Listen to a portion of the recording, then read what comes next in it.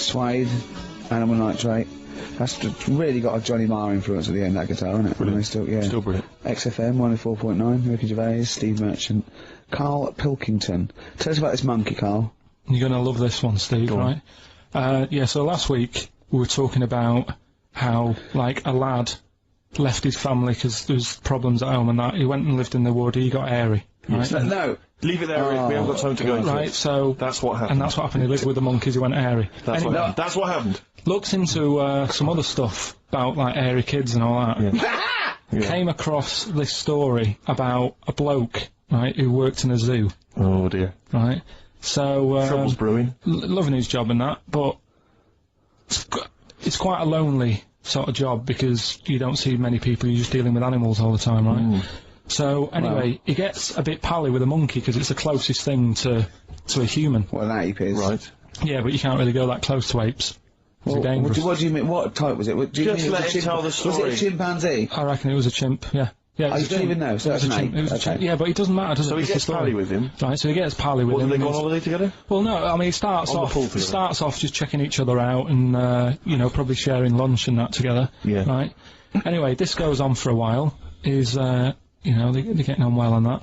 And then after a while, right, the monkey starts sort of imitating him a bit more and sort of walking upright, Oh, God. Yeah. right?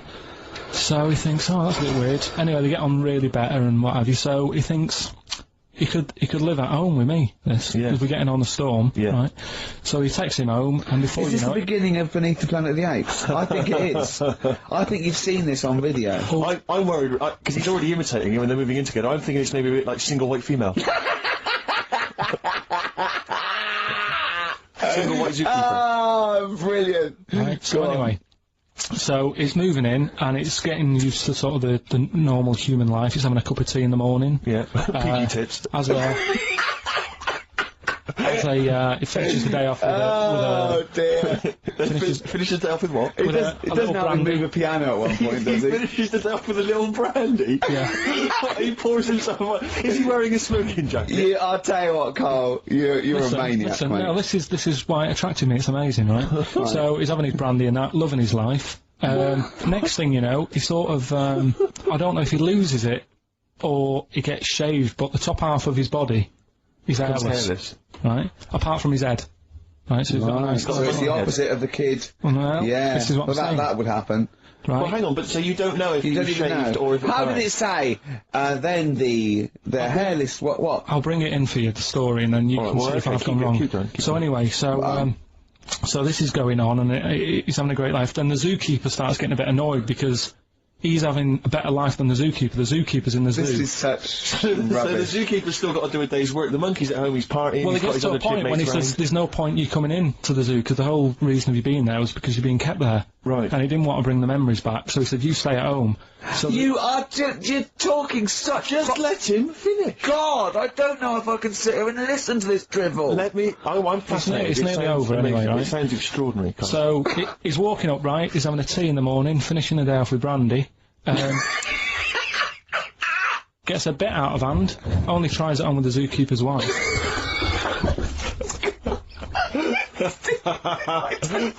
Make him go away, Steve. How does he do that? Well, because he's around humans a lot, he becomes a bit of a charmer. And But what is it that he can do to seduce her? Pick fleas out of her? he didn't say. He's but built. He was built. Yeah, he is well known. what about that? What do you mean? What about it, Carl? It's obviously not true. It's obviously not true. This wasn't on the internet. This was in a book. So it's not a quick joke and just put it on a website. This is in a book. I don't understand how. I love that he becomes a charmer. He's got better taste in brandy. Exactly. And he, that What is- was it that he was doing that seduced her? I don't know. I thought maybe because he was at home more than the zookeeper was. So what would he be doing, Carl? the fact that- He's not going to be talking with her. They're not going to be playing like Trivial Pursuit. Maybe she liked the silent type. He didn't go into that. He just said that's when the trouble started. Carl, play a record. Right. Is that what Suzanne did when she brought you in? Feeder, just the way I'm feeling. XFM 104.9. I love that. Carl, you're panicking. You've just remembered a song from your childhood, and I don't know what you're talking about. but I'm going to give out a number. Please take this number down if you can help, Carl. It's 08700 800 1234. Right. I'm not that bothered. We were talking about a track from the 60s. Yeah. Mighty Quinn. Yeah. And it was on the same compilation. My dad had a tape in the car, and the tape was always on in the stereo thing in the car. And I used to sort of sit through all this stuff I didn't like, but knowing that coming up soon was a song about a monster with purple eyes. It wasn't Puff the Magic Dragon. It wasn't that. A monster. There must be something else about it that give people. Do you remember a chorus or a few lines? It says something like, it was a one-eyed, it had big eyes, purple, and it eats people or something. The big-eyed purple eater. Wasn't there a song called something like that? The big-eyed purple... And it was a hit, I'm sure there was. A song which is something like the Intergalactic Purple Eater or something like that. It's a novelty song. Rubbish. What, by the Bonzo Dog? Yeah, it's that sort of thing, yeah. I'm sure Well, if you know what, Carl... Look, the telephones have gone mad! Yeah, well, we'll find out in a bit. I mean, I'm not that bothered. I'm not going to buy it. It's just that we were talking about songs and that. It'll be good to know who it was, but... Yeah. Right, Rockbusters. Okay, now how long, where did you get Answer to the the... phone. What, do you want to just answer Well, that? answer the phone, so just answer the yeah, phone. see what it is. Just see if someone's... Hello? Hello, mate. Alright. Yeah, that song, I don't know if it's by, or is that what you want? That's the bit I wanted, really. What's the name of the song? The way, you know how it goes, it's like, born night on a dawn at a bit. Yeah. Oh, yeah! Sorry, I don't think you've helped much, though. You can't remember what it's called or who it's by. Well, no, I mean, I know the tune, but that's about it. But he's done well, Steve, he's done well. He's given up his spare time to call in and sing us a song. Don't diss him. Rick, I'm concerned he's just only marginally remembering it more than Karl is. It was actually in, I think it was in the Blob, no, it was in something like the Blob, actually. I think Steve McQueen was driving away and it was running in a sequence. This is so very familiar. Steve, thanks very much, mate. See if we can get a title off someone. And XFM. Hello, yeah, I know the name of that tune. Go on. It's the, was it the Purple-Eyed People Eater? Yeah, that sounds about right. And who's it by? Yeah, well, I'm just at work and, Who is it by? It came to my mind. Do you know who it's by? I don't know who it's by, mate, sorry. This is not enough information. I wouldn't phone in if I didn't have the information. but we asked them just what the tune was. But I want someone like Paul Gambaccini to call in. He knows what chart position it got to. Okay, right. Thanks very I don't much. think this is enough information. That's two people. The thing barely is, got if any you know the information. title, we can put it in the internet, can't we, and find out who did it. Yeah. That's full of Brilliant. information. Well, thank you very much for Yeah, calling in. I don't know why they bothered, frankly. Right.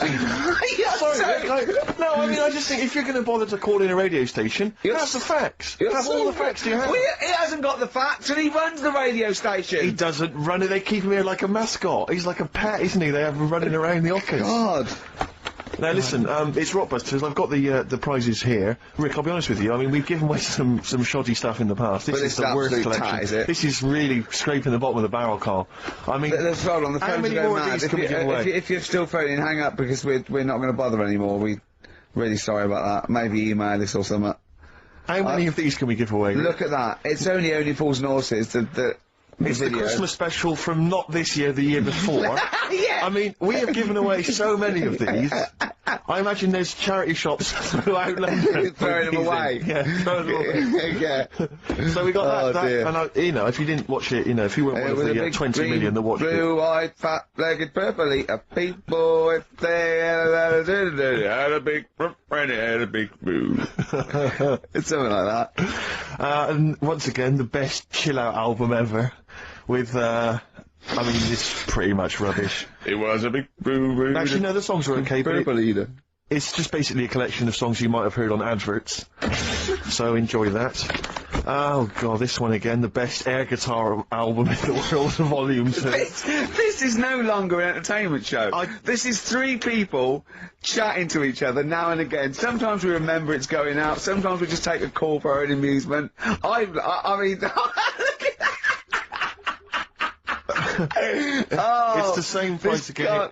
It's the David Attenborough compilation of DVDs, which I'd be very surprised if it actually makes it to you. I imagine someone here will have had that long before we post it. Oh dear. There's a T-shirt in here. XFM 104.9. You get sent a lot of Just in crap case you're wondering what you're listening to. This is a What is that? Quicksilver T-shirt. What is that? What T-shirt is that? That's a T-shirt made by the Quicksilver people. So if you're a bit of a surfer dude, and by the look of the size of it, you're a midget. You can't say midget. You're welcome to it. And this is, I think, think the piece de resistance, Rick. I mean, because you know the kind of fans we have. They're pretty cool cats, pretty groovy guys. Yeah, yeah. So I imagine they'll be loving on DVD Doctor Who, the Aztecs. That's one of William Hartnell, the first Doctor's classic episodes on DVD. God. There.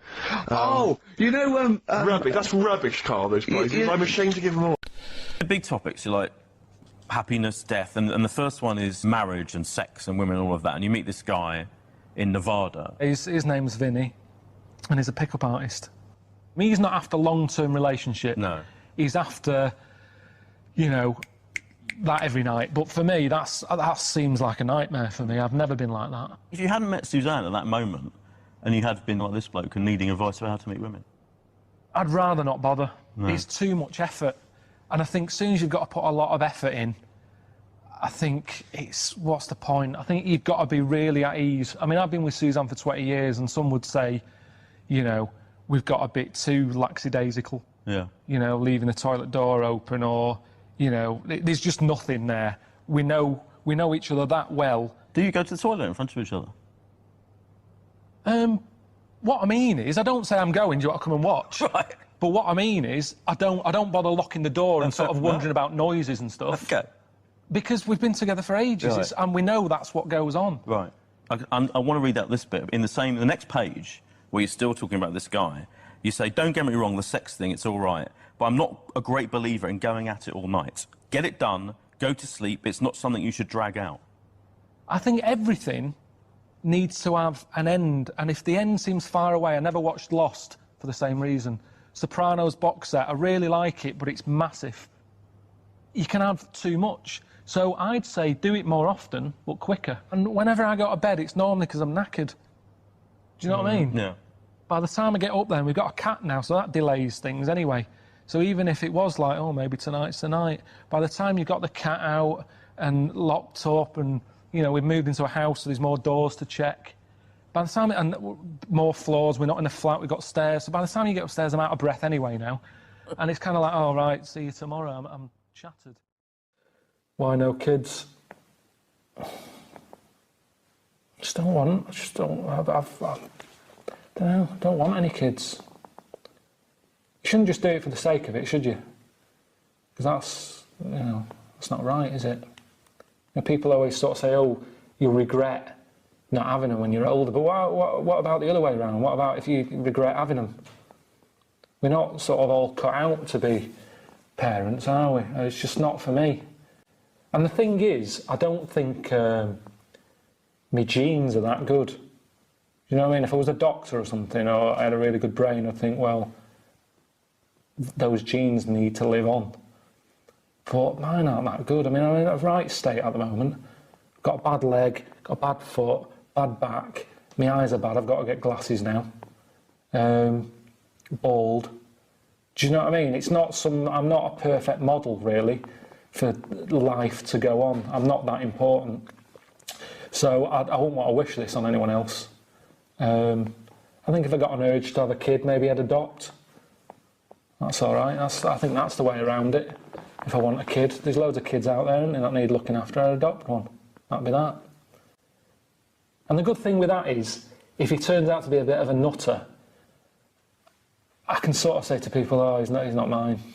So in a way, I'm distancing myself from him anyway, which is quite good. So that's what I'd do. And he'd also have a name already, wouldn't he, when you adopt? Which is a big sort of pain in the arse thing you have to do, isn't it? The amount of people who have kids and they go, no, we're thinking about the name. It goes on for ages.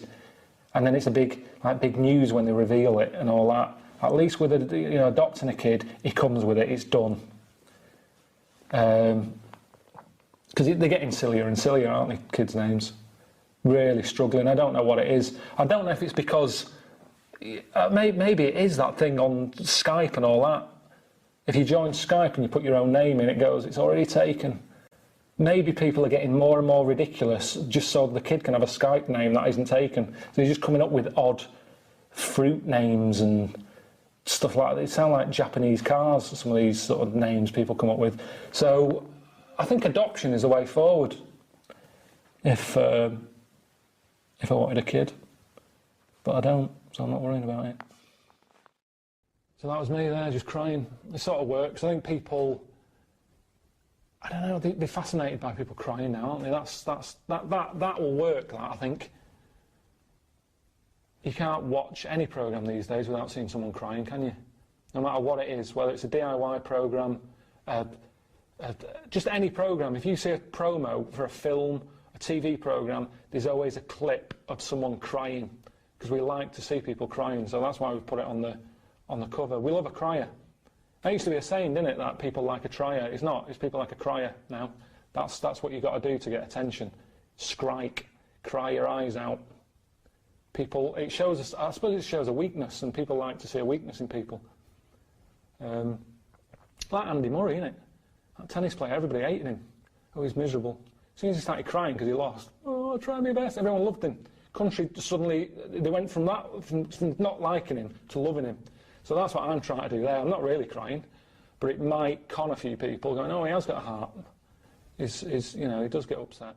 This guy in LA who's done a lot of stuff to his body, that's a result of a lot of plastic surgery and liposuction and... 120 procedures. Yeah. About what did he say? It's about $150,000 worth of work. I'm quite impressed with the fact you don't care. You're happy to stand there posing with your top off. And let's face it, you haven't got the best body known to man. It's not a bad one. No, it's fine. It works. Yeah. But I understand that any women watching this wouldn't go, oh, look at him. But that's the reality, isn't it? That's what most people look like. Yeah, absolutely, yeah. So I don't know what's happened where they think that's normal on the left. All that, all them bits, they're all implants he's got. The bits in his pecs, on the back of his arms, he's had stuff put in there. Yeah. And I was like, that can't be comfy. No. Have you sort of laid on Brighton Beach? Yeah. It's Pebbly Beach, isn't it? Yeah, I used to live in Brighton. Yeah. And it's not nice, is it, really? It's bumpy, annoying, that. Yeah. And that's what I imagine it would be like for him to lie down at night, because he's not lying on his own bits. Right, it's all lumps of stuff. But honestly, the lengths people go to, he was telling me about how people have the ball sack. Yes. The testicle. Crack. Not just that anymore. Oh, what do they have now? Ironed. Oh, what? Oh, really? They have the things ironed because of the creases. Oh, God. They don't want creases in it. It's just like, what? I mean, so they when want I said a smooth yes. ball sack. And again, I was saying they're not, you know, lines on your face, it's about expression, it's about showing feeling. I don't know why your testicle, what's the proper word for it? Scrotal sack, maybe? Is it? Something like that, yeah. The scrotal it's sack. scrotum, isn't it? Your scrotum. Yeah. It's got wrinkly, lines on it. Yeah, what's that? I mean, they're not worry lines, are they? No. I don't know what they're there for. I suppose it's to give it a bit of movement. But at the end of the day, they've been like that for thousands, millions of years or whatever. Don't worry about it. So in the final chapter on death, you go to Accra, is that right? And you kind of... Accra in Ghana, Accra. Yeah. And this woman's died, this kind of local figure. Over there, death is like the biggest bit of your life. It's almost like you spend more money on your funeral than anything else in your life, more than your wedding, more than you sending your kids to school and everything. That's what life's about, having a brilliant send-off. And it's healthier to have that attitude, I think, and I don't know, I mean, I think I am pretty good knowing that, you know, I know that I'm going to die, and I'm pretty good at accepting it. And for me, that's what makes life good, really, knowing that it's going to end. When I was a kid, Pac-Man was a massive game. Kids watching this, they'll go, what's Pac-Man? But it's a game, in it, where it's a man eating like that. And it makes its way around a maze eating... in fact, here's a little... this is interesting. Oh, yeah. Can you remember the noise of Pac-Man as it's going round? I don't think I can, no, go on. Put your finger in your ear and push it in and out. Oh, yeah. That's the noise. Oh, yeah, you're right. That's what it's based on, I think. Is it? Yeah. That's brilliant. But anyway, so Pac-Man is just being chased about by ghosts, and you've got to run away from the ghost, haven't you? And, you know, that's kind of his life. And you get 3 lives. But when I was a kid, I typed in a code. Oh, yeah, yeah. That meant I'd have everlasting lives. Yeah. And even then, I remember I played it for, I don't know, 45 minutes before I got bored of endless amount of lives. But that was a point, I think, when it made me realise that living forever isn't all that. Because for Pac-Man, I think his most happiest time was when the game was over. It wasn't being chased anymore. His whole life was spent being chased, a bit like lives are for us in a way, and it's always someone mithering you for something, you know. And he got in the corner and he had that tablet, and that made him happy for, you know, a few seconds. And again, that's like human life, innit? You might sort of have holiday or something, and that lasts a week, and then it runs out, and then you're back to being chased about. And it was that fact that, you know, it was lasting forever. I worked it out then. So if you could have a cheat code For where life, you don't could, for do it. life. But the thing is, why are they emailing me? Because I'm not taking any bribes. They've got to send the stuff in. No, of course they haven't. But 100 people send something and you send 99 back. No, I won't send... Oh, yeah, I see what you mean. Yeah, no, they just email or Leave write it in to with a us, suggestion. Karl. Make sure that you mention who you are if you're emailing, and leave a telephone number as well. We need a telephone number, we've got to call you back. Let me give you an example. I like the bag. I want the bag, right? I think this would enhance Karl's life because I am sending a Feng Shui book. Something like that. You know what I mean? I am sending Karl a teddy bear. You have to explain why, though. Obviously, Yeah, we can. why you think it isn't, you know. This is getting so much more complicated than it needs to. I'm bored with it. It was such an easy idea before. Throw the bag, burn the bag. Give out the Burn addresses again, the Rick. bag. Okay. It's XFM, PO Box 1049. That's easy to remember. London WC2 H7XX. And the email? I can't remember. Karl.pilkington@xfm.co.uk with a K. With a K. Alright, well done. Yeah. Man alive, that was exhausting. Any I'll tell you what, clues, Karl? What would you like? What would you like? I really don't know. I honest to God, I can't help anyone out here.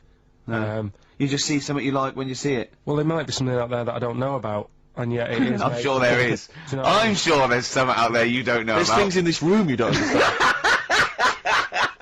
No, but Okay, look, we played it before once, and I know you're a child. Yeah, I love I'm a this. big fan of this. This is Absolutely from love Amy Mann's album Bachelor No. 2, and this is Red Vines. Beautiful. I know Karl's not impressed, as ever. I don't know what your criteria for music appreciation is at all, Karl. it's just like you build them up as being something really good, and then I hear it, and it's like... But I don't know what it is that you're expecting to hear. What we meant to means say. it's really good. What we meant to say. Oh, this is This is all a mediocre track. This is all right. Listen, Go on. when you played Simon and Garfunkel, Yeah. right, they've got their own unique sound. You know Yeah. it's them when they sing. Yeah. That could have been loads of women who I know. It could have been loads of women who you know. You only know your girlfriend. What I mean, Sheryl Crow sounded like Sheryl Crow to me. Yeah, but Well, only superficially. But Man's been around longer than Crow. Who knows what, you know, influences she may have had. That sounds like a fable, doesn't it? Man's been around longer than Crow. Eh? But see, no, I mean, that's just, you know, there's a number. Let's be honest, Rick. I mean, there's not that many great female artists, are there? Oh, hey, be careful there, Steve. Some of the sisters out there will be disagreeing with I'm you. not saying that they can't sing a beautiful song. I'm just worried they can't write the material. I'm you know? thinking of Bush. I'm thinking of. Aren't we all, Rick? Aren't we I'm all? thinking of arm trading. That's true enough. I am thinking of Anastasia. Anastasia. I know you love Anastasia, don't you? You I love like that the- new one. I love that new one. I mean, I don't It like that sounds sort like of the stuff, other two. but it's sort of, there's a good chorus, and I can do her dance. That dance at the end when she puts her arms up. I like She that does one. sound like she's a very much the new Tina Turner. Yeah, no, that's the only one I've liked, yeah. And And me and Steve think that she's sort of like one of those people that go out with her daughter. well, I think the reason is because if you notice, she always wears sunglasses. Yeah. And I'm sure that because she claims to be something like 28. I bet she's like 40. It's like one of those She's got 40-year-old posting. women who come from Essex, but they come with their daughter's 21st, and they're going, your mum's mad. Yeah. They think we're sisters. They're like, you know, I'm 40 and Yeah. she's She 21. always flirts with her daughter's boyfriend. Yeah. Like, where are you going? We're going down. We're going down Millionaires. Your I'll mum's come down mad, myself. look. Your mum's got a bra off. Yeah. Don't you think she looks like that, Carl? Yeah. I can't picture her. You can't picture Anastasia. No, she wears glasses. Sunglasses all the time, yeah. No. You're not into this, are you, Karl? You've get this whole sort of broadcast thing as just... You're fed up with it, aren't you? You can't wait to finish next week. Well, it just seems I can't say anything right. Why? Well, whatever I say isn't right. Or funny. No, but do you know what I mean? What? Because what are you upset about? Well, I laughed at the urban myth, but not being true. Yeah, and But one of the things, I'll tell you, that if you take nothing else away from our time on the radio, it should be to be more inquisitive. When a piece of information comes to you, don't just take it at face value, query and question it. That is what has made Ricky Gervais one of the premier thinkers in this country. He will not accept anything on face value. He queries everything. Anastasia, she looks glamorous and 20. Wait a minute, those glasses. What do they suggest? Actually, she's 40. I'm not going to buy her records. And that's Things like that. and that's libelous. That's potentially libelous. So, hang on a minute. Roy Orbison then, was he starting to look old? We're not saying everyone who wears sunglasses is necessarily older than their years. No, we're not even saying about Anastasia. We're just doing about an image, one of those sort of like ravers that goes to their daughter. It was a little bit of light observational comedy, to be honest, Karl. You've seen through it, mate. Yeah. You've torn it to shreds. She's not 40. You know what I mean? She doesn't hang out round with much younger people, chatting at their boyfriends. It wasn't true. What do you want? What do you want in life, Karl? Tell me now, because me and Steve can probably sort it out. That is true enough. Come on. What do you want? What's the best thing? What would make now? your What life song? happy? If you could play any song now, what would it be? Well, we're going to be spinning one of my favourites later on. Killing a Georgie. Killing a We've Georgie. sorted that out. You've probably got a lovely few gifts you can choose from, just because we got a few signatures on a piece of paper. Do you know what I mean? Yeah. What more do you want out of life? I always find that Do you want a cat? You want a cat, don't you? it's the things that you don't think you're going to get that you enjoy the most. Right? Go on, like what? No. Well, like, when you go out for a night and you're expecting just to have a simple little drink and it turns out to be a really nice night, you see people you haven't seen for ages. Yeah. Now, the BAFTAs, you expect so much, He's having a go, isn't he? that when you get there, you get that little bit of veg as a starter. And you think, look at it, they've tried to make it look good, but really, as I said to you, I mean, you don't eat veg, which No. I find is mental. But like the starter that we had, that was like, how would you describe that? It was a veg pie. It was like, I thought, I was starving when I came in there, right? And from the stairs, I could see the tables, and it looked like there was pate laid out, and I was getting excited, I was salivating. Got there, it was a vegetable pie. I said to Steve, So, Vegetable pie. Okay, someone took mine, It I gave wasn't it a away. vegetable White House pie. took mine, didn't he? Yeah, but Rick, you won't eat anything. We've discussed this before. All you'll eat is pizza and crisps. Do you know what he said to me in the week? I was picking up my food in the BBC canteen, and he went, right, I'm honestly thinking of stopping having lunch with you. I went, what? He went, it winds me up. I went, what? He said, it winds me up. It winds me up. You won't eat anything. That's a lovely bit of chicken there. You're not eating that. You're not eating that. It winds me up too much. Like you get irritated by people, noise. He said, you eating, it just winds me up, Gervais. And then he went, you're a cock. Yeah. It really annoyed me. His eating habits drive me mad because he's constantly whinging about the fact that he thinks he's got cancer. Every 25 seconds. Wait a minute, I can feel a lump, I can feel a lump. It's your cock. No, it's not, it wasn't there before, it wasn't there, it's a lump, it's a lump. I'm dying, quick to the hospital. I have been, how many times have you been to, like a doctor's clinic and sat in the waiting room, right? Karl, how many times have you been there, right, with a friend of yours? Twice I've been with Ricky. One time when we were writing the first years of the office, we were writing in the waiting room for the doctor. Because he had to go in there and have because he thought he had testicular cancer. I swear to God, I'd seen he the thought thing he had about testicular it, cancer. and I just said, I'll put mine, I never worried that again. He said, no, you're not in the risk group and that. The other time was, But wait a minute, you had to go in there. the other time was, I thought I had, stomach cancer, and she went, why? I said, oh, God, he said, when you get a sore throat, do you think you've got throat cancer? I said, I have thought that, yeah. And she sort of said, get out of here, you idiot, and that's what I like that when they do that. But I think it's sort of since my mum died of it, and I just think, oh, God, it's in the family, and that's the thing I worry about, but yeah. don't you prefer, I mean, I don't go because it scares me. Yeah, I'm like I that. prefer not to go because I always worry that, especially with cancer and things, that they'll go, you know, I'll go there with a sore leg or something, and they'll go, no, your leg's fine, but look at this we've found in your head.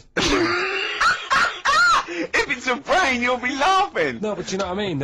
They'll find something, because none of us are perfect, and as you get older, you get little moles and stuff, and, and they'll say, oh, we best get rid of that, and it's like, leave it alone, it's not causing any problems. Imagine arguing! That shouldn't be there. Leave it alone, it's not, well, it is, it's getting bigger and it's strangling your lungs. But Rick's sort of like, but my point was, this is what upsets me. He constantly worries about his health. He's constantly obsessed. I found some buboes. I think I've got plague. every 10 minutes he's got something. I started choking once because I thought it was some dust, didn't I? Yeah, he swallowed some dust. He started choking like he'd swallowed a fishbone, right? It was literally, I thought he was going to die. And he from panicked, dust. and he shouted, right, I'm choking, I'm going blue, and I'm trying to hit me, and he's hitting me on the back, and he shouted, I don't know the Heimlich manoeuvre. And I was choking and dying, but then I wanted to laugh, because he panicked going, it's like, if he's gonna die, I want him to know that I didn't know the Heimlich manoeuvre. I did everything I could, but I didn't know the Heimlich manoeuvre, so that was why I couldn't have saved Oh, him. dear. But my point is this, he worries about his health, and yet he eats like a child. He eats crisps, constantly, Coke. He keeps going, oh, I've got a headache, drink some water. Yeah. No, boring, hate it. I did say that, yeah. Chips, pizza, sausages, beans and chips. I've never seen someone eat so much. Sausage. I don't know how he's not bored of it yet. Sausage, chips and beans. Everything that's got to have cheese on it. Parmesan cheese, please. You know, on anything. Why don't they leave it in a restaurant as well? Seriously, why don't they leave the Parmesan cheese? It's like it's gold dust or something. The salt, have as much salt as you want, but they come out, and I found myself sneaking. I've said to Jane, look out, is the waiter looking? And I've leant over and did some more Parmesan. I feel really guilty. Just leave it. It was on a trifle. You don't need cheese on dessert. I've explained it to you. Oh dear. Well, Carl, you know our mate Johnny, he's a Doctor Who fan. Yeah. Do you remember, he bought, the Doctor Who magazine, and he went, to the toilet, and Steve got post-it notes and put geek on every page. And Johnny opened it on the tube, right, and it had geek and everything. And Johnny bought in the new Doctor Who magazine, I think this week's or this month's, right? And they've done the perfect Doctor Who fan, right, what the geek is, right, and it looks exactly like Steve. Alright, don't have a go, Rick. It does. And he went, and I'm going to try and put it on the website. It's amazing. It's got your hair, glasses, it stands like you, it's sort of dressed like you, and it's only, it's hilarious. And he was, I mean, I'm insulting you now. It sounds like an insult, but if you see it, you'd laugh. Play a... Well, Rockbusters, right? Yeah. Right, here we go. Just a little bit annoyed. Just, 3 clues. We've lost all the energy in this show, haven't we? Well, I can't get over that insult. I'm just a little... No, we did, though. Just No, sort no, of I can be honest things, with you. 3 Came out left clues. field, I wasn't expecting an insult. No, And, but I think There was a sense of camaraderie on this. No, I'll bring Just it in, email and in, you'll see what I mean. Right, play a record. I'm ricky.co.uk. just annoyed. I can't What are we listen to doing? Robert's I'm just reading out the clues. Should we put this, let's put this one in for the Sony Award. Let's put this show in for the Sony Award. Play a song, Carl, because I need to discuss things with him. I've talked before about in Edit it second. down. Get this down to 3 minutes. It'd be a great show. Rockbusters in a minute. Lonesome Day by Bruce Springsteen from his new album The Rising on XFM 104.9. Ricky Gervais, Steve Merchant, Carl Pilkington. Foreman just phoned in and said to Carl, stick up for yourself. Don't listen to that Merchant. He does my head in. He's so arrogant. I don't think I'm arrogant. I think I'm mean. Yeah. I just think I'm sort of objectionable. I don't think it's arrogance. I think it's No. sort of nastiness. Yeah. I'm just not a very nice person. But believe me, I'm not arrogant. I think I'm pathetic. And we've had a lot of emails saying, could you bring back White Van Karl? Oh, yeah. Which is that section of the show where we ask the questions that the Sun asks Someone various else. random punters Yeah. of Karl. But sadly, recently they've got very politicised and very kind of basically a little bit depressing. So there's not really anything appropriate. But I have trawled the papers looking for other questions posed in other sections of the Sun. Good idea. I was just looking here at the Dear Deirdre section, which is the sort of problem page. I don't know what your views are I'd on this. love to see Carl. Oh, God, can we get him a job? As an Just agony. ask. Oh, my God, that would be amazing. Right? Well, here's one. I'd like to see your view on this, Karl. I'm a happily married 42-year-old woman with 4 kids, yet I've developed a huge crush on pop star Darius Dinesh. Yeah. It has sent my hormone levels through the roof, and last night I woke my husband up at 4 AM for sex. We've been married for 20 years and he can't believe his luck. Recently I've been having... I want to go to I'll stop you there. Why are you telling me? Right, carry on. Sorry. Recently, I've been having erotic thoughts about Darius morning, noon and night. I haven't felt like this since I was a teenager and mad about Donny Osmond. My husband is amazed at the change in me. We had sex twice last night and again this morning. Again, why are you telling me this? Yeah, go on. He's just boasting. This is not a problem. It's not a problem. What's here. the problem? No problem, just wanted to tell someone. Thanks very much. I watched Darius on TV last night, and when my husband came home, I dragged him into the kitchen and we made mad, passionate love. Right, they did it then, twice last night, once this morning. That's 4 times. 5 times she's mentioned it so far. Yeah. She's doing all right. My husband. This is great. Bit. My husband thinks it might be his new moustache. Or that I'm going through the menopause, but I You know were thinking of growing a moustache? I was Just thinking thinking of of growing a changing luck moustache. with the ladies? I love the idea. That's what he thinks it is. He's telling his mates in the pub. You should should grow mad with to me. these. Grow The with old these, Tom right? Selleck. 5 times in the last 24 hours. Hooray for sexy Darius. So, what do you make of that then? What are your views on that? Hold on though, if that bloke is reading that paper, That narrows it down It's a gotta bit. be, yeah. Who else did he know? His wife likes Darius. He's had sex 5 times that night, and he grew a new moustache. He's thinking, I wonder if that's me. Maureen. Yeah, go on. But what's your concern? Because I'll tell you what her problem is. She's worried that, you know, the reason that she's now kind of overly excited and she's having this great sex with her husband is because she's actually fantasising about someone completely different, younger. She's having these wayward thoughts, isn't she? She's a bit concerned about that. What's your concern? What are your thoughts? I reckon she's going to start shoplifting soon and coming out in hot flushes. Go on. Just, they're both happy, aren't they? He's getting what he wants. She's happy. I'd say, yeah, whatever, get on with it. Do you think that she should confess? She wants to be honest with him. I wouldn't, because not that many fellas like Darius. Right. So, if you're sort of thinking, oh, she'd rather have him than me, I don't What do you think it's gonna Darius would think of this? work.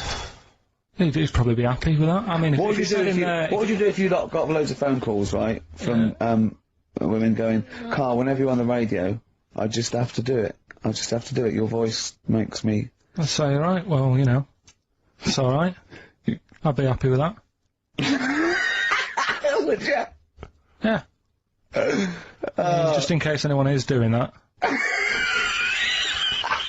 What would you do to sort of like egg them on a little bit to help them out? What do you think? What sexy things would you say? What do you think is your quality? What do you think people would find, you know, pretty horny about you? Is it your sort of mank wine? Do you think that? Just say this, London shit, innit? I'd say that, but you know, London, it's not that good, is it? Like I think you've done it there. So that's Say something quite sort of sexy though. Say something like, you know, well, I love to love you. Say I something don't sexy. say that. No, say something If sexy. Suze answers to me, you know, do you love me? I go, yeah, you're alright. And the thing is, I know that's true. Yeah. I know that's true. That's brilliant. But because one of the things that Deirdre says is that she's wondering if this marriage is going a little bit stale and needs to be freshened up. They need to give a new spice, a new spin to the marriage. What would you do? What advice would you give to spice up, you know, something that they've been married for quite some time? Get him. I think get Darius, all Darius things. Get David Snedden's new video on the telly. What do you reckon though, Karl? Just treat them. Do you know what I mean? Just surprise them now and again with stuff. That's what I do. It's what you've got those condoms, didn't you? That you got 2 for So, one. hang on, what? You've never done that? What? You've surprised Suzanne with what? You know, I've like, You stood behind a door and shouted at her when she comes in. Don't drop the jelly! yeah, you know, just the usual stuff. There was some free chocolate delivered to work the other day. I took her a bit of that home. Nice of you, that's really thoughtful. She didn't like dark chocolate, but I said, well, that's a thought. So, I had it. But, You know you often benefit from any gift that you give her. The chocolate, the meal, the condoms. There's always something in it for you. Yeah, there is. I love the idea. she's got bored with a Christmas present now, though. What, the condoms? Yeah. Or the food that she ate. Oh, the condoms.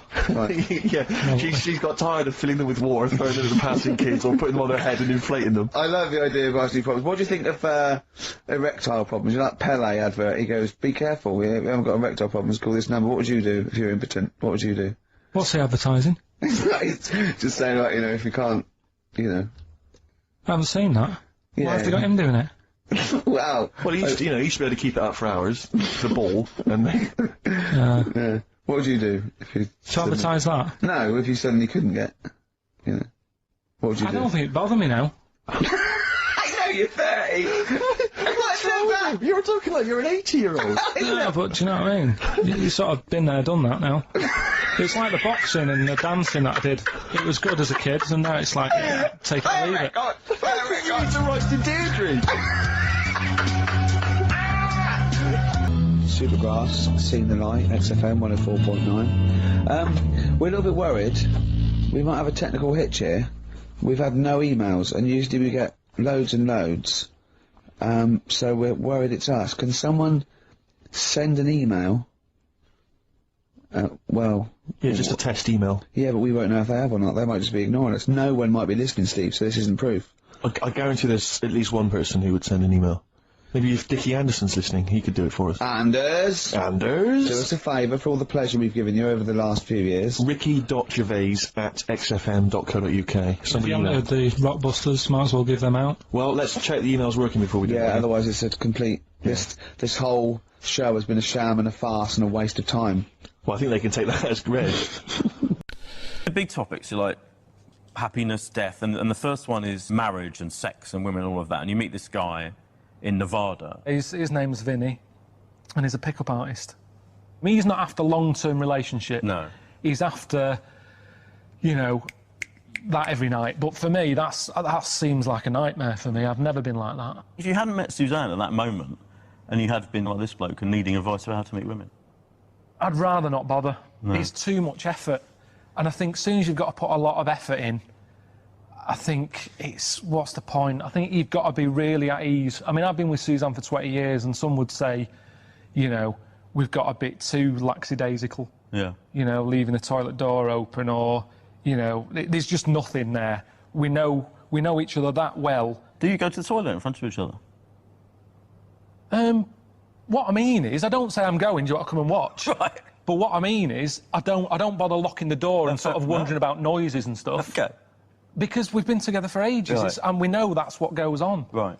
I want to read out this bit. In the next page, where you're still talking about this guy, you say, don't get me wrong, the sex thing, it's all right, but I'm not a great believer in going at it all night. Get it done, go to sleep, it's not something you should drag out.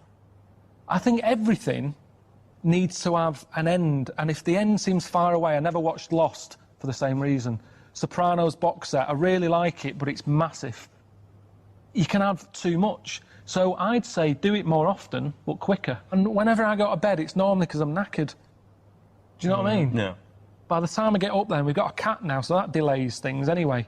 So even if it was like, oh, maybe tonight's the night, by the time you've got the cat out and locked up and, you know, we've moved into a house, so there's more doors to check. By the time, and more floors, we're not in a flat, we've got stairs. So by the time you get upstairs, I'm out of breath anyway now. And it's kind of like, oh, right, see you tomorrow, I'm shattered. Why no kids? Just don't want, I just don't, I don't know, don't want any kids. You shouldn't just do it for the sake of it, should you? Because that's, you know, that's not right, is it? You know, people always sort of say, oh, you'll regret not having them when you're older, but what about the other way around? What about if you regret having them? We're not sort of all cut out to be parents, are we? It's just not for me. And the thing is, I don't think my genes are that good. You know what I mean? If I was a doctor or something, or I had a really good brain, I'd think, well, those genes need to live on. But mine aren't that good. I mean, I'm in a right state at the moment.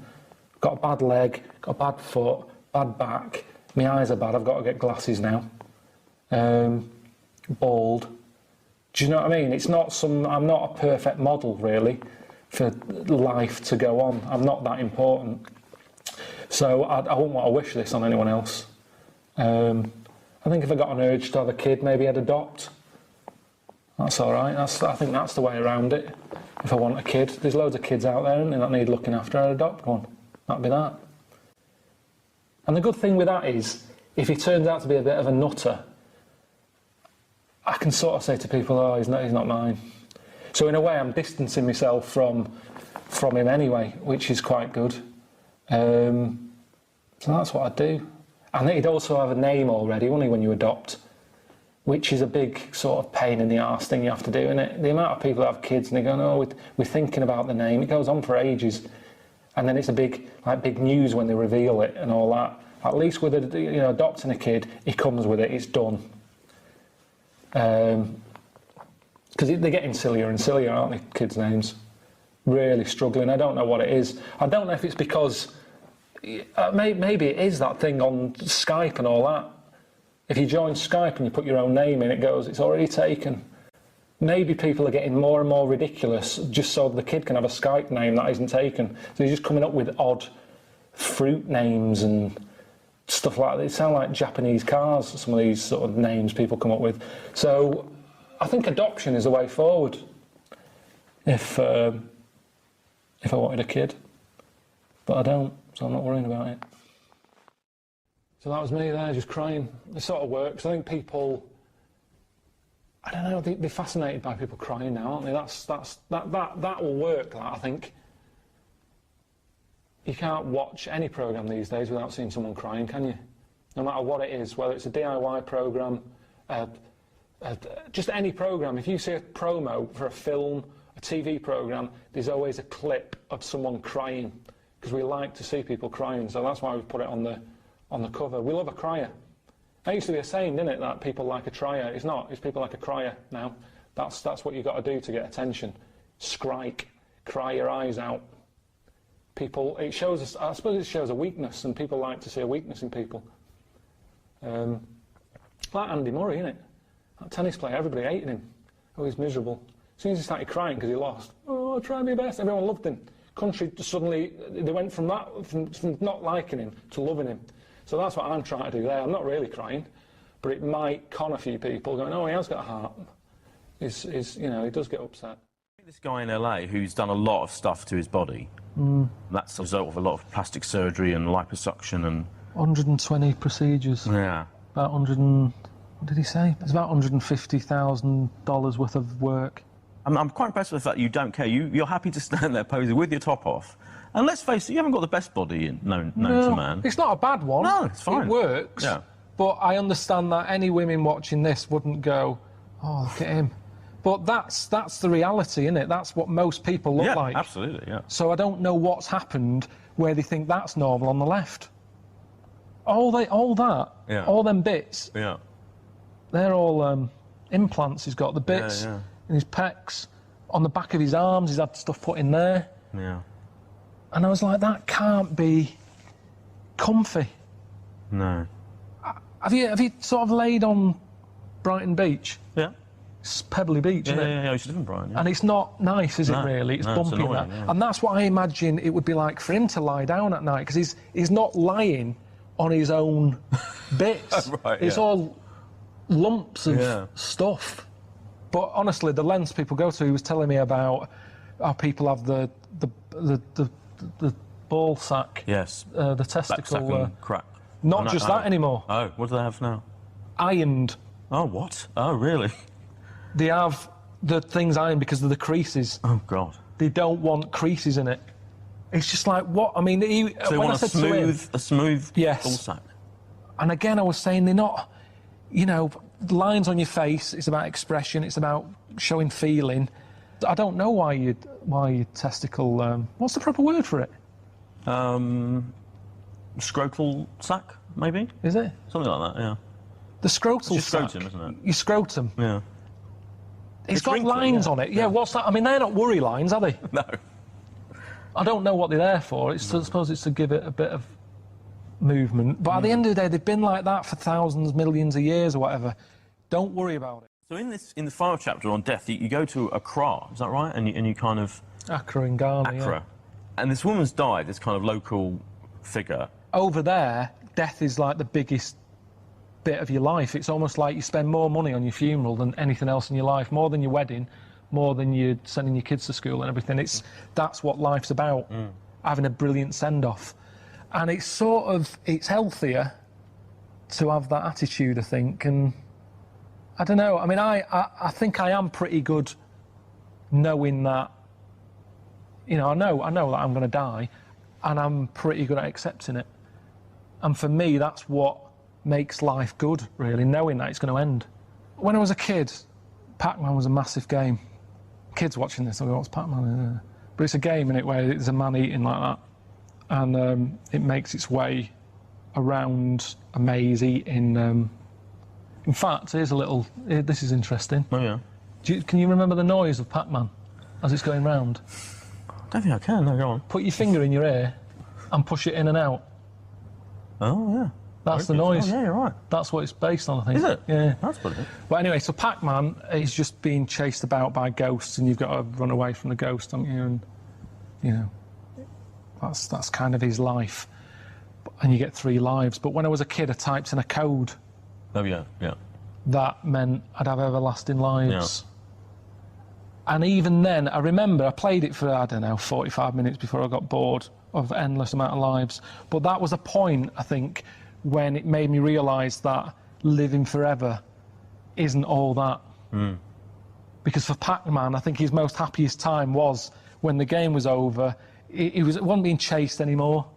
His whole life was spent being chased, a bit like lives are for us in a way, and it's always someone mithering you for something, you know, and he got in the corner and he had that tablet, and that made him happy for you know, a few seconds, and again, that's like human life, innit? You might sort of have holiday or something, and that lasts a week, and then it runs out, and then you're back to being chased about. And it was that fact that, you know, it was lasting forever. I worked it out then. So if you could have a cheat code For where life, you don't could, for do it. life. X-Wade there. Indeed. I think their second or third single. Brilliant. All the way back. 10 years ago. Absolutely. You know what I mean? Metal Mickey. On XFM 104.9. Was it 10 years ago? Must have been, mustn't it? Wow. I think, was Drowners 91? I think so. Crumbs. Yeah. Go on. Right. Go on then, Carl. Second one then. This is a bit easier, but I still think it's a good one. So this is, we should explain what this is if you've just tuned in. It's one of those stupid lateral thinking problems. That Karl himself has created. Yeah, that was his homework. Right, this one. It's a fella. He has a normal day doing stuff. Nothing wrong with him. Right. And It's the twist in the tale. It's just like Tales of the Unexpected. Just a normal day, nothing wrong with him. Hold on, though, he's got the legs of a fish. Go on. So, That's what he's been hiding his legs. Go so on. he does his The normal, legs of a fish. Sorry, Carl, carry on. He has his working day and that, Yeah. and then he gets a bit tired. Goes to bed. He puts the light on, leaves it on, goes to bed. Oh, That's crazy. that's mental. I can't think what's happened. Anyway, here's Radiohead. Right, okay. The question is, why does he put the light on when So he's a going man, to bed? he's had a normal day, he's come home from work.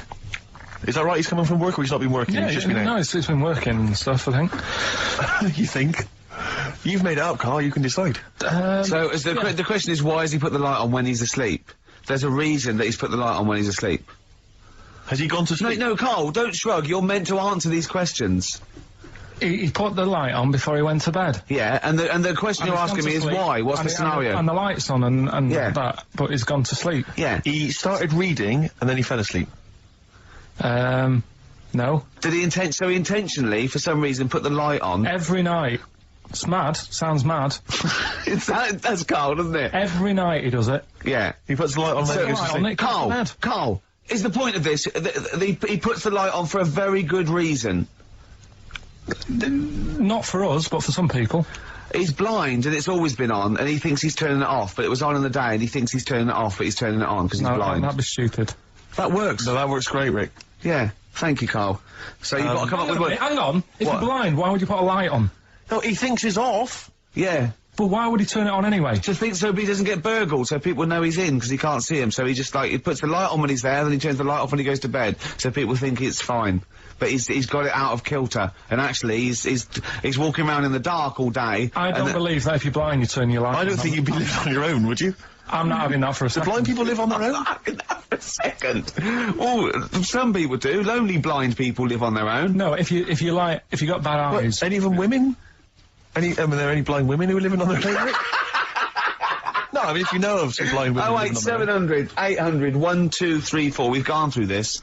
If you are a blind woman, with no standards and you don't care annoying voices and smell, yeah, then get in touch with you. yeah. I mean, know- you've got to be within the ages of, say, 25 to 65. You know, Right. well, call it 75. You fussy, you fussy all of a sudden. Yeah, go on. If you were blind, would you live in London?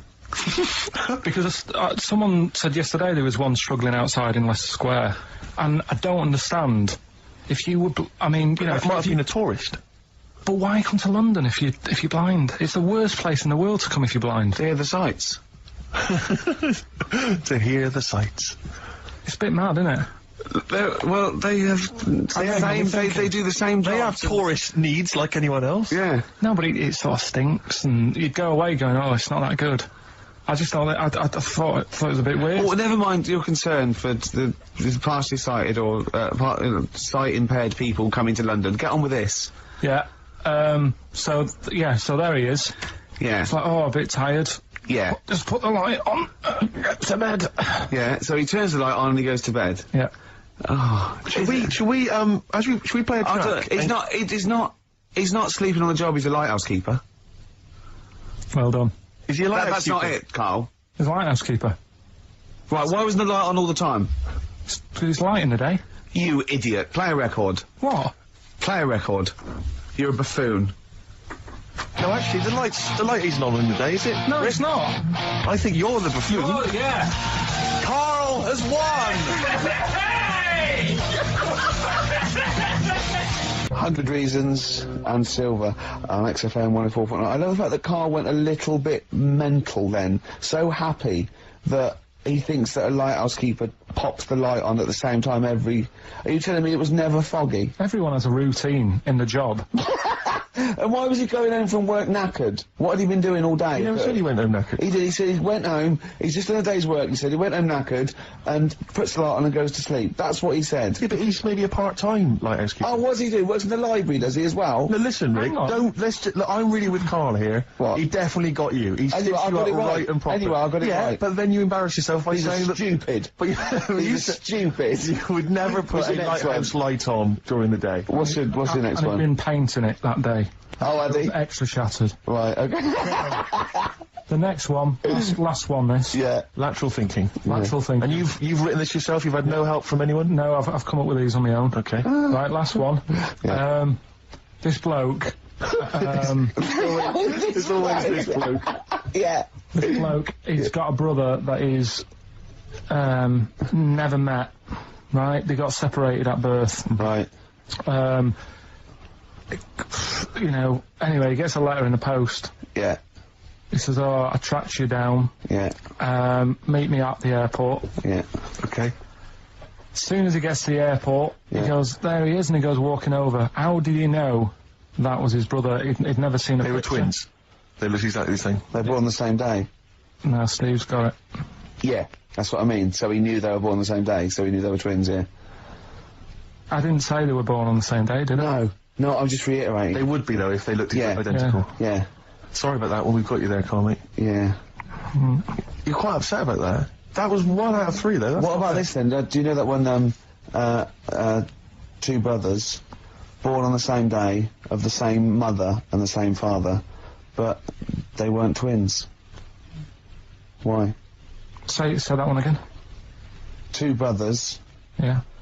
are born on the same day of the same mother and father, but they weren't twins. Why not?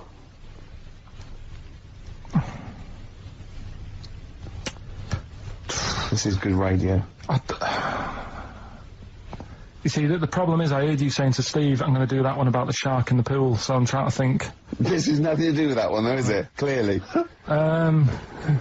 Give him the answer, Rick. The answer is they were two of triplets. Right. I had another brother. So do you want to do the one about the shark in the Yeah, go swimming on. pool? Yeah. Okay. A bloke, just in his swimming trunks, walks into a swimming pool full of man-eating sharks. He walks around for a bit and slowly gets out the other side, and he's not bitten or anything. Why not? Because they'd already eaten. No, they're starving hungry. He walked through the water. Yeah. He wasn't like a bridge. No, he actually was in the water, soaking wet, with sharks. He had like a metal suit on. No, naked apart from swimming trunks. There were real sharks. Real sharks. Swimming about. They Swimming were sharks, man-eating, starving. hungry, They yeah. were really hungry. Yeah. This fella gets into the same pool. Yeah, It's the same pool. exactly. He walks right, he gets in the steps, he Yeah. walks down, he walks Yeah, across. yeah, He's in the water. Yeah. Up to his neck. yeah, And the sharks are near him. yeah, they're attacking him. They're attacking him. They're actually attacking him. But he still gets out, okay. Yeah, walks out the other side. And hasn't got a mark on him. I don't know. Go on, Rick, what's the answer? Yeah, I was lying about the sharks. There weren't any sharks I there. was lying about the sharks, completely lying, just made up. Just an empty pool. That's just stupid. That's our point! They're rubbish. Oh, dear. Oh. Oh, dear. Rubbish. It's right! He's so offended. Oh, offended and confused. Come on, play a song. No, go on then. Good Fortune, PJ Harvey on XFM 104.9. I'm Ricky Gervais, obviously. Steve, Karl. I've got a real one for you. This is a logic question, not a stupid one. Just very quickly. Go on. 10 black balls in a bag and 10 white balls in a bag. Yeah. How many balls do you have to pull out to ensure you've got a pair of the same colour? Well, what's stopping you putting your hand in and pulling out? Jesus. Because I asked for the minimum number. So how many do you have to pull out to ensure you've got a pair? That doesn't say all of them. That'll ensure it. No, What's the minimum number you have to pull out? 11. Because if the Why do you need 11? What? Because go on. there's 10 black balls, 10 white balls, yeah? Yeah. Say if you're, for some reason, you pulled out all the 10 black balls. Yeah. Right? Yeah. You'd have a pair, wouldn't you? You'd have a pair. After the first 2. Yeah. So what's the minimum number you have to pull out to ensure... 2. No, because you might pull a white one and a black one. Yeah, but... I don't understand what you're saying. Sometimes I get that impression, the way you look at me like Helen from Big Brother. Yeah, but... I've always assumed that. Look, right. What's the minimum number you have to pull out to ensure you have 2 of the same colour? 3. Yes. Yeah. Yeah, that's good. Yeah. Yeah. You can use that one. Yeah. That's a good one. So what's the minimum number you have to pull out to ensure you have 4 of the same colour? Oh, God. 8. Was that a guess? I don't know. I understand the first one. We've done it now. Okay, alright, we'll leave it there. That's good. I don't know what it is these days with people making things complicated. I watched, even the name of it's Cloud Atlas. Have you seen that film? Jesus. Don't know what's going on. You have to take notes whilst you're watching it. There's nothing relaxing about watching I think we've got more intelligent, but we're just making our lives more difficult. Years ago, people were quite happy watching a black and white film with no speaking. You know, it was all like silent movies. Dead easy to follow. Now, you watch Cloud Atlas, tell me you know what's going on. I watched it all because you kind of think, well, it might all make sense in a minute. About 2 hours long, I didn't have a clue by the end. I don't know what had just gone on. Whereas this, nice easy read, no big words in it, I write the way I speak, which is, I think that's the way it should be. So you know it's coming from me. Yeah, that's it, that's all I can tell you. I mean, maybe I'd murder a person. You know, just see, you know, I don't know, but I think I'd probably go mental. Because I've always been a very reserved person, you know, I've never got into a fight, I've never caused a rumpus. Yeah, but that's a worrying thought because we don't have to have the end of the world for it to be the end of your world, because a lot of people know that they're terminally ill, so they don't go around smashing up bars and killing people. But I suppose I know there'll be no repercussions ultimately, because they're going to die next day anyway. Everyone's gone, so there's not going to be mourning families. But then how dare you deprive that person of his last 8 hours or 10 hours of life? I don't care, because it's the last day on Earth. Well, so that's true. I know the moral guilt that I'll feel is over in a few hours. Morality isn't relative just to repercussion, is it? Because no, but the point is you can do things without repercussion. But often people say, you know, what would you do if you never got caught, or would you do it if there is repercussions for that person, as grave as they might be, just because you feel that it's no big deal either way, that they're only going to live another 8 hours, they might feel differently. And you're saying, well, you won't care because you won't be around. But then, why do people care about their loved ones when they won't be around? Why do people get a will ready? Because my point is that they know that those people will continue to live for an indeterminate amount of time. So you do care about the other person's feelings? Of course I do. then? Oh, no, of course I do. But my point is, knowing that everyone is going to be wiped off the face of the earth the following day, all of those repercussions are no longer quite the same. I'd find it hard to divorce myself from my morality that's ingrained just because it doesn't matter anymore. Yeah, but I mean, I honestly, to me, it seems that we're approaching just the end of all things, and so I'm saying that there's something about the fact that we're all going to end that somehow seems very liberating. What would you do? I've always wanted to kick a duck up the arse. Do you know Anne Frank? That's all I know about Anne. There's no point pretending it. Anne! That I know stuff. Yeah. Right, well, tell us everything you know about Anne Frank. She was in a cupboard. Yeah, what else? If she didn't do that, I wouldn't know about her, seriously. That's all I know about her. Yeah. So what did she do? But how do you think we know about her cupboard because of her book? don't we? But hang on, what, in the bigger scheme of things, why was she in a cupboard? I don't know. Right. I honestly don't know. You don't know anything else about Anne Frank beyond the fact that, to quote you, she was in a cupboard. Well, what's she done then? You tell me. Why should I know more about her? Firstly, I don't think she was in a cupboard. She wasn't in a cupboard. She was in an attic. All right. Yeah. So what was she doing? She was hiding from the Tidying Nazis. She was hiding from the Nazis. But isn't that the first place they'd look? Sort of work from the top down. Carl, they weren't specifically looking for Anne Frank. They weren't going, where is she? Where's Franker? If she gets that book out, we are in the deep shit. We've got to stop the book. Imagine, oh, God. But Just anyway. imagine if he was in charge. We did put him in charge of the country. Terrifying. Wouldn't that be amazing? Let him run the country. Just for a week. Or the mayor. What would you do if you were the president or the Lord Mayor of London or the Prime? Prime Minister Carl. I wouldn't do it like he's going to be offered it. It's a hypothetical question, Carl.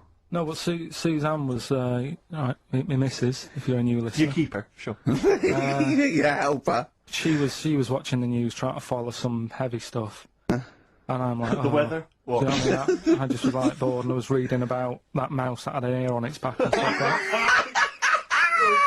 So she said, will you take notice of this? She'll be, you know what Ricky and Steve are like. They try to teach you stuff and you don't even want to learn. So to try and get me interested in it, she was like saying, what would you do if you're president and stuff? Yeah. And I can't be doing with any of it. What did you come up with? You must What would have. your slogan be? What did you come up with? Did you come up with anything? I had a little, the design of it, right? I said I'd have like red and blue, to sort of, do you know what I mean? Both sort of major sides into one. Yeah. Well, that's broken the back of it. That's a pretty good manifesto so far. Anything else? What's on the second page? I had like, KP looks after me. That would be the badges, would it? Yeah. That's good. I'm a KP nut. Yeah. Um, KP looks after me. Yeah, brilliant. That's about as far as I went with it. What would you do? What about policies, transport, crime? Just law and order. Yeah. What would you do? How would you deal with crime? What would your initial approach be? Would you introduce guns? Should police carry guns? Nah. No. Yeah. Would I have to worry about that? Okay. No, the good Prime point. Minister? Good point. No, what I'm saying is, though, I mean, Tony Blair isn't sorting everything out, is he? No, but he has a say in most things. Does he? Well, go on then. What are the problems at the moment? I need sorting out. Well, generally, what's the best way to combat? Would you bolster up the prison system? Would you introduce more community service? Would you put more bodies on the beat? would you go harsher for say I don't know drugs? Would you go harsher or less harsh? There's pros and cons to Higher both, or isn't lower? it? Because of course you can't see to condone it, but some people you don't want to go through the court system and cost taxpayers thousands of pounds of money for someone, I don't know, the difference between smoking a spliff and dealing crack. Do you know what I mean? You have to all these things. Have I lost you? Yeah, I'd just think about it for a bit. Do you know what I mean? Brilliant. You think about it for a bit. Yeah. Yeah. Probably ask Suzanne. Do you know what I mean? This is amazing. Get her help on it. Yeah. Can Now, we what about the foreign situation? Would you have supported Bush in his war on terrorism? You're aware of this war that we had recently? Yeah. Sure. I mean, if I was new, though, couldn't I just say, look, new slate? Do you know what I mean? Let's start again. Yeah. Right. Of course you can.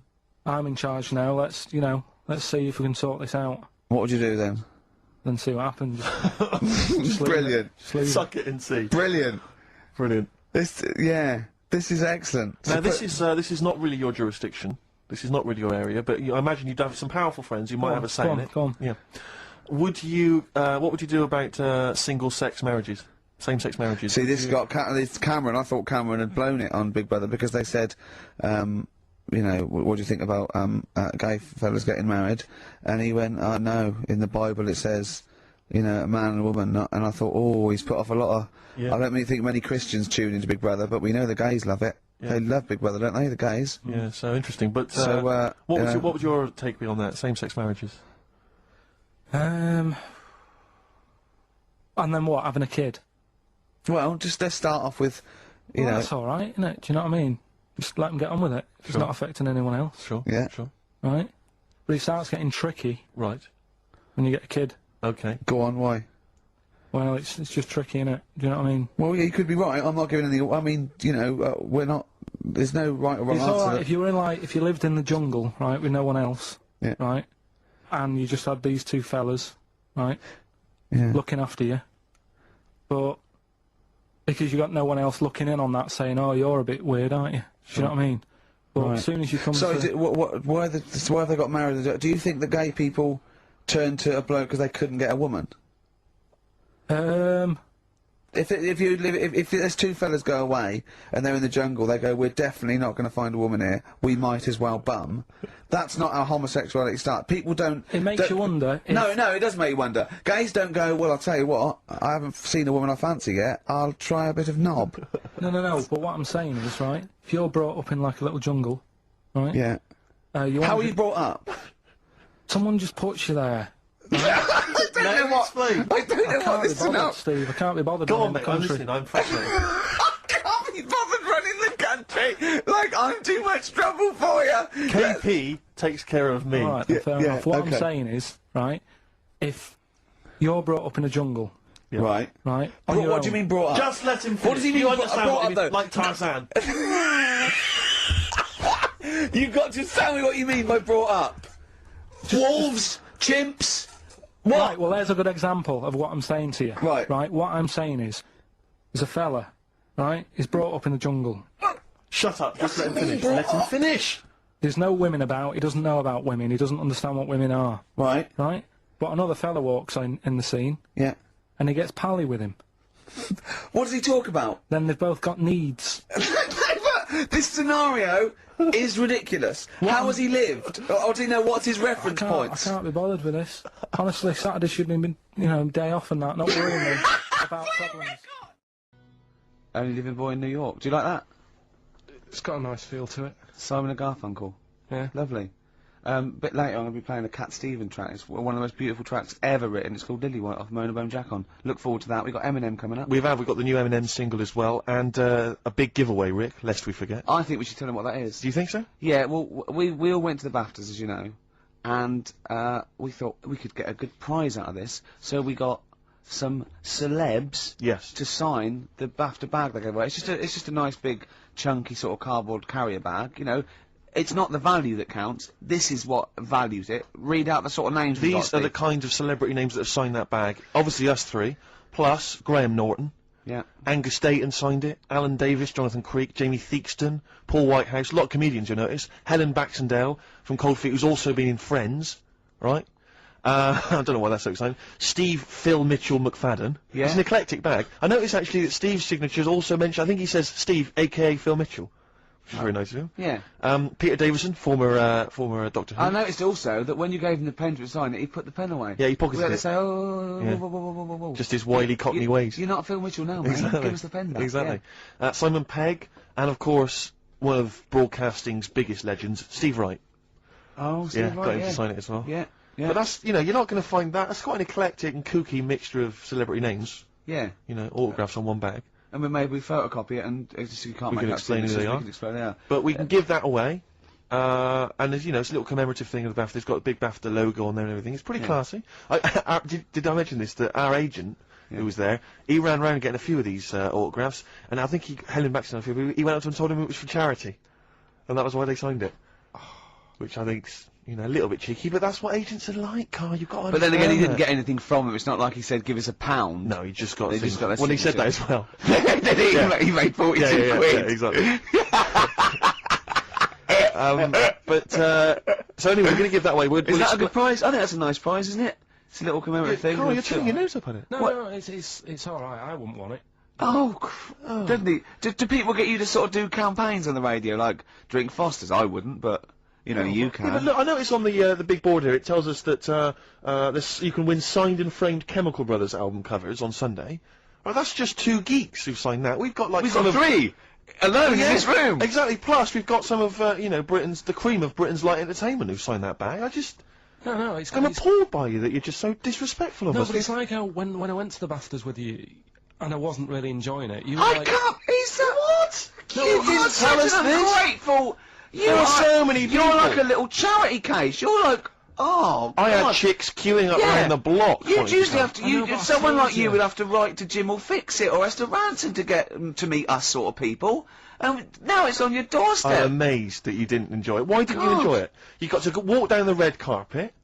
You went in. There was George Best, one of your footballing heroes, was there. A load of was other good. big names.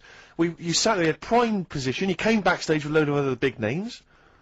Hey, you had a lovely bit of You were grub. filming this thing for the DVD we're making. That's you, a cameraman on our DVD. And yet you think, oh, and now you look grumpy because you had a couple of pints and I can't believe So it. tell us why you didn't enjoy it, because the ceremony, what didn't you enjoy about that? It was interminable, wasn't it? Far too long. Wasn't it awful? So 3 boring. hours.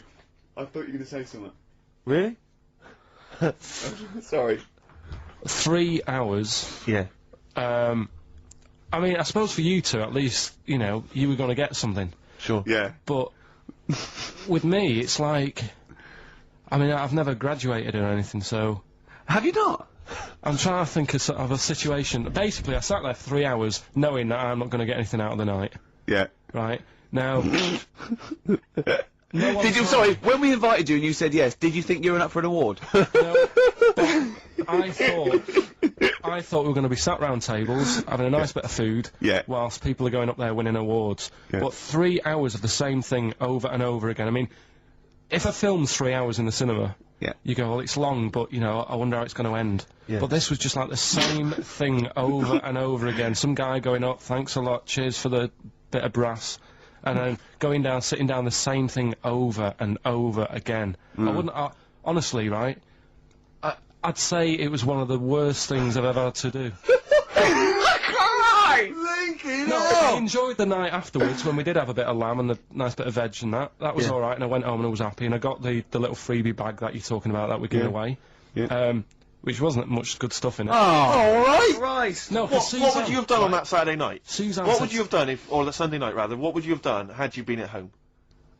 I would have stayed in with Suzanne, right, watching telly, having a nice bit of pate on toast or something, cup of tea, watching 24. But instead, I had to buy an expensive suit, so I didn't show you up, right? Yeah. How much did you spend on your suit? Well, in total, right, because, you know, the shoes and the suit and the shirt and the tie, it was about 600 quid.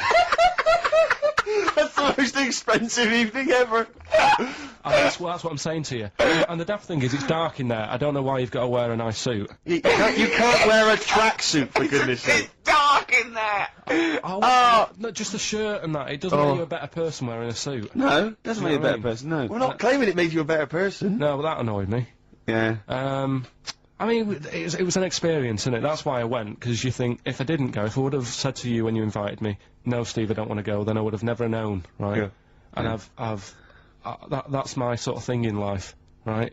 If Yeah. something comes up, you should take it, even if you're not going to like it. It's a bit of an experience. Right. Do you know what he said to me? I phoned him up because we had to meet up, and obviously he had to pose as my gay lover. Yeah. To get in, right? Yeah. He phoned, what? He said something to me like, "I bought a suit. I'm looking good." He said, "I'm looking good." People will think, "How on earth did he end up with that good-looking guy?" So he got into the Yeah. role. That was what he said to me. Started getting into it. Such an insult. Play a record. I just must say that we've had an email from Daryl Foss. Lots of people have emailed in and said, well done on the BAFTAs and well done on your Room 101. They really liked that. Thank you. There's one guy, and it's Daryl says, Ricky, has your dad only got one D-Mob suit? Because I know you noticed, but Ricky wears the same suit every single time he appears on TV, because he spent a fortune on it getting it tailor-made. I've only got one. It's a good suit, and I he wears it know. all the time. And it's winter as well. It's like a pure wool, so I'm sweating everywhere I go. Anyway, usually it's too much cheese. I won't So, be buying another. huh? I won't be buying another one. Ever. no. That's it. Yeah. Yeah. Suzanne told me today, right, because I've handed it in today to have the trousers turned up a bit, Why? because it was a bit of a bodge job for the night. Yeah. Right. It was just some pins sort of holding it up the other night, but you didn't notice, and I didn't tell you because I thought you'd be getting on the stage and saying, "Look at that freak over there," with his pants hemmed up. But I took it to the place to get it done. Suzanne tells me that I'm going to start shrinking now and getting to that age where you start going smaller. I know that must have been a revelation to you and a worry. Like, how small do you get? How small do you get? Oh, Right, what are we playing now? I thought we'd have a bit of Marley music. Marley music. Oh, Okay. go on. Badly drawn boys, something to talk about. Well, it's a good job we've got something to talk about because we're DJs on XFM 104.9. I'm ready to with Stephen Merchant. Got us there, Karl Pilkington. How you doing? Of course, you must have been excited at the BAFTAs because we did bump into Dr. Fox. Oh yeah. You were pleased with that. Yeah. What was the challenge again? I think the challenge was you had to shout Foxy. Yeah, the challenge was, it's sort of like Jackass, but wimpy Jackass. Karl was our cameraman for the night because we were doing the making of sort of series 2 where we've filmed ourselves sort of writing it and doing bits and pieces and going to awards and that. And it's on me, and my challenge, which I think, was it me that set my own challenge? You did. I had to shout Foxy and get him over. Yeah. And I bottled out about 5 times. I just thought he was talking to someone. Yeah. I just thought, and then I did it, and where's the victory in that? Yeah. I shouted Foxy, and he came over and went, all right. I think, where's the victory? I remember Jackass, they dive off buildings and things. I was a little bit taken aback though, because even though he was joking and mucking around, he was swearing. You don't expect that from Foxy. I'll behave. He was off Oh, duty. no, he and was. I mean, he's more than one, but he didn't expect it to because he seemed like a lovely bloke there, but he has is. got an enormous head. I mean, I'm not gonna. But I'm I've not got a problem with disrespecting that. him. I think he's a lovely guy, but Yeah. his head is huge. But it's Didn't you in think that, proportion with his big body as well. He's a chunky wombat of a man. True enough. And so am I. It was a problem getting him on screen. Sure, because of the huge head. Yeah. I was struggling. No, I know. Well, I know the Popeye people have worries about that. They had to get special lenses. Yeah, yeah. I love the fact that us 3 freaks can take this out of anyone. Stop there, though, Rick, because I was on TV briefly. There was a thing about The Office on Top 10 TV Bastards on Channel 4, and I appeared on there briefly talking about the show. And there's this girl who's a girlfriend of a friend of mine, and she's like, I saw you on TV last night. I went, yeah. She went, I'll tell you this, you're better looking on TV than you are in real life, and that's good for you. And I was like, oh, I don't know if that was a compliment, because it's like... Definitely not. Well, I'm not on TV, so it's not Yeah. beneficial in any way. Yeah, But that's like... too right. You have to step out of the TV. That's like saying, I normally find you pretty repulsive. Yeah. My opinion changed slightly last night because you were on the box. And Yeah. I didn't know, it sounded like it was a Through compliment. the aid of a different... Yeah, through the aid of lighting and appearing like for 12 seconds on screen in small doses. Right. I wanted to talk about UFOs today, and I haven't. I've sort of ping-ponged around a bit there. Maybe do it next time. Which I thought was a nice way to sort of chat about another mystery. The mystery of UFOs. I've sort of been watching quite a bit of footage on the internet of UFOs recently. I think it's just a good escape, innit? You know, everything's a bit sort of shit at the minute, isn't it? No matter where you're living, no matter what country you're in, everything just seems a little bit shitty. So sort of looking at otherworldly stuff is just a good escape. And there's loads of footage out there. Some of it you kind of go, oh, that looks good. Some of it is a joke. I mean, there was one that I clicked on that was a bloke that it was clearly off his tits because he was filming something out of his bedroom window. He was going, there's a bright light. Oh, look, I can't believe it. I'm being visited. There's a bright light. And it was clearly a street light. So there's a lot of knobheads like that. But now and again, you get some footage or hear an interview or something that you go, well, this confirms it for me. Like, you know, there's other stuff out there. And it was a bit of a chat that Joe Rogan was having. You know, the Joe Rogan podcast. He was chatting to some commander who was flying about in a fighter jet, and he was whizzing about enjoying himself. Turns his head and sees this UFO just floating about above the water. And he was like, what's that? And now this fella's seen loads of stuff. If there was new technology out there that we don't know about, he probably would know about it. But he saw this thing and he was like, I don't know what that is. And he started ping-ponging about all over the shop. He said it was shaped like a tic-tac and it moved about like nothing he's ever seen move about before. It was like going left, right, up, down, and at high speed as well. It just didn't make sense to him. Right? They got some radar footage of it. I'll just show you that. This was it here. It was like moving along at high speed and it was just turning at the same time, which is a bit odd. But who knows what it was. But I've had a theory for a while. Octopus. If you look at them, they look a bit alienish, don't they? This UFO was floating above the sea, so there's a connection there already. all the arms, which, you know, would probably come in handy if you're flying about something that commander saw. I imagine that's got a lot of joysticks, a lot of buttons to press. You need a lot of arms. So there's that. And I saw this video ages ago. Yeah, I'll show you this mimic octopus. Right.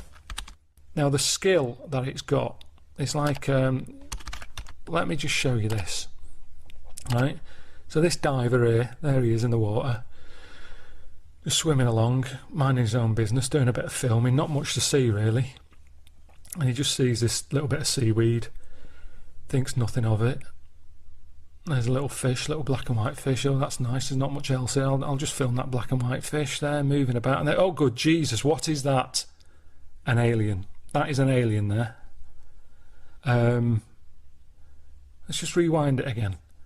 It goes from that, just looking like a blob of moss, to that. That is amazing, and off it shoots, look. Going back to Planet Zonk. And think about it, it makes sense, doesn't it? If you were an alien, where would you land? You wouldn't bother landing on land, on Earth. Because it's not going to be left empty for long, is it? You're going to find a little plot, you'll go, this is alright. And before you know it, bulldozers will turn up and, you know, build a new Starbucks or something. So they're better off going into the sea.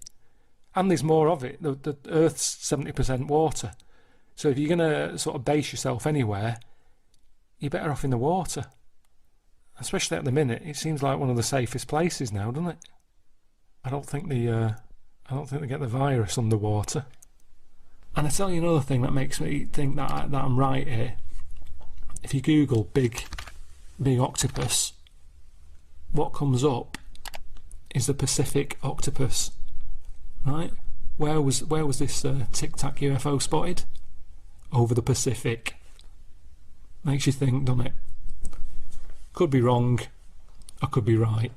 I can't imagine spiders from Mars being any more weirder than spiders from Earth, to be honest. They're just odd, aren't they? How do you make them weirder? I've been going to YouTube a lot during the lockdown, and there's two things I go to if I'm not actually looking for anything, you know, in particular. There's big waves, right? You know, you get like fishermen, or those blokes who are shifting freight out in the North Sea, and they do videos of the waves that are outside during bad weather, and it's mental. There's like 50-foot waves, and they're just it just doesn't bother them at all. You can hear them chatting to each other, arguing over a game of cards.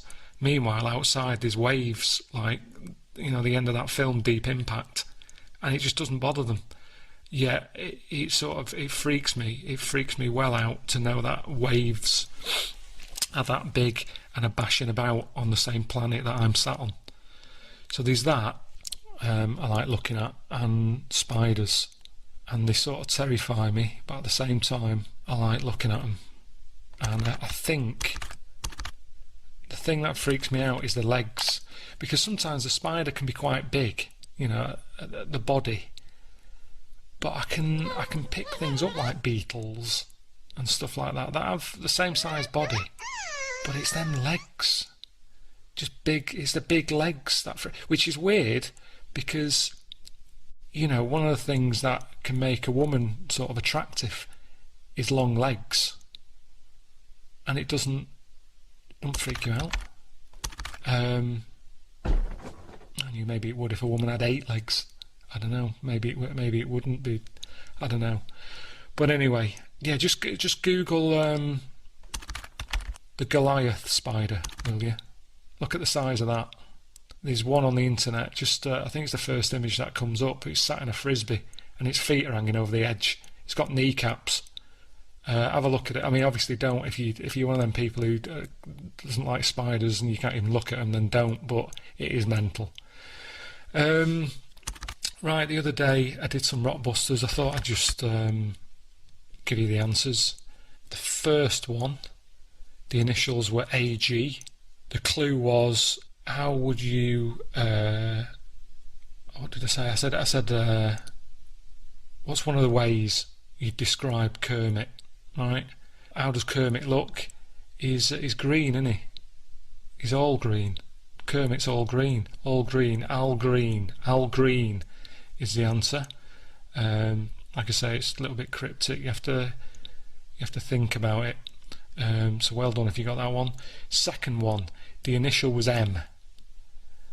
The clue was, I might phone you, I might not. So what's going on there? What's another word for calling someone? Bell you, right? You might bell someone. I might bell you later.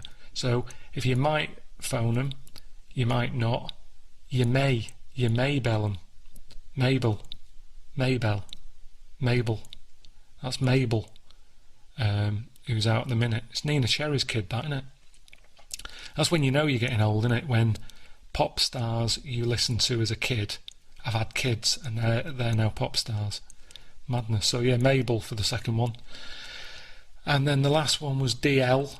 The clue was the Australian asked the impressionist to do one of those people whose arms and legs fall off. So what are they called? They're called lepers, aren't they? Lepers. If you're Australian, you'd probably say lipper. So the impressionist had asked the person to do one of them people, so they're asking them to do a lipper. Do a leper. Do a lipper. A few of you got that. No problems. So well done. Something to do, wasn't it? And might do some more, especially if this lockdown carries on. Syntax, Friday, XFM 104.9, Ricky Gervais, Steve Merchant, Karl Pilkington. Right, get off. Right, what you got next? Right, well, running a bit late with this, but it's time for Do We Need 'Em? We're looking into what I'm animals... really worried about this because everyone's getting that last clue wrong. I reckon it's so rubbish that even your mental fans can't work it out. Yeah, it's a tough one, but... Give that final Rockbusters clue again. The Jamaican fella had to have some aspirin. Why is that? Why did he have to do it? No, FD. hold on, that's changed. Well, I mean, it doesn't matter. The Oh, story's it doesn't still matter. That's the point of a cryptic clue, isn't it?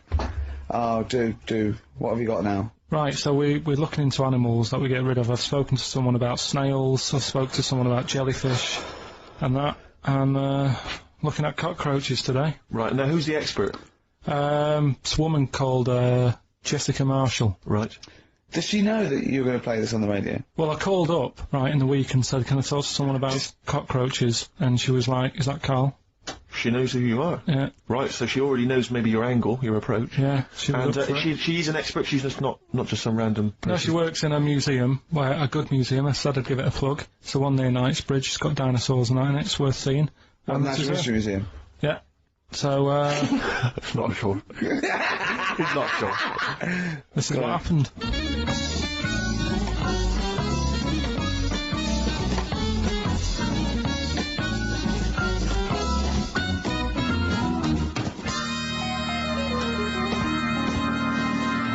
Now, what I'll do, I'll tell you as much as I know, and then you can fill me in if I'm right or wrong.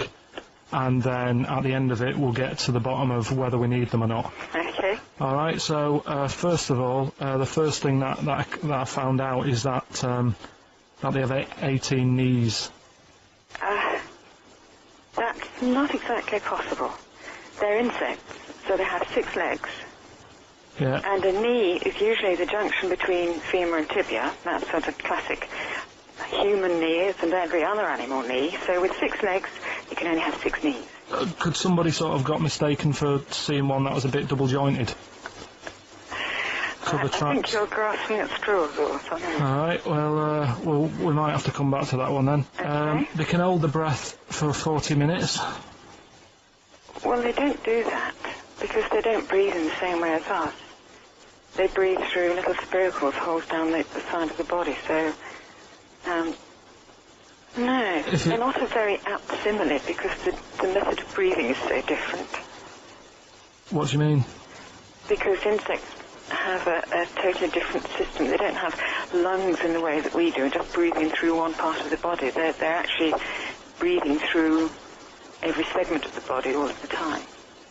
So even though they've got their mouth shut, they might be able to Their mouths slide. have nothing to do with breathing, So only just, feeding.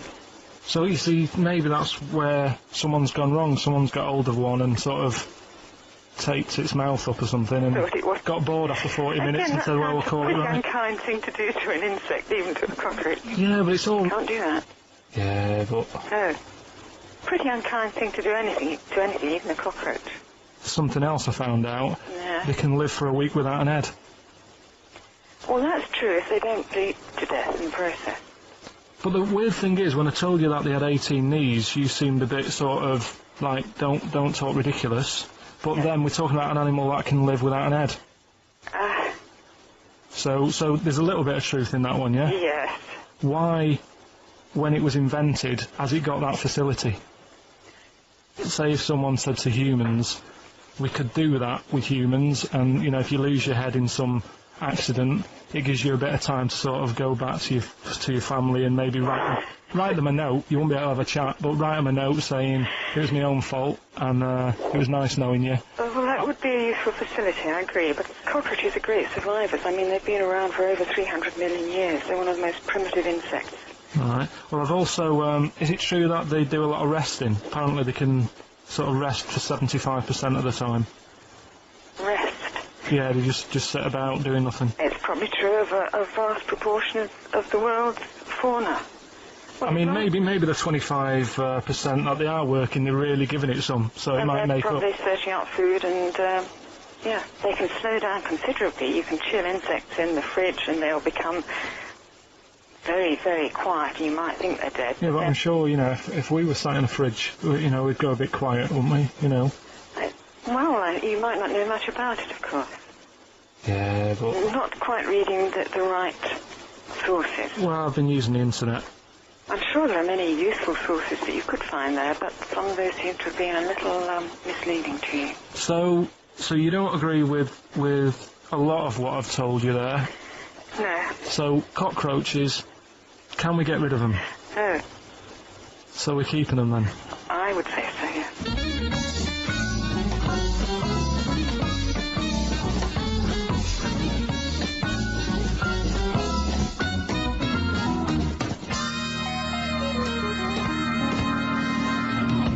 I think we should get her on more often because she sounds like she'd be a bit of an ally, really.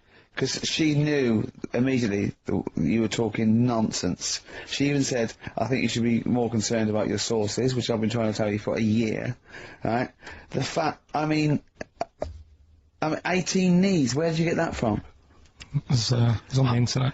They can hold their breath for 40 minutes. I mean, I don't know what you read and take on. Mad world, don't it?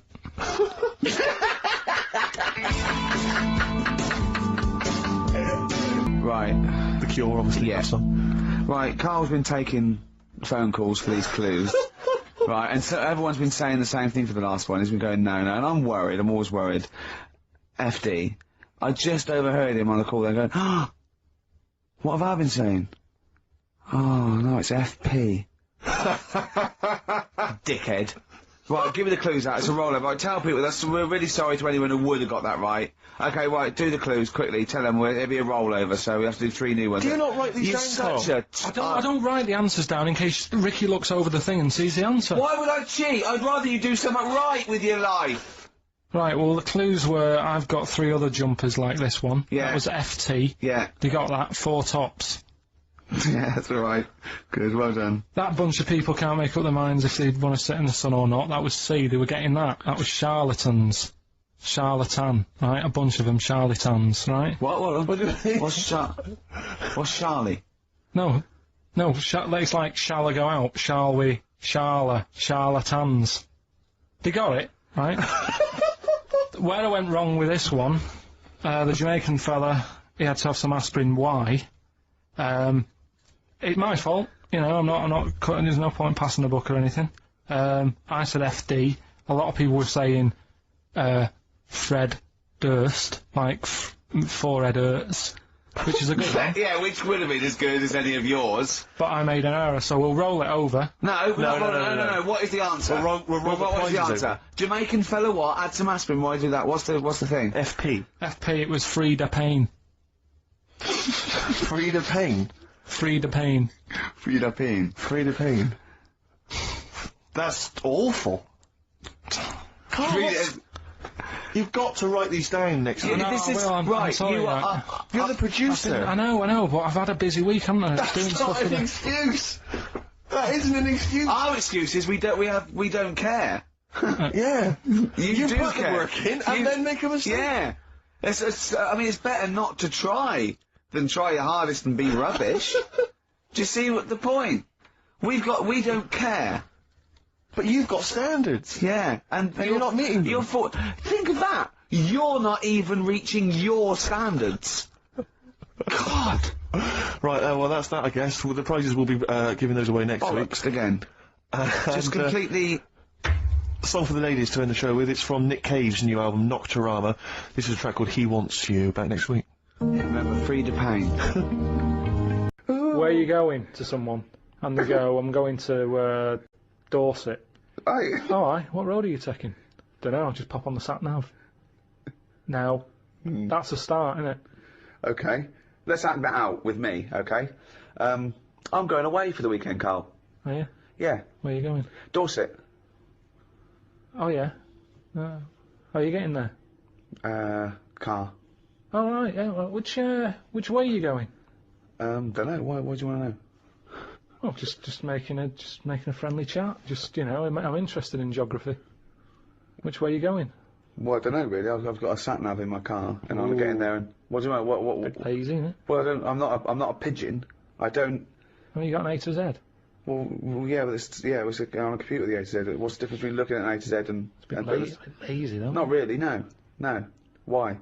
Why is it any different that I've got it computerised so I can go along? The A to Z's a bit dangerous, isn't it? It's a bit. Don't have to go to A to Z when you're driving along. Clive, who are you talking to? Because we need to hit the road. We need to get going. Well, it's this fucking idiot who wants to know what road I'm taking, which is a fucking boring thing to ask anyway. Sorry, who is this twat? Because we really got to get going. He's a fucking dickhead. I think he's an A to Z salesman by the door. I mean, we'll just tell him we're using the sat nav because it's the quickest, most efficient way of doing it. It's the quickest, most efficient way of doing it. No, but look what's happened. Who the fuck are you? Would Columbus found America if he had a sat nav? Yes! No, he wouldn't. He'd have put in America and he would have taken him to He America. He only found it because he got lost. Now, if everybody just goes... Hold on. How would an undiscovered country be on a sat-nav? No. Go on. But I just What's mean... the difference between the sat nav and the map in that regard? Because I've found some lovely little cafes on roads I've never been on. How instantly gone from finding a continent to a little cafe? I love that. Little greasy I am off to discover the unknown world. Where are you going? Well, I don't know yet. It's the unknown world. What are you taking? Just a boat. All lazy swim, you cunt. I love the fact that he's so Luddite now, he's annoyed at the sat-nav. I mean, you'd have probably given Columbus a hard time. Oh, got a compass. Don't you know where north is, you twat? I just think there's something in being lost. I never feel lost. I just think, I've had a diversion. Because you find new things. I'm forever going down... Suzanne's asking the French peasant where I just think, Columbus... Alright, what's the most interesting thing you found when lost? Like I say, I found a shop that was like a fancy dress shop. Amazing. Do you need fancy dress stuff? Dressed You up never as go Columbus out. and went and bought a sat-nav. Went to Dorset for the weekend. You never go out. Why do you need a fancy dress shop? That sounds like the one thing you would hate is fancy dress. No, but I like looking at they had like a space helmet in there. Right, so you found a fancy dress shop. Where are you supposed to be going that you had time to get sidetracked and go in a... I think I was going to a meeting. Amazing, that's the last time! You don't want to get lost! You don't want to get lost, do because you? I always give myself loads of time because I get lost a lot. I always give myself... Get a sat-nav! No, I'm just saying, that's how you find little treats along the way, and next time you pass it, or next time someone says, do you know where the fancy dress shop is? You can go, yeah, I do. I have no idea because I was lost. I didn't know where it was. No, normally I'm not going to tell you, lazy cunt. Have you got an A to Z? Oh, that's harsh. Yeah, find it yourself, you lazy twat. Well, I might get lost. Good. You might find another one. It just goes back to the chip thing in the head. I think you've got to learn along the way. We can't get lazy. We can't have chips in the head knowing how to plumb. That's what it's all about, isn't it? and making mistakes. If you make a mistake, I've done some wiring, got a little shock. Won't happen again. It will. I've seen that experiment with you before. So, there we go. Karl as president. He's still confused, aren't you, Karl? Just a little bit, sort of amazed Yeah. by the body. Yeah. You're in awe of it, aren't you? Just the way. I'm amazed how two people can buy a baby on the internet for £3,000 and not realise it's a chimp till it goes to school. No, but seriously, what would, talking about there during Elbow and Fallen Angel, we were talking about that I think Yeah. if you're locked up, well, not locked up in a room, you've got a normal life, except there's no women in it, Yeah. right? But how would that happen? What would this point of reference be? How would you bring Right, up hang a on a minute, person can I just ask you and something, totally... though? Go on. How can infinite monkeys and a typewriter? Right, again, I've told it before, right? That is not... You don't actually have to test that model. It's basically a model for that explains the nature of infinity, okay? Yeah, but I've told you before, it works because of the definition of infinity.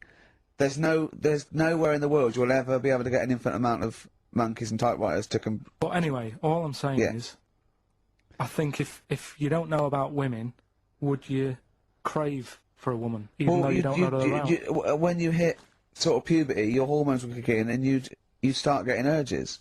But for what? If you don't know about it? You don't have to know about it.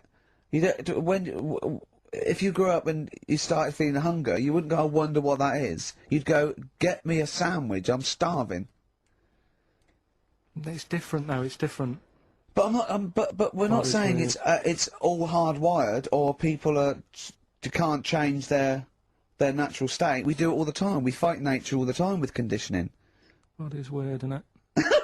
Yeah, well that's that one. I'll tick that. It's weird, isn't it? No, I'll the body is. There was something. Yeah. Did you read that thing the other week about? Man with two penises? No. We don't need that. We don't need that. Lawyer who got in office realised he was actually an orangutan and they just shaved him and put a snooze on him from Hugo Boss.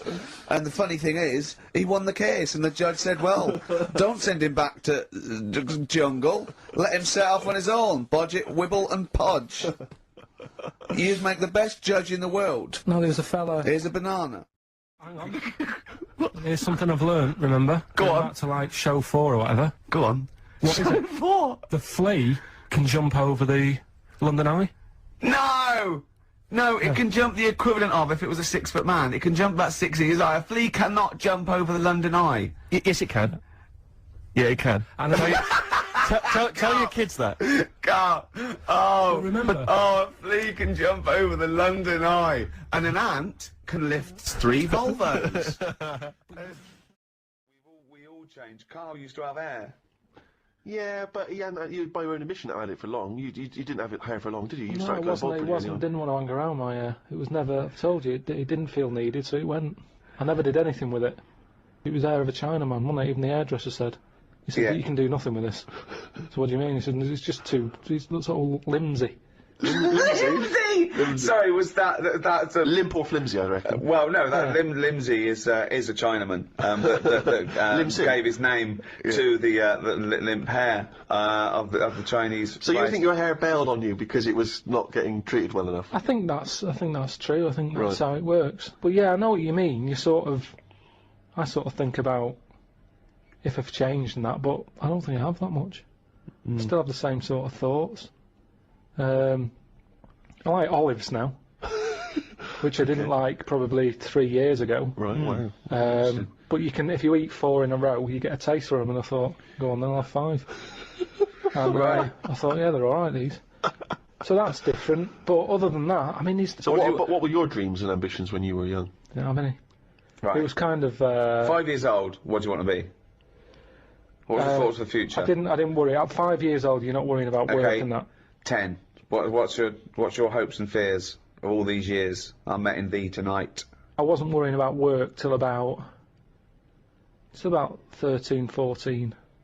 Just thinking, right, you know, people who I knew had left school, they weren't getting work. And I was thinking, oh, I don't want to be like that. That's when I did boxing. You know, I could have gone down that route. Got into boxing, didn't I? How many fights do you have? don't know, about 3 or 4. Yeah. How long is it? When does brain damage kick in? I guess it can. I mean, I guess it Really? can happen almost instantly. I mean, that must be Must have been. part of it. Were you really? Did you really get a bad beating on one of those fights? Yeah, Leroy gave us a right good clackering. Clackering. Yeah, the thing is, your jab was a bit limsy, but Leroy's was clackering. Then there was the dancing. I don't remember this. What breakdancing? Well, I did that. I did a bit of body popping. Yeah. But did you ever really think that you might do this in the future? You never know, do you? But did you, at the time, do you remember thinking, oh, I wouldn't mind doing Well, this professionally? I must have thought that for me to go. Well, let's try and join, Twiggy's dance club and all that. And my mum and dad always sort of, if you want to give it a go, give it a go. With the boxing, my dad was saying, right, I'll get you the proper shoes and that. And my mum's like, don't bother getting in them yet. Let's see if he sticks at it for like 4 months, because they were about 30 quid for Let the him shoes. carry on in my furry slippers. Then with the dancing, it was the same thing. I said, I need some leg warmers and that. And These tights are just as good. Come on. No, my pop dad- on your nan's tights. my dad gave me like he cut like the sleeves off a shirt. Amazing. And that were your leg warmers. Yeah. Amazing. But it's funny, when you're a kid, it don't bother you. But surely cut them off a jumper. No, I don't know why. I know it looked daft. I had cuffs on leg warmers. That's amazing! But when you're That's a kid, amazing! What did they you think roll about them up. Twiggies? It must have looked like Lancelot and Bowen doing a handstand. But then, that didn't last long. And then my dad, I was getting older now, and he's like, Dad needed his shirt back for a wedding. Yeah, as long as he didn't take his jacket off, it was fine. yeah. Dad, I'm losing my hat. I need a hat. Dad, I don't need a bloody hat. Pop my pants on, Fed. God. I didn't believe this. He's got one day. He's got it. Carl's really grumpy and all stressed because he didn't have the record. We didn't want to play so we won't say it. We didn't want to play a certain record he had lined up because it's rubbish. I know, but you do this every week. Because the most of them are rubbish. So that's why we choose up. No, but 30 seconds to go on the track and you're saying don't want to play that. And you're going, oh, it's stressing me out. You're meant to be at our beck and call. We've got made you. We've made you. We got you out the gutter, and now you're getting the greatest mind in the world Yeah, and all but that. that doesn't mean you can mess me about. If you were a doctor and you saved me life, Yeah. right? There comes a point. In a way, we have, Carl. Yeah. Where were you Go going? on, go on. What before were you we saying? came along? No, what was he going to say? He was going to say something wise then. No, I was going to say, right? If you were a doctor, Yeah. and you'd saved me life, Yeah. there's only so much that I could give back to you, right? Okay. What would be can't unreasonable? keep- What would be unreasonable? Well, Forget that's doctor. Don't forget because no, the doctor's that's its job, right? Supposing I was just walking along and I saved your life, I gave you a kidney, or I resuscitated you, or I dived into icy water. What could I hope from you then before you start going? Hold on. What would you be willing to do for me until you sort of got lost your rag a little bit? Because I was asking too much. So didn't I know you before you've like sorted a lung out for me? No, I just Right. gave you a lung, for example. Well, I'd be a bit sort of. I'd be thinking, why has he done that? If he Suspicious.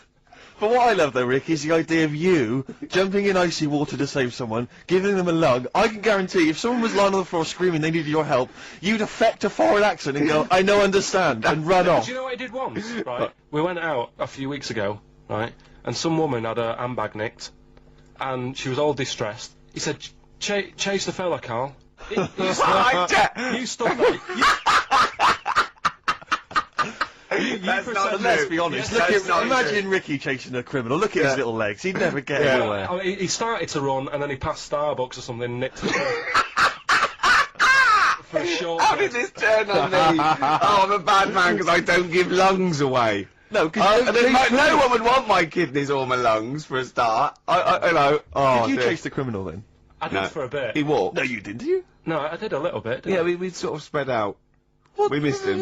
Where was it, and what was the situation? It was. Did you near- see a bag get snatched? Or It was something? No, Carl she was Street. sort of crying and she was running to some blokes came in, sat next to her and then just ran off with her purse. And And you walked after them. no, they'd gone, Steve. They'd Right. they'd actually gone, but it was just like a bit distressing because she was devastated. I know how she feels as well because I had a jacket and you think, oh, just got to find them now. Yeah. Where are they? Who are they? So she was really off her head with sort of like she was angry and sort of crying. Yeah. And it was horrible. It was horrible, wasn't it? Wasn't it, Carl? He's broken his mic now. Oh, right, Play a record. This This is Carl, what are you pathetic. doing, mate? You I just, don't you're believe in a- this. There's only 2 weeks to go. These should be special. Carl, play the record. We've asked you to play the record. Like you. Finally, live. Hive's main offender on XFM 104.9. I forgot to say who I was. Go on, who are Ricky you? Gervais, who are you? Obviously, Steve Merchant. And who's that little fella over there, little round fella? Tiny little Carl Pilkington. The funny little thing from the Smash adverts. Say, they smash them with their metal knives. Oh, You do, yeah, you're right. He does He it does, all of doesn't it, he? Yeah, yeah. Yeah. I was asking if I'd seen a rounder head than him, and that's the only one someone come up with. That's the only thing they got with. Oh look, you're actually a little bit stressed today, aren't you? Because you had to drink last night, didn't you? I had a couple of drinks. Yeah. I was down at Steve's night. Yeah. He was doing a bit of DJ. Yeah. Went down the store. And that's why you're all grumpy. What? Did you hear what he just said? What? I was DJing last night, obviously that XFM evening. Yeah, yeah. Hour and a half. My friend and I split the time on the decks. Yeah. What was the word you just used? He went down a storm. We went down a storm. Right, 3 girls. I was walking to the toilets during my set. 3 girls went, "You are a genius." Right? What's his name? Is Dane Bowers? Zane Lowe? Because you played records in a certain order. Yes. Look, sorry, Rick, if you can't deal with that. Sorry if you're a little bit jealous, because this time you can't share the award. Oh Alright? dear. But it was my credit this You time. can tell he hasn't been a DJ.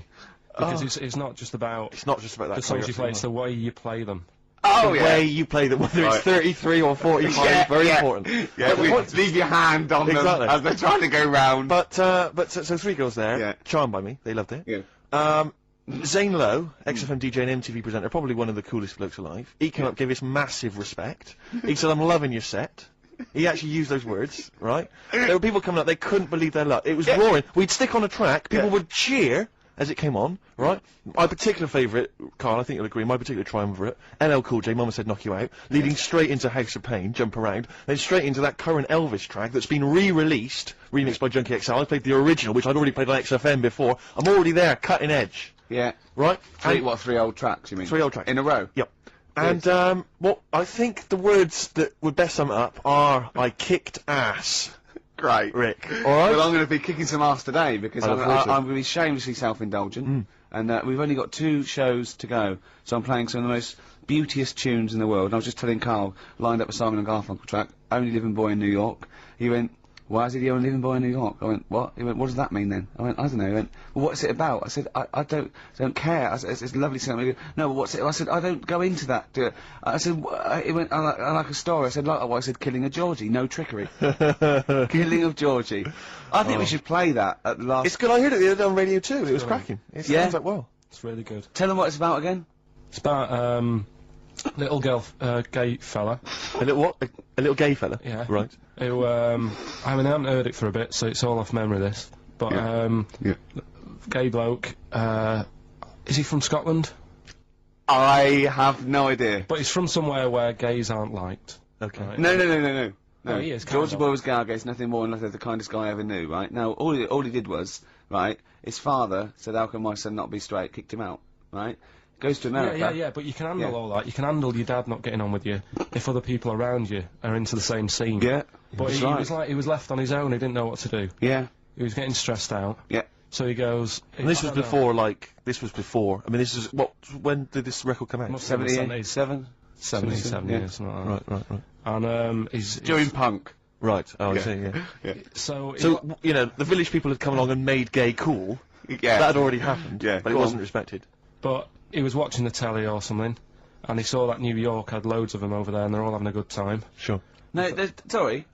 At no point in the song does Rod Stewart say little gay Georgie was watching telly and saw loads of gays in New York. At no point in that song. No, but this is what I like about that song. You sort of picture what's going on. You make it up. Yeah. Okay, so the little gay fella was watching telly, and there was presumably and now from New York, the gay show. Yeah. Or whatever, because he was a big scene over there, wasn't he, in the 70s? Yeah. Okay. Right, go on. So he goes over there, and he's having a great time and that. He's meeting... He went to New York Town, meeting- very quickly settled down, soon those became the toast of the Great White Way. Yeah, they loved him. Went All down. the old queens blew a fuse. Yeah. Yeah. And then, I don't know, he was out late one night, Yeah. and he's walking home, Yeah.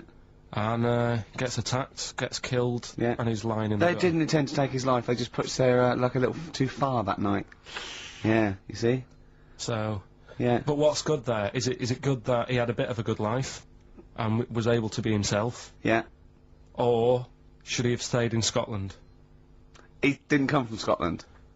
Again, I really. Well, I don't- think, is there any way we can get this song before the end of the show and play it? Because I've heard it recently. A lot of people listening will have never heard this song. They wouldn't have any idea Can what I we're talking can I about. say what you said when we were talking about that song once before? Is it bad? It might be, because we were talking about Georgie Boy didn't he, and he got it. I don't know. What? It's when you said. Well, it's a fact. I don't think if Well, any- he said, so it's for King of Georgie, he gets out, dies, right? He goes, well, they do go out late. I know What, gay people I go know out a few late? gay people, and they start to party late on. That's Yeah. what in Soho, right? Girlfriend got in a cab, right? Suzanne was in a cab, and the cab driver was taking her to an early start, right? She works at the BBC. Early start, 4 in the morning. It was going down. It was mental in Soho at 4 in the morning. Yeah. They were all still like starting the night out. How do you know Whereas- how do you know they're gay? It's Soho, isn't it? Fair enough. Play a track. I'd love to be able to try and dig this out. Yeah, we will. This is Simon & Garfunkel, The Only Living Boy in New York. It's lovely. Right, educate me, Carl. Right. Well, Go what on, to mate. say? Right. Educate me. Well, what we're looking at this week, we've done war. We've done. What We've else have we nailed done? that. We've nailed war. Did We summed up war with a little French bloke whose battle cry was "John's got a moustache." right. So, and last week we did science. What would you do on science then? Airy kid. Brilliant. Right. Yeah. So this week we're looking at medical problems. I'm sure we do Airy Kid every week. Medical problems. Then I've got a couple of things under the banner of then educate me. Yeah. We've got this is interesting. Right. Do you know if you have an operation on your brain? Right. What they do is I mean, this is why I'd never go to the doctors. I don't like doctors because this sort of stuff freaks me out, right? They can operate on your brain, and what they do is they put you to sleep first, cut your brain case open, Your skull, yeah. The brain case. Yeah, yeah. and then wake you up and operate on you. So you're sat there with your head open, Yeah. messing with your brain, and you don't feel anything. Well, there's no nerve endings, is there, in the brain? But still, it's not right, is it? What do you think they do it for fun? No, They but go, oh, go on, Reg, wake him up so he all freaks out. Go on, is wake him up. is it necessary that you're awake, do you think, or... Well, they need the brain active, don't they? Yeah, but it is when you're asleep, you're having mad dreams. I had a mad dream the other day. Go on. No, I might tell you about it later, but there's no sense to it. But, so your brain's still... Where's this conversation? Yeah, I mean, it'll turn out, I go, no, Carl, I was there, that wasn't a dream. Yeah. No, Yeah. but... So, I mean, if I had an operation... On your brain, heaven forbid. Well, operation anyway, I'd like to sort of think, well, I'll have an injection, I'll go asleep, but when I wake up, it'll all be sorted. Yeah. Yeah. The fact that Your brain case is open. open and they wake you up and you think, oh, is it all done? They say, well, have a look in the mirror. And your Yeah, brain... see, I don't think they do that. I don't think they try and frighten you when you're doing an operation. Yeah, I don't think that you go about your business and they sort of follow you around, dabbling. Yeah. No, but it's almost like they are having a bit of a laugh with you. Right, well, I'd just like to say now that they don't. Anyone who's going in for an operation on their head, do not ever listen to anything But Carl says. why have you got to be awake? Because you'll be bored anyway. You'll be sat there. They'll Well, be they messing give you a about. telephone directory look, and they say, look how many Macs are in there. That's the Scottish telephone directory. And, you know, time flies when you're counting that sort of thing. No, but do you know, like, when you... What are you telling me? What are you I'm just asking saying how me? weird it is. It's weird, isn't it? It's like, do you know when you go for a haircut, right? It's a bit embarrassing. Well, I don't anymore, but when you go for a haircut, it used to be... When you go for a haircut. It used to be a bit embarrassing when, like, they'd wet your hair and they'd make you have that sort of Hitler cut because your hair's wet, and I used to hate it, and I think, do you have to do that? Do you know what I mean? You know It's what I mean, similar. don't It's you? very similar to open skull No, but surgery. what I'm yeah. saying is, it's almost like barbers like to do that to make you look daft and feel daft for a bit, and there's women coming in and out, and you're sat there with a daft haircut. Yeah. And this is what that reminds me of. Do you think they do it in a shop window? This brain operation? I'm just saying, it's a bit Do you weird. think, why are we doing it in John Lewis's? Just so more I people love can the idea that that's what doctors are doing. Let's make this guy look a bit stupid. Yeah. Open his brain Look case. at the twatty look with his brain out of his head. Take a Polaroid. Reg, take Yeah, a take a Polaroid. photo. Look at him. Look Put it on the net. at his face. Right, like clock his face when I give him the mirror. Get this on camera. Put Carl- his fake nose and glasses Sorry, on. is that? Did you teach me something then? Was that I taught educational? you that your brain case can be open with your awake. and you just sat there sort of letting them get on with it. Brilliant, I've learned that. I'll never forget that. Right, go on, anything else? You'll love. Let's play a song, 'cause the next one is amazing. What, even more amazing than that? Yeah. Play a song? Yeah, bit of Bowie? No email still, by the way. No, I don't think it's It's working. not working today. Lady so Stardust. we'll have to do a phone-in for Rockbusters. Off the Ziggy Stardust album. Alright. Bit of David Bowie. When's that ever hurt anyone, Steve? Never.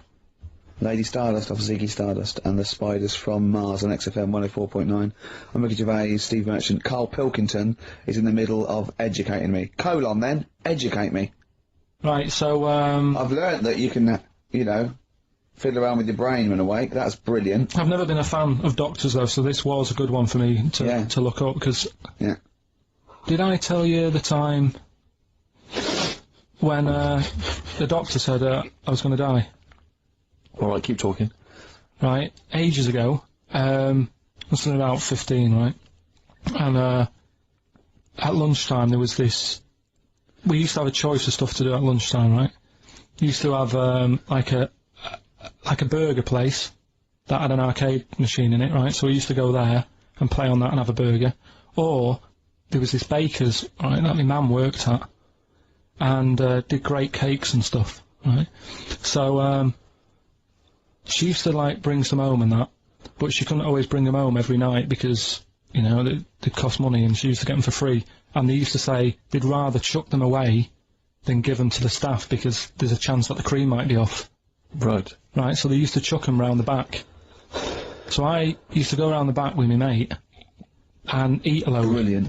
Scavengers eating out of bins. No, it wasn't out of bins, they were still in trays, but they just stacked them up near the bins, right? So this got out, I mean, it used to be chocker. Once the school found out, everybody used to go there, and it'd be like, well, have a cake. Headmaster crawling fighting the kids off. Right, so I'd have, you know, you'd just eat, I don't know, 6 jam donuts or something, and then you'd spend your dinner money on the arcade machine. Brilliant. Right? So it was a good afternoon, really, right? So you'd do that, and this one day I must have had 6 or 7 jam donuts, a few Congress tarts. What's the Congress tart? I love them, I can't get them in London, right? So I'd have some of them. If anyone can get a Congress tart for Karl in London, please let him know. So anyway, this day, that was just a normal day. Do you know what I mean? You'd once or twice a week, you'd have a load of cake. In your life, Yeah, that's So all anyway- day you'll have. Were the frog boys there with the webbed hands and the big heads? So- and the horse in the settee? Yeah. But the day after one of these days, I had really bad cramp in my belly. Right? I was like in agony, could hardly walk. So I said to my mum, you could hardly stagger to the free cakes. So I was in absolute agony. I said, I don't like doctors, but you'll have to get a doctor in because I don't know what it is. I can't walk. Just gets a doctor round. I won't say his name, but he said, well, doesn't look like he's got long left. Blimey. So I was a bit like, hang on a minute, I've only had a few cream donuts. Yeah, My mum was panicking. sure. He went, my dad came in from work. She said, oh, something's really bad with Karl. I think it's serious. You know, the doctor said he ain't got long left. So he said, what? He said that and just left? So she said, yeah. He said, I'll have to call him then. So he called him up, said, what's all this about? You know, Karl hasn't got long left. How long's he got? So he goes, oh, I was only messing. He's just had some bad cream. Can you believe that? Well, the thing is, I like the fact your mum didn't ask any questions. I know. She didn't give me I know, details. I know, Well, I- can you explain more, Doctor? No, I got to show off. But she doesn't. She doesn't like talking. you know, I don't want to diss you or your family, but I imagine if I was there, I'd have known the doctor was joking. That's all I'm saying. I mean, I sound very arrogant there, but I imagine he went, what's he been doing? Yeah, I had about 6 cream donuts. Oh, right. Oh, wow. He hasn't got long to live then. I'll see you later. That's what I think the doctor did. Yeah. I just love the idea your mum just let him go. Yeah. Terrified, thinking, well, I'm not going to probe him. He's that's it then. Dad comes in. Hi, honey, I'm home. Anything happened? The doctor said Karl's going to die and then left. Did he? I'll call him. But anyway, that's why these sort of things fascinate me. So we'll move on to this next one, right, which is brilliant. Go on. Dead short story. So, right, old woman, about 70 years old. Yeah. She's normally fit and healthy and stuff. Nothing wrong with her. She's having a good life. And one day she goes for a check to the doctors, just to check herself out. 'Cause she's getting on a bit. Yeah. Says take your clothes off and that. So she does. and checks her out, says, yeah, you're looking good, you're looking good. Turn round. He said, oh, God. He says, you got a tumour on your buttock. Right? So she goes, oh, can you do anything to sort it out? So they go, yeah, we could book you in for an operation. It's best if we remove this. Books are in for an operation. Operation day comes, strip her down and that. They're all stood round, the doctors. Start to operate. It only turns out it's a pork chop that she sat on 5 years earlier, and it had stuck to her buttock. Right, Karl. I can forward you. I'm not. honest. Right, No, listen. Serious. Right, okay, Karl, I'm telling you now, I'm leaving. I'm never doing this show again. No, I'm serious. Honestly. You're talking. I've never edited such. You are. Play a record. Play a record. I couldn't believe it. What do you mean you can't believe it? Stop the record. Stop the record. Stop the record. Right, okay. Right, what do you mean you couldn't believe it? No, when I read it, I said I've got to tell This Richard. woman had a pork chop stuck to her arse for 5 years, you mental case. Of course she didn't. We've got better looking now, haven't we? I wonder if he's confused it with the paradigms of beauty have changed, haven't they? So in the 50s, Marilyn Monroe was considered, you know, very desirable, whereas that body shape on women, Yeah, more that's recently what I said, it's has fashion. become less, you know, there's Yeah. lots of skinny women are seen as a paradigm of beauty.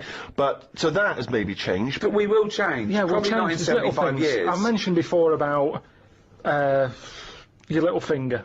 There'll come a time when that'll go. I've said, I've watched it. I've kept an eye on what my little finger's doing. Sometimes it does nothing. It never helps out. All the others are grabbing older stuff. That one just sort of sits there watching. So you could get rid of that, and I think that will go in evolution. Think of the books he could have read when he was doing that, when he was monitoring his little finger. I've been watching my little finger. But again, it's what you mean. Like 75 years is nothing. The only thing that changes in 75 years is trend, fashion, economics. The gene pool doesn't change unless there's been some sort of really weird mutation due to an external force. That I don't know. For things of science fiction where we all accidentally drank plutonium and got 3 eyes and 1 leg. It doesn't happen that fast. I've told you before, if you shaved a caveman, he's basically us. He's basically us. Well, he's basically Karl. Yeah, yeah. But, you know, the little finger will be, let me tell you, millions of years. I think what's more interesting about the future, Karl, is the fact that technology integrated with humans will be fascinating. So, for instance, they're talking, you know, about the fact that in the future we may even be able to have chips in our head that allow us to access the internet or an equivalent of it directly, mentally. So imagine that. To say, not French fries. It doesn't mean Hang that. on though. At what point are we us then? Yeah, this is good. Go on, go on. Go on.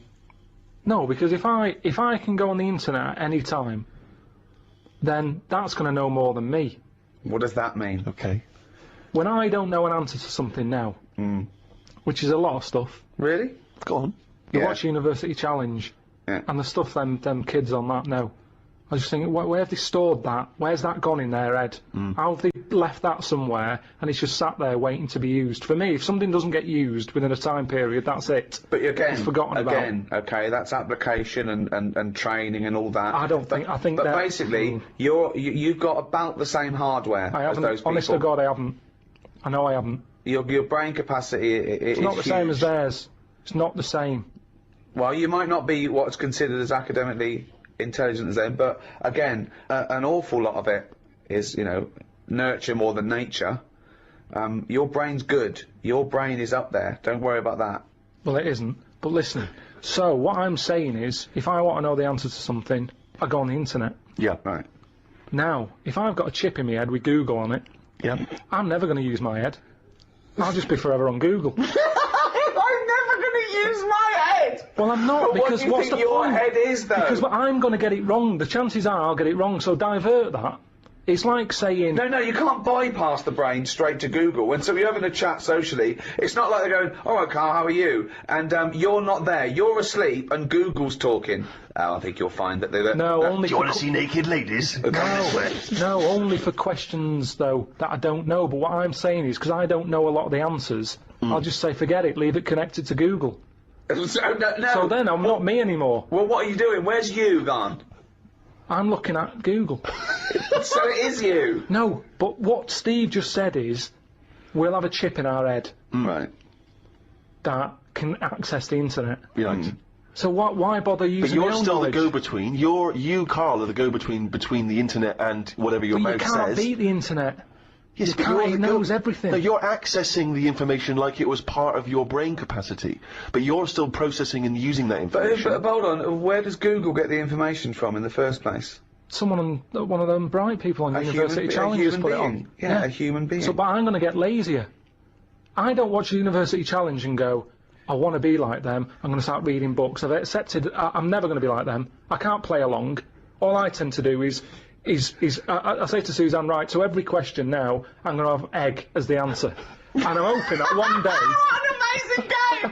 What an amazing intellectual pursuit that is! What a lucky lady. What does Suzanne say to that? Well, she just sees if it works. She just plays along, and then I'm saying, oh, it might be this one or whatever. I love that, because I remember once, it was about 5 years ago, Karl and Suzanne were round near Christmas, and me and Jane were there. We were playing different parlour games, like charades and that. And then one game, you have to do that thing where you have to beat, and you have to do animals, and you have to go.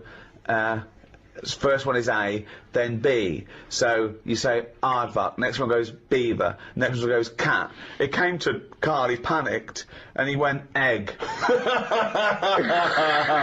And he was on egg. So you're sat there watching University Challenge, and on a good night, it's, you know, well-known jeweller Fabergé's, well-known for his jewel-encrusted egg. Humpty Dumpty is commonly pictured as a living egg. That's Sometimes great. it's I'm getting saying, extraordinary. if you keep saying the same thing, eventually, it's like a broken watch. Karl It's always Pilkington's head right, looks innit? like hay. Yeah. I've just got more chance of getting it right. Sure. But also, he told me when he plays University Challenge, he said he's given up ever trying to get an answer. So now he tries to guess who's going to answer the question. Another great game. Suzanne's roped in on. Unbelievable. How do you do with that? That's not. I'm normally all right on that. Normally, all right. There's got to be something else. There's watch. there's another evolution thing though. When you watch brainy people on that, or wearing glasses, Yeah. what does that tell you? We are reading too much. We're wearing the eyes out. And that you can't argue with that because the evidence is you there. can. Most people on University Challenge, which is a quiz show if people don't have that in the country. It's the brainiest quiz of all time, and to be honest, I don't know why they don't go on Who Wants to Be a Millionaire or something, because they'll get a better prize than what do they win on University Challenge? Because they'll be stitched up by a question of who's in Hollyoaks. It will be the yeah. But that's the snobbery it'll be, as well. It'll be what character does Andy Lincoln play in this life, and they won't get it, and you'll go egg, and you'll be correct. But that's the thing, isn't it? This snobbery on like braininess. The way that if you're a specialist in I don't know what something. Well, no, don't help him. Go on, finish. You've started a conversation. You're halfway through a sentence. You've got a point. Can't to bail make. out now. Okay, Say if you're a specialist in go on. Latin tattoos. Latin tattoos! don't know what that is. What Latin tattoos? I didn't know you wanted something so specific. So that's a tattoo you have on your arm with Cogito ergo sum underneath, or is it a Just tattoo? any sort. Well, it's the only reason Latin's still alive, isn't it? Right. Right. Tattooists. So you go on Mastermind, Yeah. and people will go, "Oh, he's clever, isn't he?" You got 40 correct in 60 seconds. Yeah. Now, if you go on and say any questions about Coronation Street between 1990 and 92, people go, "Oh, he's a bit of a knob," because there's a snobbery to education. Yes. Yes. There is. But a question is still a question, isn't it? Well, to a certain degree, although, yeah, that's fine. But there's no application to knowing who played Ena Sharples, whereas presumably there is something useful in. Well, not perhaps Latin tattoos, because No, not Latin none of us tattoos, understand no, exactly what no. that is. But if you have knowledge of astrophysics, obviously that's going to be, as Ricky says, it's going to take more application to become an expert on that than watching Coronation Street twice a week. But it's still information that you've had to learn. You've not learned it, have you? You've just sat down in front of the telly and it's just piped into your brain very directly and very easily and enjoyably. Let's say the people working on that microchip that one day you'll have in your brain, are they not doing something more interesting and valuable for society than the Coronation Street fella? No, because Coronation Street is that fella who knows a lot about it. At least he's enjoying his time watching that. well, I'm saying he's not enjoying it. So he's enjoying it, but you know, a brain in a jar can be enjoying it if it doesn't know it's a brain in a jar. Right. So what you asking me? But we were talking. Didn't seem a difficult point from what we were saying. What I mean is, Okay, one more go. What Right. do you mean? the chip in the brain isn't part of filling your head with stuff. The journey of filling it with that stuff. What do you mean? Whereas if you had a baby, the baby pops out, it cries a bit. They go, right, what do you want your baby to be interested in? And you say, I want it to be a plumber. You go, right, when it's 2, we're going to stick a plumber chip in its head. Right. Yeah. It's not right, is it? No. No. I don't know why you chose plumber either. Well, we still need plumbing. Yeah, I don't we? know we do, but It's odd that they would have chosen, but they've got such yeah. such kind of It's small what his ambitions for their his babies. granddad did, and they want the sort of the thing to go through the business. They own a plumbing business. They want the baby to carry on the business of the They plumbing. want a baby to be able to plumb. It goes on now where parents force the kids into riding horses, and you see the kid without the parents about, and you go, "Do you like horses?" And they go, "No, not really. We've been forced to get on a horse. Yeah. Can't stand them." Yeah. And people would go, "That's wrong. The kid should have the freedom to decide if he wants to get on a horse or not." That's right, yeah. Well, what about this chip in the head? But you've made this You've up. made the scenario They're up. not putting chips in babies' I heads. thought you said they were. No, what? When did I say that? No, Who said that? I think Steve's right, and I don't know, I haven't read it, but I imagine he's saying it's the next step in convenience with technology and an interface between a human and a research tool or fun. You know, computers went from being the size of a room to a thing you can wear on your watch. So the next step may be, you won't forget your palm top, you won't forget your iPod, you won't forget your laptop. It's in there, it's an interface. I know, but it makes us lazy. But you straight away thought that now that it went to some sort of weird laboratory where it's all white and there's just a doctor and everyone's in a silver suit, right? And they go, "We're removing the self. We're removing the self and putting in chip. You are now computer boy." Yeah, But I it's want to not. watch Coronation Street. Well, you won't in a few seconds. But I hate Coronation Street, me. Carl, it's not a question of. It's not that Google is now Carl. It looks like Carl, but it's just spouting, little pop-ups about offers you can buy and cheap holidays here and there. He's not the man I married. And things that put on Well, things one, right? like. Here's one that I read in the week, right? Go on. About this woman. Yeah. She was a bit of a punk, and to get her hair done like she wanted it, Super glue. right now, she got lard. Apparently, it's a popular thing. You might know. Put lard on your head, Yeah. and you put it in the oven. Now, apparently, the heat that you get from the oven is different from the sort of heat you get from an hairdryer, right? And she had to do that to get the style that she wanted. But anyway, she comes into money or whatever, treats herself to a microwave, right? It's not true. Opens the Carl. door, jams the things, like the little catch, so the microwave works. She jams it with a screwdriver or a knife or something. Yeah. Puts the microwave on, sticks her head in, boils her brain. Don't be ridiculous. Right? Well, why is that ridiculous? Boils her brain. She boiled her brain. She boiled her brain. And this is what's good about the internet. I went straight from that, and there was a subject about brains. And do you know that Russell Crowe, when he dies, is giving his brain to charity or something, some sort of some people who can do stuff with it. She gave hers to Pot Noodle. Vesta. Yeah. Oh, That's the boiling sort a of stuff. skull. Yeah. That's not true. It's no. not true, Carl.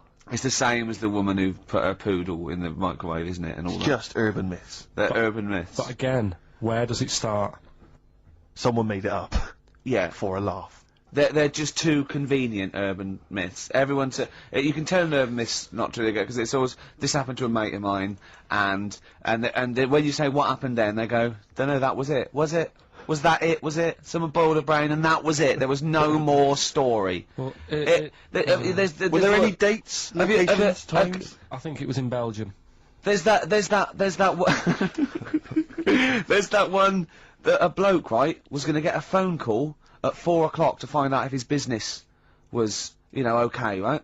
And if he didn't get the phone call, he knew he was broke, destitute. So dead on 4 o'clock, the phone didn't ring, so he went up to the roof of his office and he jumped off to commit suicide. And as he was passing his window, the phone was ringing. Oh, no. Karl, it didn't happen. Didn't happen. Think it through. Think it through. Who told that story? Who told that story? As he hit the pavement at 120 miles an hour. He's the only person who could have known that series of incidents. Also, why didn't And he he's wait? dead. As his life's at stake, why didn't he wait till 5 past? Actually, I'm gonna give it 5 minutes, just in Just in case the lines are busy. Yeah. And what sort of bloke goes out? I'll call you at 4, okay, if your business... Well, call me anyway. No. If I don't call exactly 4, then, no, you commit suicide. Commit suicide. I would, because if I don't call at 4, that's the end of it. Well, call me anyway. No, that's not the way I work. Why can't you just call me and tell me the other way? Well, I'm telling you how I do it. If you're bust, I don't call. Can't you just call to verify in case something goes wrong? What if it's engaged? It won't be engaged. Just commit suicide at 4, please. It didn't happen, Karl. The other one, right? A bloke, right? He's on a train station, and I'll tell you how I heard it. He's waiting for a cruise station, waiting for, and he shits himself. As you do. And so he goes, oh, my train's in 5 minutes, so he runs across to Millets and goes, quick, Levi's, 36. The bloke just puts it in a bag, he runs onto the train, he goes into the toilet, takes his, trousers and pants off. He's soiled. Yes. Throws them out of the window, I won't be needing those again. Cleans himself off, open the bags, it's a jacket! Oh. No, it didn't happen, Karl! At what point did he go into it and go, quick, Levi's 36, and the bloke went, sorry, Levi's 36, what, a pair? No, shall I wrap them? Them? It? Shall I wrap? Just wrap whatever it is. Do you want to look? No, I'm not looking when you're putting it in the bag, please. Right? Well, 36 wife stories, don't say anything. I've told you 36 Levi's, and put it in a bag and charge me for it. Yeah. I don't want to discuss it further. Yeah. There was one, Here we go. there was one about a woman whose husband died, and she had him cremated. Yeah. And made like a little egg timer out of him. Mm. And she said, I did that so it can still help around the kitchen. Well, that might be true. That might be a joke. That's quite sweet. That might be That true. was a true story, again. It was all No, not again, because the ones I just told weren't. Nor is the boiling the brains in a bag curry microwave. Head story, true. Yeah. They're too convenient. Will you be buried or cremated? What? Will you be buried or cremated? I don't know. Cremated. I imagine. Like you see. I don't know, it's out of my hands. Yeah, I haven't thought about I've it. not thought it through, and No, to be I don't honest. care either way. Have you heard the one So about... Sorry. I'm just worried that we're getting into a macabre world now of ashes, boiled heads. I think we should play some music, let people just calm down. Levi's. Just think about some of the urban myths they've maybe heard, assess them, maybe they are absolute bollocks, Yeah. and they can move on from it. Well, Yeah. it's just that the death thing, right? Yeah. There was an argument on there about, do you know that Twilight Zone or whatever it was, Tales of the Unexpected? Oh, yeah. Where the woman got buried alive. Yeah. They were saying how, like, years ago, they'd bury people thinking they're dead, Yeah. and they've recently, like, dug coffins up, and then the people who were in the coffin weren't dead, they might have just been, like, in some sort of deep sleep or whatever. Catatonic. And they've lifted the lid off, Yeah. and there's scratch marks Yeah. on the thing, Yeah. and that's pretty scary. And Makes you think. I mean, I hope they check these days. That's all. I'd like to play a beautiful song now by Cat Stevens called Lillywhite. It's lovely. A song for the lovers room? Yeah. Cooper Temple Clause there. Who needs enemies on XFM 104.9? Well, it's competition time. If you want that celebrity endorsed bag from the BAFTAs, Jane had a good idea. Go on. She thinks we should revive sort of Swap Shop because a I love competition. Swap Shop, I think it's a great game. It's great. It was great, right? But a competition or just saying why you need it, right? This way, you know, it's how much you can give, and I think it should be right. What will endorse Karl's life? a theme of the season, I suppose. We're ending a season now of this show, aren't we? And one of the big themes is really develop Karl, enhance Karl. Rejuvenate him in some way. What do you think Karl would want? Have you got something he'd love? It can be battling tops, you know, and you've got to say why he'd love your old battling tops. It can be a book. Sorry, what's a battling top? Was this something you used to take to school, like, with your hoop and stick? No, it was a little and your game. baked potato? It was in the wrist action. And Go on. it was like little tops, right? You'd have 4 players, right? You'd wind it around like with cotton, right? And hold a little, I'm getting excited thinking about it. I don't know what you're talking about. No, I know, I'm getting overexcited. It was just battling Was tops. this something like... And you pull it, yeah, I've had and it one. goes mad. Don't yeah. send one of them. I've had one. Don't give any clues. It can be some educational, it can be some personal to you that you think you might enhance. So, the competition is, basically, if you want that bag... So let's just explain what the bag is. It's one of these sort of cardboard giveaway bags that we got at the BAFTAs. It's got a nice big picture of the BAFTA logo. We got it signed by Graham Norton, Angus Dayton, Alan Davis, Jamie Theakston, Paul Whitehouse, Helen Baxendale, Steve, Phil Mitchell, McFadden, Simon Pegg, Steve Wright, obviously the 3 of us. And, you know, it's just a nice little sort of, you know, if you like kind of autographs, or if you're an autograph hunter or whatever else, or you just like the bag. Or you like the show, You know, or you then, want a little piece of Karl. a Or you little want bit to of history. give Karl something, a bit of yourself, or Exactly. to enhance his life. So let's get it really. straight. So it's something that you have. It doesn't have to be very expensive. It doesn't have to No. be necessarily a worthy thing. It could be mean, something you've made. Karl has to go, I want that. Something that enhances Karl's life in some way. Something that will make his life a little bit more special, a little bit better. Yeah. And this is a write or email only. We don't want your phone calls on this because we're just too So lazy. what can make Karl's life a little bit more special? And we'll give it away next week. So you've got a week to email or write in with your suggestions about what it is that you'd want to swap for this this celebrity band. Is it karl@xfm.co.uk? Yeah. Or you can write XFM, PO Box 1049, London, WC2, H7XX. Yeah. Give them out again, Rick. Sorry, you ought to maybe mention something like, you know, Gervais bag. Oh, I think Karl Swap Shop. Karl Swap Shop. Or, Well, let's not confuse it. well, it's just good to have a good name. Okay. What are you thinking? Is this going to take as long Is as this the thinking on golfing radio puns? again? Is this thinking on radio again? Alright, we'll just do So, that. hang on, it can't just be Karl@XFM. Is it not Karl.Pilkington? Yeah, with a K. Syntax, Friday, XFM 104.9, Ricky Gervais, Steve Merchant, Karl Pilkington. Right, get off. Right, what you got next? Right, well, running a bit late with this, but it's time for, Do We Need 'Em? We're looking into what I'm really animals- worried about this because everyone's getting that last clue wrong. I reckon it's so rubbish that even your mental fans can't work it out. Yeah, it's a tough one, but Give that final Rockbusters clue again. the Jamaican fella had to have some aspirin. Why is that?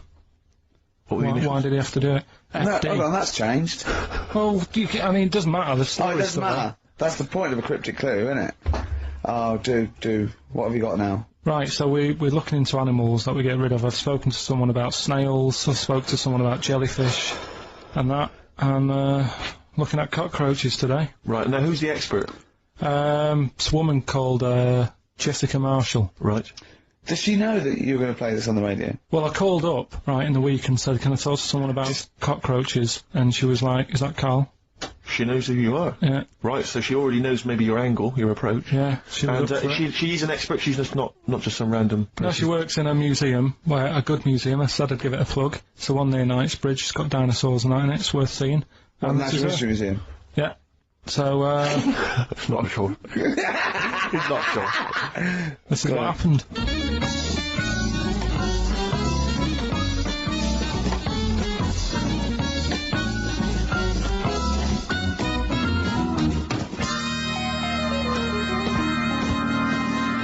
Now, what I'll do, I'll tell you as much as I know, and then you can fill me in if I'm right or wrong.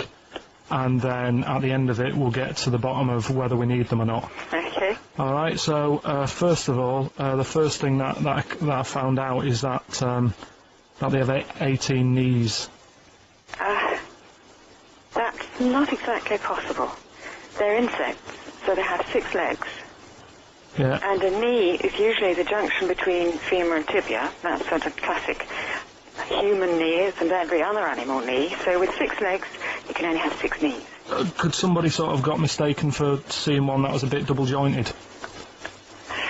Cover I think tracks. you're grasping at straws or something. All right. Well, we might have to come back to that one then. Okay. They can hold the breath for 40 minutes.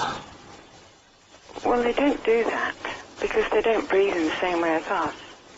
They breathe through little spiracles holes down the side of the body, so, no, they're not a very apt simile because the method of breathing is so different. What do you mean? Because insects have a totally different system. They don't have lungs in the way that we do and just breathing through one part of the body. They're actually breathing through every segment of the body all of the time. So even though they've got their mouth shut, they might be able to Their mouths slide. have nothing to do with breathing. So Only just, feeding.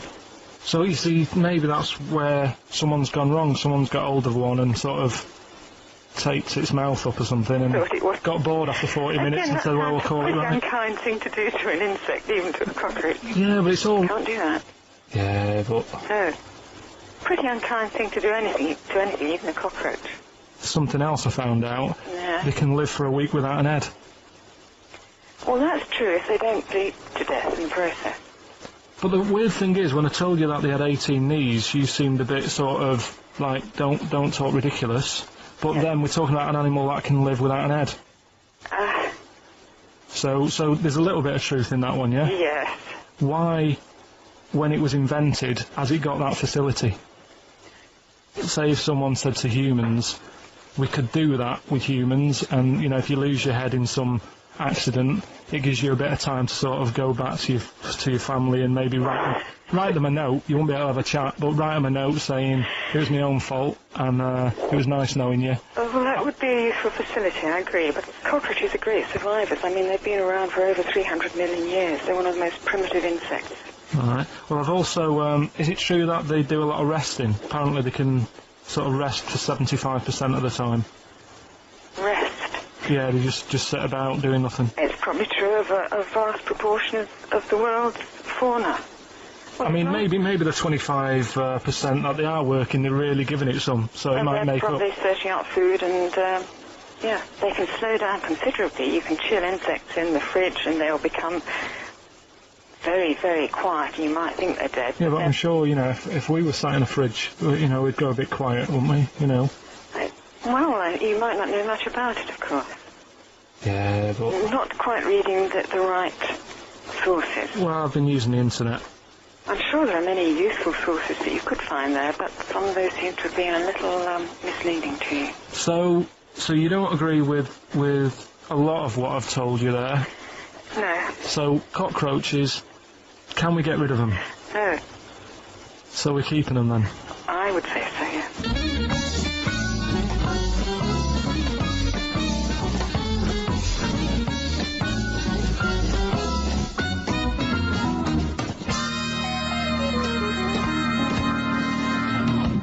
I think we should get her on more often because she sounds like she'd be a bit of an ally, really.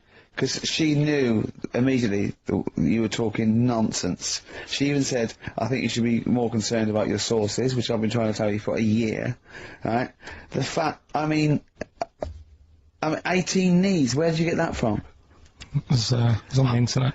They can hold their breath for 40 minutes. I mean, I don't know what you read and take on. Mad world, don't it?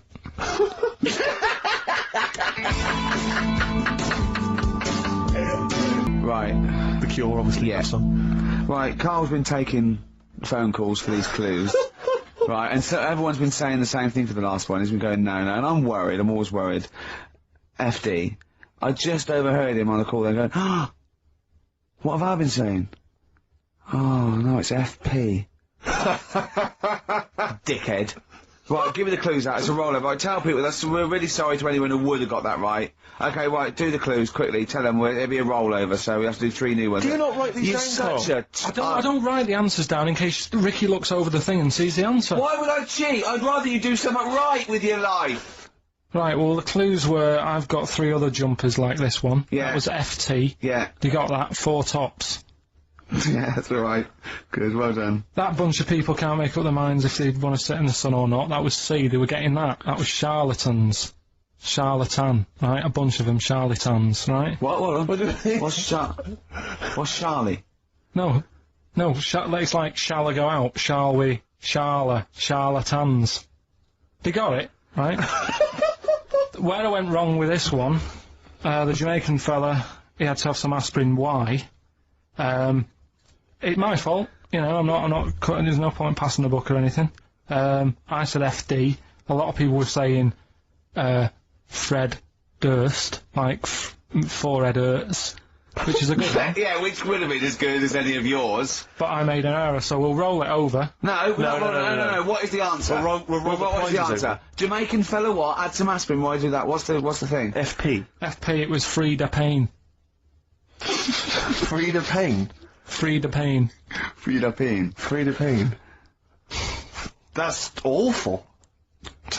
Karl, Frida- you've got to write these down next week. No, this is I'm right. sorry, You I- are. You're the producer. I know, but I've had a busy week, haven't I? Doing That's stuff not with an the- excuse. That isn't an excuse. Our excuse is we don't care. Yeah. You do put the care. work in and then make a mistake. Yeah. I mean, it's better not to try than try your hardest and be rubbish. Do you see what the point? We don't care. But you've got standards. Yeah, and you're not meeting them. Think of that. You're not even reaching your standards. God. Right, well, that's that, I guess. Well, the prizes will be giving those away next week. Bollocks again. And, Just completely. song for the ladies to end the show with. It's from Nick Cave's new album, Nocturama. This is a track called He Wants You. Back next week. Remember, Frida Payne. We get on to, I said, well, things that are, I said, we can see the speed of evolution in lower life forms like bacteria, viruses, they evolved, and that's why, soon we won't have an antibiotic that can kill some certain bacterial strains. And he said, and this was about, 11:30, and I said, I'm going to bed, right? He said, in the future, they reckon that you'll be able to wake up and eat a yogurt you can have a chat with. I don't know what that means. Let's put a song on, right? And we'll come back to it. So you're going to explain that? Yeah. You've got an explanation? He said, they reckon, and I said, I'm going to bed. He went, no, really? I said, no, I'm going to bed, Karl. There's no point now, because I mean, it's just like you're talking gobbledygook. You know what I mean? I might as well talk to a pot plant. Yeah. He said, in the future, they reckon, I don't know who they are. Sure. I don't know, people who post things on the internet that he reads, I think. The Telegraph. Anyway, complete the sentence. They reckon that in the future you'll be able to wake up. I love it. There's always a little scenario, an embellishment, like this little. Oh, hello, darling. It's your yogurt. Hello. You'll be able to wake up and eat a yogurt you can have a chat with. All right. Well, thanks for that, Rick. I'm looking at you. I'm going to throw that over to Karl. Right, it's when I was away on holiday, right? I got, I don't normally buy the Telegraph, because it's too big and that, isn't it? So, but, they were giving it away for free on the plane, so I thought, Ding dong. might as well have it. And I saw a couple of things in it, and I thought that would be interesting. I saw this thing about the future, and it was talking about evolution and what have you, right, which I always find weird, because I always think that maybe we've sort of done it wrong anyway. Do you know what I mean? I sometimes think... You can't evolve, by definition, evolution can't get things wrong. Things change, that it's not successful, it can't pass on its genetic material, or but if you're around, it's working. If you're around, it's working. Slugs are as evolved as they need to be. Slugs are as evolved as you and Well, me. that's true enough. No, yeah. No disrespect, but it works. It works. Sorry, they're but around. anyway, what's your point, Karl? No, I mean, I think we probably would have been better off staying as a fish. Just because there's more water than land, isn't there? Right. And you wouldn't drown. This is why I went to bed. No, I'm thinking of dozing off now. No, but do you know what I mean? From what was it? It was bacteria, it was fish, mermaid, man, onwards and what have you. So anyway. Oh God! No, There are a few knowledge gaps in your theory of evolution. All right, You generally got it right, though, so But I mean, basically, yeah, it went bacteria, fish, mermaid, man. What next is the big question. So it was telling you all about this and what have you, and saying how, like, we shouldn't have interfered, because maybe if we wouldn't have invented planes and what have you, maybe we'd be able to fly and what have you if we really needed to and stuff like that. Okay. So we've interfered with evolution, you see. Right. But then it was saying, well, what's the future got? Well, yes, in one way we have interfered with evolution. Yeah, the evolution of the human being in society is changing. It's no longer based on the strongest or the fittest, because medical science can keep us alive long enough. People can pass on their genetic material where without this civilization they wouldn't have been able to. So yeah, there are different parameters, there are different pressures, there are different things that say whether we're going to pass on our genetic material or not. Okay, so in that sense you're right. And that, Rick, as far as I'm aware, has led to a yoghurt that you can eat and have a conversation with. So this is what it was saying. It was just saying, you know, we're living in mad times and that. You know, there's a lot of weird stuff going on. One of which is... Go on. And the fellow was just saying, you know, with computers and stuff like that, the way it is, we'll be able to wake up, Go on. have a chat with your yogurt, and have something to eat. What do you mean, have a chat with your yoghurt? Because of the amount of, I mean, you have them yogurts already, those friendly yogurts, those bacteria-friendly ones, so this is just a really friendly one. Yeah, they don't Oh God! I might burst! Do you know what, sometimes, Carl, I think that we're having a chat with a yoghurt. Do you know what I mean? There can't be any difference. Yeah, but then I'm always reminded that would be more entertaining. Just a good example, really, of how things can change. At some point, their relationship was all rosy, and then it all changes. I mean, we're all being tested at the minute, aren't we, really? With this virus thing going around, stuck at home with your partner. I've been alright. We've had the odd day. Me and Suzanne had an argument the other day about who had the biggest head. I don't want to go into full details, but of who had the bigger head. But it got to the point of getting out a tape measure and measuring the circumference. And it just all happened because I ordered a cap that stated that one size fits all, and it fucking doesn't. I just wish they'd sort that out, because now I've got to fanny about and send it back. One size fits all. Annoys me. But then again, I suppose that's what life's about, innit? Getting annoyed, being happy, being worried. Well, that's a lot, innit? Being scared. That's living. I do like a good moan. And I do like a worry, in a way, for a little bit. It's a bit of a pastime, keeps your brain active. I always remember a few years back, I used to think about death a lot. You know, we all sort of come into the world in the same way, don't we? But the way you go out, you don't know.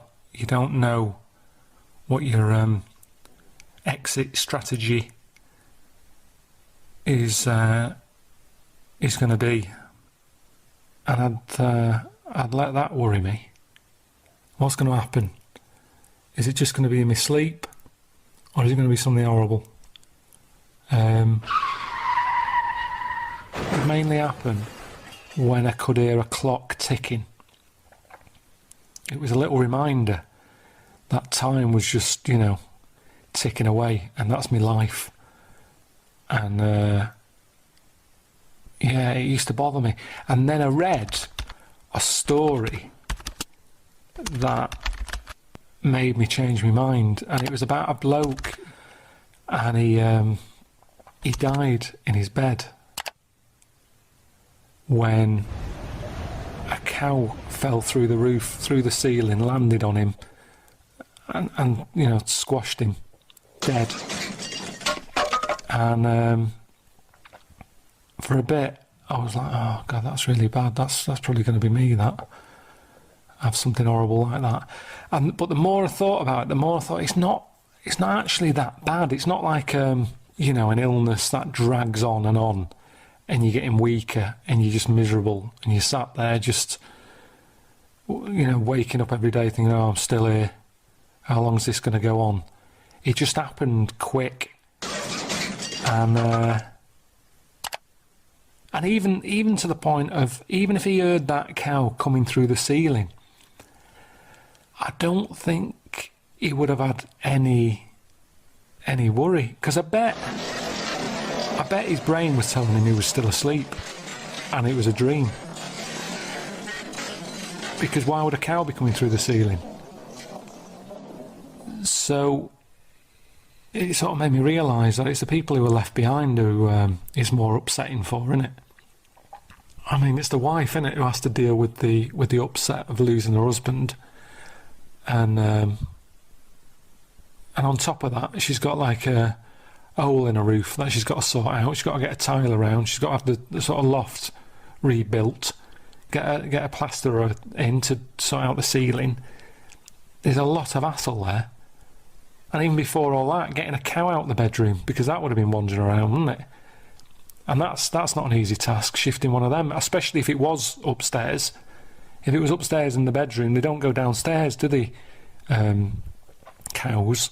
There's something about the legs. I think they can go upstairs, but they can't walk down. So all that hassle, he's no idea. He's gone by this point. She's got all this shit to deal with, and that's. It was after reading that story that I realised that, you know, it's pointless worrying about when and where you're going to die, because you'll never know. But all I did was I moved the worry. I've talked before about the worry hole, and you've got a space in your head that you've got to fill with worry. So I went from worrying about how I was going to die and where I was going to die to just worrying that Suzanne will die before me, which I wouldn't want. Because at the end of the day, death is more of a ball ache for the people who are left behind, which will definitely be the case for Suzanne, because she's got to try and find a coffin that will fit my big fat head in it. So that'll serve her right for taking the piss. A little bit of karma. X-Wade there. Indeed. I think their second or third single. Brilliant. All the way back. 10 years ago. Absolutely. You know what I mean? Metal Mickey. On XFM 104.9. Was it 10 years ago? Must have been, mustn't it? Wow. I think, was Dramas 91? I think so. Drums. Yeah. Go on. Right. Go on then, Karl. Second one then.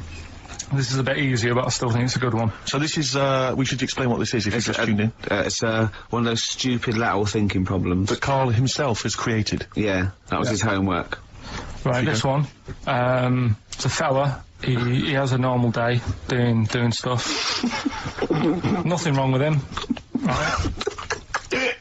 And It's the twist in the tale. It's just like Tales of the Unexpected. Just a normal day, nothing wrong with him. Hold on, though, he's got the legs of a fish. Go on. So, that's what he's been hiding, his legs. so Go on. he does his The normal, legs of a fish.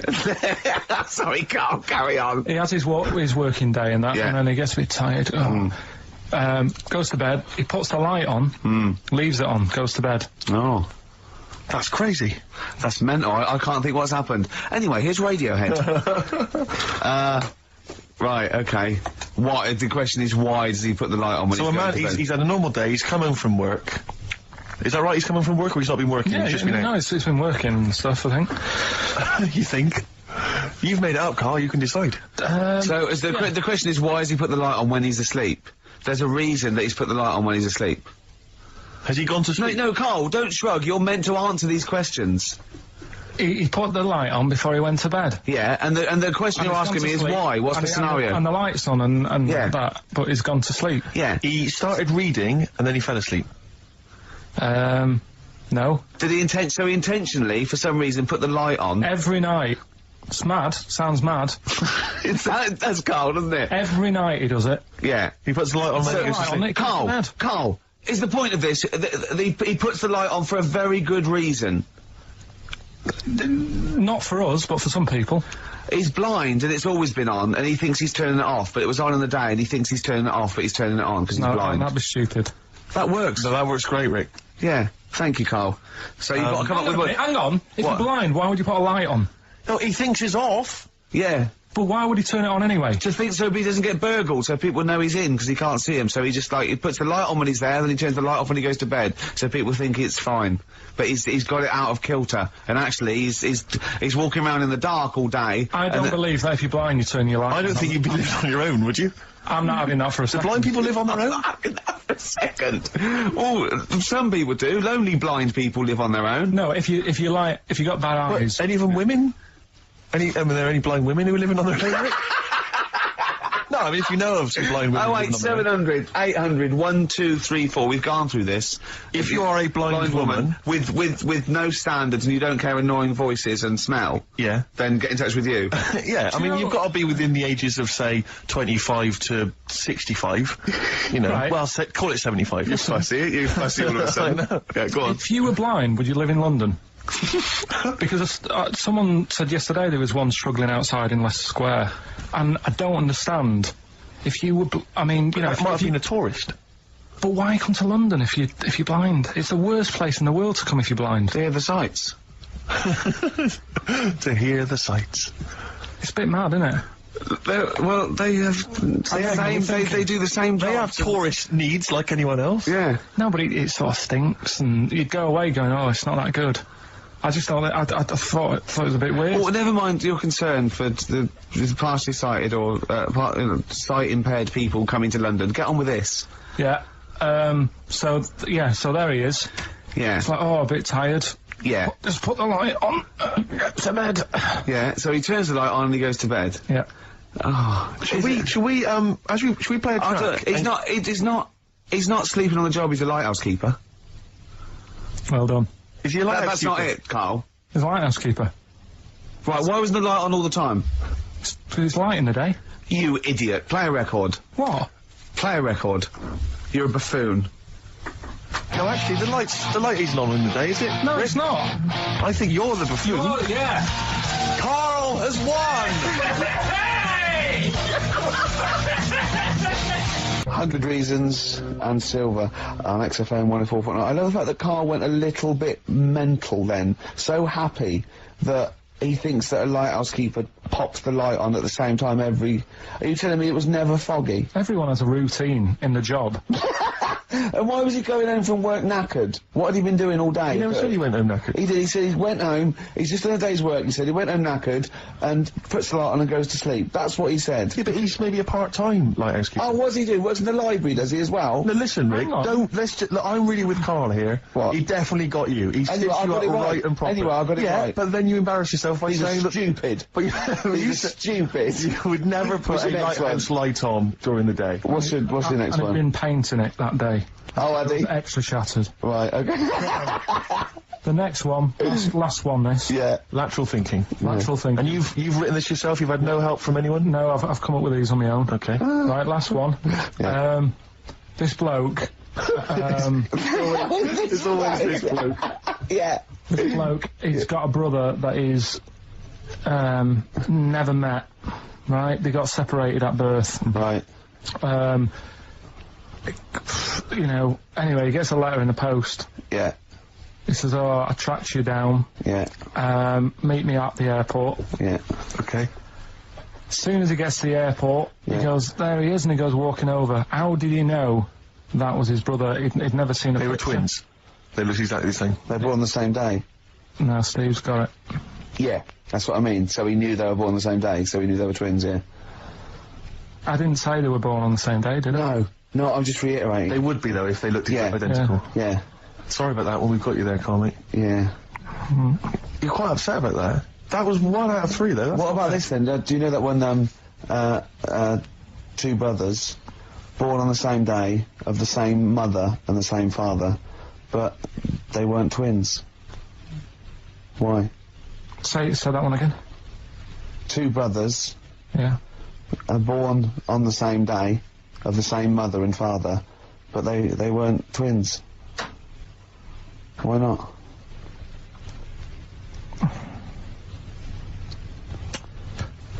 This is good radio. You see, the problem is, I heard you saying to Steve, I'm going to do that one about the shark in the pool, so I'm trying to think. This has nothing to do with that one, though, is it? Clearly. Give him the answer, Rick. The answer is they were two of triplets. Right. I had another brother. So do you want to hear the one about the shark in the Yeah, go swimming on. pool? Yeah. Okay. A bloke, just in his swimming trunks, walks into a swimming pool full of man-eating sharks. He walks around for a bit and slowly gets out the other side, and he's not bitten or anything. Why not? Because they'd already eaten. No, they're starving hungry. he walked through the water. Yeah. He wasn't like a bridge. No, he actually was in the water, soaking wet, the sharks. He had like a metal suit on. No, naked apart from his swimming trunks. There were real sharks. Real sharks. Swimming about. They Swimming sharks, man eating the hungry, They yeah. were really hungry. Yeah. This fella gets into the same pool. Yeah, It's the same pool. exactly. He walks right, he gets in the steps, Yeah. he walks down, he walks Yeah, across. yeah, He's in the water. Yeah. Up to his neck. yeah, And the sharks are near him. yeah, they're attacking him. They're attacking him. They're actually attacking him. But he still gets out, okay. Yeah, walks out the other side. And hasn't got a mark on him. I don't know. Go on, Rick, what's the answer? Yeah, I was lying about the sharks. There weren't any sharks I there. was lying about the sharks, completely lying, just made up. Just an empty pool. That's just stupid. That's our point! They're rubbish. Oh dear. Oh. Oh dear. Rubbish. His face! He's so offended. Oh, offended and confused. Come on, play a song. No, go on then. Good Fortune, PJ Harvey on XFM 104.9 on Ricky Gervais, obviously, Steve, Karl. I've got a real one for you. This is a logic question, not a stupid one. Just very quickly. Go on. 10 black balls in a bag and 10 white balls in a bag. Yeah. How many balls do you have to pull out to ensure you've got a pair of the same colour? Well, what's stopping you putting your hand in and pulling out? Jesus. For Because I asked for the minimum number. So how many do you have to pull out to ensure you've got a pair? That doesn't say all of them, that'll Right, ensure it. no, What's the minimum number you have to pull out? 11, because if the Why do you need 11? What?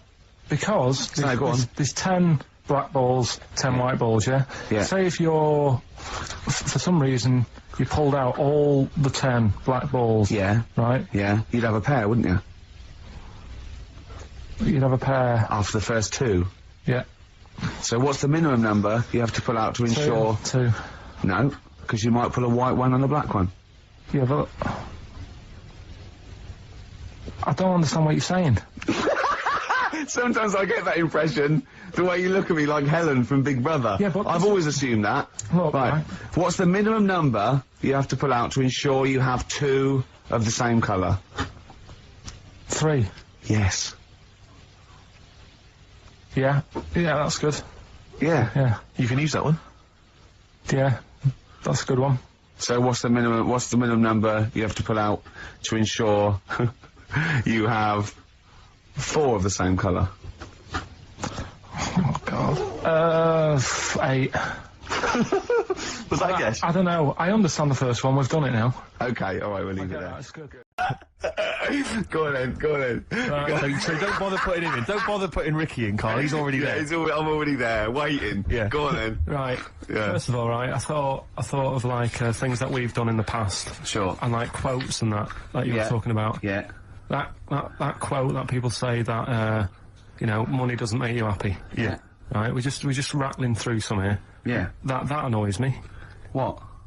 Well, the quote, money doesn't make you happy. Yeah, because it Why? does. It clearly does.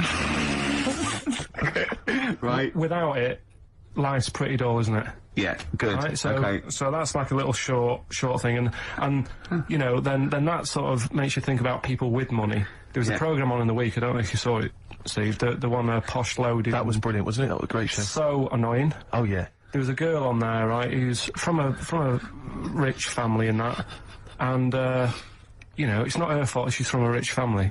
No. It's like how posh people annoy people. That doesn't annoy me because the way I sound is because of where I'm brought up and that. Yeah. And at the end of the day, if you sound posh, you sound posh. It's, it doesn't change you as a person or whatever. Yeah, that's quite But this true. girl, right? Did you see it, Steve? I did. You didn't see it, did you, didn't, Ricky? no. Right? This girl goes shopping. She buys like 4 t-shirts and a crappy little handbag. Yeah. Spends about 1,300 quid, and she's just wasting it. Going, the woman's saying, "Oh, you'll love these. They're really in fashion." She said, "Oh, whatever. I'll probably only wear them once anyway." And it's just that sort of thing annoys me. Yeah. People with money, who have grafted for it, are good, but like, people who just get money given to them from the rich parents trying to make the world. There was another point, right, where she's in a shoe shop.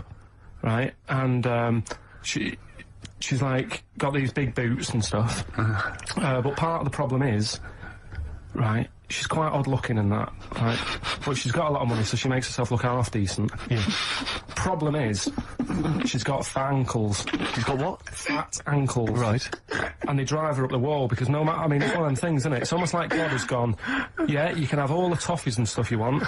You can have, like, your nice T-shirts. But at the end of the day, love, you're stuck with these ankles. And you can see this. I love the idea of God saying, right, you can have all the toffees you want. Yeah. And you have nice handbags and that, but you're stuck with these ankles. Oh, God. And I really wanted to get a job in that shoe shop where she was going in, blowing her dad's money, and she was calling up her dad saying, oh, Daddy, is it all right if, you know, I'm just out shopping, I've just bought some shoes that have cost like $1,000, and I really wanted a job in that shoe shop, just so I could sit there, and when she comes in, you go, oh, hello, love, whatever her name is, lovely to see you here again.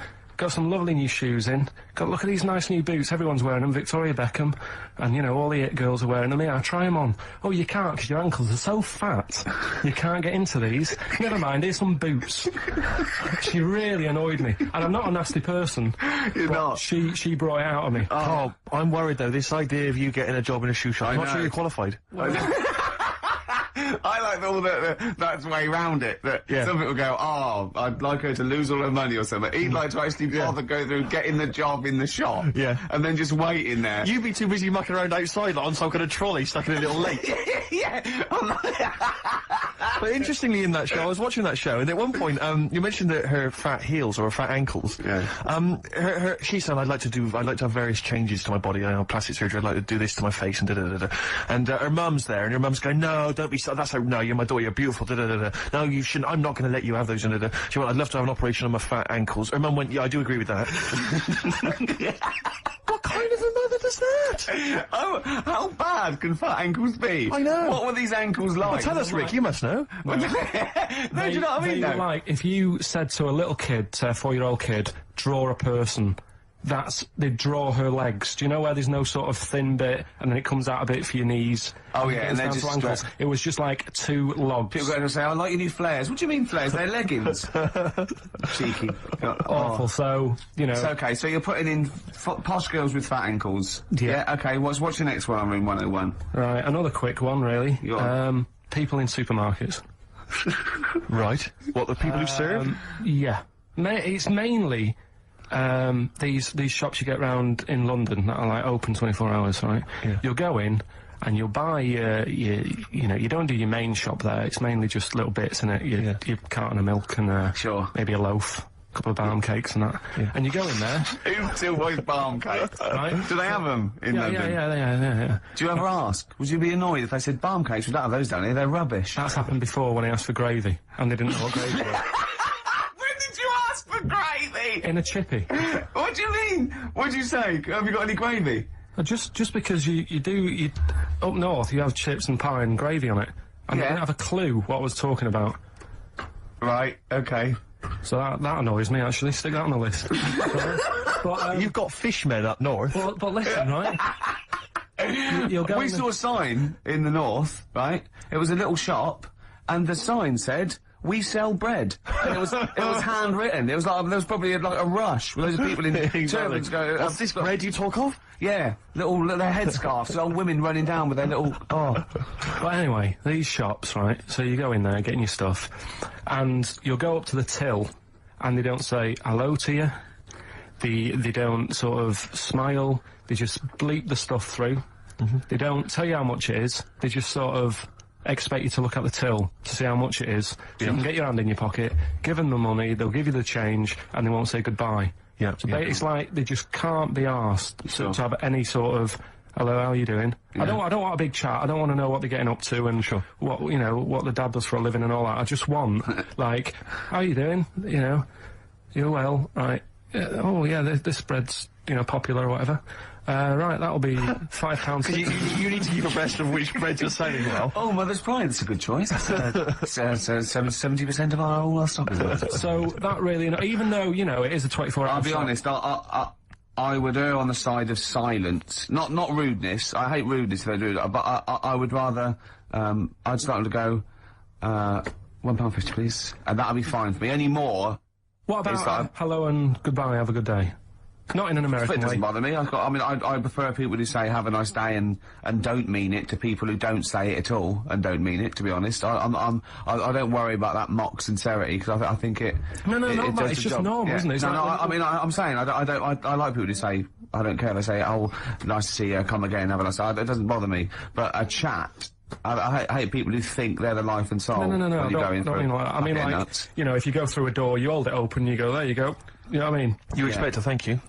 Yeah, that's all. Yeah, and also when do you come in at like a narrow walkway and you're both walking there, and I stop or get out of the way, and they tut, like I should have. I want to go. Hold on, look, we're both in the same boat here. Yeah. Why is it me? That annoys me. Where people Oh, think tutting when they're in the wrong. They own the street, or if two people aren't looking where they're going, it's one person's fault. That really annoys me. Yeah. So that's it really. I mean, I know the 24-hour shops and they're knackered and stuff, but politeness, just to say, Well, it costs nothing, does it? no. So those are your little quick ones, then we get on to your big the three, big don't we? ones. The big one. Yeah, Should we if you play a want. record and come back to that? I know what you want. I'm talking to Karl Pilkington on room 101 on XFM 104.9. Yeah. We were shouting at you then. How loud are those headphones? Pretty loud, but I'm always wearing headphones, so... Yeah, it's but look what I'm doing. This is an old radio trick. You put one earphone over your ear and the other one off so you can hear people in the room. Hives on XFM what do you want? 104.9. What did you want to say? Doesn't matter, Karl. It does. The point is, it could have been important. It could have been a fire, Yeah, anything. when we shout anything, you jump. Yeah. Do you know what I mean? Come on, Karl. Get with the programme, all right?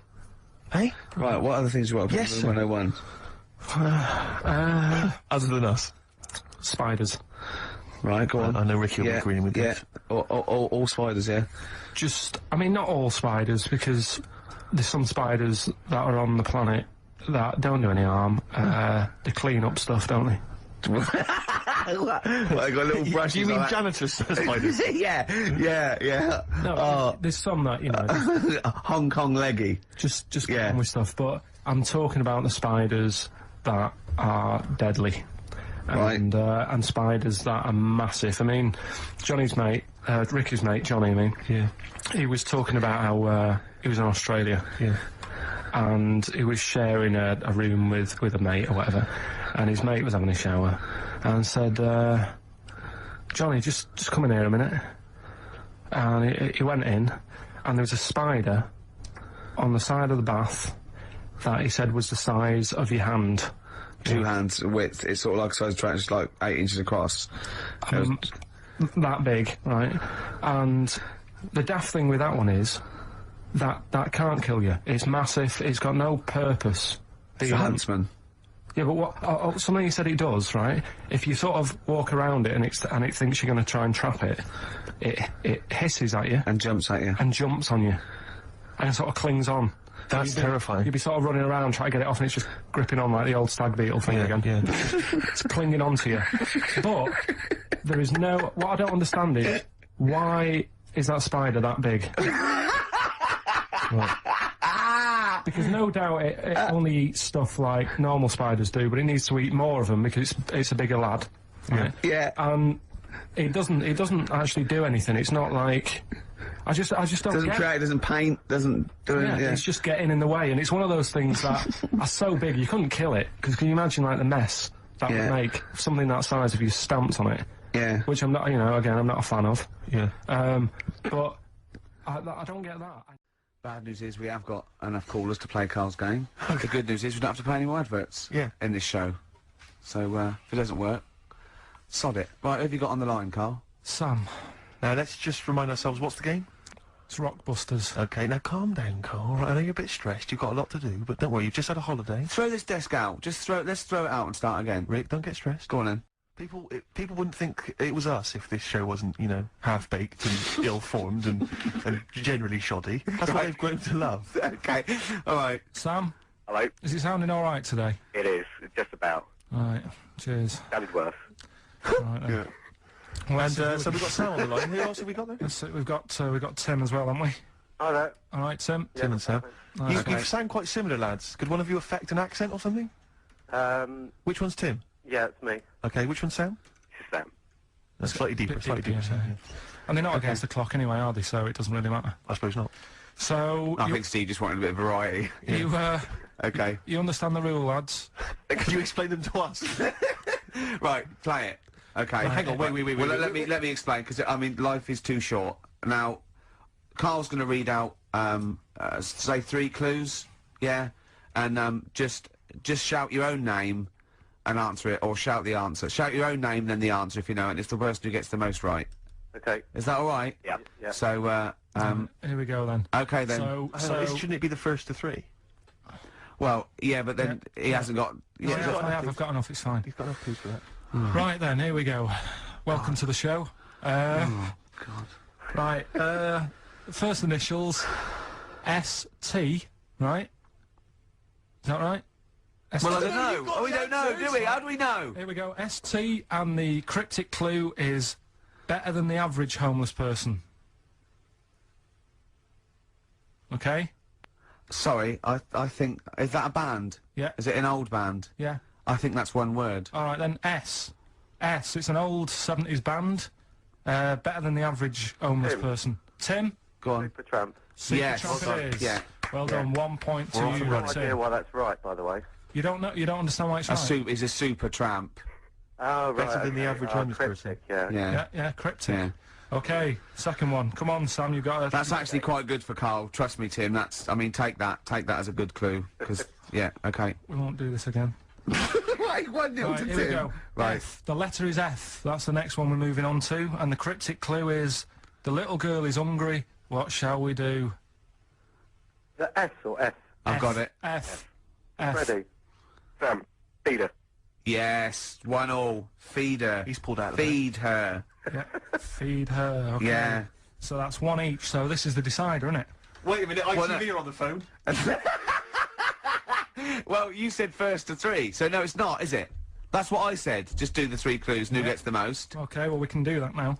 So, here we go. I love this. This is rubbish. Go on. So, here's the last one. The initials are AK, right? And the cryptic clue is exploding pet. Shout out your name if you know it. Last orders at the bar, please. Last orders at the bar. Exploding pet. AK. You're tuned to XFM 104.9, Carl Pilkington's quiz, Rockbusters. The format is still available. The highest bidder, please give us a call, or you can email ricky.gervais@xfm.co.uk. Is it a band or a singer? I'll give you a bit more of a clue. It's a pop band.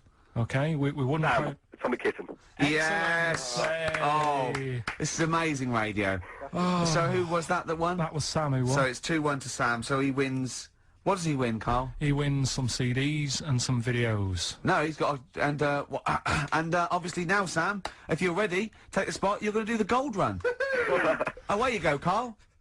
I haven't got any more. You're a fool. Right, stay on the line. We're giving both some presents. Play a record for. This is the moment we've all been looking forward to. Go on. Do you want to tease him with the prizes? No. Not really, because they might not bother phoning in. Or it's not a phone, or is it? It's an email. All right. Okay, well, a quick reminder then, we've got to the office. I don't want people to think that we'll just keep plugging the office DVD. We've got nothing else to give away. No one gives anything away. No, Those that's just why. hanging around in Carl's little room. Did you get a guy from HMV just to did you get a guy just nick these from HMV and carry The them out? beard and the ponytail. Was that the Yeah. story? So we got the Office DVD, obviously. We got the remix, XFM's remix album, Volume 2. That's sort of remixes of various tunes. Quite a good little compilation album here. One of those kind of the best Coldplay, Travis, Oasis, blah blah blah blah blah albums in the world Excellent. ever. And Let's play some of them, 'cause there's nothing in the library. exactly. Have a look on there. See what 4 you fancy. Alanis Morissette, 9 Catatonia. I just counted, didn't that? But the big one, the big star prize that you're all playing for is, of course, the DVD widescreen version of Children of the Corn, Stephen King's horror film. Lest we forget, it's got Peter Horton as the star. so look forward to that. We're going to give Shadow away separately, are we? We're going to do that separately? Yeah. We'll give away the DJ Shadow tickets at a separate. Right, so we're playing for those DVDs and CDs, and what And we're it's an going to email do... competition. Don't bother phoning in. Email, yeah, the phone lines are lighting up a bit, so put the phone down, get the computer started up, Yep. and it's ricky.gervais@xfm.co.uk if you know the answers to these, right? And the way it works, we did it last week, but if you didn't hear it, I'll give you some initials and like a bit of a cryptic clue. So, and you work out who the band is or the artist, right? It's always a band or an artist. It's not any TV programs and that. So, say like last week we had S, didn't we? And it was better than the average homeless person, and that was Supertramp. right? So it's not always XFM music, it can be anything. And there's 3 of them. They've got to get all 3 of them. You've got to get all 3 and email in. How long this intro so far has taken. Yeah, but here we go then, right? First initials, LR.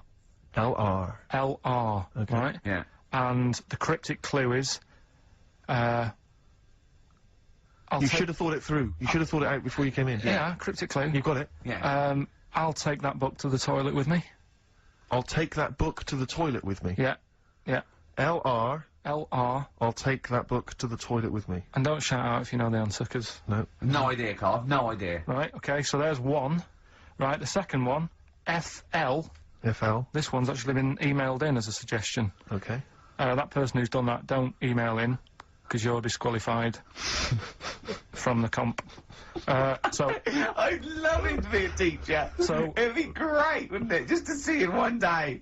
Can't we do that? Can't we get you a placement somewhere for you to teach history to sort of like, 14-year-olds? I think science, Rick. Science would be good, yeah. Right. I'll tell you what. Go on. You got a lot of... just quickly, for me, Carl, explain, say, what can we get him to explain that everyone learns, the kid, science?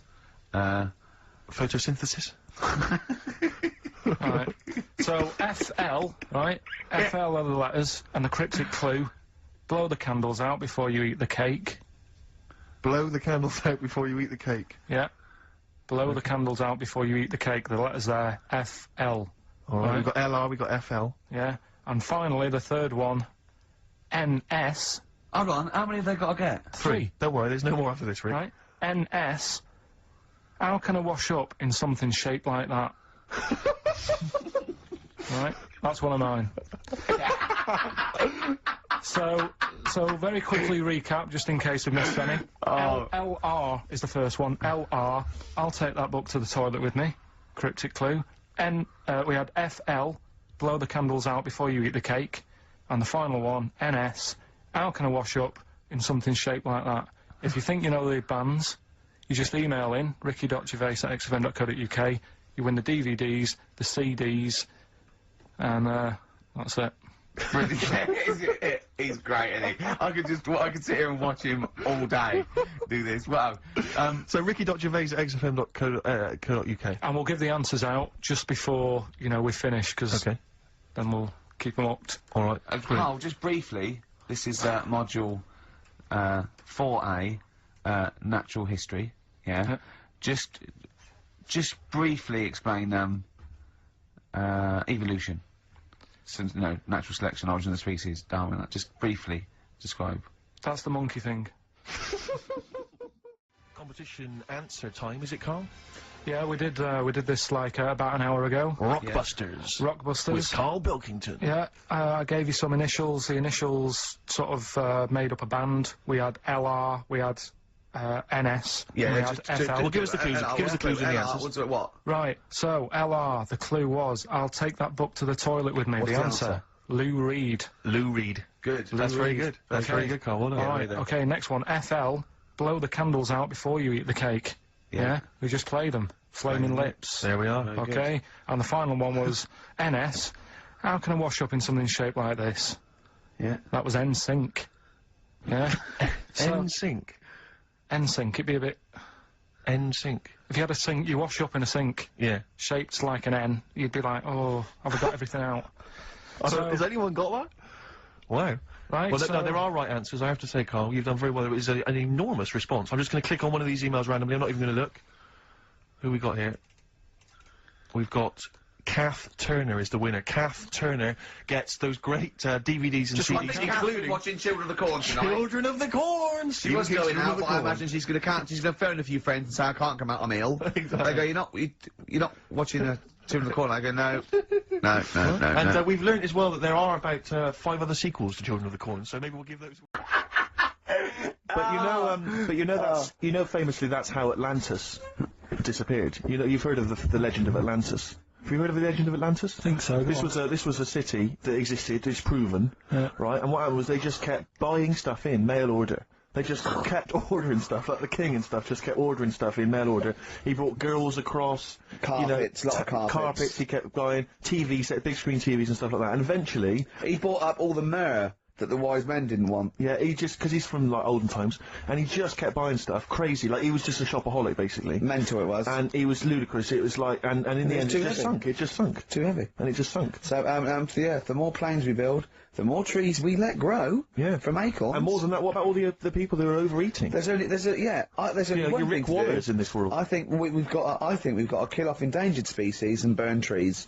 That's the only way the Earth can survive. You mental. Right, what are you doing? Right. Okay, look, quick query for you. This is from Jay. He's got a problem here. He says, my parents won't let me ditch my studies. He's currently reading modern languages at London University. Sure. He wants to follow his dream, but his parents won't let him, of being a dancer. Carl. Worse than that, he says that they're trying to arrange a marriage to a bunch of minging daughters of people they know from good families. He doesn't know what to do, so he's got the arranged marriage coming along, and he's also got, he basically wants to be a dancer. His parents are forcing him into something more Well, the practical. first thing, right, I don't think Live your dreams? the arranged marriage thing is such a bad idea. Okay. Because I think too many people go on looks, Right. and then you soon get bored of that, and you find out the person who you're knocking about with is actually not your type. Right. Why don't you arrange marriages for people?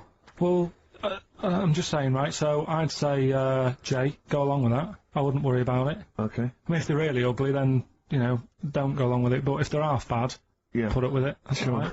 The dancing, Brilliant. right, That's that solved. Brilliant. I wanted to be a dancer.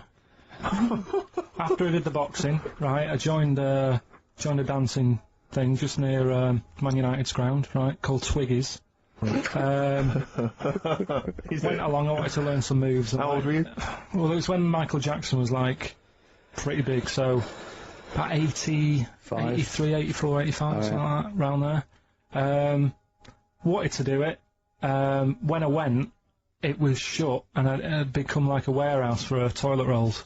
So in a way, I wonder what would have happened. Sorry, how is that an anecdote about you going through dancing? You've told me before, you did boxing for a while, and you did dancing for a while. You had a true fight in the boxing, you didn't even get in the that's not an imagine if that was a film! This is a boy's dreams of becoming a dancer.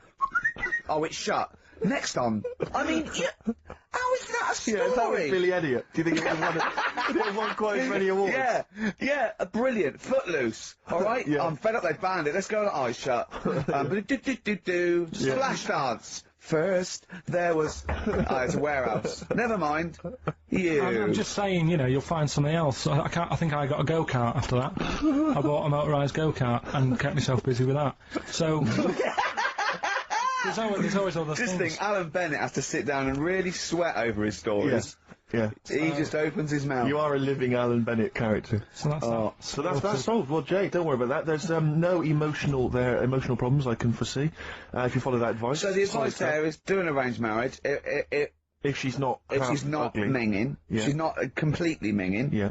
And don't worry about dancing. Get a go-kart. Cheers. Great. Keep your problems coming in. Truth Rest Your Head by Gene on XFM 104.9. Ricky Gervais, Steve Merchant, Karl Pilkington. While I was with Karl in that restaurant, while I was giving him the problems, the old fellow with Viagra and the two fellas making love in the cubicle, we came up with a new idea because he's dumping. Do we need him? As I say, he thinks the scientists have got together, they're never going to wipe out a limpet or a slug.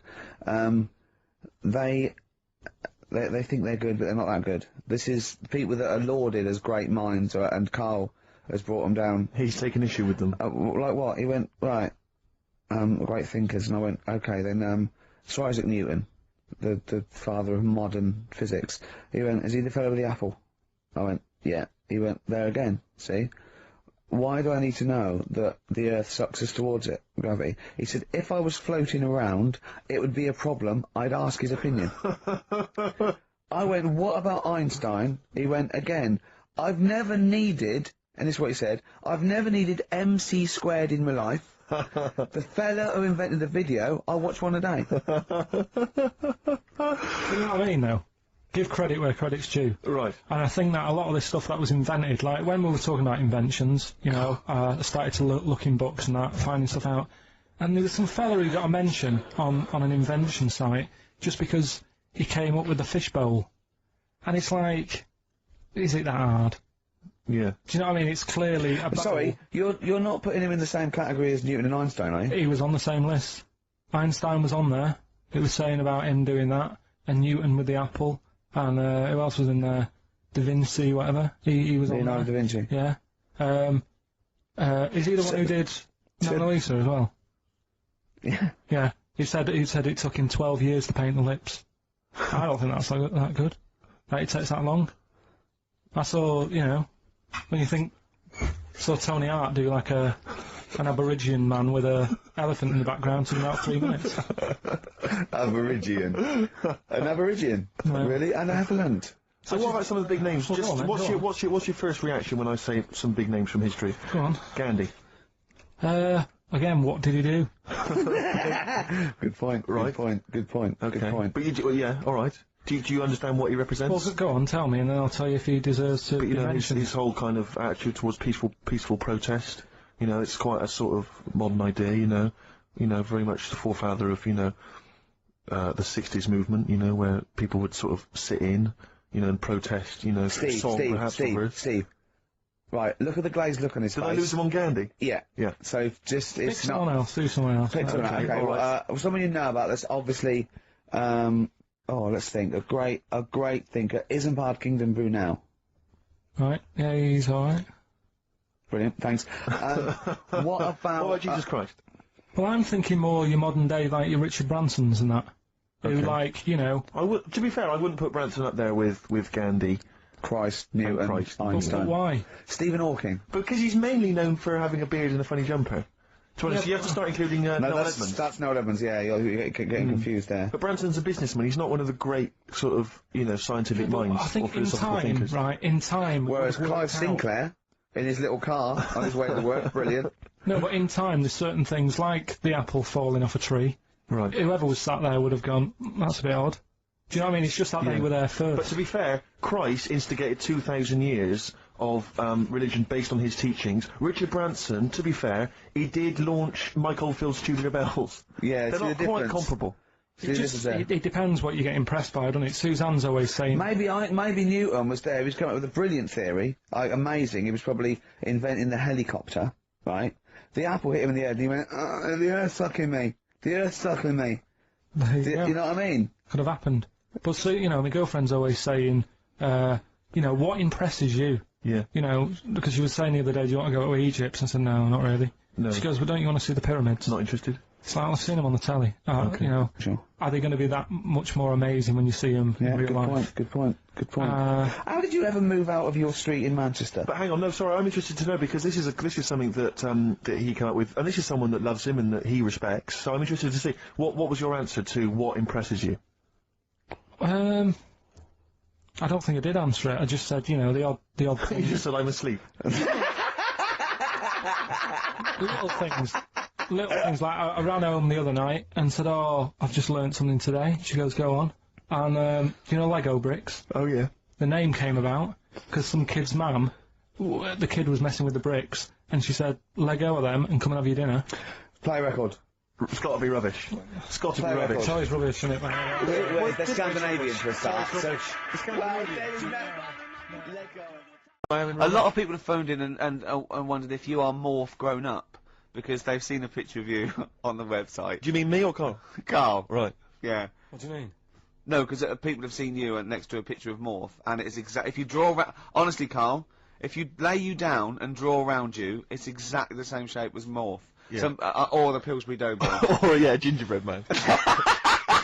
You do look like a gingerbread man. That's great. Oh, I love Carl. We think you're brilliant. We like looking at you, talking to you, hearing what you've got to say. We think of you, don't we, in the week sometimes? Rick, I had a bit of good news this morning. Go on. And I don't mean this in any way. I'm sure it's an emotional thing for her. But in the Sun it says that Dido, her wedding's off. Right. Just thinking, ding dong. Because for some reason, I don't know what it is, I was having a chat with my mates, I've always been under the assumption I could pull Dido. Because she's Quite ordinary. Do you know what I Yeah. mean? She looks a bit ordinary. She's quite an attractive one, but like... Would that be your opening chat-up line? You look quite ordinary. Dido, I don't think you could probably get anything better than me, because you're not too hot yourself. Exactly. My name's Steve Merchant. I'd wear. Actually, what I'd do is I'd go. Right, I'm not going to meet you in the flesh, but I'm going to send a picture of you on video. Yeah, and this I is look me on great. Top TV Masters. What do you think? See what you think. Yeah, and if you think it's good, well, I'm certainly no worse without the lighting and makeup, so don't worry about that. Exactly. Oh, Dido. have a little bit of Poor Bowie. Dido. Have a little bit of Bowie. What was your thing about Dido? That she's like a kind of. She's a bit like a receptionist. Who got up and sang once, because she At didn't know her karaoke. tunes, and a bloke came up, hi, I'm Gridlin Records, I'm thinking of releasing the CD, and it just goes mental. Exactly. Everyone buys it. Yeah. Which good though, isn't it? But she should be doing photocopying or filing, do you not think? Just the way she looks. She's got a very kind of The suburban whole look. look thing annoys me. Do you know there's another pop stars thing starting? Yeah. Like, it's going on in Ireland. Apparently it's Ireland's version of it. Okay. And today it was like, you saw all these kids rushing in, there was fat ones there and ugly kids, and you're thinking, it's sad and everything, they might have a good voice, but they've no chance, right? And there was a woman there who looked a bit like Brittany, and the bloke, straight away, before even hearing the voice, Brittany looking like over there, go and get her in, give her a ticket, she's through to the next phase. And it's just annoying. Dido isn't beautiful, but she's nice enough. Do you know what I mean? Well, yeah, that's why she's fine for me. I mean, you know, I mean, my standards are quite low. So do you think Steve should go out there then? I mean, that's what we're asking you. Do you think he should? Yeah. Okay, so a little bit of Bowie. Thanks, Carl. Try and fix that up for next week. Fashion, David Bowie. We were doing a bit of voguing, sort of cross with body popping there, weren't we, Carl? Yeah. Yeah. Played that last night, Rick, during the set. Yeah. That was described by Zane Lowe as one of the best sets he's ever seen. Well, he didn't say those exact No, words. but I think Zane just sent an email and said he's giving up because there's no point. Yeah, exactly. When he hears stuff like that, he said, I thought I was a DJ. Yeah. After seeing Steve Merchant, I'm obviously not. Exactly. Yeah, Exactly. no, so, Yeah, Big Boy Jim was down there. yeah, he, Big he got Boy very Jim was going, wow, you know. I don't know what I'm thinking. Yeah. But I like the idea, because you know, Fatboy Slim did Brighton Beach, didn't he? And he had like 20,000 people in Brighton Beach. Yeah. And China, everyone was loving it. Just the idea of me down in Weston-super-Mare doing the same. With the 80, donkeys and 86 people. Have you ever seen, have you ever seen that thing, karaoke challenge on Exactly. Challenge TV? Yeah. It's Oh, great, they're all yeah. doing it, and it's sort of like, Jonathan, what's his name, from Jonathan Bread, Morris, and, yeah. and all those sort of, people there. And the camera pulls out, and there's about 8 people there. Yeah, but what I love about Karaoke Challenge is it's not even night fever. Do you imagine that? I mean, talk about... Wow. Oh dear. We tried to get on that once, didn't we? On Karaoke Challenge? Yeah, when we were doing that comedy we were lab. gonna I was we going to were do it in gonna- character, yeah, wasn't you were I? gonna do it, yeah, it's And David so Bowie. So we'd have a little bit of footage, but Yeah, that'd be they, great. Yeah, They wouldn't even let that you was on. terrible. That was how minor a celebrity you were at the I time. remember once, right, this is how sad we were. We tried for about an hour to get on the Chris Moyle show. They were doing a competition. He was doing this competition. It was about golf, wasn't it? So it was like things with, It was, you had to think of Puns a song title, but Yeah. you had to make it into a golfing pun. and people were calling up and going, no, what about Drive by the Cars? He was going Drive by the Cars, very good. And it was like, things like, you know what I mean? Things like something T and that. And I wanted to phone up and go, hello, Chris Miles. Yeah, you know, what about, Spandau Valley Golfy? Something.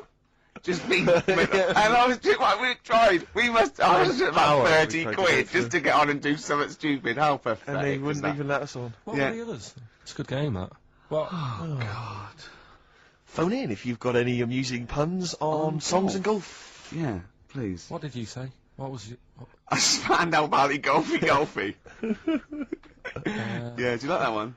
it's a good game, good little game. Yeah, you're thinking. else? You're thinking of what you're doing, Carl. You're thinking on the radio. That's what you're doing. It's a first. You're actually broadcasting thinking. Can we just be quiet and just listen to Carl think? Yeah. Oh. Anything? Got anything there? Any golfing puns? at You all? know, some people say, Carl, it's impossible to catch yourself not thinking. Now, I reckon if there's one man in the world... Hole in my shoe, that fella in the young ones. Hole. And there's one on a golf course. he's got a little... Has he got a little cold as well? Because you're... Yeah, well, I was telling Steve before I went on the tube last Saturday night. Yeah. Kills me. There's every time I go on the tube, I just get full of a cold and everything. I'm full of flu, and it's down to going on the tube. Is it? Someone told me that every time you go on the tube, it's the equivalent of smoking 2 cigarettes. Really? Because of the sort of gunk and pollution down there. And have you heard the other one? And I always smoke 2 cigarettes Yeah. on the tube. Yeah. Yeah. These are my nerves. Yeah. What's the name one about the Oh, there you go. all like the hairballs that are in the tubes Oh, because yeah. of like people stood on the platform trains go whizzing past at high Yeah. speeds, Yeah. right? Takes a bit of your hair off. Don't say anything. What, you mean don't question the science of that? No, he means Because of my it doesn't head. affect him. Right, oh, I see, yeah. Right, and apparently they all get caught up in the tunnels, and they have to like clean it out now and again because there's big hairballs on the lines. It's On the dirty lines? place. On the train lines. Right. Yeah, it's a terrible place. So that's why I'm all bunged up, and that's when you came in today. I was like looking on the websites to see how much badness there is down in the tubes. Yeah. How much badness is there? Oh, loads. Is there a lot of badness? If you know how much badness there is on the tube, call in 08700 What sort of things did you 800 find? 1234. How much badness is there? It was just about, you know, the germs, so there's no fresh air, and that's why I was asking you about people committing suicide on trains and that, how often it happens. And apparently 2 people a week. Was it two a week or 2 a day? It's 2 cigarettes. How many people is it? 2 Oh, wait. people. 700, 800, 1234. How many people per cigarette is it like killing yourself on the tube? Call in. 2 people a week try and kill themselves or something Right. on the tubes. Really? Bad, that, Yeah, it is. Terrible. Should we play a record? If you want. Have we got the big new Eminem single? No, I was gonna, We'll tease them with that. We'll play that a bit later. We are going to play it though. We're going to play the new Eminem single. We will. aren't Plus, of course, obviously, we've got this big celebrity bag to give away as well. Oh, Bag of yeah, let celebrity me just do a images. quick Well, play no, the let's record play now, the explain record. We'll explain what the competition after that. Doves. Doves would be good. Eminem, Without Me, on XFM 104.9. I'm Ricky Gervais with me, Steve Merchant. Hello there. Little Karl Pilkington. Into the last hour. 3 hours of broadcasting to go, Karl, for us. 3. Yeah. Yeah? What are you Three going to be amigos, doing while 3 we're away? musketeers. Because you'll obviously still be working here. You have a day job, don't you? What is it you do exactly? I make stuff. You make stuff. What, like furniture? Promos and stuff. Oh, right. Sort of bit of in talk there, but basically like little trails for the station. Yeah. Yeah, That's what I do all week. yeah. So you'll be back to doing that when we're off? You don't talk to anyone, do you, in the week? You just hide in your little sound booth thing, and you really don't talk to anyone, do you? Much? Not really. No. No, I mean you know, you might call up. Yeah, But no, I keep myself to myself. yeah, Then you don't get bogged down in the office politics and stuff. yeah. Is there a lot of office politics here? I don't know. I don't get involved in it. Oh, yeah, yeah. Proved your point. So when we're away and we're like out of action, who, other than Suzanne, who will you talk to of the day? How will you get a sort of feedback from the world? How will you get sort of like input and... I always, if ever I've got like a question on anything, the internet's sat there and I can just go online and find out. The what I need internet to- is good, It's brilliant. but it's not all verified. What do you mean?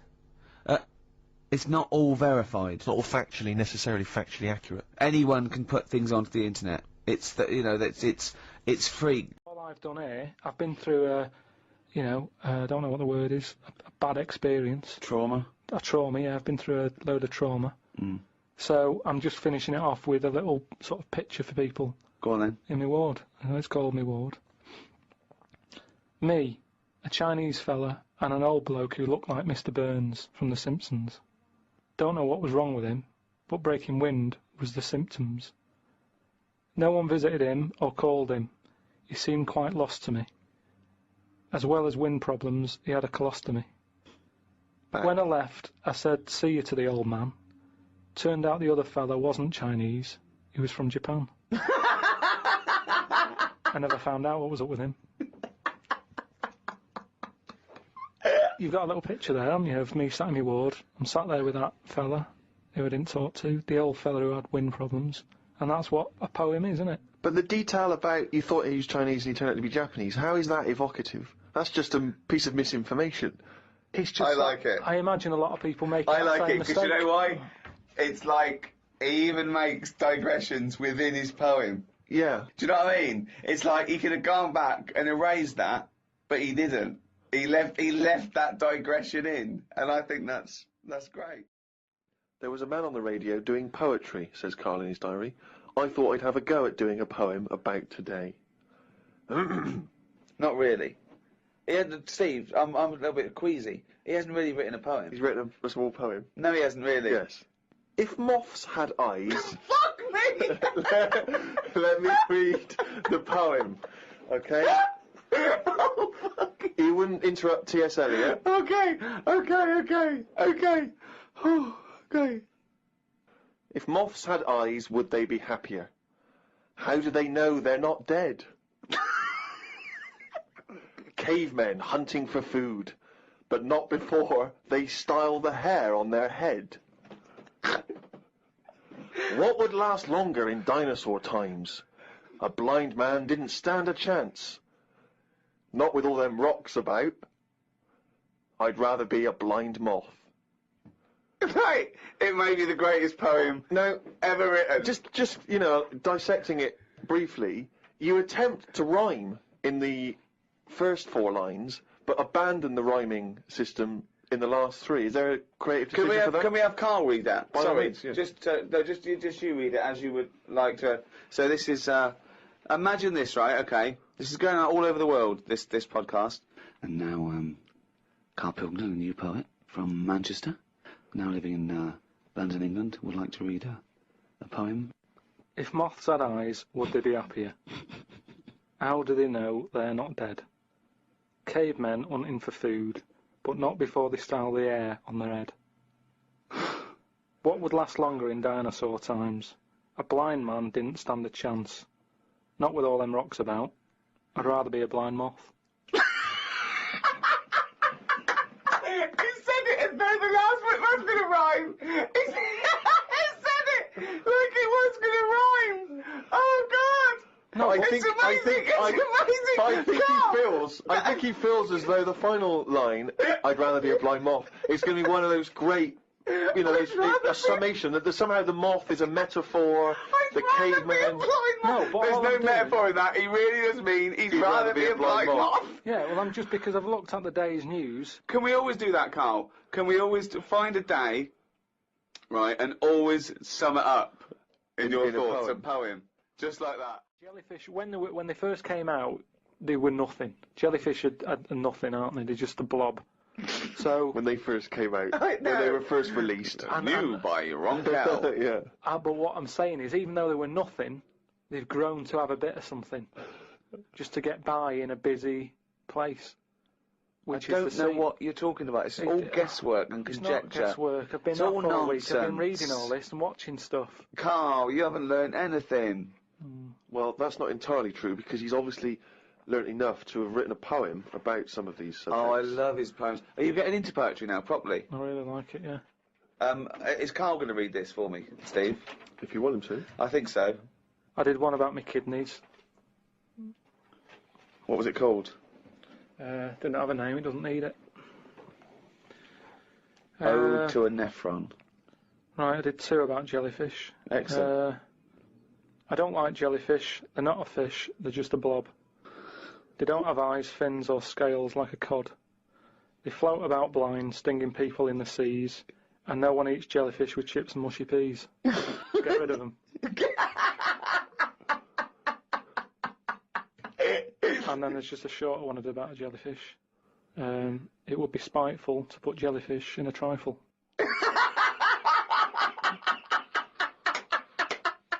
Yeah, it certainly would. So, That's great. That's really good. Because it's jelly. He's done us this. Yeah. That's yeah. a really good poem. It would be spiteful to put jellyfish in a trifle. Yeah. A little half rhyme. Yeah. do you want the one about my kidneys? Yeah. For God's sake, me belly ache. The doctor said it's me kidney.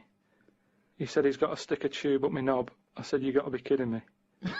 For God's sake, knob ache.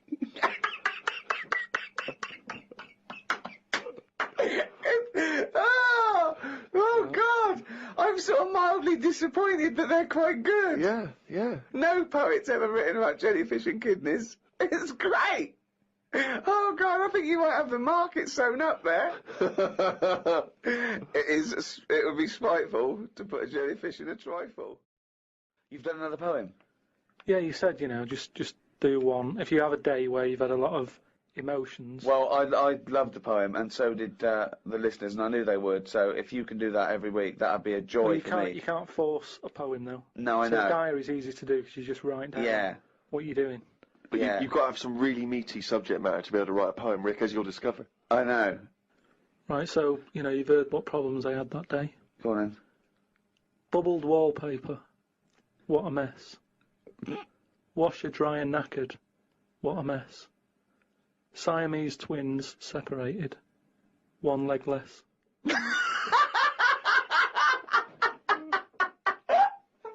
I don't know what rhyming scheme that is again. Oh God! Oh God! Oh!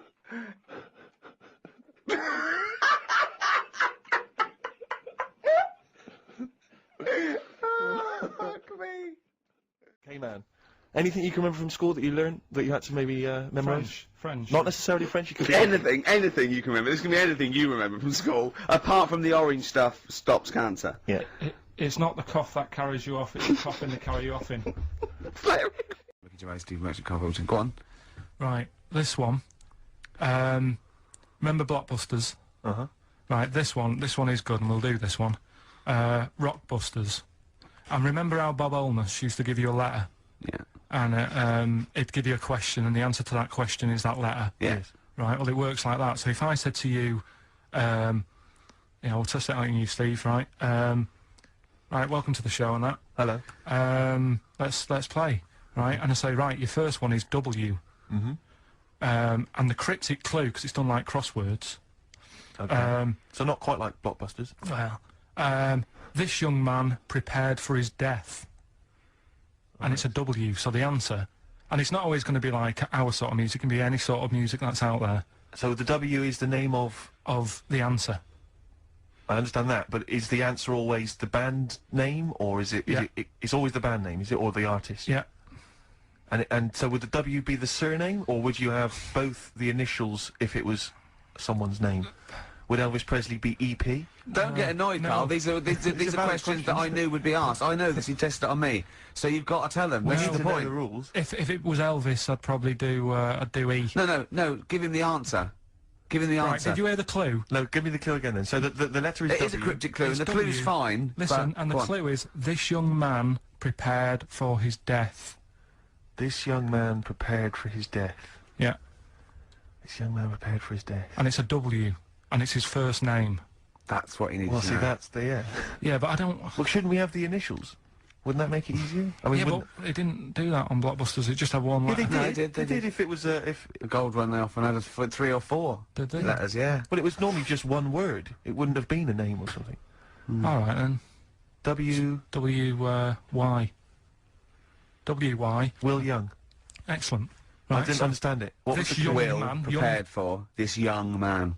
So And- he's sort of mixed, sort of cryptic. Yeah. But I mean, you know, that's it was a good good effort. enough. That's better than Yeah. usual. No, it's That is definitely better than It's not usual. bad, is it? So do you want to play? Let's play Rockbusters. Yeah, Rockbusters. How many of these have you got? No, because No, wait. Let's just clarify a couple of rules here, Karl. Let's just make sure we thought everything through, because I'm pretty certain when they get these things on TV, they at least have a go at them in the office first before they put them straight on there. I'm sure that's how it works. I'm sure Bob Olness just didn't turn up the first day, and he goes, "Don't worry, we'll wing it. It'll be fine. Bring the students in. Let's have a go." I'm sure they did a little bit of preparation. So let's just check. We've got every base covered. Yeah, I've Firstly, how many questions have they got I'll to tell get you right? what. Let's do this off air then. Right, educate me, Karl. Right, well, Go what on, to then. say? Right. Educate me. Well, what we're looking at this week, we've done war, we've done what We've else have we nailed done? that. We've nailed war. Did We summed up war with a little French bloke whose battle cry was "John's got a moustache." right. So, and last week we did science, What would you do on science then? Off airy kid, brilliant. right? Yeah. So this week we're looking at medical problems. I'm sure we do airy kid every week. Medical problems. Then I've got a couple of things under the banner of colon. Then educate me. Yeah. We've got this is interesting, right? Do you know if you have an operation on your brain, right? What they do is I mean, this is why I'd never go to the doctors. I don't like doctors because this sort of stuff freaks me out, right? They can operate on your brain, and what they do is they put you to sleep first, cut your brain case open, Your skull, yeah. The brain case. Yeah, yeah. and then wake you up and operate on you. So you sat there with your head open, Yeah. messing with your brain, and you Well, don't feel anything. Well, there's no nerve endings, is there, in the brain? But still, it's not right, is it? What, you think they do it for fun? No, They but go on, Reg, wake him up so he's all freaked out. well, is it necessary that you're awake, do you think, or... Well, they need the brain active, don't they? Yeah, but it is when you're asleep, you're having mad dreams. I had a mad dream the other day. Go on. No, I might tell you about it later, but there's no sense to it. But, so your brain's still... Where is this conversation? Yeah, I mean, it'll turn out, I go, no, Carl, I was there, that wasn't a dream. Yeah. No, but... So, I mean, if I had an operation...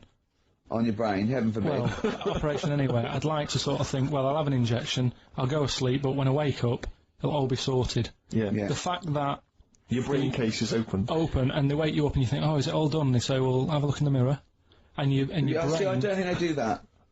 I don't think they try and frighten you when you're doing an operation. Yeah, I don't think that you go about your business and they sort of follow you around, dabbling. Yeah. No, but it's almost like they are having a bit of a laugh with you. Right, well, I'd just like to say now that they don't. Anyone who's going in for an operation on their head, do not ever listen to anything But Carl says. why have you got to be awake? Because you'll be bored anyway, you'll be sat there. They'll Well, be they messing give you a about. telephone directory look, and they say, look how many Macs are in there. That's the Scottish telephone directory. And, you know, time flies when you're counting that sort of thing. No, but do you know, like, when you... What are you telling me? What are you I'm just asking saying me? how weird it is. It's weird, isn't it? It's like, do you know when you go for a haircut, right? It's a bit embarrassing. Well, I don't anymore, but when you go for a haircut, it used to be... When you go for a haircut. It used to be a bit embarrassing when, like, they'd wet your hair and they'd make you have that sort of Hitler cut because your hair's wet, and I used to hate it, and I think, do you have to do that? Do you know what I mean? You know It's what I mean? similar. don't It's you? very similar to open skull No, but surgery. what I'm yeah. saying is, it's almost like barbers like to do that to make you look daft and feel daft for a bit, and there's women coming in and out, and you're sat there with a daft haircut. Yeah. And this is what that reminds me of. Do you think they do it in a shop window? This brain operation? I'm just saying, it's a bit Do you weird. think, why are we doing it in John Lewis's? Just so more I people love can the idea that that's what doctors are doing. Let's make this guy look a bit stupid. Yeah. Open his brain Look case. at the twatty look with his brain out of his head. Take a Polaroid. Reg, take Yeah, a Polaroid. Right, look at him. Look at his face. Right, clock his face when I give him the mirror. Get this on camera. Put Carl- this fake nose and glasses Sorry, on. is that? Did you teach me something then? Was that I educational? taught you that your brain case can be open with your awake, and you just sat there sort of letting them get on with it. Brilliant. I've learned that. I'll never forget that. Right, go on. Anything else? You'll love... Let's play a song, 'cause the next one is amazing. What? Even more amazing than that? Yeah. Play a song? Yeah, bit of Bowie. No email still, by the way. No, I don't think it's It's working. not working today, Lady so Stardust. we'll have to do a phone-in for Rockbusters. Off the Ziggy Stardust album. Alright. Bit of David Bowie. When's that ever hurt anyone, Steve? Never. Lady Stardust off Ziggy Stardust and the Spiders from Mars on XFM 104.9. I'm Ricky Gervais, Steve Merchant. Carl Pilkington is in the middle of educating me. Colon then, educate me. Right, so, I've learnt that you can, you know, fiddle around with your brain when awake. That's brilliant. I've never been a fan of doctors, though, so this was a good one for me to look up, because... Yeah. Did I tell you the time when the doctor said I was going to die? Alright, keep talking. Right, ages ago, must have been about 15, right? And at lunchtime there was this... We used to have a choice of stuff to do at lunchtime, right? We used to have like a burger place that had an arcade machine in it, right? So we used to go there and play on that and have a burger. Or there was this baker's, right, that my mum worked at, and did great cakes and stuff, right? So she used to like bring some home and that, but she couldn't always bring them home every night because, you know, they cost money, and she used to get them for free. And they used to say they'd rather chuck them away than give them to the staff because there's a chance that the cream might be off. Right. Right, so they used to chuck them round the back. So I used to go round the back with my mate and eat a load. Brilliant. Scabbers eating out of bins. No, it wasn't out of bins, they were still in trays, but they just stacked them up near the bins, right? So this got out, I mean, it used to be chocker. Once the school found out, everybody used to go there, and it'd be like, well, have a cake. Headmaster crawling through, fighting the kids off. Right, so I'd have, you know, you'd just eat, I don't know, 6 jam donuts or something, and then you'd spend your dinner money on the arcade machine. Brilliant. Right? So it was a good afternoon, really, right? So you'd do that, and this one day I must have had 6 or 7 jam donuts, a few Congress tarts. What's the Congress tart? I love them, I can't get them in London, right? So I'd have some of them. And, if anyone maybe- can get a Congress car for Karl in London, please let him know. So anyway, this day, that was just a normal day. Do you know what I mean? You'd once or twice a week, you'd have a load of cake. In your life, Yeah, that's So all anyway- there you'll have. Were the frog boys there with the webbed hands and the big heads? So- and the horse in the settee? Yeah. But the day after one of these days, I had really bad cramp in my belly. Right? I was like in agony, could hardly walk. So I said to my mum, You could hardly stagger to the free cakes. So, I was in absolute agony. I said, I don't like doctors, but you'll have to get a doctor in because I don't know what it is, I can't walk. She gets the doctor round, I won't say his name, but he said, well, doesn't look like he's got long left. Blimey. So I was a bit like, hang on a minute, I've only had a few cream donuts. Yeah. My mum was panicking. Sure. He went, my dad came in from work, she said, oh, something's really bad with Karl, I think it's serious, the doctor said he ain't got long left. So he said, what, he said that and just left? So she said, yeah. So I'll have to call him then. So he called him up, said, what's all this about? Karl hasn't got long left, how long's he got? So he goes, oh, I was only messing.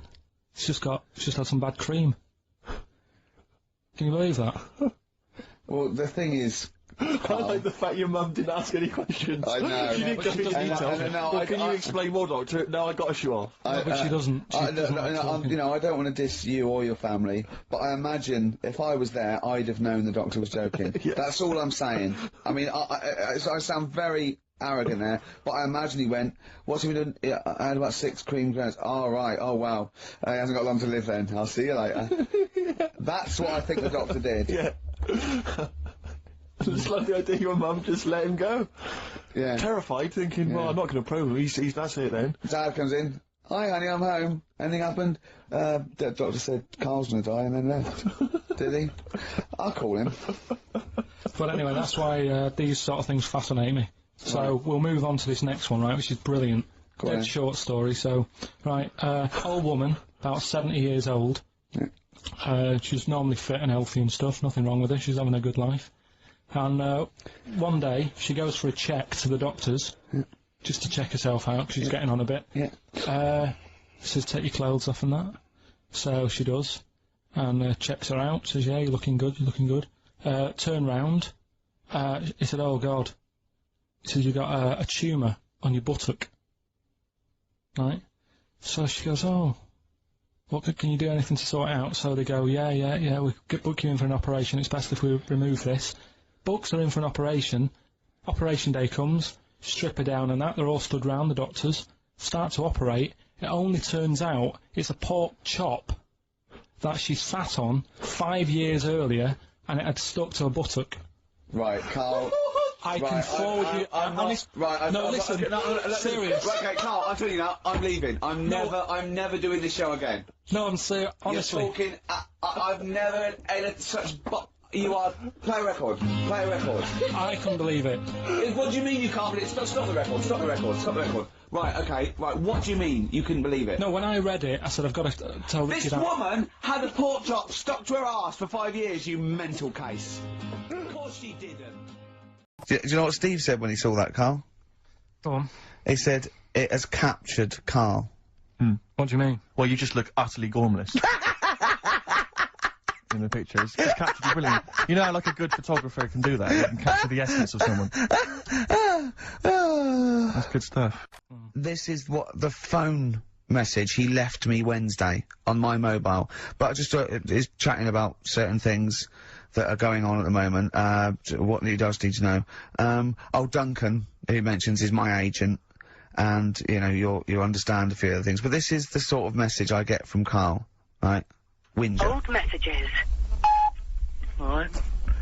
12:10, Wednesday. Just getting loads of people calling me all the time about shit.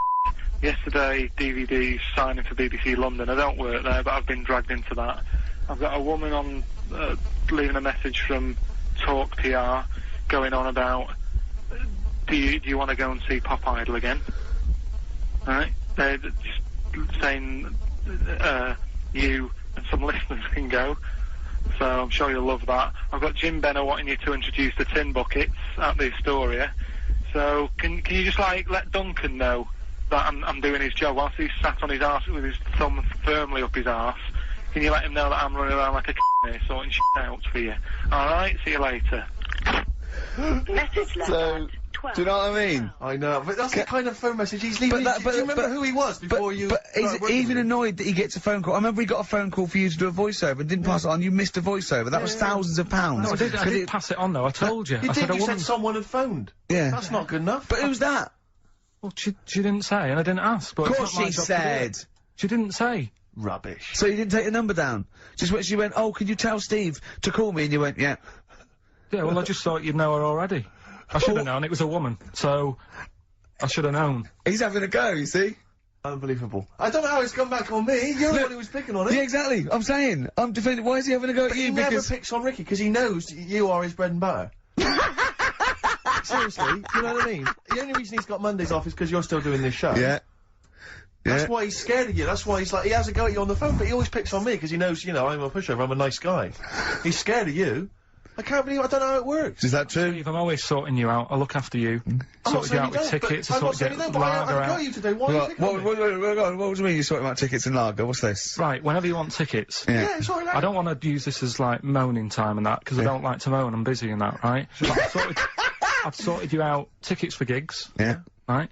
What somebody doesn't even turn up to. Yeah, we won't even go on about that, Yeah. right? Lager, He was sorting out the Cure, he complained it was boring. yeah. There was that big drum of lager that you had, and you said, oh, put that in your room for me, Yeah. because I don't want to carry it home, Right. right? Lazy. So I said, all right, then I'll put it in my room. It goes missing, it gets nicked. Then you have a go at me because it got nicked. Yeah. I get you another one. You make me carry it around town for you for half an hour, then you say, oh, I can't be bothered taking it home. Can you take it back to work for me? Yeah. Yeah. But interestingly, this is like a year ago, so it's obviously, it's still pressing on you. Oh, is hang it? on, and I forgot the one when we had an argument over 50p. When we went You out didn't for a want to coffee. give me 50p back that you owed me. That was the same day you'd given him about 40 quid worth of lager. But see, this is my problem. This was my point at the time. It's not the 50p in terms of money is not what's important. The fact that you think you don't have to give me money back because it's only 50p, that was the point at stake. It's me who makes a decision. Oh, don't worry about the 50p, not you. It's only 50p. I'm not going to give it to you.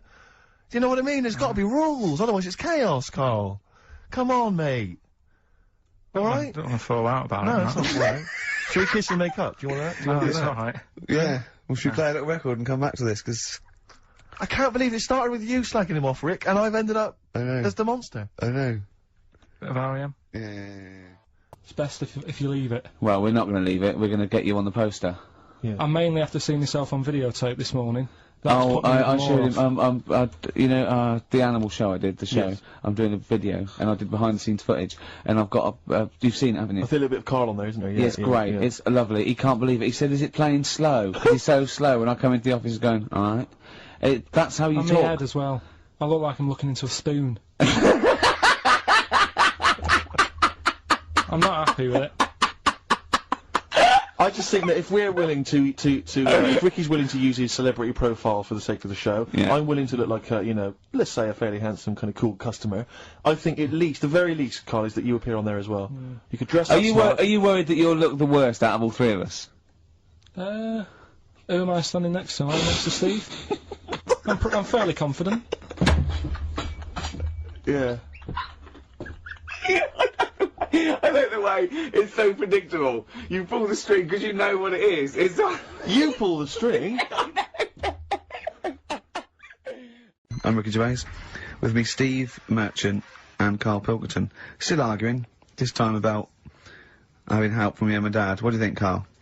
No, I'm not. I don't want this to turn into some sort of wacky type thing where we're pretending we're arguing. Yeah. Well, we're not pretending. We're not pretending, you are Yeah, arguing. I know what people will think we're messing about. Oh, Right. that wouldn't have thought so. We just need to. We can talk about it later, sort it out.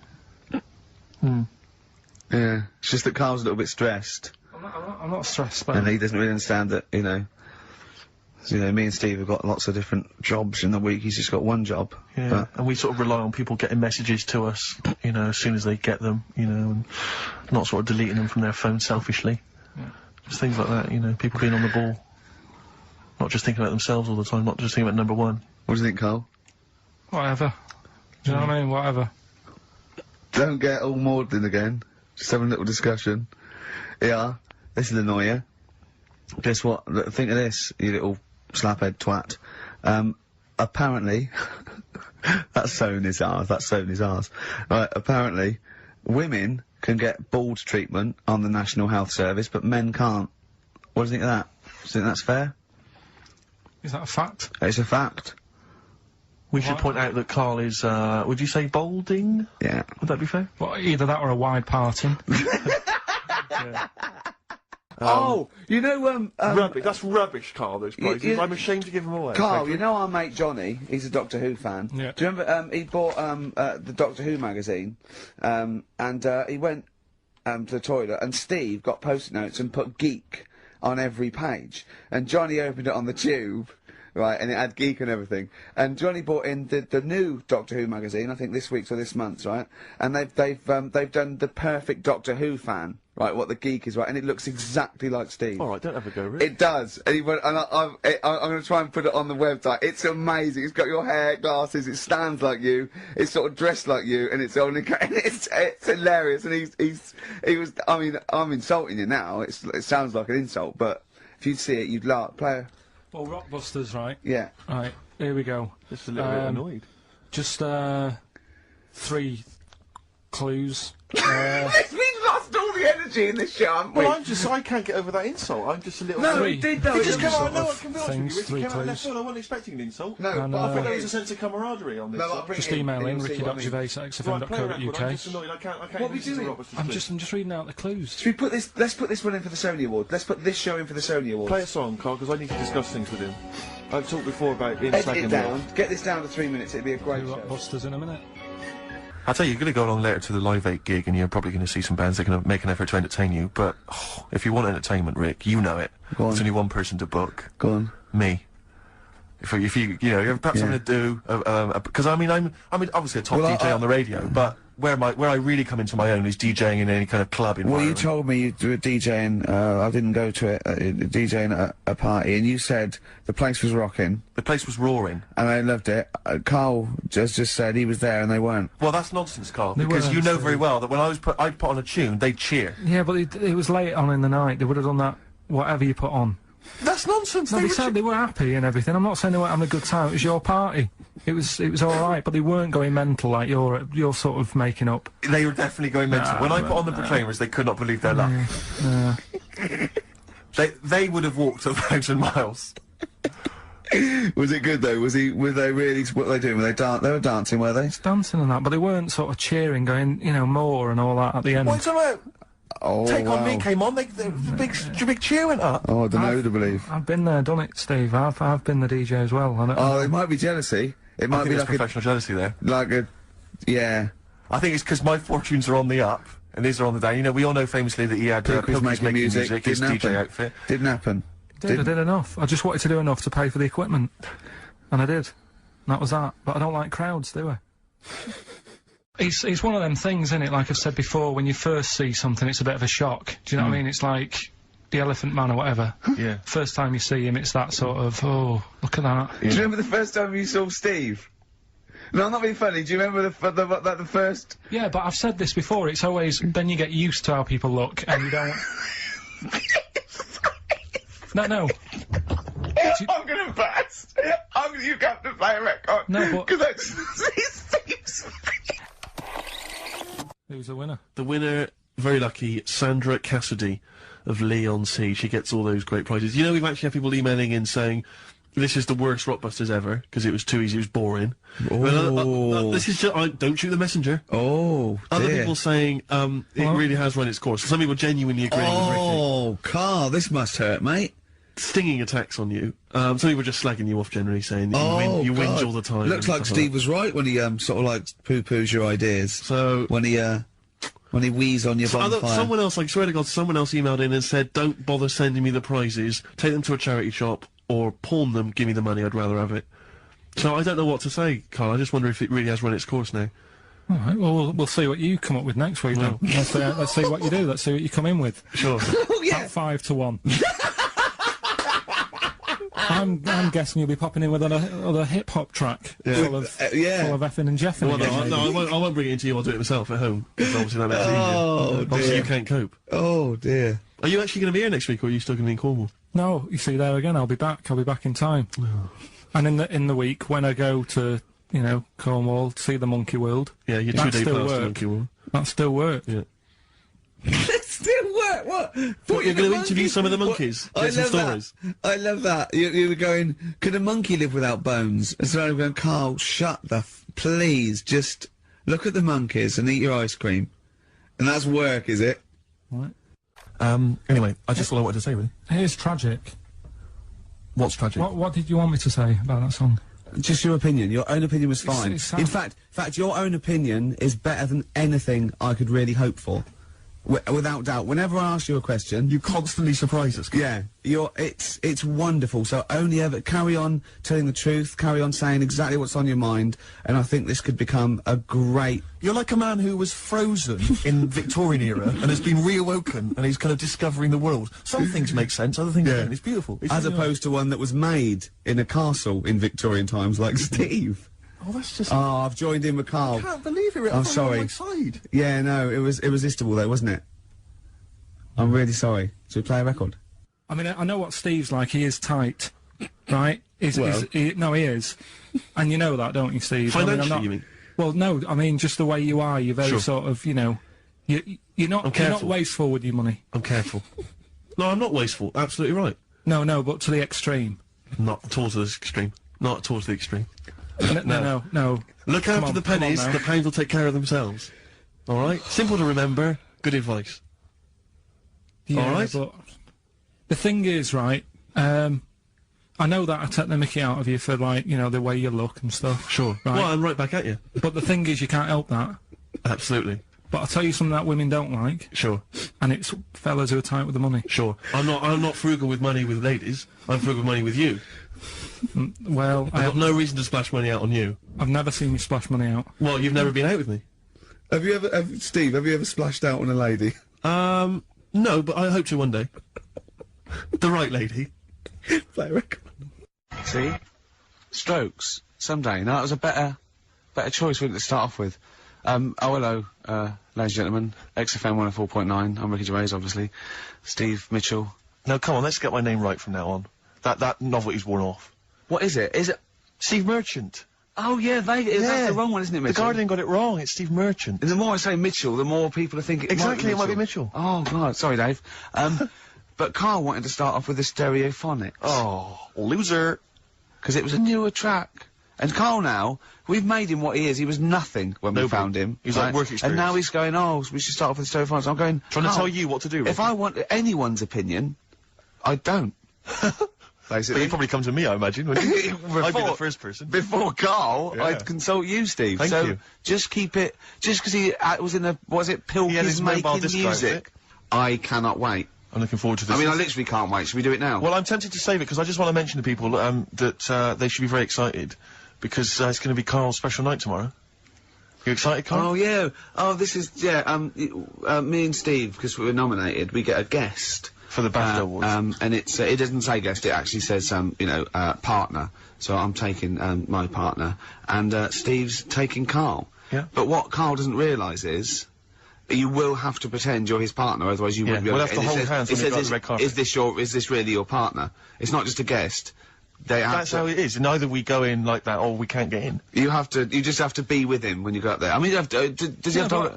We should hold hands, but I think what we should do is just to make sure that there's nothing at all that like it's going to go wrong. We should just do a little kiss. Just like, Just when we get in front or of the be seen cameras. sort of like cheek to cheek, just to show them that, Yeah. you know, you're not, he's Like not just Elton getting, John and he's David not just Tennant. getting his mates in for a free meal, you are actually partners.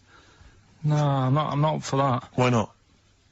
Well, Because we know we're not actually gay. no, but yeah, but So it's not a problem. You've come out of it looking quite good because you've got a good-looking fella.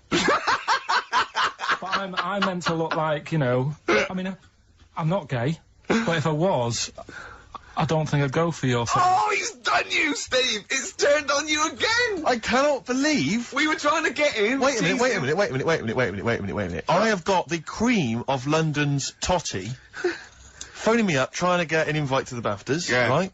We have very graciously asked you if you would like to come along. Well, that Yeah. worries me even more.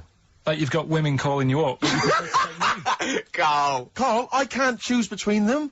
If I let one of them down, they're gonna destroy Yeah. them. They'll be ruined. Their lives will be ruined. It's better for me to take you and not, ruin the lives of any of those poor women. When he told them he was taking you, it was like a scene from Graceland. There was just like there was weeping. They were crying. Like it was horrible. Hundreds of them, and really? he just went. And I got upset. He just had to say, "Look, just chill out, bitches," didn't you? I did. I just said, you're all my hoes, but I can't choose between you. So I'm taking Karl. You know, he could get you discount frocks. No, I had a letter from the people that there's an organisation. No, listen, Karl. There's an organisation that sponsors the BAFTA Awards in terms of clothes and fashion. They sent me a letter. They said your partner. They've not specified the sex. They've said your partner can come along and choose an outfit. Now I suspect, by the look of it, it is a woman's outfitters. I'm thinking we could get you a lovely trouser suit. Well, it may look feminine, right? But I think people will be fooled. It'd just be a little bit roomy in the hip and probably narrow on the shoulders. But you're a bit skinny. Why don't you take it? Because it's a lot of an insult. And maybe just some pearls as well. Be lovely. Wouldn't you? Want? I haven't got anything sorted to wear yet. See, you're slagging me off. You're likely to end up going in a tracksuit. Yeah. But yeah, I don't know what we were talking about there. So we've got the film thing going. I don't know what we were talking about. Film. What were you talking about earlier about glasses as well, and Steve taking his glasses off? What was that? What are you saying that in front of him now for? Was it an insult? It wasn't really an insult. Karl, what were you up to? No, what was it? I genuinely don't remember. I genuinely don't remember. Well, right, Steve, I'm not having a go. Right? Just saying how people, it's a bit weird that you've got glasses because you've got a good pair of eyes on you. Right? That isn't an insult. What were you talking about, though? What was it? Why did it was the fact that people who wear glasses always look a bit weird without them on. It's like, they should wear glasses. Okay. Why did we get round to this? What was we talking about? What were we talking about? I don't know. I don't know. I don't know what that was. It sounds like an insult, even it wasn't intended as one. It wasn't. It sounds like an insult, Karl. It does, yeah. No, it wasn't. I should be allowed to punch you every time you insult me now. No, but I'm not. I'm doing it. I'm going to give you a dead arm. Look, Steve, it's you. You always even if it wasn't, you intended it to be one. What you? Oh, that was real. Play a record. But it's mad. Every time you insult me from That's now on. mad. Is this the Cardigans? Great, brilliant. I didn't even say anything. It makes me feel better. I can enjoy the rest of the show. You went in. There was George Best, one of your footballing heroes, was there. A load of other big names. You sat there in a prime position. You came backstage with a load of other big names. Hey, you had a lovely bit of grub. You were filming this thing for the DVD we were making. That's you, a cameraman on our DVD. And yet you think, and now you look grumpy because you had a couple of pints and I can't believe So tell us why you didn't enjoy it, because the ceremony, what didn't you enjoy about that? It was interminable, wasn't it? Far too long. Wasn't it awful? 3 boring. hours. I'm sorry. I thought you were going to say something. Really? Sorry. 3 hours. Yeah. I mean, I suppose for you two, at least, you were going to get something. Sure. Yeah. But with me, it's like, I mean, I've never graduated or anything, so. Have you not? I'm trying to think of a situation. Basically, I sat there for 3 hours knowing that I'm not going to get anything out of the night. Yeah. Right? Now. Sorry, when we invited you and you said yes, did you think you were up for an award? No. I thought we were going to be sat round tables, having a nice bit of food, whilst people are going up there winning awards. But 3 hours of the same thing over and over again. I mean, if a film's 3 hours in the cinema, you go, well, it's long, but, I wonder how it's going to end. But this was just like the same thing over and over again. Some guy going up, thanks a lot, cheers for the bit of brass. And then going down, sitting down, the same thing over and over again. Honestly, right, I'd say it was one of the worst things I've ever had to do. I enjoyed the night afterwards when we did have a bit of lamb and a nice bit of veg and that. That was alright, and I went home and I was happy, and I got the little freebie bag that you're talking about that we're giving away. Which wasn't much good stuff in it. Oh, alright. Christ. No, what would you have done on that Saturday night? Suzanne What would you have done or the Sunday night rather, what would you have done had you been at home? I would have stayed in with Suzanne, right, watching telly, having a nice bit of pâté on toast or something, cup of tea, watching 24, but instead, I had to buy an expensive suit so I didn't show you up, right? Jesus, what are we doing? Yeah. And what did you spend on your suit? Well, in total, right, because, the shoes and the suit and the shirt and the tie, it was about 600 quid. That's the most expensive evening ever. And that's what I'm saying to you. And the daft thing is, it's dark in there. I don't know why you've got to wear a nice suit. You can't wear a tracksuit, for goodness sake. It's dark in there. No, just a shirt and that. It doesn't make you a better person wearing a suit. No, doesn't make you a better person. No. We're not claiming it made you a better person. No, well, that annoyed me. Yeah. I mean, it was an experience, isn't it? That's why I went, because you think, if I didn't go, if I would have said to you when you invited me, no, Steve, I don't want to go, then I would have never known, right? Yeah. And that's my sort of thing in life, right? Yeah. If something comes up, you should take it, even if you're not going to like it. It's a bit of an experience. Right. Do you know what he said to me? I phoned him up because we had to meet up, and obviously he had to pose as my gay lover. Yeah. To get in, right? Yeah. He phoned, what do you said something to me like, I bought a suit, I'm looking good. He said, I'm looking good.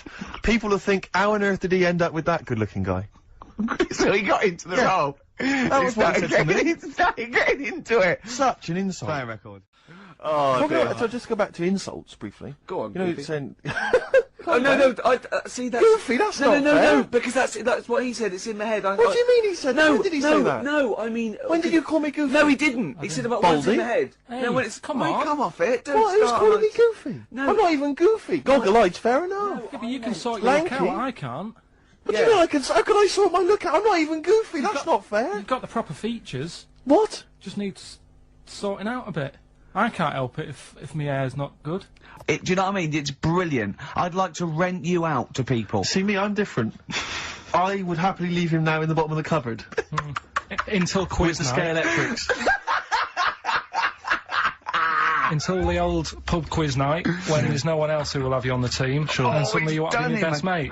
Done him again. Right? Yeah, where's his mum and dad then, Carl? Hmm. Yeah? In Bristol. Yeah. Me and Steve were having a little meeting yesterday over lunch about, planning stuff for the show.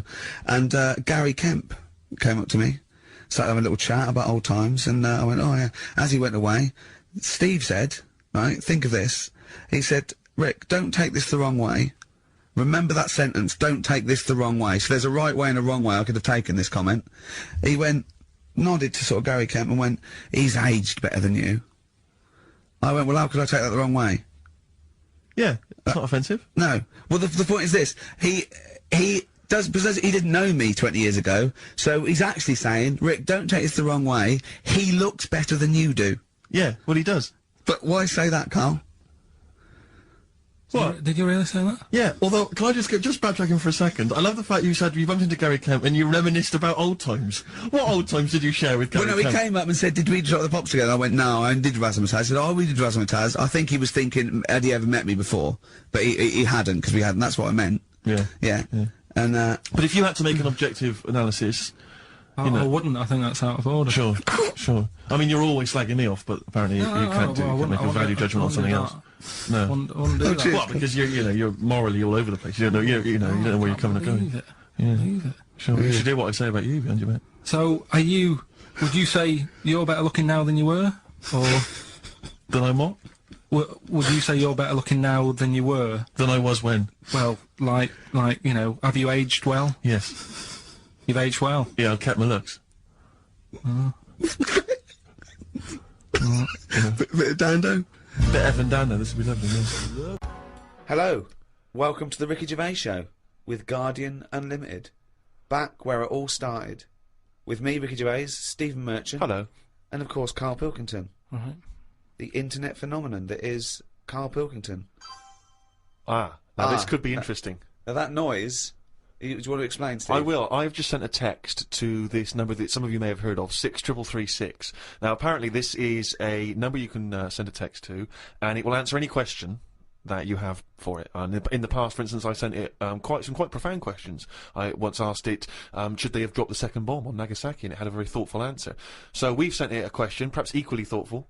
Karl Pilkington believes in ghosts. Is he an idiot? Now, we sent that because this is the Halloween special. These podcasts are 3 one-off free specials, and they're free because we want to thank people who paid for the audio books we did, the last 2 series, so thank you for that.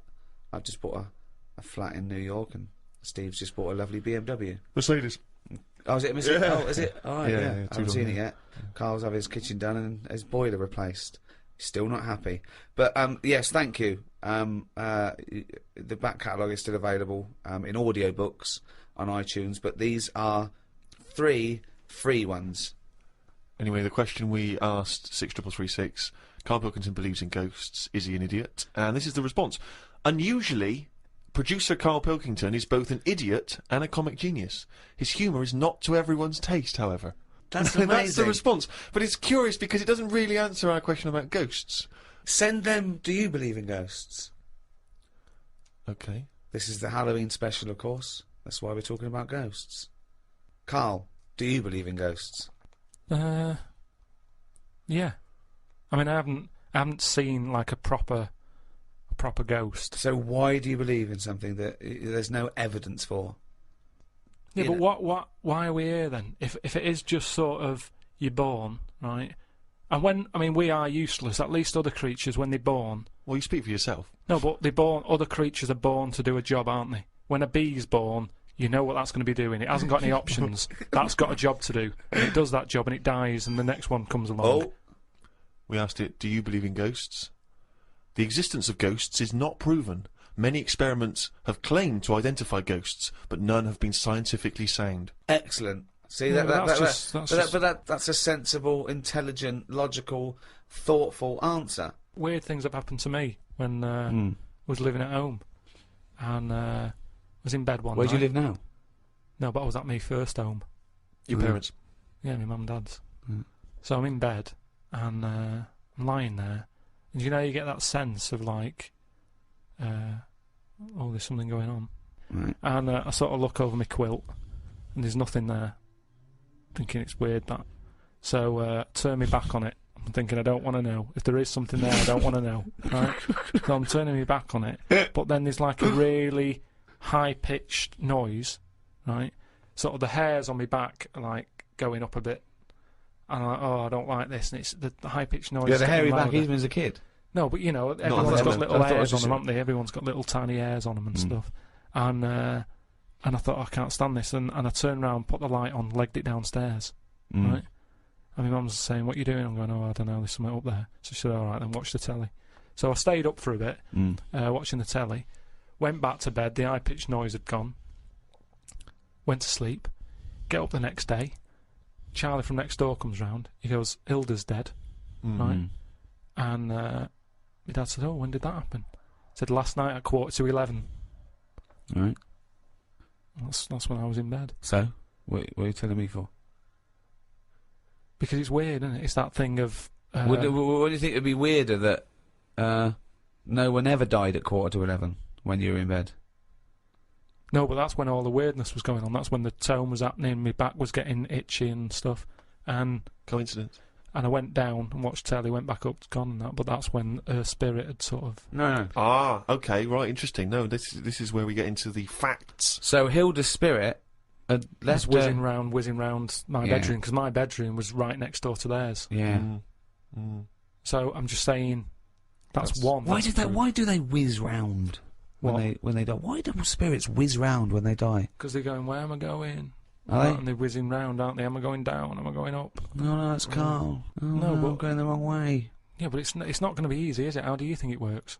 It doesn't work. But once again, it's not proof of anything, Karl. Beyond the fact that you were a child in bed. Why did your dad ask what time she died? No, he just sort of, what do you say to someone when it's awkward, isn't it?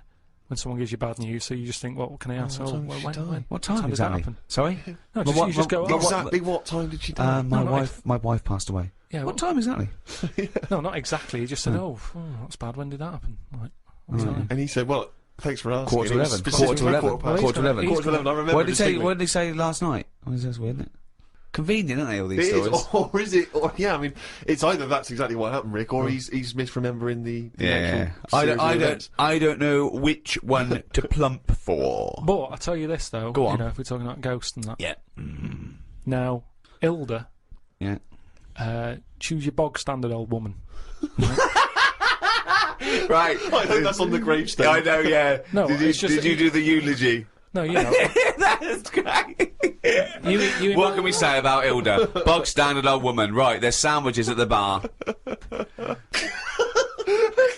insulting thing you could ever say. No,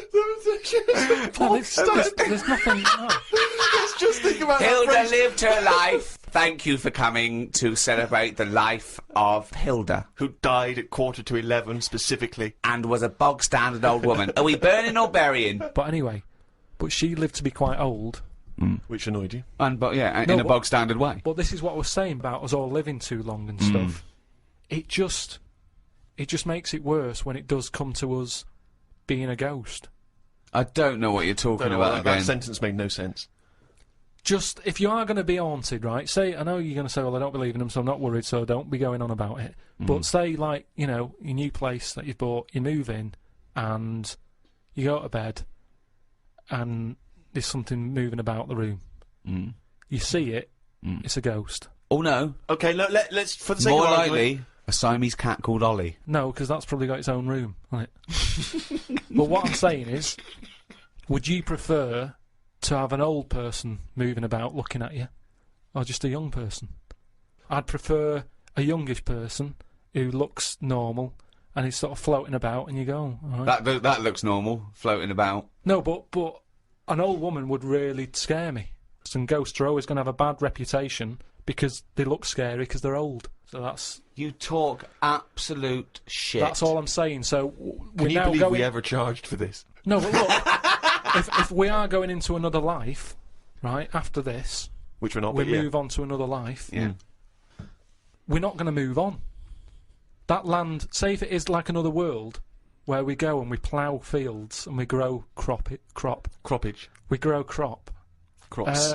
Crops, if you want. Yeah, well, I would like to use the English language. Yeah, but there's too much fruit about, so just a crop, just something we need to Too get much by. fruit about. He's got an answer for everything. That's So we what grow I'm some saying. crop. Yeah. Yeah. So you grow your crop, and now if we're all going into that other land or world or universe, old, who's going to do the cropping?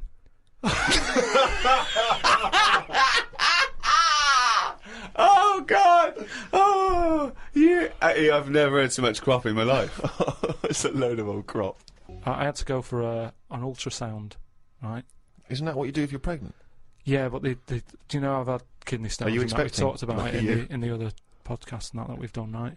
I've had a kidney stone. I don't want to go on about it, but it's painful and that. Well, you are going on about it. Yeah, and there was no, nothing. but I'm just saying It's routine. Don't worry about it's it. not routine. Well, Why it did I have is. to keep Loads going and back loads of then? people. Why did I have to keep going back? You're questioning me. You're on getting into a ultrasound. routine. Keep going back. It's better than work, isn't it? You don't have to Promote the sell the book. No. Holiday or hospital. Holiday or hospital. Holiday or hospital. I don't know. I'll just say that we've got a book out, right? The World of Karl Pilkington. It's out now. When he goes on holiday the first week, right? He's in and out of hospital. He's doing no good. He's got to go in again. He goes away with his family like twice a year. Goes away with Suzanne's family twice a year.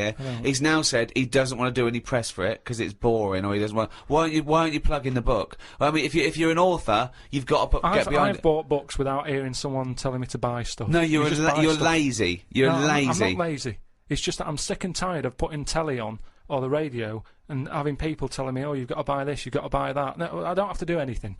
I'll have a look myself when I'm in a bookshop. Let them just find it.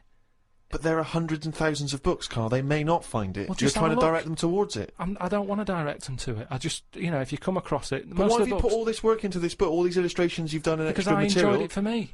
Right, but you don't want anyone to read it, Yeah, so they why will just put it in read a drawer? They will read it. They'll find it. People will find it. It's in the shop, isn't it? I'm always finding little books on different things and what have you. Yeah, you don't read them. You read the first couple of lines and you get it wrong. What, So I went back, right, and they had the ultrasound thing where they're looking to see what else is in there. And when I was in the waiting room, there was a woman there. I reckon she was about 98. Now, why are they rooting around in her to see what's up with her? Just let her die. Do you know what I mean? If she's not in any Jesus. pain, no. All Such I'm just saying, how long does she want to be around? And the problem is, she went off. Right, I was sat in the waiting room. She went off into the little cubicle to put her a gown on, and because she's old, she can't bend her arms and that. So she came out with it all open on the back, and it was horrible. It looked like a chicken that hasn't been looked after, right? It was all leathery skin and that, right? Now, the thing is, it's all very well keeping people alive, but the surroundings of the body isn't meant to be lasting that long, is it? Do you know what I mean? The actual skin of a body. It's all very well keeping the heart going, checking the kidneys and all that, but we're not meant to be around this length of time. Yet we're messing with it. Yeah. Just do the gown up. You never see insects or anything like that look old. You don't go, look at the state of that. Because they live about 4 weeks! Yeah, but maybe that's the way it's meant to be. In the same way, maybe we were only meant to live to be 40. But why did you go in for your operation then? Why didn't you just think, well, this is it, I've It's had on my offer. time? If they're looking after an old woman who's about 98, I'm having a go. Well, of you want to course. live, because you want to live on. She might have been flirting with you. No, she was... Keeping it open, just so you can have a little look. But I'm just saying, is that right? Is it right that You they're were going checking in around. there rooting around and stuff? I didn't like it. I didn't like having it done. You know, I don't like going to the hospital and stuff and the doctors and all that. And she was pushing the thing down. And she said, oh, you can have a look if you want. I said, I don't What, wanna down look. where? On my kidneys, she was pushing like this little scanner thing. Oh, right. She was going to have a look. I was going, I don't want to have a look. She's going, what's up with you? I said, I don't want to see me insides. It's Did not they have a normal. did they put a tube down the end of your knob? Yeah, they did all that. We've talked about that in the other. But you're audio unconscious, books. weren't you? Yeah, but it doesn't matter, does it? If you know it's going on, it still bothers you. Just because you're asleep. Well, not really, no. What do you mean? Well, why does it bother you if you're asleep? Well, that's like saying, oh, I woke up and the house was robbed. Oh, it doesn't matter, you're asleep. Well, no, It's but... still going to bother you, isn't it? no, but you knew it was happening and you did it willingly. It's not pleasant to go in and be made to go unconscious. That's the unpleasant bit, isn't it? And pain. Well, and no, it's more the idea of it, isn't it? That's why, you know, doctors telling you everything they're doing. It's like, don't tell me, you know what you're doing, just do it. I'm Well, not going yeah, to have a go at it. You know, it's not like DIY people coming around and going, oh, what you should have done there is, and you can go, oh, I'll have a go at that next time on my own without calling you out. If I get kidney stones again, I'm not going to go, oh, I've had it done before, I know what to do, I'll stick it up there. Doesn't happen, does it? But I can't, what was I saying? So anyway, so she was pushing the scanner over me kidneys and stuff. Yeah. Now, it was weird with her, because at no point did she make eye contact with me. Well, I don't understand what that means. Well, she meant to wink and go, your kidneys are fucked. No, but it's just weird that she probably spends her days looking inside people more than she does talking to people. I just thought it was odd that that's how she sees people. When she looks at people, she probably sees kidneys. What, this doctor? The woman doctor. Well, doctor. Yeah. Right. So, what you're saying is, the strange thing is that she often spends more time looking in people, because she's a doctor, than chatting to them. Yeah. And is it weird that Jonathan Ross is the other way around? Because he's a chat show host. He spends more time talking to people than looking inside them. No, but even when I was Because he's got asking a different job. when I was asking her questions, saying, you know, does it look all right? What's it doing? Is it moving about? You know, asking her questions about my kidney. She could have quite easily just turned around and give me a bit of eye contact. But she was say, shut up, I'm concentrating, I'm at work. looking at the screen in order to answer your questions. Yeah, she's at work, she's doing something. No, but just... If she was here now going, Karl, what are you doing with that microphone? You'd go, shut the fuck up, I'm doing a podcast. Did she run this scanner over your head? And if so, did she find anything? We'd like to try and educate Karl, Rick, as you know, as we have done since we've known him, really, and he doesn't really seem to absorb any information. No. And I was asked recently, when I was going back to Bristol, if I would come and talk to a classroom of school children. All right. You know, just talking about careers, and particularly my career. And I went down there. It was in Bristol. It was an inner city school, quite rough area. You're a son of Bristol. You're exactly. They love me You're a down there. celebrated son of Bristol. You're a Golden Globe winning person who's returned to the homeland. It annoys me when I go down there that I'm not met as I get off the train like the Beatles used to be when they came back from America. By you a know? mayor and a brass band. Hordes of people, ticker tape. Forever this day will be called Steve Merchant Day. Exactly. It frustrates me that I just sneak back into town. There's no fanfare. Yeah. But basically, they asked me to come talk at this school, and I sort of batted them away and said I'm too busy. And so I foolishly left them the opportunity to ask me again, which they did, and I didn't have a decent excuse, so I went. And I was expecting to talk to maybe a room of sixth formers. They were 9. These kids, 9 and 10 years old. But I realised as I was walking into school, I was suddenly really nervous. I was more nervous than anything I've ever done. Because I realised that I've not spoken to a child like that since I was a child myself. I've never interacted with them. So I didn't know at what level I would be able to pitch this talk. You know, I didn't know what they understood, what ideas they understood. Obviously, in my mind, I was picturing Karl and then I was ratcheting it up a few years, sort of IQ-wise. And I went in So what there, did you talk to them about? and I was supposed to talk about careers, and I realised very quickly that they didn't really understand conceptual Did they know who ideas. you were? Not really. One or two of them vaguely knew. One of them went, "What's Ricky Gervais like?" And I said, You got a deep voice. yeah. Actually, that was one of the teachers. And I'm supposed to be talking about careers, how to get into careers. And I start trying to explain the idea of being a writer, and I say that it's very important to be able to get inside other people's minds, you know, figure out how they think, and how, you know, and try to understand other people. But this, they didn't really seem to grasp. They started talking amongst each other. You know, they were just losing interest. I lost them straight away. I was devastated. Oh, no. So then, and this is the worst thing, right? I started lying to them.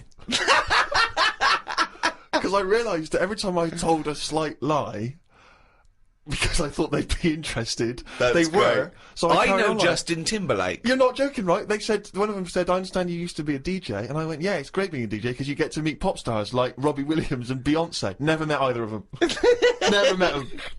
And they went. One of the kids went, "What's Beyonce like?" and I went, jokingly, I went, "You wouldn't like her." And I said, "No, I'm joking. She's lovely. She's sweet. She's good as gold."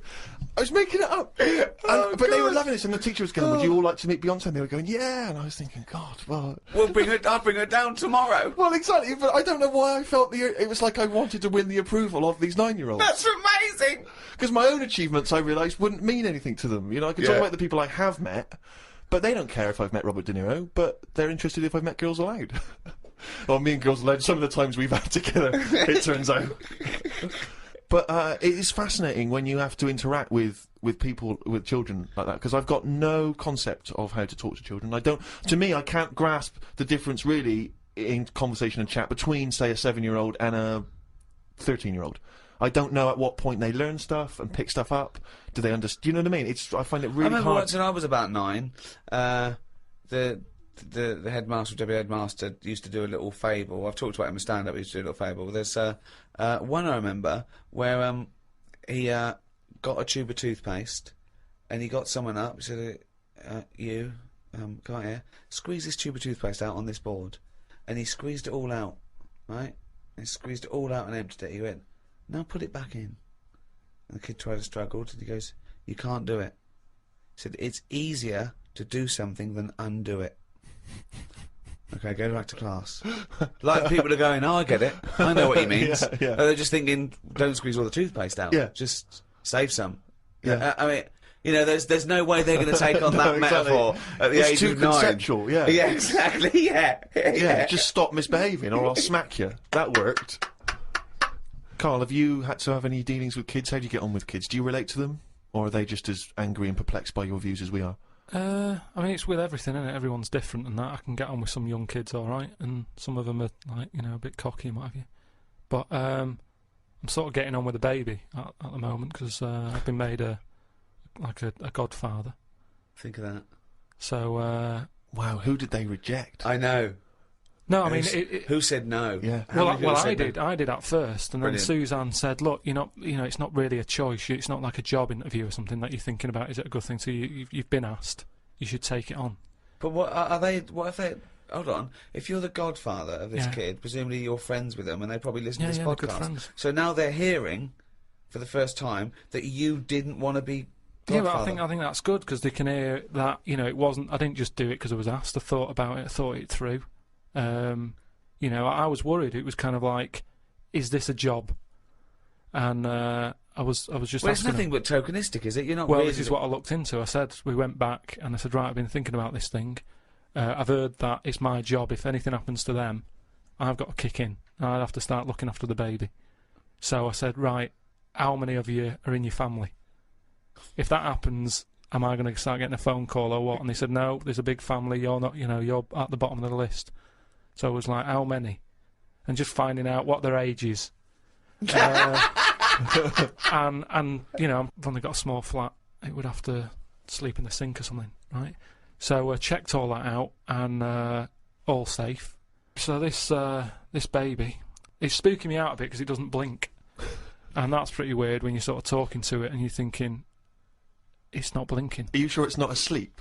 No, it's honestly, it's weird. If something doesn't blink, it's like it's evil.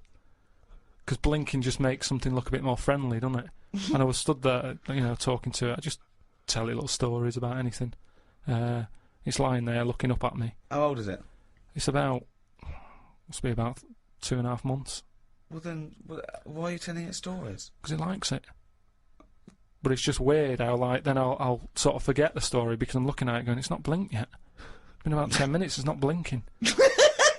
So then I forget the end of the story and I just walk away because it's not bothered anyway, it's probably not listening, is it? But What a pointless tale! What a pointless tale now and at the time. I think it likes it. The kids like stories, like you say, they're not bothered if it's not true or anything. Or if you walk away before the ending because you've forgotten it. That's Brilliant. why it's not blinking. It's so dumbstruck at the idiocy coming out of your gob. No, but you don't need to hear endings of stories. Maybe, like I said That's to the you. point. That's the point of a story, isn't it? No, it's not. That's the point why people... That's why people like stories, because they're hooked into knowing what happened. No, because there's loads of films that happen and they have a funny ending. You leave there going, I wonder what's meant to happen. Then you make it up in your own head.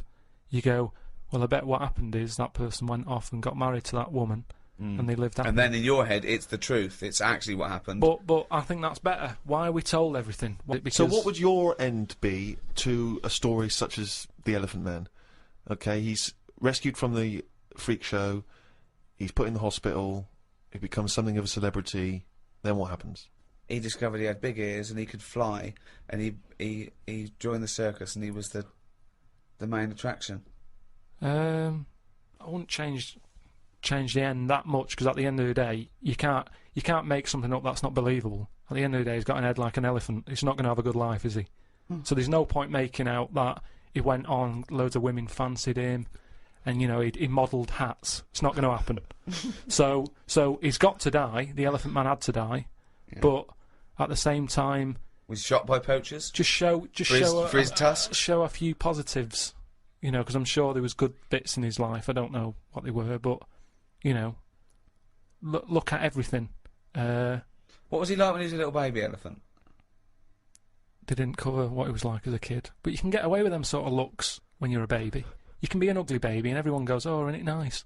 There was some woman in a cafe the other week that I was sat in, and she came up and she sat down with a mate, and she was talking loudly, going on about, "Oh, the baby's lovely."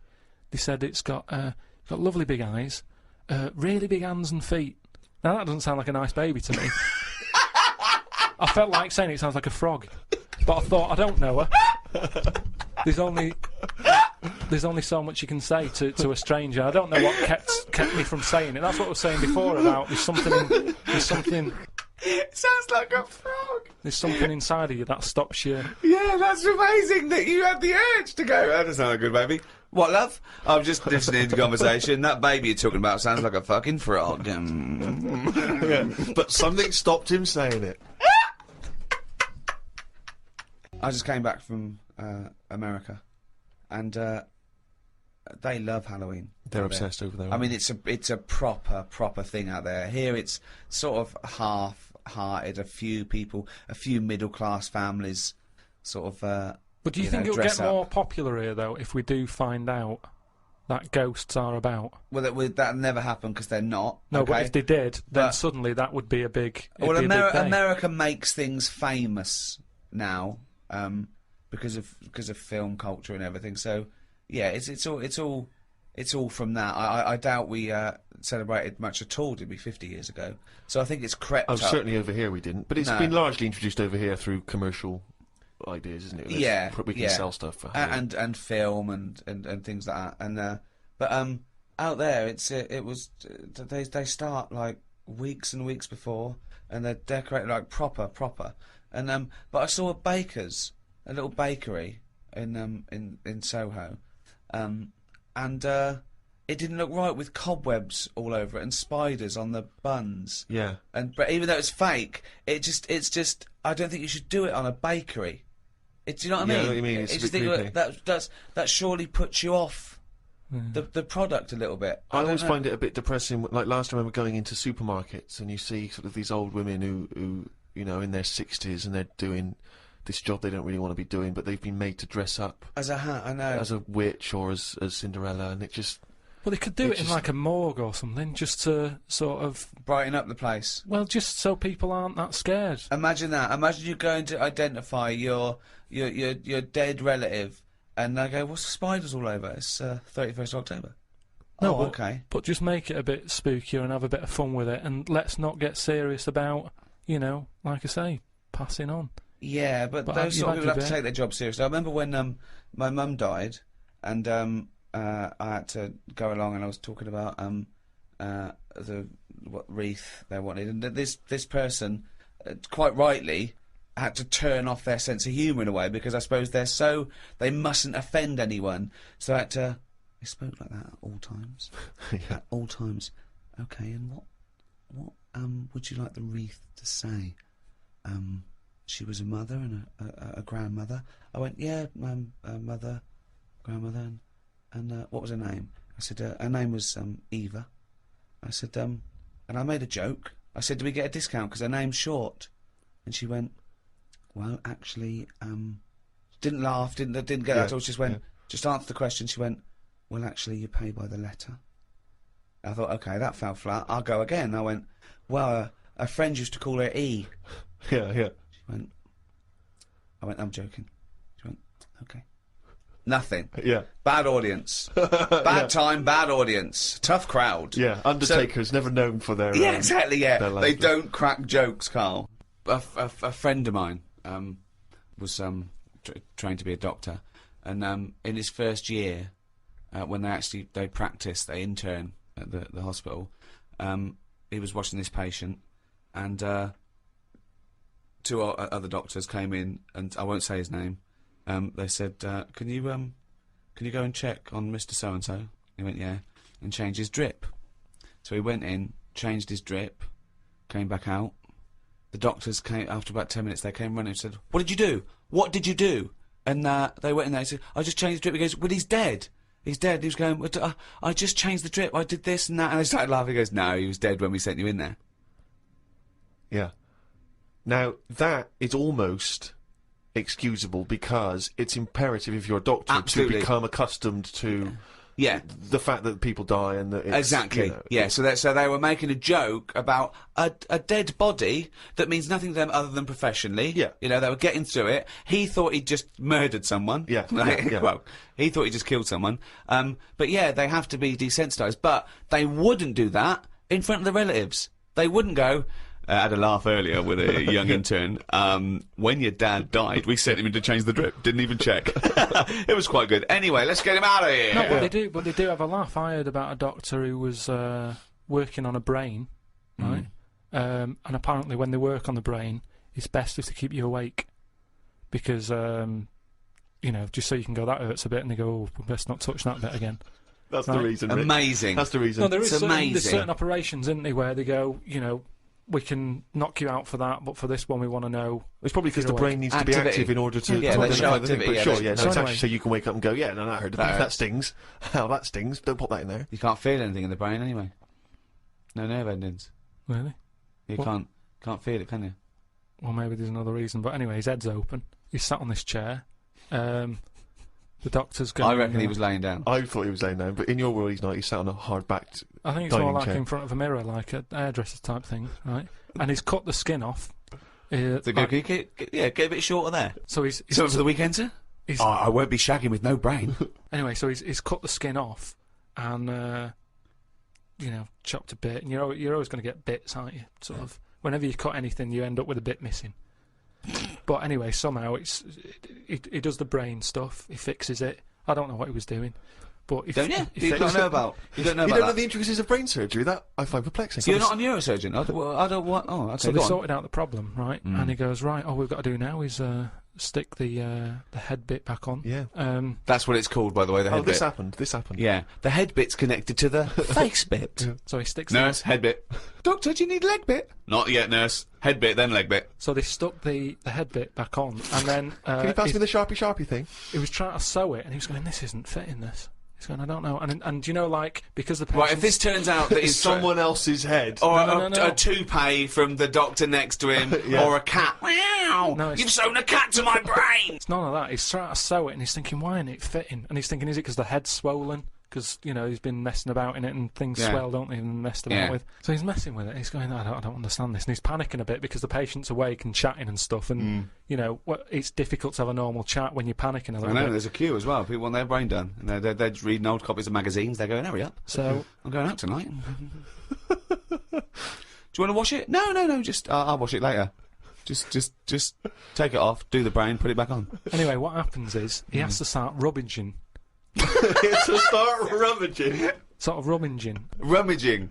Rummaging. No! There's no N before the first G. Rummaging. Well, he starts looking through the, he starts having a look through the bin. Because, what? Because he knows he's chucked a bit away of the skin. Right. Where is this surgery where a bloke's sitting up in front of a mirror and there's a bin? Is there a little basketball ring above the bin as well, so when he throws things it goes through there first? I'm just saying that's what happened, and you were saying about things that happen, and you've got a joke about it. So he's rummaging, and what happens? He said to him, the fellow was starting to sense the nervousness, and he said, "What's going on here?" And he says, "Oh, you're never going to believe it. I've lost a bit of your skin. Lost a bit of your head, yeah. I can't." Why did he cut? I don't understand. Why is there? Why is it in two bits? Because things just break up, don't they? It's like chicken. When you see him walking around, everything's in place and it sticks together. You cook it, suddenly it all breaks up. He cooked his face before he cut it up. I'm just saying how flesh, it sticks together well. Yeah, but he'd cooked the scalp before he'd taken it off his head. No, but it's just an example of how skin can break up with the muscles and everything. So he's rummaging in the bin, and does he find the head? He found the bit, and then he's like, "Oh, sorry about that," and he sort of managed to stick it on. Right, he didn't wash it off or anything? Yeah, I'm sure he'd give it a bit of a rinse. But I'm just saying how... Nonsense. You know, you've got to make a joke out of stuff, haven't you? Yeah, it's bollocks. If you're a doctor. Okay, that's good. So where was the joke in that story? At what point I thought this was a story about how doctors have a sense of humour. Yeah, when well, did he make at a the joke? end, he sort of laughed and he sort of said, "Oh, there you go, it's back on." But good job, the bin men didn't come or whatever, and they made a joke out of it. I've never heard such nonsense. I've never heard such nonsense. Oh, chimpanzee, that has only gone and written it down. The jingle there to announce yet another reading from Karl Pilkington's diary. When are you going to write until, Karl? What have you got? You're going to do? I've got to do as far as December, and then that's it. I don't know. When does the diary end? 31st December usually. Yeah. Do it till typical, always the same. Yeah, that's when I'll do it till, and then. Why do that? Why be conformist? Why end on December? Why not end on January the 31st? Weird that you should go.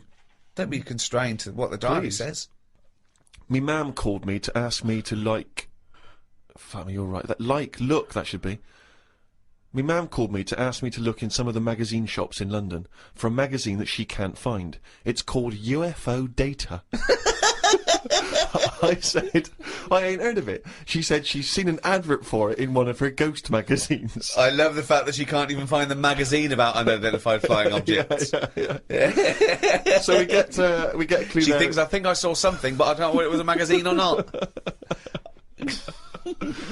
So we get a clue there as to why you give any credence to this crap.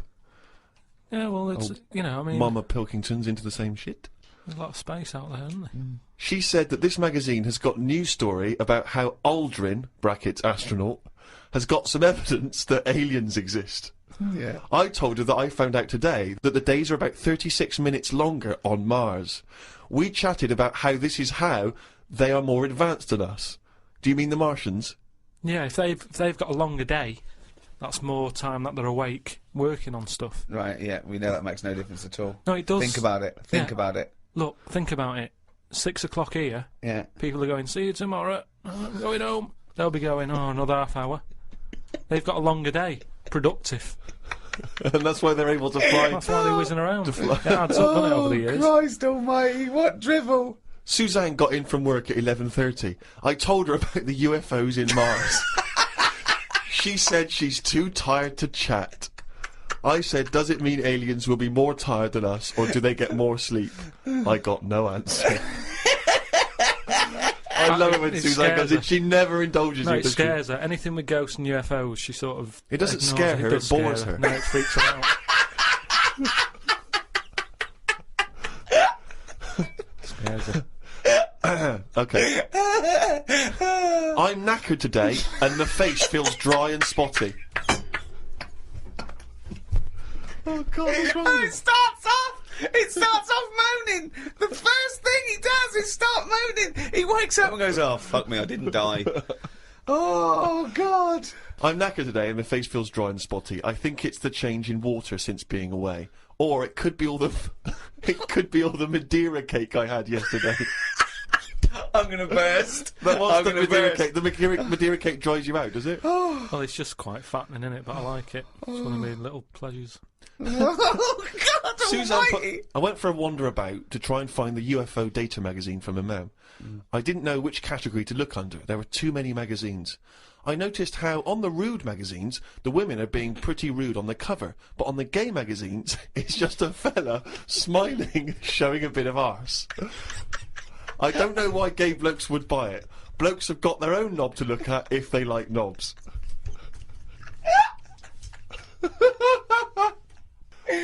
Why were you looking at the gay magazine? No, I wasn't. It's just that Oh, you were? No, I You were, you noticed studied them. Yeah, because I you've was written looking about for UFO data. I don't know where they put it. I don't think you find evidence of other worlds down men's pants.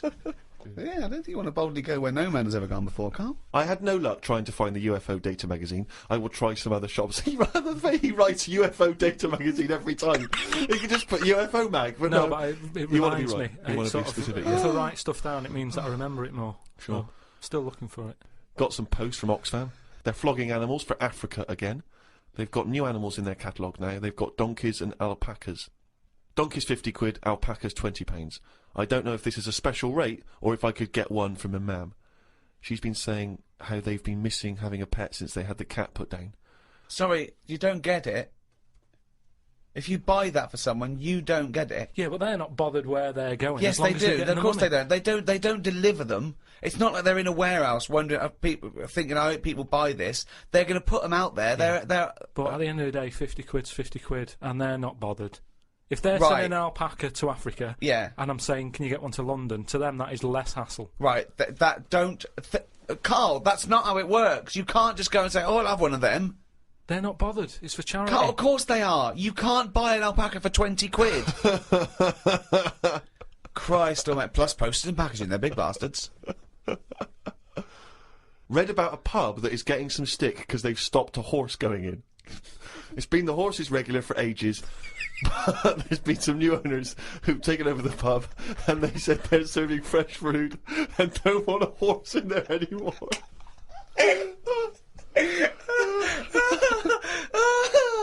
Oh, God. We've got to publish this diary. There's some dynamite stuff in We've here. got to publish the diary. I mean, this is never mind, peeps. Can't we put this out next year or something with a special CD? know. It's extraordinary. amazing. You can't keep this from the world, Carl. I met Suzanne after she finished work, and we went for a brew in another cafe. Gosh, Jesus. It's always having a brew in a calf. It's like a sitcom. It is.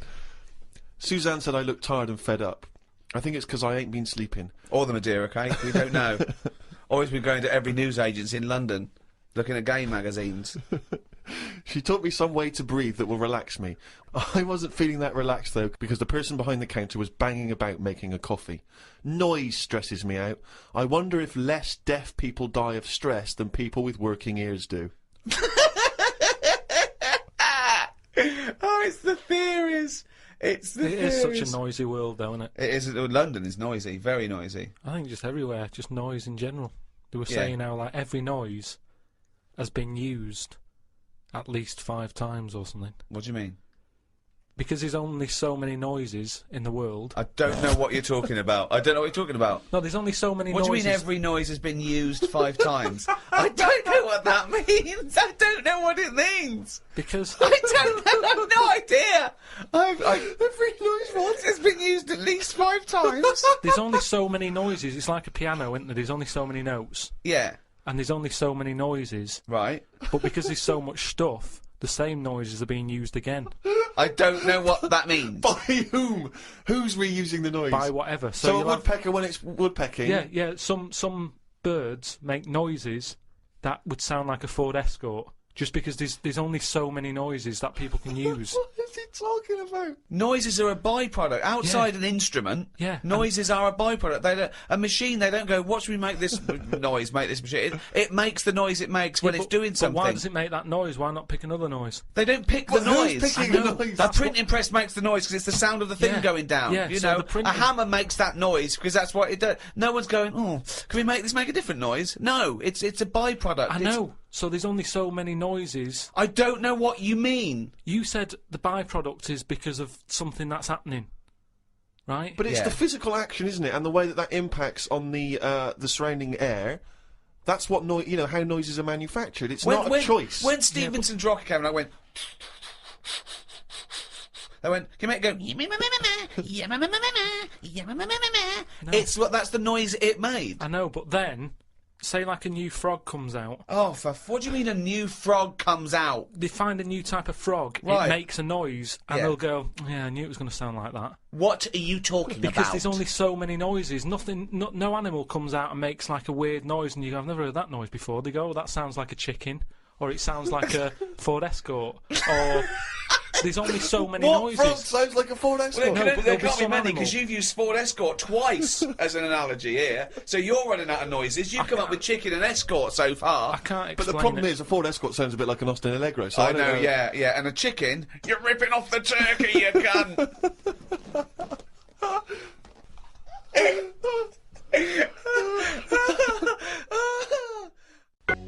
Oh, chimpanzee, that is competition time.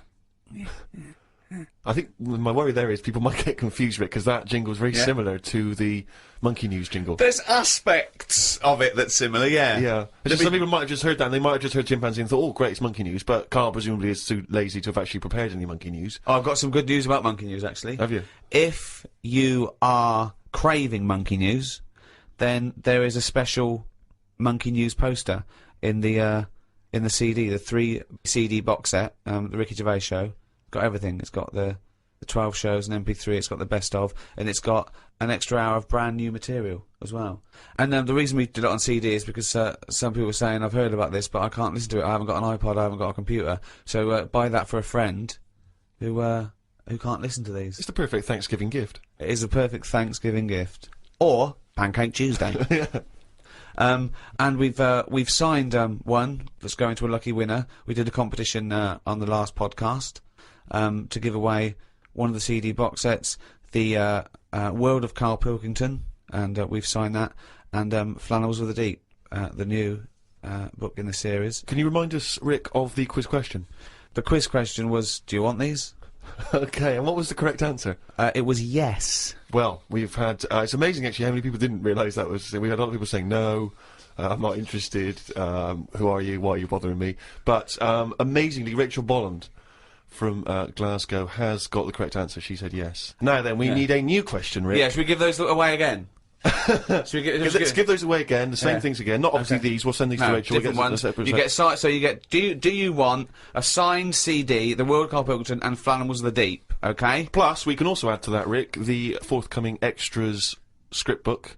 Ah, not just a script book, Steve. No. It's got some wonderful pictures, but that taken by Rich Hardcastle, of people like Ben Stiller and Sam Jackson and Kate Winslet behind the scenes. In their off-duty moments. And it's brilliant. It's really good. We'll put some pictures up on the website. Go to rickygervais.com and you'll see what you could we'd be winning. Yeah. Yeah? So we've got that perfect collection of stuff, but we need a new quiz question. Okay. Okay, so those prizes, does someone else want them? Does someone else want them? Yeah. Okay. All right. Well, if you know the answer to that, then get in touch. podcast@rickygervais.com. Good luck. It's a tricky one. Oh, good luck anyway, because I never read the emails. Well, that's the end of the second in this series of 3 special podcasts. That was the end of the Thanksgiving edition. With me, Ricky Gervais, Steve Merchant. See ya. And Karl Pilkington. All right. Thank you to Positive Internet, the guys that host this podcast. They're doing a great job. Thanks, guys. Thank you. Happy Thanksgiving. Hello, and welcome to our Christmas podcast with me, Ricky Gervais, Stephen Merchant. Hello. And Karl Pilkington. All right. Merry Christmas, everyone. Merry Christmas. A lot of people are wondering, Rick, if having done so many podcasts this year, because we very much started the whole podcast revolution ourselves single-handedly roughly this time last year. Yeah, that's right. Have we perhaps exhausted the podcast phenomenon? Is it time to pack up the equipment and move on to something new? Well, this will be the last one for a little while, I think. I think, you know, we did, I think 24, and then these specials this year. I think we started it about this time last year. Well, I don't know didn't we? about you, Rick, but I'm bored of the whole podcasting thing, and I know that you probably feel the same way. Well, let's stop for a while. We may get back together again, but it won't be for a while. It's the... You know, we had a year. It was the year of the podcast. Been a weird year, hasn't it? Go on. No, I'm just saying, you know, when you look at it like that, when you think about all the podcasts that we've done Yeah, over the year, yeah. just a lot of stuff has gone on. Looking back at the year, a year in which we've seen, you know, increasing violence in Iraq, we've seen the advent of more fears over global warming, we've seen George W. Bush take a massive battering in the midterm elections, we've seen many major world events this year. Karl, what stuck out for you? What event do you, if you think, oh my God, if you were doing your own review of the year, what would you put on the front cover? The grub that was eating biscuits on my windowsill.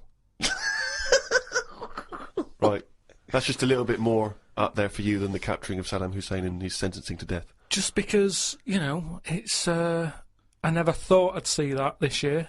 So what exactly... What, the capture of Saddam or the grub? No, the grub. The grub. It was just I was there on the computer.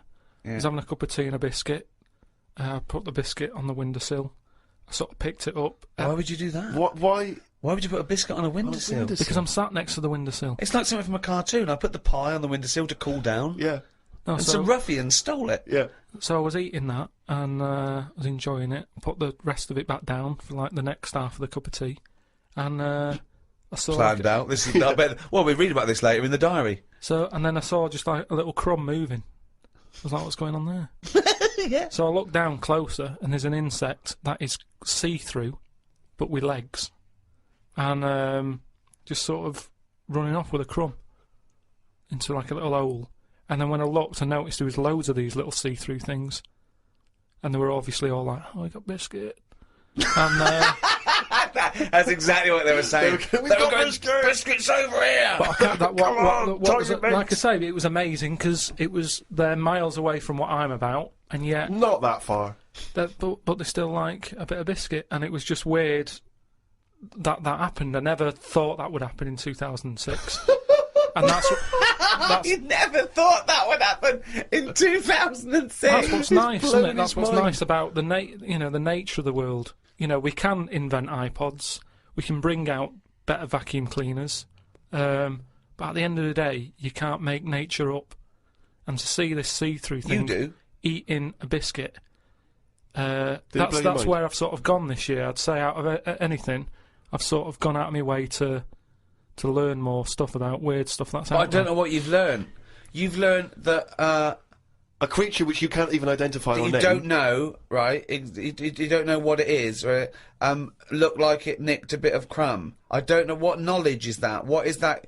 How is that useful? Just because everything is changing. But it's not useful. It's not useful to you, and it's not useful to anyone. You can't pass on that as knowledge because we don't know what it was, But Karl or where thinks, it happened, or but- why it happened. But Rick, Karl thinks that the grub has an inkling, has a taste for McVitie's in the same way that Karl does. That's why Yeah. he's from Meg's. He's thinking, I can't believe it. We both love hobnobs. As It's opposed to just extraordinary. being Yeah. taking the It would have starch eaten from the anything, flour. yeah. Exactly. Yeah. But what I'm saying is that these things have been around for years, Yes. maybe longer than us, Yes. right?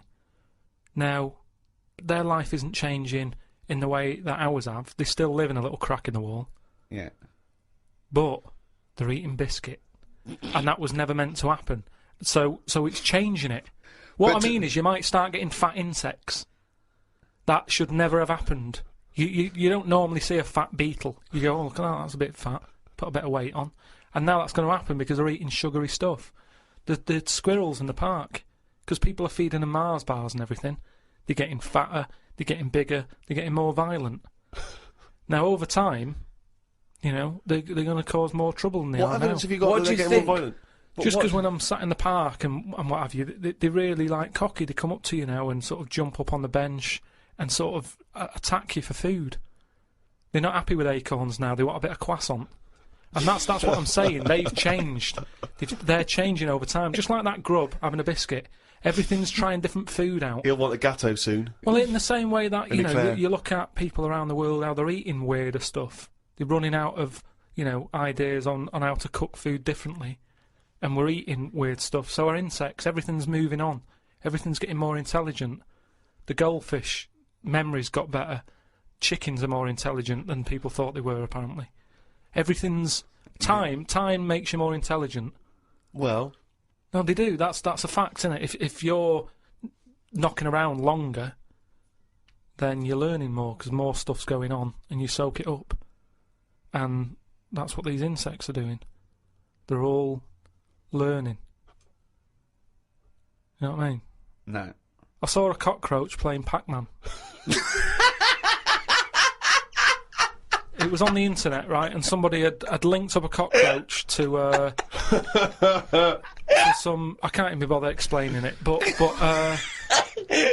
that's what I'm saying. Everything's moving on. Yeah, but Pac-Man's like such an old hat game, man. It's like from the 1980s. Yeah, that cockroach is so... Come on, Oh, he's still out of date. Get a with life, it. man. Hello, PlayStation 3. Is he got rid of it? Hello. Yesterday's cockroach. Oh. Fucking hell. What was he listening to? MC Hammer? Christ almighty. Fucking hell, Pac-Man. Get a life. High five, man. I was in the supermarket recently, just walking past the condoms on the way to the pornography, and I thought, you know, it's worth perhaps, you know, getting a stocking, you know. You get a stocking? No, getting some condoms. What, to put over your head? You're not still doing that, are you? No, I thought it was worth getting some condoms in, you know, it's Christmas party season, and you never know when you're going to run out of balloons. and I was weird, because the condoms in the supermarket are contained in a kind of in a plastic cage, so it makes it all the more embarrassing buying them, because I took them off the thing and I was trying to open it, sort of, because I thought that they would, you had to open it. Try it on. Try it on. Exactly. Okay, this, you know, in case it doesn't fit. Exactly. Bring it back. Yeah. Bring it back, yeah. And I was Do you do alterations? Yeah, we do, yes. £5. And so I'm trying to open this thing, and this guy who works there, sort of this middle-aged guy who works there, goes, you have to take that to the checkout, so you can't open that yourself. And I was just, because I don't know, I still find it very embarrassing, you know, dealing with any of that sort of, you know, prophylactics and things. The novelty of that is still very embarrassing to me. And so I just left it. I thought, forget it, I'm not gonna take these to the counter, because you never know. It's like if you get served by a woman, it's still a bit embarrassing, particularly if that's all you're buying. You know, because she knows what you're up to. You're going to fill them up with war and throw them at students. And anyway, the reason I mention this is because it reminded me of the conversation we've all enjoyed in the past, Rick, about when Karl bought for his girlfriend for Christmas. Was it a 2-pack? A 2-pack of Yeah, what was it? condoms? Wasn't it about buy one get one free? Yeah. It was a bumper family pack, wasn't it? Not a family, obviously. That'd be weird. Yeah, a family pack of condoms. One for the kids. Take those out, enjoy yourselves. So that was a couple of years ago, Karl, the famous condom gate. Have you bucked your ideas up since then? Not really. They were the early days. Do you mean the early days? You'd been going out with her for about 8 years, hadn't you? Yeah, but I just think that as time goes on, you don't sort of buy each other as many presents. Oh, so sorry, that was a bumper year, was it? That was a hell of a. She went. Oh, I remember when you used to buy me stuff like condoms. It's gone downhill since then. Well, no, she your didn't know presents. she was getting them. What I mean is, there's less. Of course, surprises. she didn't. That's what I mean, though. It was sort of interesting to when I gave them her and said, "There you go, open them." She was not expecting that. And as time goes on... No, she was probably expecting a piece of jewellery or a holiday in Paris. It's more difficult, is what I mean, to surprise someone, innit, over time. No. But the surprise thing is meant to always be a good surprise. Yeah, but don't... If you always get something good... It's like the 3 wise men. What did they get the second year for little baby Jesus? Do you know what I mean? Once he's had that gold, it's like... Oh, I've sort of made it hard work for myself there. I've got to get him something better than that now. So it's best to give him the myrrh. And next year, get in the gold. Step it up a bit or whatever. But don't you understand? Because I don't want to criticise you because you're a lovely man, but having read the diary and read much of this diary, one of the things I notice is the complete lack of romanticism. The number of times Susanna says, book us a lovely meal out, take me out tonight, and you always write like it's a massive chore, like it's a headache for you. Oh no, I've got to spend a romantic night out with my girlfriend. Because it's the same reason I don't like Christmas and stuff, it's the expectations. I prefer it, if I want to take Suzanne out, I prefer to meet her at the bus stop, and she comes back from work and go, do you want to go out? But you don't do that. No, I do now and again, but it's that thing of, oh, we'll go out tonight, I want to leave it to you, book a place, It builds it up too much and it can never live up to it. It's like how, you know how like people make a big thing out of, you know, having it away for the first time, and they go, oh, I'm going to do that tonight. Not the way to do anything. You won't get anything done by planning. That's a quote! That's an amazing quote! That'll be up there with Newton and Churchill. You don't get anything done by planning. No, but like that's I've amazing. Said, like I've said But you lot can't just spring it on someone, you have to at least ask her, you up for it tonight? just see how it goes. That's what I'm saying about Christmas. I might not be in the mood for it on December 25th, for Christmas, having turkey and everything. That's what I mean about, you know, in the last podcast, stuff coming round every year. Don't plan it. If you fancy a Christmas, have it. If you don't, just carry on. It'd be nice to live in a world like that. They say, you know, it's a world of freedom or something now. It isn't. No, I don't know what that means. I don't know who says You just that. make up things they say. They say, like, you know, today's world is a free world or something. Someone said something along them lines when it isn't. Everyone's still being told what to do, when to do it.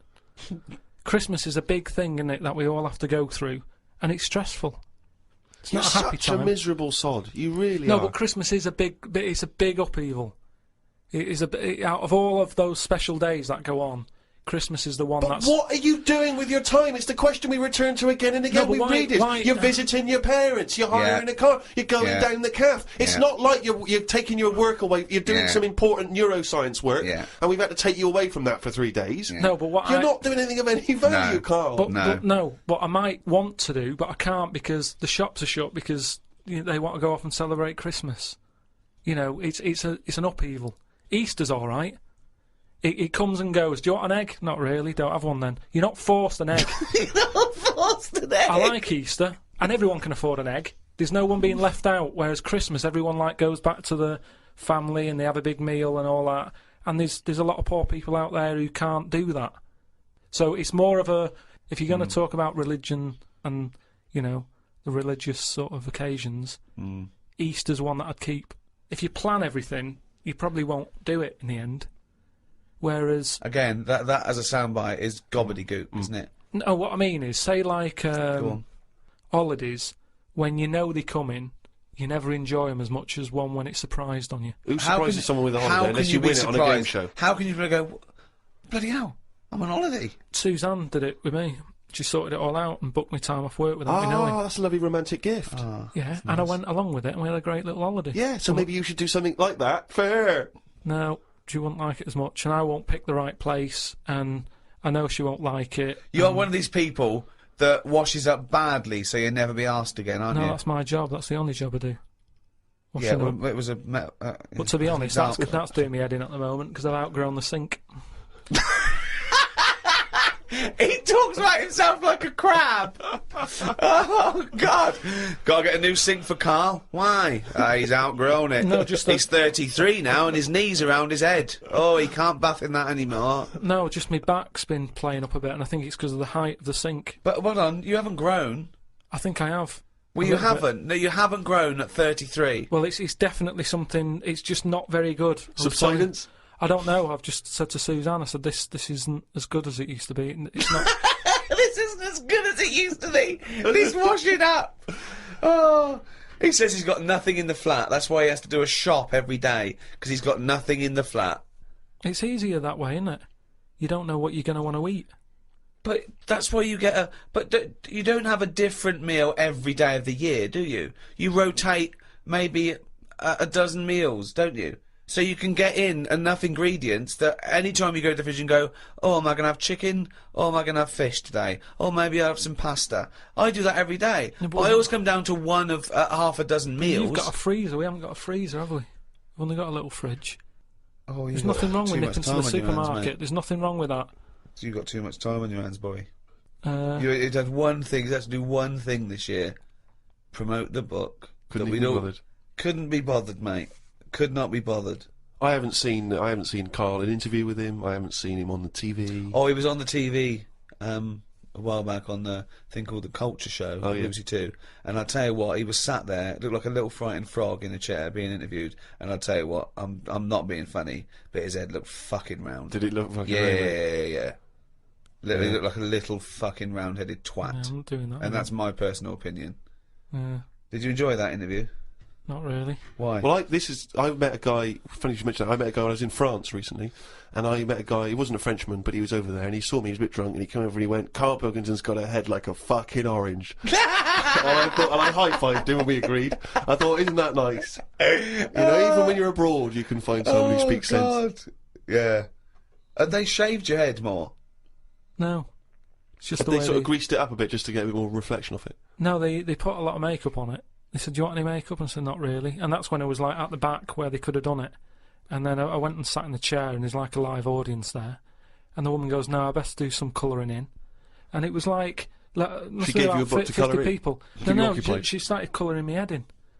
And she was like had some brown powder. She's doing my head, doing the top of it and stuff. And I was going, isn't that enough now? And everyone's looking and sort of laughing to themselves that I'm having my head coloured in. Sure, she was doodling on the top. She took longer than anyone else who she was doing. I watched like other people who were on. Well, she's got more flesh to do. When you do usually powder someone, it stops at the forehead. You always have to go around to the fucking back. Yeah, but the camera wasn't at the back of my head. She was just kept going no, and but going. the shine for the cameras that would get The in glare. people's eyes. They got to be careful. Health and safety, the light will bounce off into the eyes of the audience, Yeah. blind them. Yeah, well, I wasn't happy with that anyway.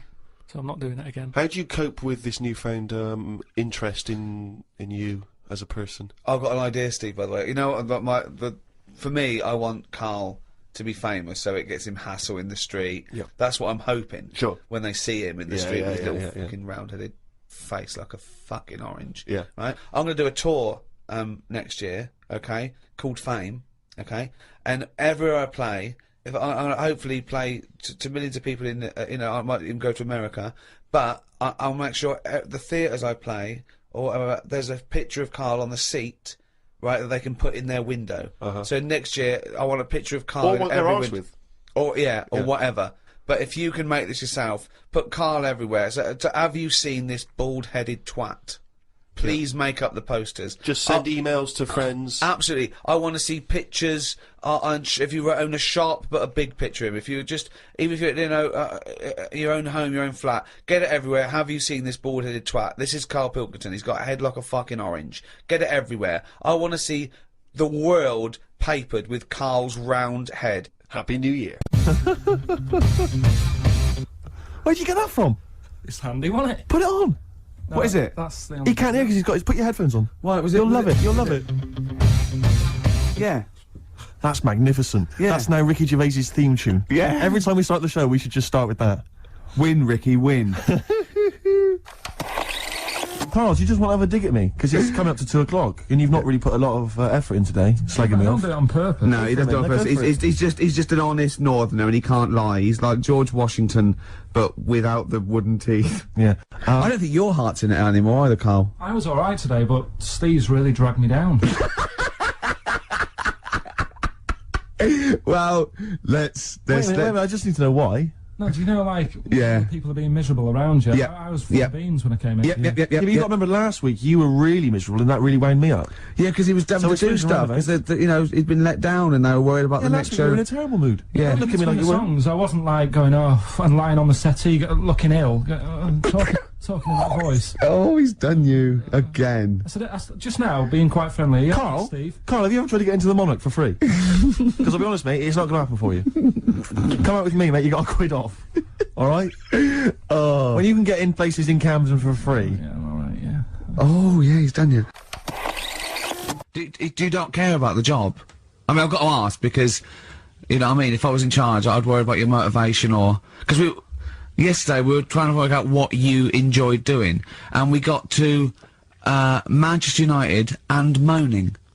And that is the two we came up with. I don't know where you get the moaning thing You're from. always whinging. About what? Everything. When? When did I last have a moan? Just before we came on air. Right, and why was that? I don't know, I can't remember. Because we were in good mood, me and Rick. I'll tell you why. Go on. Because you brought a song in at 10 to 1. Yeah. With a load of effing and jeffing in it. Yeah. And saying, can you edit this? Yeah. Yeah. But that's your job. You could have brought it in yesterday. No, I couldn't. Why not? I hadn't thought of it. But why are you whinging? That's your job. And I didn't come in 10 minutes before. It was a good 20 minutes before. It just took you ages because you were whinging and moaning to even get started. Been very quiet week. Been checking, I was looking in books last night and stuff. So is there any monkey news? I've got some, but just because it's not that good, something else I found out that I thought I'd share with you. Go on. I was looking in the Guinness Book of Records, right, because I thought they'll have something in there about monkeys or something, right? And there's a little monkey, I think it lives in Asia, right? There's loads of them live in Asia. Might just be travelling, but yeah. And something I found out, I don't know if they've got it right, and that's why I want to bring it up.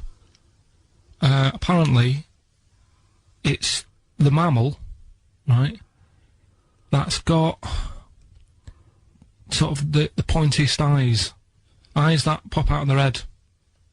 Steve.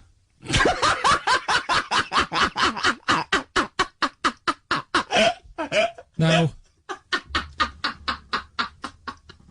the thing is, right, I thought that's interesting. Yeah.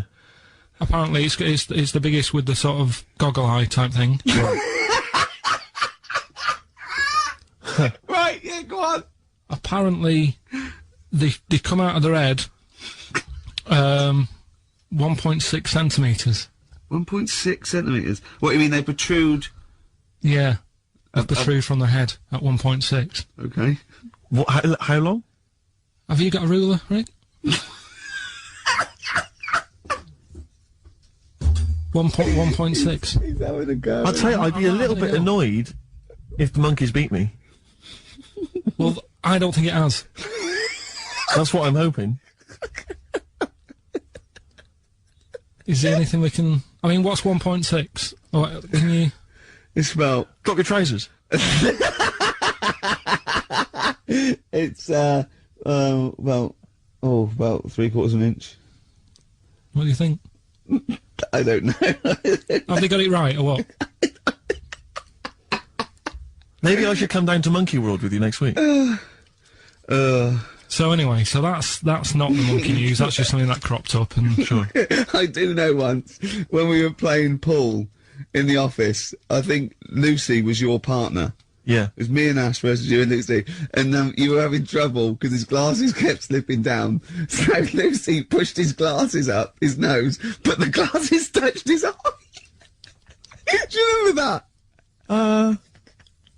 Yeah. He started it. He started it. Well, you're the one who joined in. No, I know, and I feel bad now. Yeah. He makes me nervous when he goes, yeah. It's not play a record. No, I'm just trying to think about which part of your fat, middle-aged physique I can pick on. The tits would be a good Yeah, start. yeah. Oh, the belly. Sure. Oh, what do you think of that?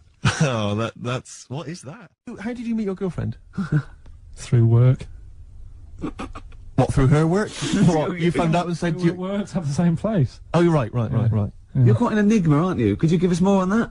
At work. You met her at work. What, she came in selling sandwiches? She was going through the bins outside. What do you mean you met her Why at are you work? having an attack on me? You're the one who's sad and lonely.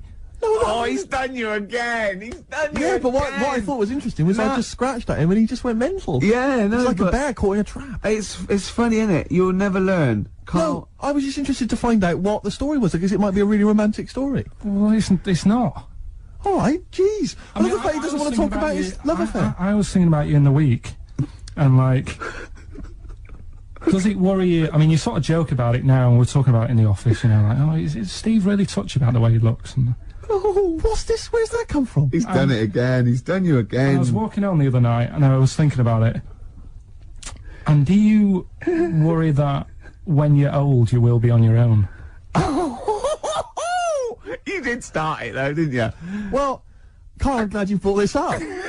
because I mean, for me, you know, a lightweight, frothy entertainment show on XFM on a Saturday afternoon is exactly the place where I want to discuss the desperate, lonely future that's inevitably coming my way. Oh God, I'll tell you what will cheer you up and forget all that, a bit of Embrace. Oh, one of the most hated bands. Do you know when I left the pub in a bit of a mood because I was just fed up with not getting anything done? Yeah. Walking down the road I was thinking, how can I get out of this? How can I stop having to work with them? I'm thinking, I wonder if I leave, I wonder if they'll be funny and they'll go, and then my boss will be giving me stick. I'm thinking, how much notice have I got to give out? And all this is going through my mind. I'm walking home and I got in, said to Suzanne, I'm sick of it. She's going, you need to do it when I get a new kitchen. And I was like, yeah, but how big does the kitchen need to be? I was saying, do we need a big kitchen? Can we get a small one? Have we got enough for a small kitchen? Do we need so many cupboards? Can we just have wood instead of steel? All this, try to get out of doing this. Yeah. It's always just, I always feel like, you know, because I like to think that I'm not perhaps as bad as him. Yeah, You no. annoy me in different ways. Like what? How does he annoy you? Well, stuff that, you know, I come up with ideas, say Cheap as Chimps. Yeah. Rockbusters springs to mind. Yeah. 15 like Taiwan. 15 Taiwan. Let's just remind people what 15 Taiwan was. It was a little feature that I wanted to give a run, you know, give it a little run, see if people like it. The premise being? No, there's no premise, it's just a title. No, we were going to get 15 sort of ornaments, you'd explain them, and then people would call up and say, that one's from Taiwan. See? Karl, you just explained why I didn't think that was a good idea.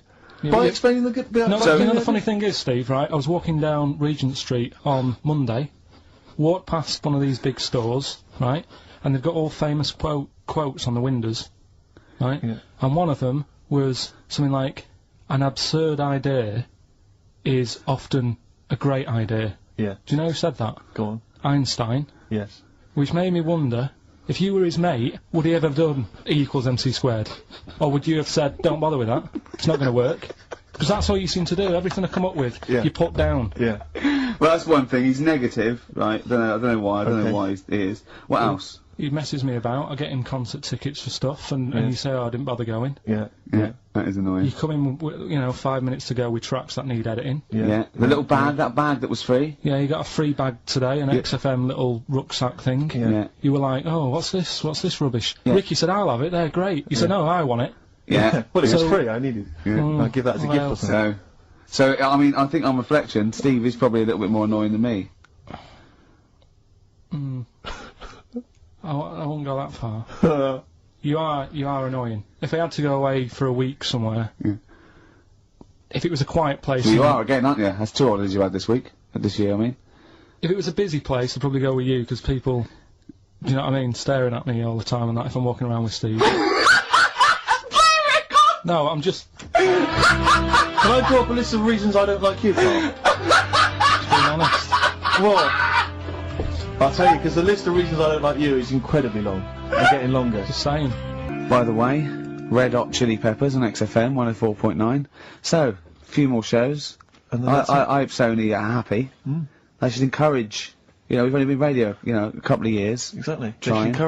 You encourage young talent like you. Yeah. Instead of giving it to Radio 1 and Radio 2 and... The old war horses. We just had a quick email. I wonder if you could answer this. It's James from NWL. He says, Ricky, is Karl going to be on this week's show? Please let me know, as I may listen if he's not. Sadly, he is here. I mean, people are already turning against you, Karl, because they've seen what's happened. Yeah. I think they've probably realised that we've I think we gave indulged him you too long much. I think we've got a spoiled sort of kid in our hands. It's sort of like, you know, we knew how bad he was, but we were trying to sort of bring him out of his shell a little bit. Yeah. You got to encourage sort of, children like Karl. Well, yeah, exactly. To sort of fend for themselves. But I like the fact that Dickie Anderson had that wonderful rant. I mean, it was an articulate email. It was quite long, and he must have typed it immediately. I'm thinking, because he's a fan of the show and he thinks I'm a genius, we need a PA. Sure. Don't we? Yeah, yeah. Do you reckon he'd come and work for us? Well, he can't be any worse than what we've already got. I know. You know. So there you go. Then we're giving up radio. We're going to concentrate on television. Carl's going to probably go back to what, your little... just doing your sound? The thing I won a silver for at the Sony's. Funny that, innit? Oh, you won a silver, did you? I got a silver, yeah. Oh, for yeah, doing, what was that for? doing the proper job that I do here in the week. Well, no, there's 2 of you for a start. Yeah. Well, there's 3 of us. Couldn't even get a bronze. Now who's the weak link? Right? Well, Bit weird, isn't it? let's not argue. We haven't got many shows to do. To be fair though, this show is I think it's more to do with the fact that you talk on this show that has brought us down. Right, I haven't said anything hardly today. No, well this is an award-winning show potentially. We'll add this one in for next year. If you could just keep stum, we might have a chance. Alright. Well, coming up, right? Let's Carl. put it behind us. Okay. Let's draw a line under it. Stephen co-wrote and directed The Office and Extras with me. You may have seen him in Extras as the agent. You may have seen him briefly in The Office. He is a goggle-eyed freak. Are you referring to the character there, are you? Or? Yeah, whatever. Thanks. No, well, no, it's just a little I'm just trying to paint a picture for people at Christmas. Sure. Steve. Yeah. I wouldn't say goggle-eyed, I think goggle-eyed freak's harsh. You know, these are these are designer specs. And, yeah, admittedly I'm a little bit tall, but, 6'7". Yeah, but let's not have a go at that. Carl, we've got more of this later. I think we should play a record. We've done introductions. Pop a little song on. But do you remember the first time you saw Steve? Well, let's pop a little song on that, alright? Chat about it in a bit. Alright. Bruce Springsteen. Bit of Bruce Springsteen. Now, it's difficult to describe Carl. I just think you'll have to get to know him over the next 2 hours. But we have taken the liberty of getting some stuff ready for you if you want to find out more about him. If you go to rickygervais.com, we've put up a special little page. Go into Who's Carl. We've got a little biography up of him and loads of pictures. And you have never seen a head rounder than he looks like Mr. Spoon from Button Moon. Yes. Do you know what I mean? Yeah. Or Bod. Grown it's up. almost There's a identical, little bit of Charlie Brown in there. He's even got a little striped shirt. It's perfectly rounded. It's balding like and it's not a sort of like a good balding. It's sort of like he looks like a worn tennis ball. Do you know what I mean? He's got a little bit of growth. It's not that sort of Telly Savalas cool bald. No, it's just a scruffy little. I don't know what it is. Happy Christmas and that. What do you think of that then, Carl? Your introduction to the nation. Well, you know, if we're going to start picking on looks and stuff, like you mentioned before, we can go over everyone in this room. What? I mean, let's make it fair. What? Let's have a chat about Steve over there. What? What are you talking about? Well, you know how sort of I felt when I first saw you. Wait, don't go mad, Steve. Let Carl speak. Right, this is his platform. No, I'm just saying you just said about painting a picture. Yeah, go on then. I wouldn't paint a picture of that. No, I'm not, Steve, you know I'm not having a go, mate. What do you mean you're not having a go? It sounds like you're having a go. No. Well, what did you think when you first saw him, when he first walked into that room all those years ago? Sort of thought he looked like a cartoon. No, Steve, you know that you look a little bit odd. This isn't like a shock to you. You've had this. How old are you now? 31, Right, but I so don't you're know. 30. What do you look like as a baby?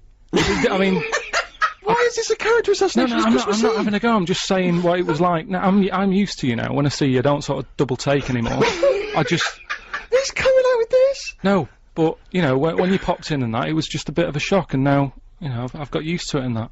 Good, you're happy now. You can cope now. Hold on. You were shocked when you saw Steve Merchant. You told me once you went to school with 2 fellas who had big heads and webbed hands and feet. Yeah. And they weren't related. Why were there 2 people like that at your school, and yet you find Steve freaky? You never said freaky. You said freaky. You said freaky. Carl, just...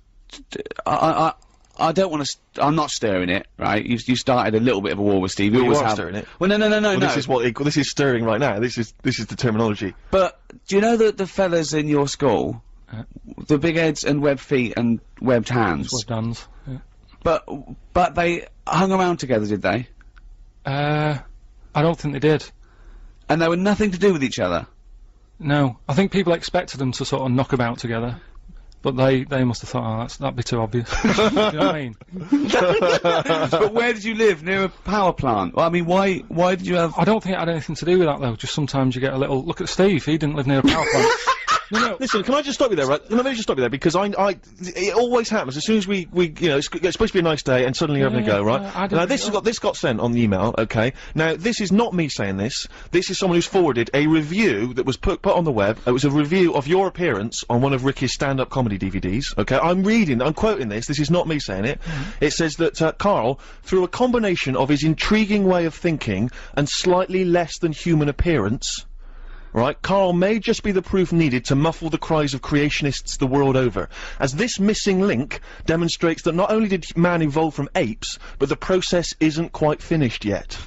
Okay, now that's someone else, an external person's opinion of you. But the terrible thing about that is, Karl's feelings aren't hurt because he didn't understand a word of that. I said the word creationist, that lost him. That's it. You've got to remember that Karl, you know when people say they're talking to their cat and they go, oh look at him looking at us, it's like he can understand what we're saying. Well, Karl's got that look, but you know he can't understand what you're saying. All right, Karl?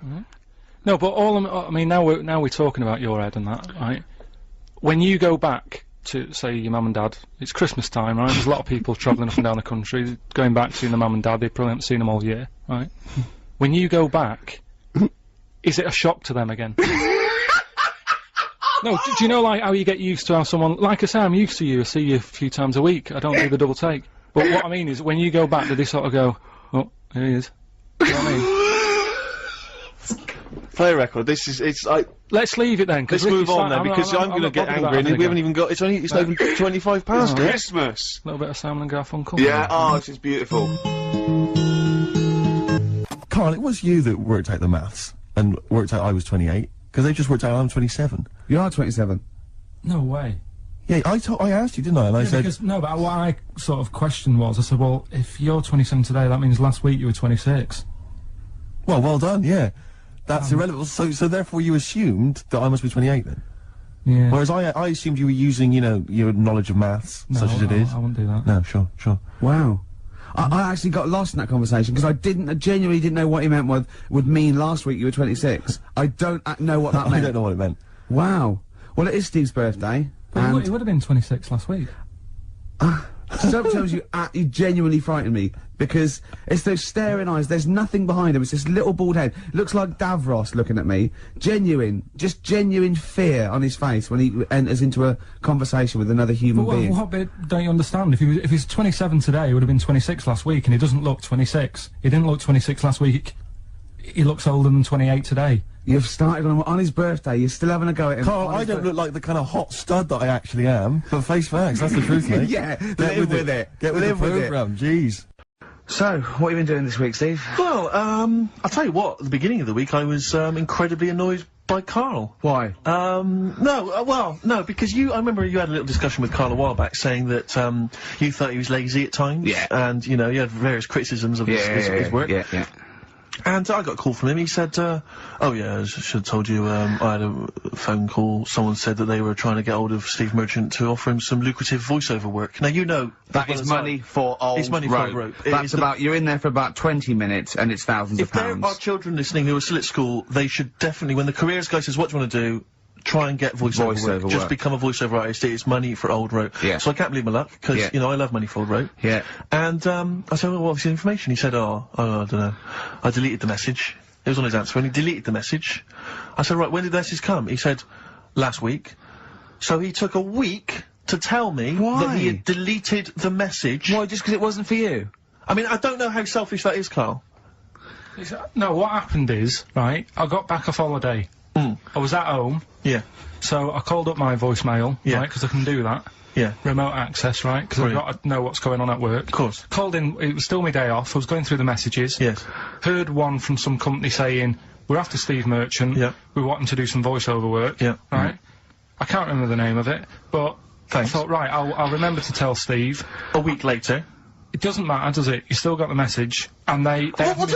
Yeah, but voiceovers have to be done in the next couple of days. But I didn't get the message. All I got was, there was a company, I don't remember the name, and they phoned you, they wanted voiceover work. How does that help me?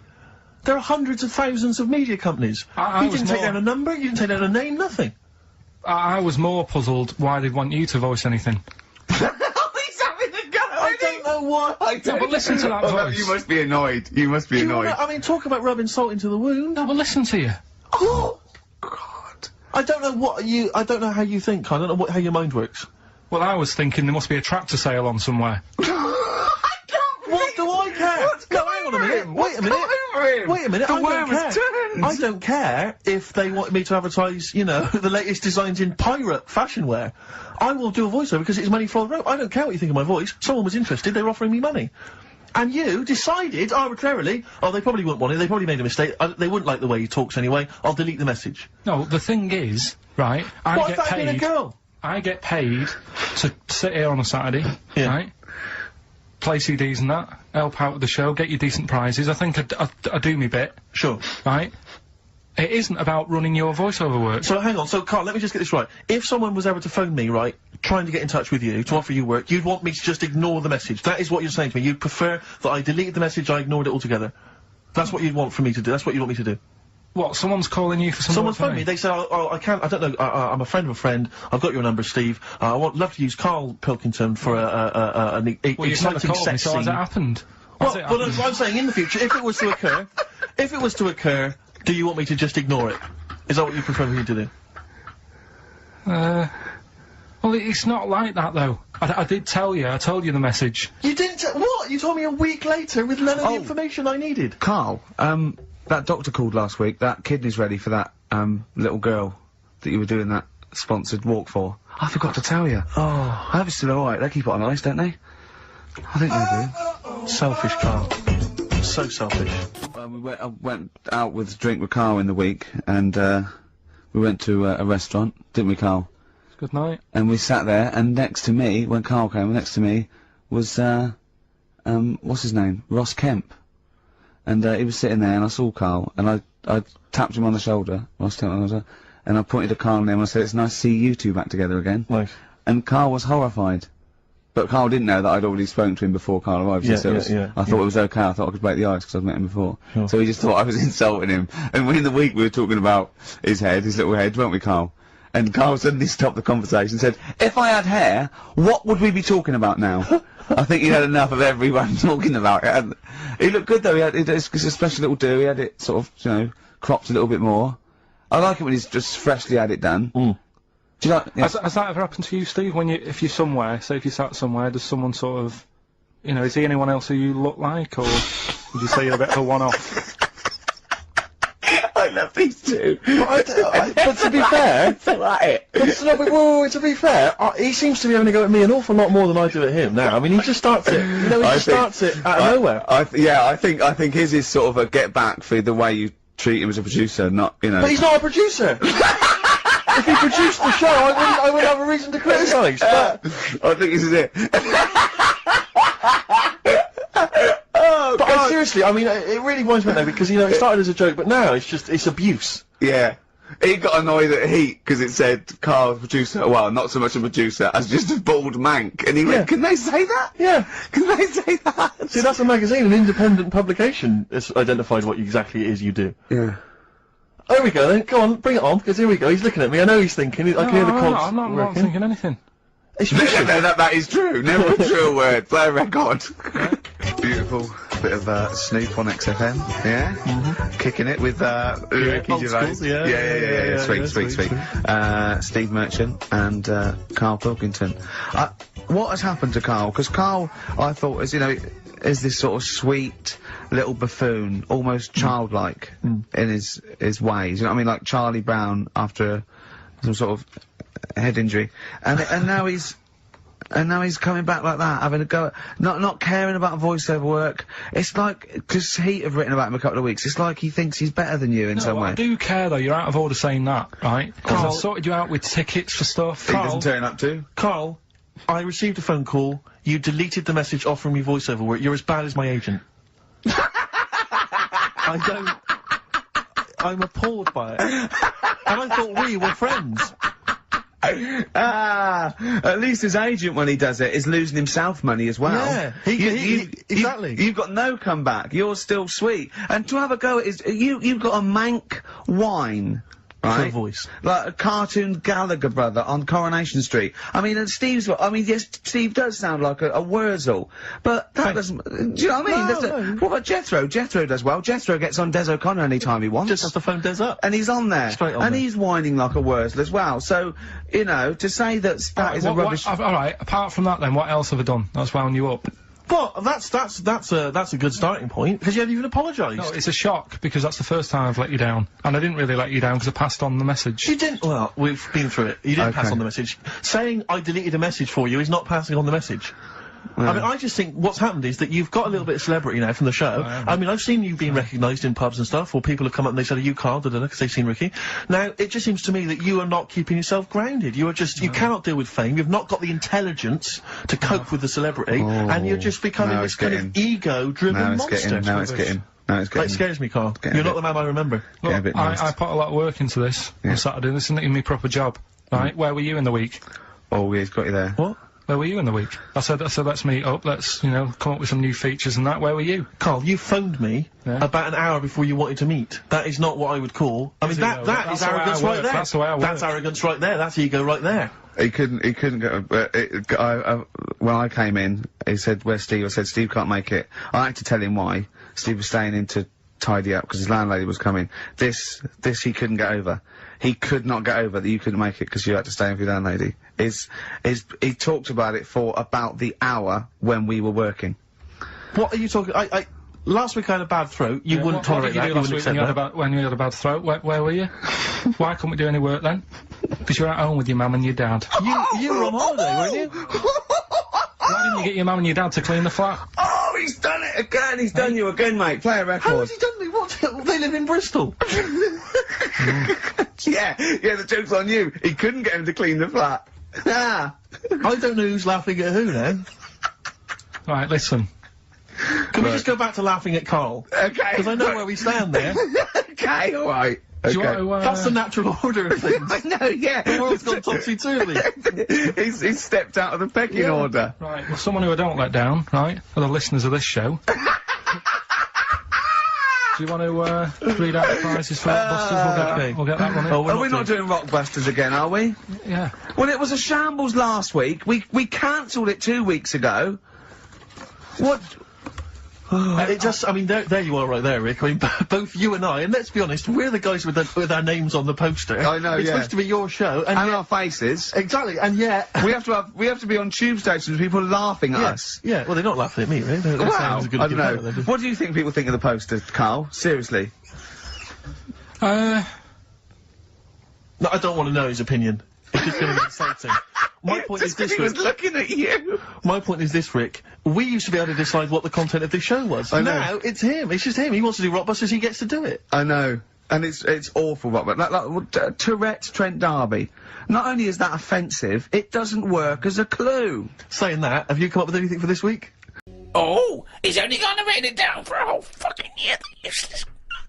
That, of course, signifies another reading from Karl's diary. This is the last one of both 2006 and on any podcast for a while. Let's make the most of it. Let's enjoy some of the wisdom. I of also Karl think it's the Pilkington. last time ever he will make an entry in this diary because you're not going to keep another one, are you? I don't know yet. I might just get a smaller one. But I found that since keeping a diary, I've gone out of my way to do more stuff. Well, you say that, but Well, let's find out. Let's find out if that's true. No, but I have. I read a bit in the news about people being injured while trying to cut open avocados. It's a food that ain't worth injuring yourself for. If it's a hassle to get into, leave it to the experts. I have never bought one. I have also avoided coconuts and pineapples. The amount of hassle to get into these things outweighs the joys they give. Yeah. It's the same reason I never bought a pair of Dr. Martin boots. Too much hassle when it's time to take them off. Yeah, a lot of my mates used to wear them in like the 80s. You know, you can't just kick them off, can you? It's a big upheaval. You've got to unlace them, you mean? Yeah, I mean, since I found shoes with Velcro on them, brilliant. Just the way, I don't understand why laces... Is it because you can't tie your laces? No, I can do it, but it's wasted time. you're so lazy. Wasted time. That gives him more time to sit around and look at insects How and long eating does it biscuits. take to take off a pair of boots? Well, it's 14 ridiculous. seconds? He can't fit his days as it is. No, but I don't understand how some inventions sort of catch on, and other things don't. But this is what I mean. He's got too much time on his hands, sitting round at home thinking, "Why are we not using Velcro more?" But there's Why one are we Velcro manufacturer going, yes! At At last, he last. said what needed to be said. Why don't you get it sponsored? Because you could wear a Velcro toupee. Because that would be great if we could do that. If someone could invent a little hairpiece for Karl, Velcro to the little bit of fluff he's got on the top of his head, his shiny orange-like head, pop a little Velcro toupee on. I would love that. I would love to get him wearing a wig. But why necessarily reduce it to a toupee? Why not some kind of carrying device? You know, he could carry goods and things around in there, sandwiches. Yeah, he doesn't look like carrying a bag. Well, what about that? A little thing you carried around, a little Velcro thing you carried a pot on your head for your sort of like keys and trinkets and money and that. Well, no, I've told you about that idea that's out there, but hasn't caught on as well. The tie. Right. The tie with loads of pockets and stuff in it. Yeah, but you got to wear a tie.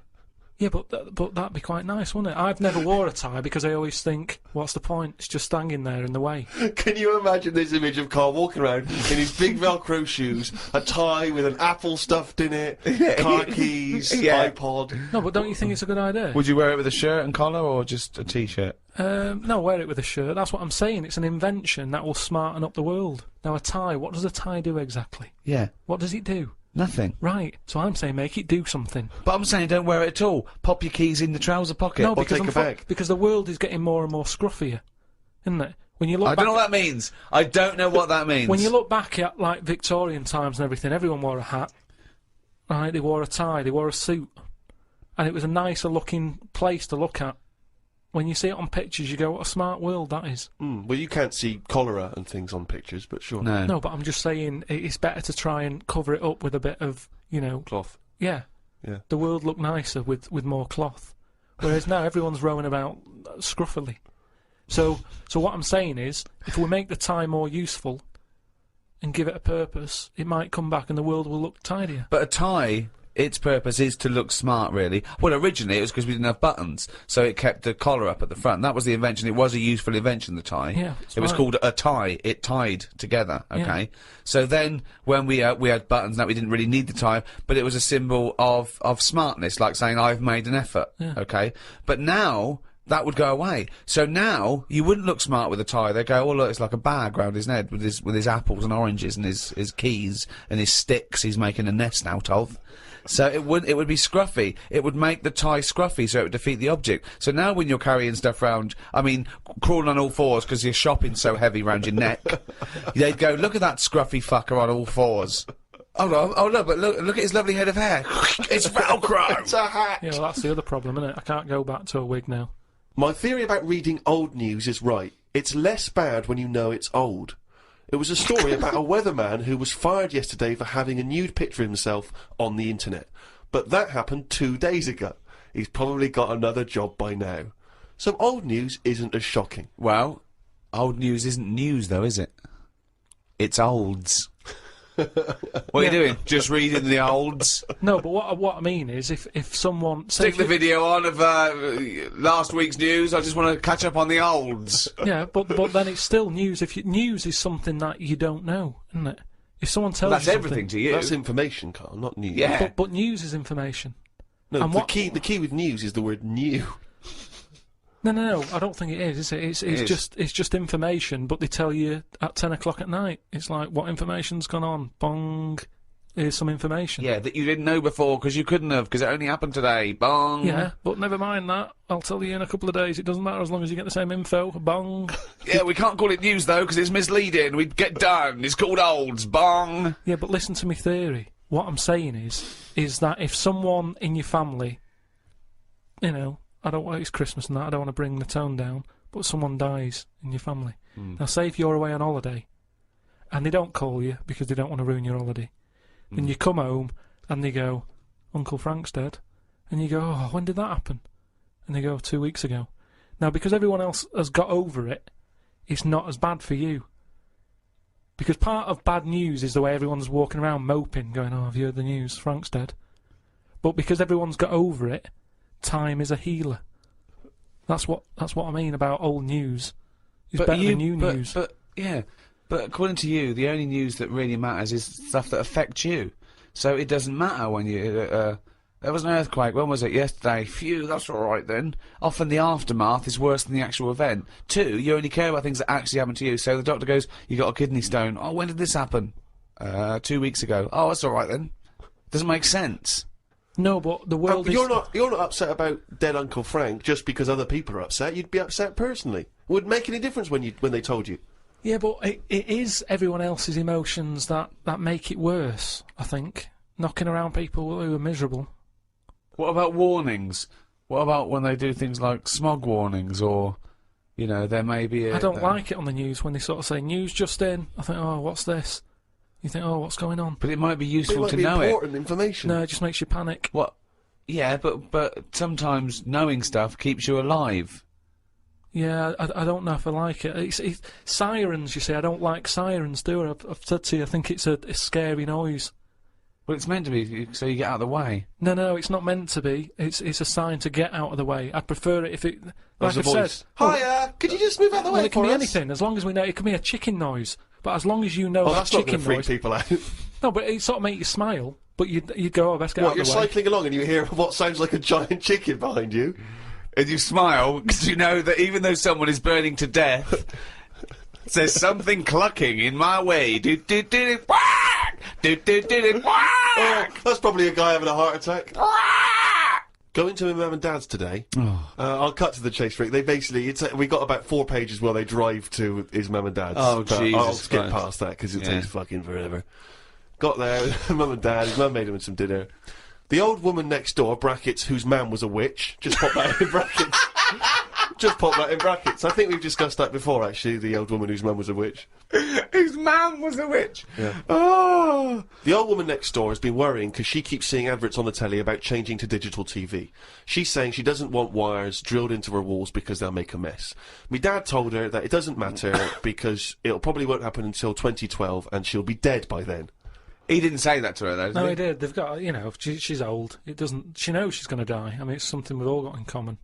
And he's right, isn't he? Why is she worrying about it? Maybe that's sorted it out. Put it into perspective for her. You will be dead when this happens. Don't be worrying about it. But everybody worries, don't they? You've got that little sort of hole in your head that you fill with worries. You know, everyone's got to fill that little worry hole with worries, and that's hers. Worry hole. Everyone's got to We've fill the worry got hole to with assume worry. that there's a worry hole. A worry hole. Don't be filled Unbelievable. with worries. I love the fact that, you know, doctors in a million years would dig this up and go, humans used to have a worry hole. Went to bed around midnight. Suzanne and I decided to sleep tops and tails because it made me get a bit more room. Me dad had cut a bit off the mattress to fit it between 2 cupboards. It's amazing how much of a difference it makes just sawing off a bit of the mattress. You sort of roll to the edge, but the weight of the blankets keeps you in. This is like something from a Roald Dahl book. No, it's just, you know, you think anything, you can sort of trim anything, can't you? And it normally works. But with a mattress, I mean, he only took off, I don't know how long that is, but he's sawn off about that much on the mattress and then has stapled it back together again. Amazing. And it just makes so much difference. Of course it does, because a mattress is a very carefully designed object. Yeah, you wouldn't think so, though, would you? Well, you just would think if you had a it's full of fucking brain in sponge. you, nut. No,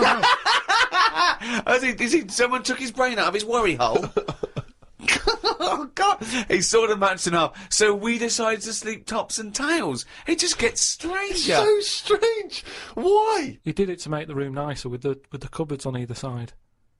So he sawed a mattress in half. Well, not in half. Can you imagine how much hard it must be to saw a mattress in half? What did he use? What, a big electric saw? Well, it must have been, yeah, because there's a lot of springs and stuff in there. Jesus. So what happens to the springs? They just spring out the side. Well, some sort of stick out a little bit, but you're not lying on top, are you? They come out the side. So it's just got a bit of gaffer tape and a staple gun. Unbelievable. Hey, man alive. It's like... Does he run it as a hotel? That's unbelievable. There are squats with better bedding arrangements. Well, we've had a bit of a bad thing in our house about mattresses and that, because when we first bought our first flat in Salford, you know what it's like when you buy somewhere, you sort of, you haven't got any money, have you, to buy extra stuff that you need. So we bought a bed, right, but there's that rip-off thing with beds where you buy a bed but a mattress doesn't come with it, which I've never understood that, because it's not a bed, is it? Without that mattress it's not a bed, it's a car without an engine. You wouldn't go, there you go, well, that seems cheap, well, there's no engine in it. So we bought this like, you know, flat and what have you, and we bought the bed, and then, oh, we haven't got a mattress. So my dad got one from Uncle skip. Alf. No, well, from that Uncle Alf fella, because he had one in his van that he used to use now and again. If he was like travelling round, he'd just keep in the back on this mattress. Amazing. A bloke who drove around in a van with a mattress in the back. So How Uncle terrifying. Alf. So Uncle Alf, right? Well, tell me about Uncle Alf. Well, you know about him. He's the one who slept in a dinghy. He's the one who. Because his mattress was in his car. No, yeah, why didn't he go? Oh, well, Alf, where's the bed? Left it in the car again. Oh, blow up the dinghy. Blow up the dinghy. I'm not going to go out and get it. Not at this time of night. So anyway, my dad got me his mattress, and it just stunk of diesel. And Suzanne was like, "Oh, I'm not happy with this," and I think she realised sort of what sort of family She got I was herself from and into. stuff. Wow, she landed on her feet when she got you. So didn't she? now she's always a bit touchy about mattresses and things. Unbelievable. Uncle Alf, of course, sadly passed away when he couldn't escape from his sinking ship. The fire engines were too late. No one got out of the way because they were laughing so much. The mad woman next door saw me and said, "Hello, Clive. You live in a nursery rhyme. The old man down the road, the old woman next door whose mum's a witch, Uncle Alf who lives in a dinghy." This is like not a real place. It's like fucking Narnia. It's a children's TV programme. Unbelievable. Oh, God. Oh, just all of them there on this broken mattress trying to find the golden ticket. Oh, God. Oh, God. The old fella down the road talked to my dad a bit. He kept bees in the back garden. Oh, for fuck's sake. Here comes the bee man. His Yorkie dog was knocking about when he was messing with them, and it ended up getting stung 150 times. Oh, little bastard. What is he doing? It's not dead, but it cost a lot to get all the stings out. I don't know why people keep dangerous pets and insects. The amount of gear he had to wear to play with them is barmy. I don't think he's playing with He's not the bees. playing with them, is he? Well, what is he doing then? Well, I don't know, but I think you should get the dog the same protection. Yeah, but that's just it, isn't it? It's like you can't mix your pets. If you've got a snake, you don't have a mouse. Do you know what I mean? They don't get on. And it's the same with them. Don't have bees. I can't imagine one bit of enjoyment. The only thing he does is the honey. And it's like, well, how much is that to buy? It's not worth messing about wearing a big white suit just to get some honey. There's a shop down the road. Bees are kept for a very good reason, aren't they? What? For honey. Yeah, I know, but like I say, you can buy honey for next to nothing. Where do you think... What do you mean? But where does the honey come from that you buy? Yeah, from some proper bee farm. Let Yeah. them do it. All he's doing, he's not making loads of pots of honey. He's looking after himself. And the thing with honey is it doesn't go off either. No, it doesn't, no. So get 10 bees, Yeah. get the honey made, kick them out. but you eat the honey, that's the point. Yeah, I know, but It that's doesn't. honey. You can't eat it and then it's still there in the jar. It's not magical. Maybe in your world, No. yeah, Uncle Fred had that never-ending jar of honey. But how much honey do you eat? What I'm saying is, it's one of them things in it that you buy, and you can move into a new house, buy some honey, and when you leave that house, that honey's still in the cupboard. You don't eat that much of it. So get 10 bees, get your honey's worth. 10 bees! Imagine keeping 10 bees! Well, just get them to do the graft. If you got loads of bees, they're not all pulling the weight, are they? Because they'll go, well, I'm not doing any, because I'll leave it to the others. Whereas if you've got 10 bees, you know that none of them are pulling the weight if there's no honey. That's what I'm saying. No, no, it's not a workhouse. Bees don't knock around saying, going, I got a bad back. Anyway, back to this reading from the Twits. The news covered a story about a fish that knocked about 400 million years ago. It was 33 feet long and had a jaw strong enough to eat a shark in one go. All the dangerous stuff seems to die out, and yet things that you think wouldn't stand a chance, like worms, are still here, yet they have no legs or eyes. I saw a future human in the news article the other month about the future woman. She had 3 breasts. They looked all right. Well, no, that's not. I can't see how that's going to ever evolve. No, well, they say about how about evolving and that. I read that there's going to be ugly people. People are starting to go ugly. Yeah, they're still going to have bilateral symmetry, I imagine. I don't know what that means, but Well, I'll tell you now, right? They're talking about like people who are just like, you know, you look at them and you go, oh, look at the state of that, right? And it'll get to a point when we're all so ugly that no one will have it away, and we're just going to die out. Well, that's not true either. That's not true either. That is the biggest worry. Well, no, so... That's the world's biggest So worry, as we Rick. evolve and we change, our mindset doesn't change. We're still going, oh, I wish we looked like they did a million years ago. I don't fancy anything. No, but look at Look how things do change. But why are we all going to get uglier? I don't understand. It's just the air and stuff, innit? It's just The air or yeah, the just, hair? you know, the air that we breathe and stuff, and the food we eat. Everything's changing, and we're not going to look that healthy, and we're just all going to go ugly. You've only got to look at some stuff that's in the sea, and you think, look at the state of that.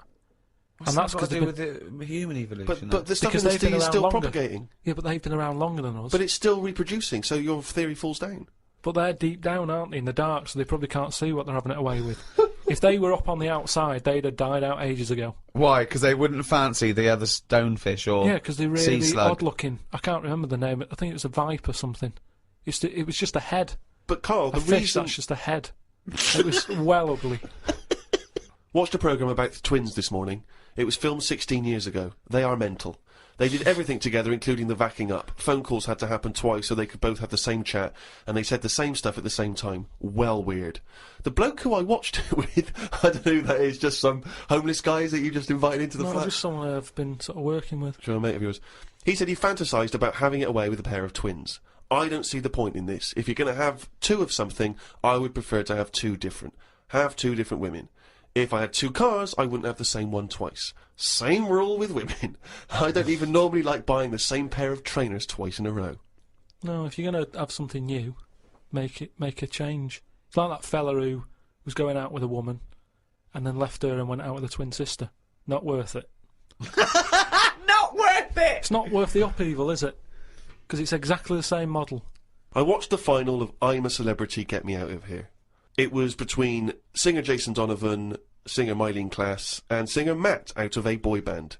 I had my money on Donovan, but Matt won it. I think it was because of his last task. He ate a fisheye, some grubs, a big fat insect that they have on every year, a crocodile knob, and a kangaroo anus. I feel like we've come there, Rick, to where we entered. It was this time last year when we first started the podcast that we were talking about I'm a Celebrity, Get Me Out of Here, and you coined the famous phrase I could eat a knob at night. Yeah. So it's full circle. It's just the last series finished recently, and it was astounding that he ate a crocodile knob, he ate a crocodile eye, he chewed up and swallowed a kangaroo's anus, which I to be honest, I didn't know was a food stuff. Could you eat any of that? If I had to eat any of them, it would have to be the anus.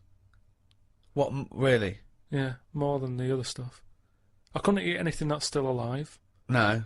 I 'cause, agree. I I think it's couldn't eat a bit- any of that. I bit don't know cruel. under what circumstances I'd have to go, right, that's it now, we're not going to survive, the ship isn't coming, there is nothing on this island I can eat, give me the crocodile's penis. So it wouldn't bother me. I could eat anything. I could do almost all of the challenges on that programme, but I couldn't cope in the camp.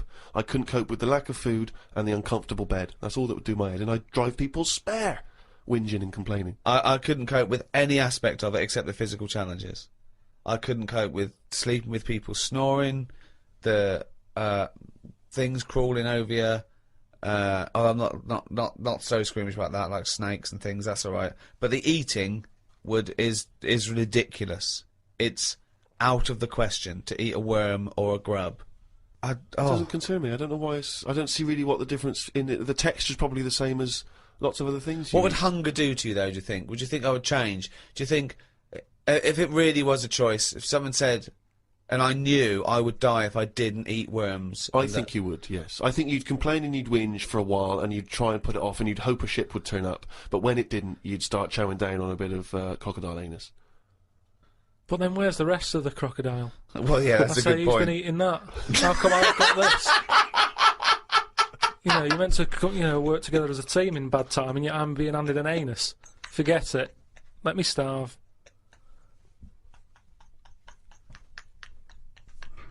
Well, thanks for listening. That was the Christmas podcast. We should say the winner of the last competition we did. They can win the podcast book and Flanimals and the extras book that's out, still available. All available. And the CD. The three CD set of the best of the podcast. Yeah, is that right? Series one. Brand new hour. If you haven't got that, get out. Well, you've got some record tokens. Yeah, if you've got record tokens or book tokens, those are the perfect things to spend them on. Or £50 from your auntie. Exactly. So go and buy one of those. And the winner was Stephanie Prow from the Wirral. Well done, Steph. Well done. Well, thank you to Positive Internet, the guys that host this podcast. That's the end.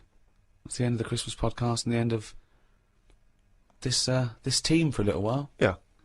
It's been great. So it's goodbye from me, Ricky Gervais. Goodbye from Stephen Merchant. Goodbye, and Happy New Year.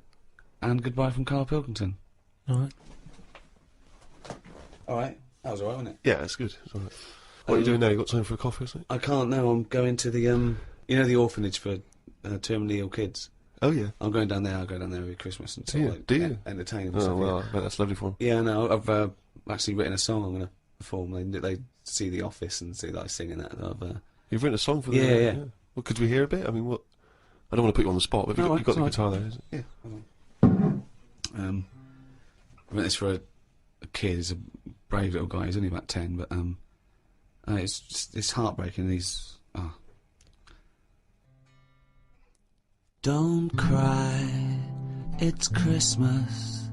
Santa's coming soon. Though you ain't got a mommy or daddy, Santa still loves you. And he's riding on his reindeer to trample down the gloom. So don't cry, it's Christmas. Santa's coming soon. Don't cry, it's Christmas. Santa's feeling kind, though you know you'll never see him. He's not just in your mind, and it's not that he's invisible. It's because you're going blind. So don't cry, it's Christmas. Santa's feeling kind.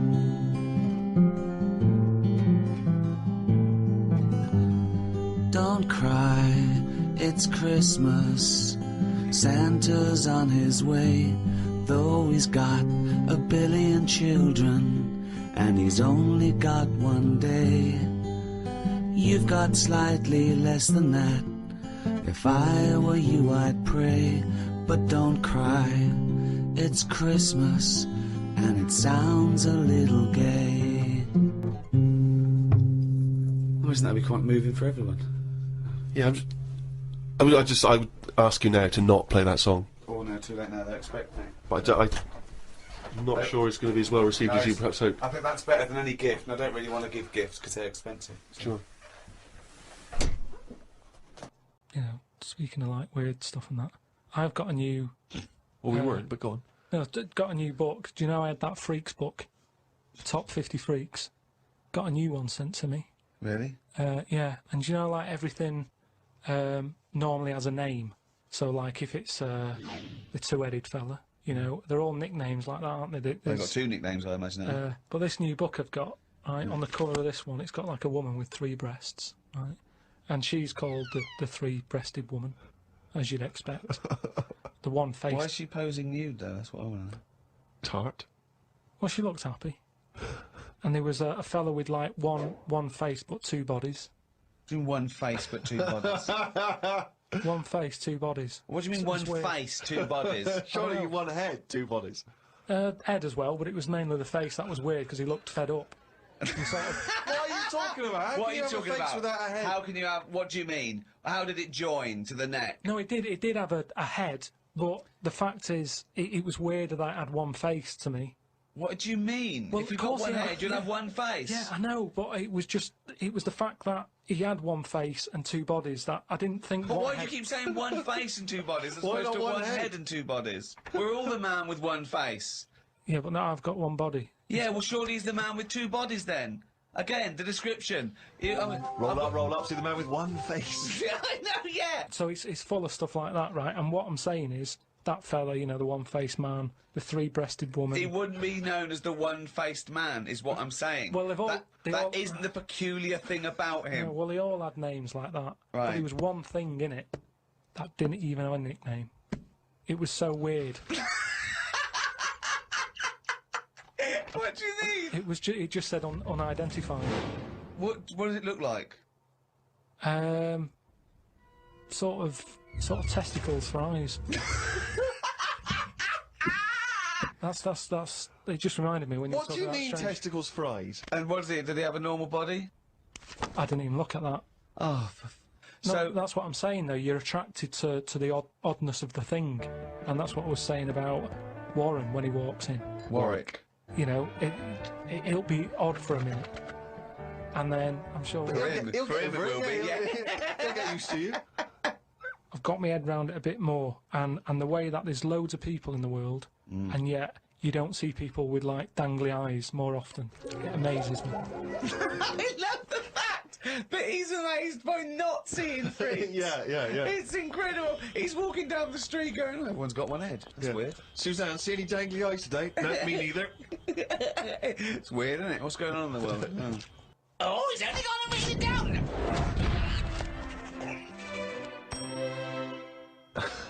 That jingle there signifying, of course, once again, another reading from the Diary of Karl Pilkington. Now, of course, for those of you who have not been keeping abreast of Karl's medical complaints, just bring us up to speed, Karl. You had to go into hospital because previously you'd had... I've been in and treatment. out, honestly. I've been in and out of that hospital just with kidney problems, really painful and what have you. And He had kidney stones, all right. No, but sorted. seriously. I had a bit of a lie-in today because I have to get up early for my operation tomorrow. Not only have I got to have tubes shoved up my knob, but I also have to get up at 5:50.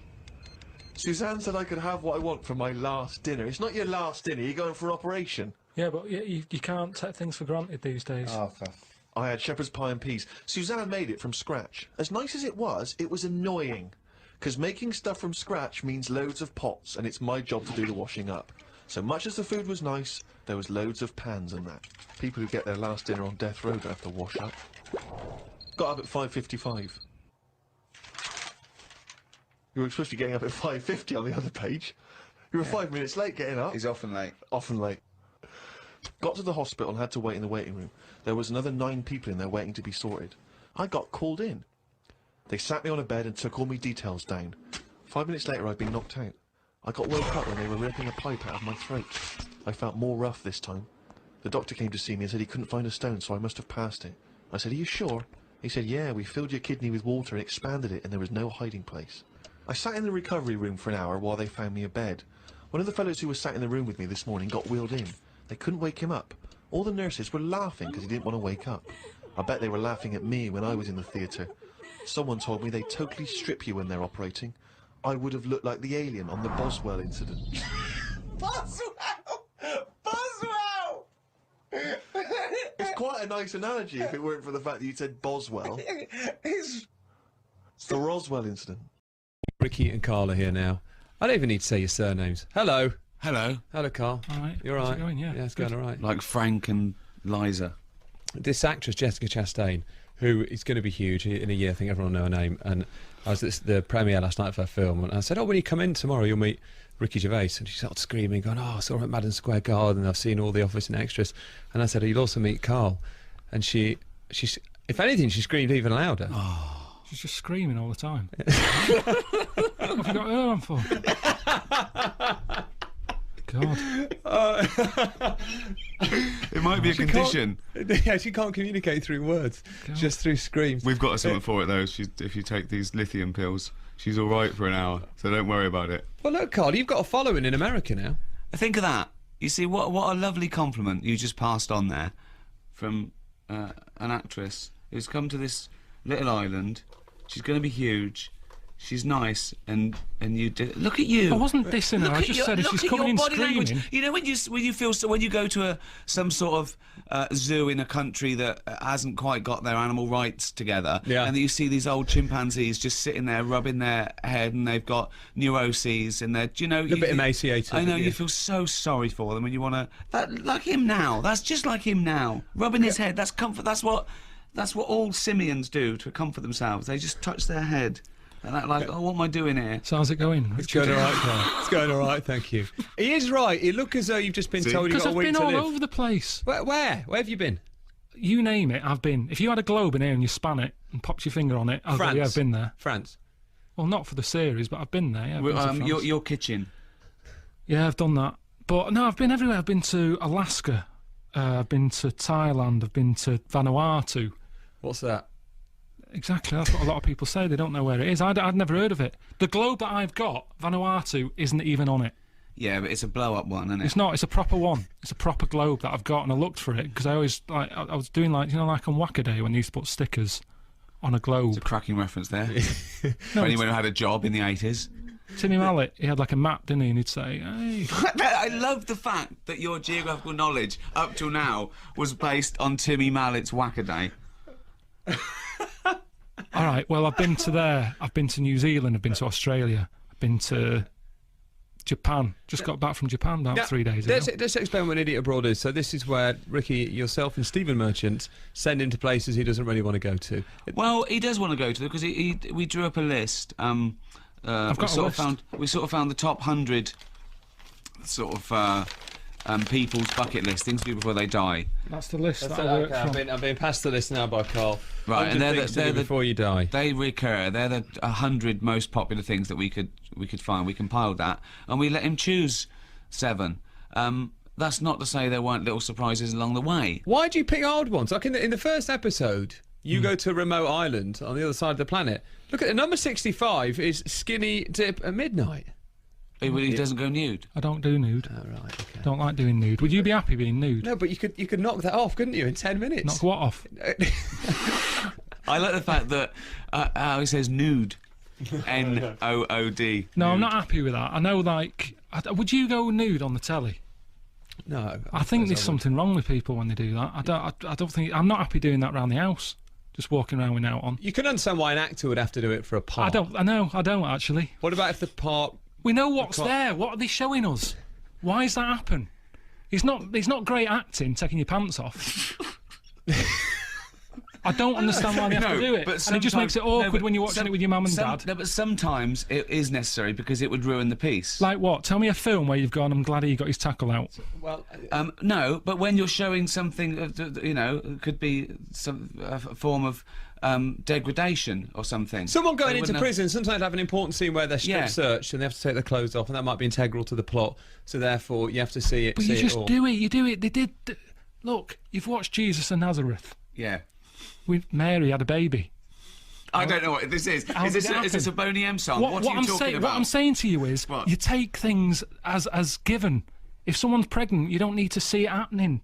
Too much sex on the telly. No, I agree. I think 95% of it is gratuitous. Right, and that's what I just was saying. But we're not talking about. We're talking about when it can be justified. Sometimes it would be worse not to.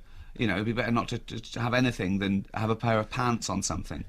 What about if you're going to stay with some tribe and they will consider it enormous disrespect for you not to strip off? Well, that happened, didn't it? That happened in this first episode. Well, in context, that would then be acceptable, wouldn't it?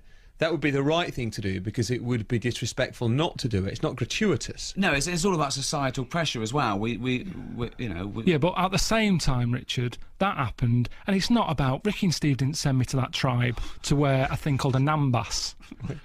They just wanted to see me trying to get out of me getting my tackle out. Yeah, I don't want to see his tackle. I like him struggling and feeling uncomfortable about the, the chances that he might get it. I don't ever want to. I must say, I never want to see him nude.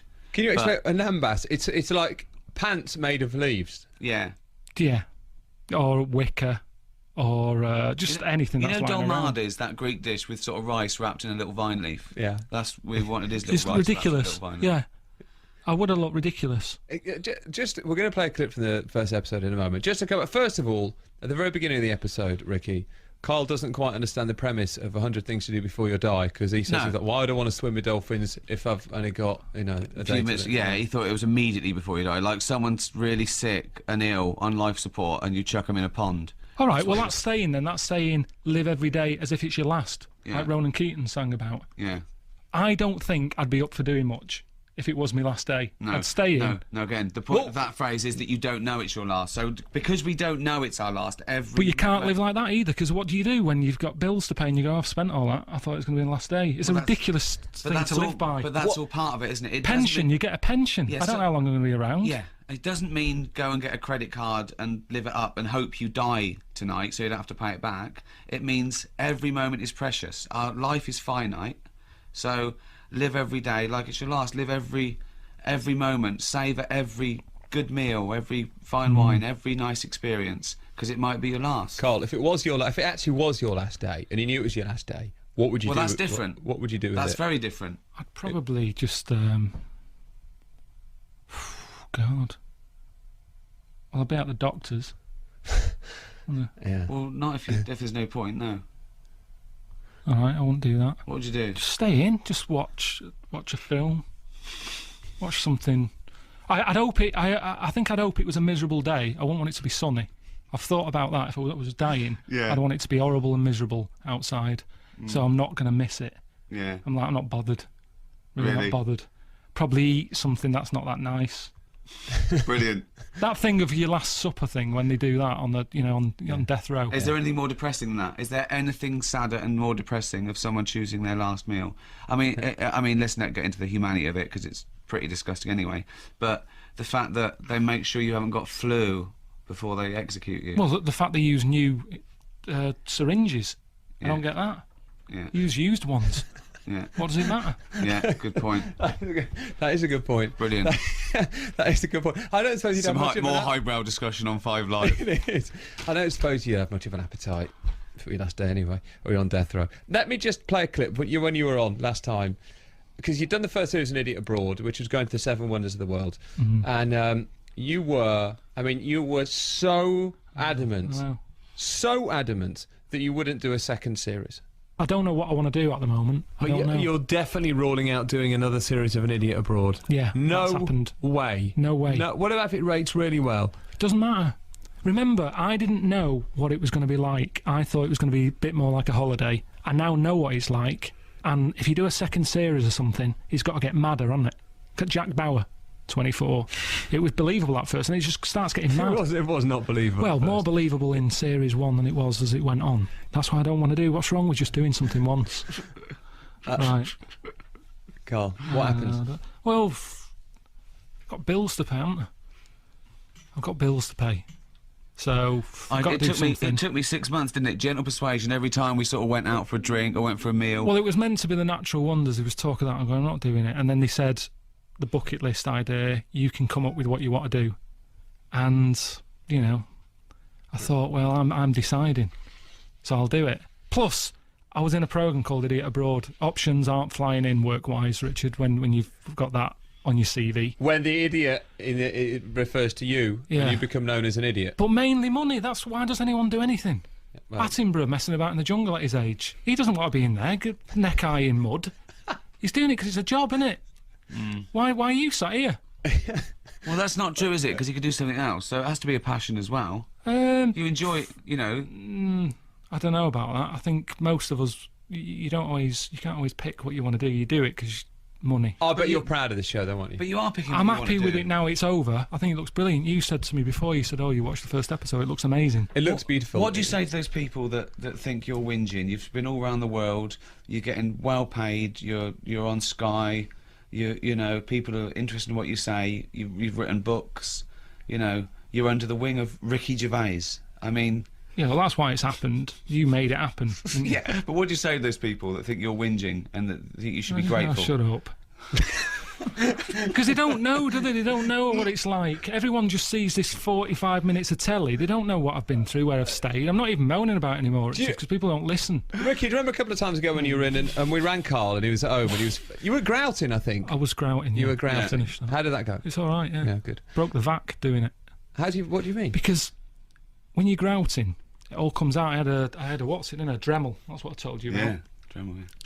And it was going everywhere, dust. So I used Henry the Vac at the same time to sort of catch the dust. Yeah. Blew it up. Yeah. Blew up a vac. Yeah. You got a new vac?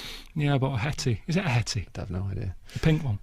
Other vacs This are isn't available. actually going out, is it? I think it We might can be. edit this bit out, aren't we, to make it a little bit tighter and more exciting. Well, we will do with the podcast. Yeah, sure.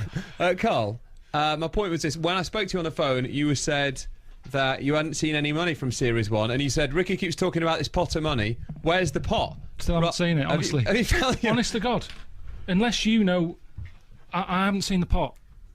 And that's part of why I did I don't want to more. go, but this is like talking about some sort of pension plan. Look, the point is that when you own the format, it's back end, which means that they see where the profit is the whole show, the sales abroad, and that takes. It's only just the Office, the American Office, has only just started showing the syndication rights. It's worth waiting for, Carl, but. It's going to be a while, and you've got money to go along. I don't know where you spend your money. I know last time he said, "Oh, this is unbelievable. We were out to dinner, me and Jane were out with him and Suzanne, and he was talking about Christmas, and he's moaning about money as well. And I know how much he's got, and he was going, well, she's had a flaw.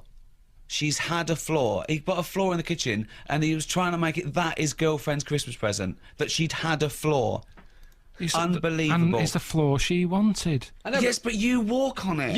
She's not the only one that uses the floor. It's not what you have to. You don't have to jump to the cooker She because doesn't it's her know floor. what she wants. She's had a flaw. She's fine. Brilliant. She's spoiled rotten. Everyone feels sorry for her. You know, she has got it good.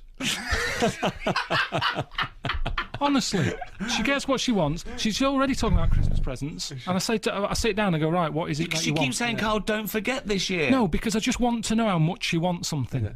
Right. She sits down, I go, what do you want? And she'll say, and I'll go, right, why do you want that? Okay, and I'll quiz her on it. Let me talk about 2 Christmas presents that I know of. Just 2 Christmas presents. Yeah. One, he gave her the camera that he got at a leaving do, still wrapped up. Said, there you go, you wanted a camera. That's one. He really just handed it straight over to Yes. Okay. Right. Why does that matter? I can top that. Something else you don't know about. Sky, after the last series, gave me an iPad. Right. She got that for Christmas. But you're saying it like you're proud of this. I'm not proud. I'm just saying there's nothing wrong with it because she wanted one of them. Did you tell her that it was a second-hand gift? Did you take the Sky logo off the wrapping paper? No, I don't think I did, but it's what she wanted, so it doesn't matter where it's come from. I think the one she's most pleased with was the bumper family pack of condoms 2 for 1 offer you got from Boots that year. Right. There you go. Did that actually happen? Got used. Let's take the travel.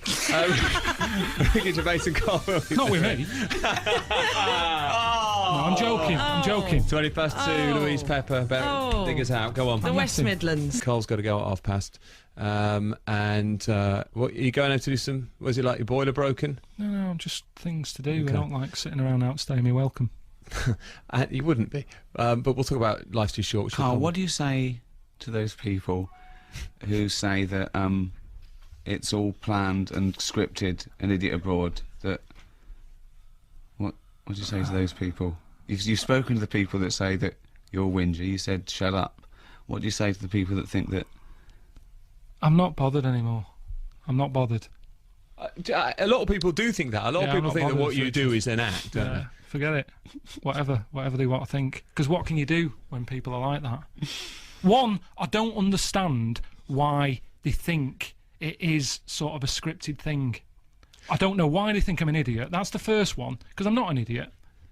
You wouldn't say that, would you? No, you're not. Of course you're not an idiot. Right. So we can agree on that. You say funny things because you have a different outlook on the world. Karl's one of the smartest people I know. He's not the most educated, and so he's got gaps in his knowledge, and that's what's funny. He's also very opinionated, and he's different, right? But there's no way he's honestly one of the sharpest people I know. And also, we put him in that situation to get the best out of him. I know exactly how to get this funny Karl out. He's not like all the time. When we go out for a drink, I'm not making him do stuff. Wow. I'm not. Wow. What were you doing the other night? Tying a napkin around my head. That was an experiment. That was an experiment because I wanted to show him the tourniquet. How if you tie it and then put a simple lever in it and turn it, you can get so much pressure. And you nearly burst, didn't you? Your head nearly burst. Yeah. So and you learned something. It's sort of like Blue Peter. I don't want to bring up Blue Peter again. Those days are gone. They're a long time ago. Yeah. Too soon for those jokes. Yeah, but you know, I feel that I love this 10-year experience I've had with sort of educating Karl. Is not that how in a long it's been? patronising way. Yeah. 10 years. It's fascinating. It's fascinating. He's also my best mate. I can't get enough of him. We are mates. We do this, and he knows why I do this, and but it doesn't mean he doesn't still get angry and annoyed when he's stitched up somewhere on a shelf on a Trans-Siberian Railway and they thought he was in first class, and I changed the ticket to third at the last minute. You know, so there's still fun things, but you do it like mates do it. You do it like mates do it. I think some of the things you say are really wise sometimes, but then I you do agree. I agree. But at the same time, some of the stories you tell do seem fanciful. So He's having a go now. No, I'm not having a go. I'm not saying they're not true. It's just that they seem implausible. But I don't think you're a liar. I don't think you even have the capacity to lie. But there's that story. This might be from your old XFM podcast where did a mate of yours or a neighbour keep a horse in the house? Look. What? Yeah. But hang on. I've just got back from Africa where someone's got a hippo in the house. Do you don't believe me? What do you want? What can I do? It's not my house, it wasn't my horse. I'm just telling you. Where was this? In Manchester? Yeah, on the estate. Someone that kept a horse in the house. Horse in the house, but you know, they didn't have much. They didn't have that much money. They couldn't afford a stable. So it's in the house. Kids on estates get spoilt sometimes more than people with money. So they'd spoilt the kid and got it a horse, but nowhere to keep it. Exactly. So it was in the house. No carpet in the house. Massive telly. They always have big tellies, don't they, in these houses when they got them out. The horse like Coronation Street. It was just that wandering around. I went round because I was flogging dead horse plants in pots, right, yeah. raising money for me. And there was a horse in the lounge. Was it sitting on the couch? It was just wandering around. Did it go, hello, can I help you? But that isn't that unbelievable, Richard. I mean, no, it's weird. It is strange. It is weird. Yeah, but then there's this weird thing, you know, that there are weird things on estates, you know, and also people have heard the podcast, which is, you know, like 40 hours of Karl talking about his childhood, but he's got, you know, 35 years to tell. I mean, if it happened every day, those weird things, but, you know, they're sort of condensed, and we've sent him to places where there are these strange customs to us, and there's no better man to do it. Could I just say in defence of Idiot Abroad as well? Yeah. It's not a comedy show. It's planned behind Karl's back, but everything Karl says is the first thing that he thinks. There's no filter with Karl, and I think it's a really interesting and, dare I say it, quite important documentary. It's beautifully made. I think in terms of comparing the first to the second series, I think it's moved up, hasn't it? Good, isn't it? Some of the photography is as good as your Attenborough shows, I think. Yeah, definitely. You look as though you're enjoying it more than the first series. I've only seen one episode so far. Well, it's over now, isn't it? And I've done it. I've been everywhere. There can't be any more. So now I can enjoy it. It's what have I got to worry about? But you had some good times on screen this time, didn't you? Yeah, I sort of. I don't know. I think I tried to enjoy it more. Last time I moaned a lot and I was trying to get out of it and try to come home. This time I was like, I know this is how it's going to be. Stop moaning. Get on with it. And I tried to. Yeah, I tried to enjoy more moments. Let's play a clip here. You don't enjoy this bit. This is you from episode 1 of An Idiot Abroad, series 2, when you attempt, or nearly attempt, a bungee jump. We could have gone straight to the desert island, but instead we've come all the way here for a pointless occasion because it's not going to happen. I said I'm not bungee jumping. When we talked about the whole bucket list thing and Steve was going, oh yeah, bungee jumping, that's what people want to do. They might, but I don't. And this is meant to be my bucket list. I've been on the world now for 38 years. I don't need to introduce this now.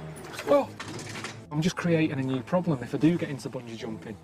I don't want to change. I don't want to get into this. Karl, let it go. Look up. Bring that chin up. Focus on that mountain. Nah, forget it. Yes. No. And you're going to dive out. No, I don't want now, it. Karl. So No. Honestly. So what was that noise? I just made a noise I've never heard come from me. There's that noise again. You're going to go. No. Yes, you are. No. You have got it, mate. No. It's all yours. Looking up. No, forget it. Karl, Forget it. come on, Karl. Come on. No, this is cute. I don't want to do it. Karl, Karl, I feel I don't want to do it. For anyone watching online on our cameras, which are at bbc.co.uk/5live, you didn't appear to enjoy reliving that. No, it took me right back. It's weird. Looks good on radio, doesn't it? All that HD. Looks wonderful, the scenery. Yeah, on you were radio. just saying how good it looked. Yeah. Here's a mank bloke talking. Oh, here he is again. Just the same. This looks just as good. No, but that's just a small bit of it. I mean, I quite like the, meeting people and stuff around the world is quite good. 'Cause we just. Is there any experiences that he's had that you were jealous of, that you've looked back and think, I'd like to do that, or I wish I'd done that? Well, most of them, really, as long as I didn't have to stay in the same rooms as that I put him in. But yeah, there's some things I agree with him, you know.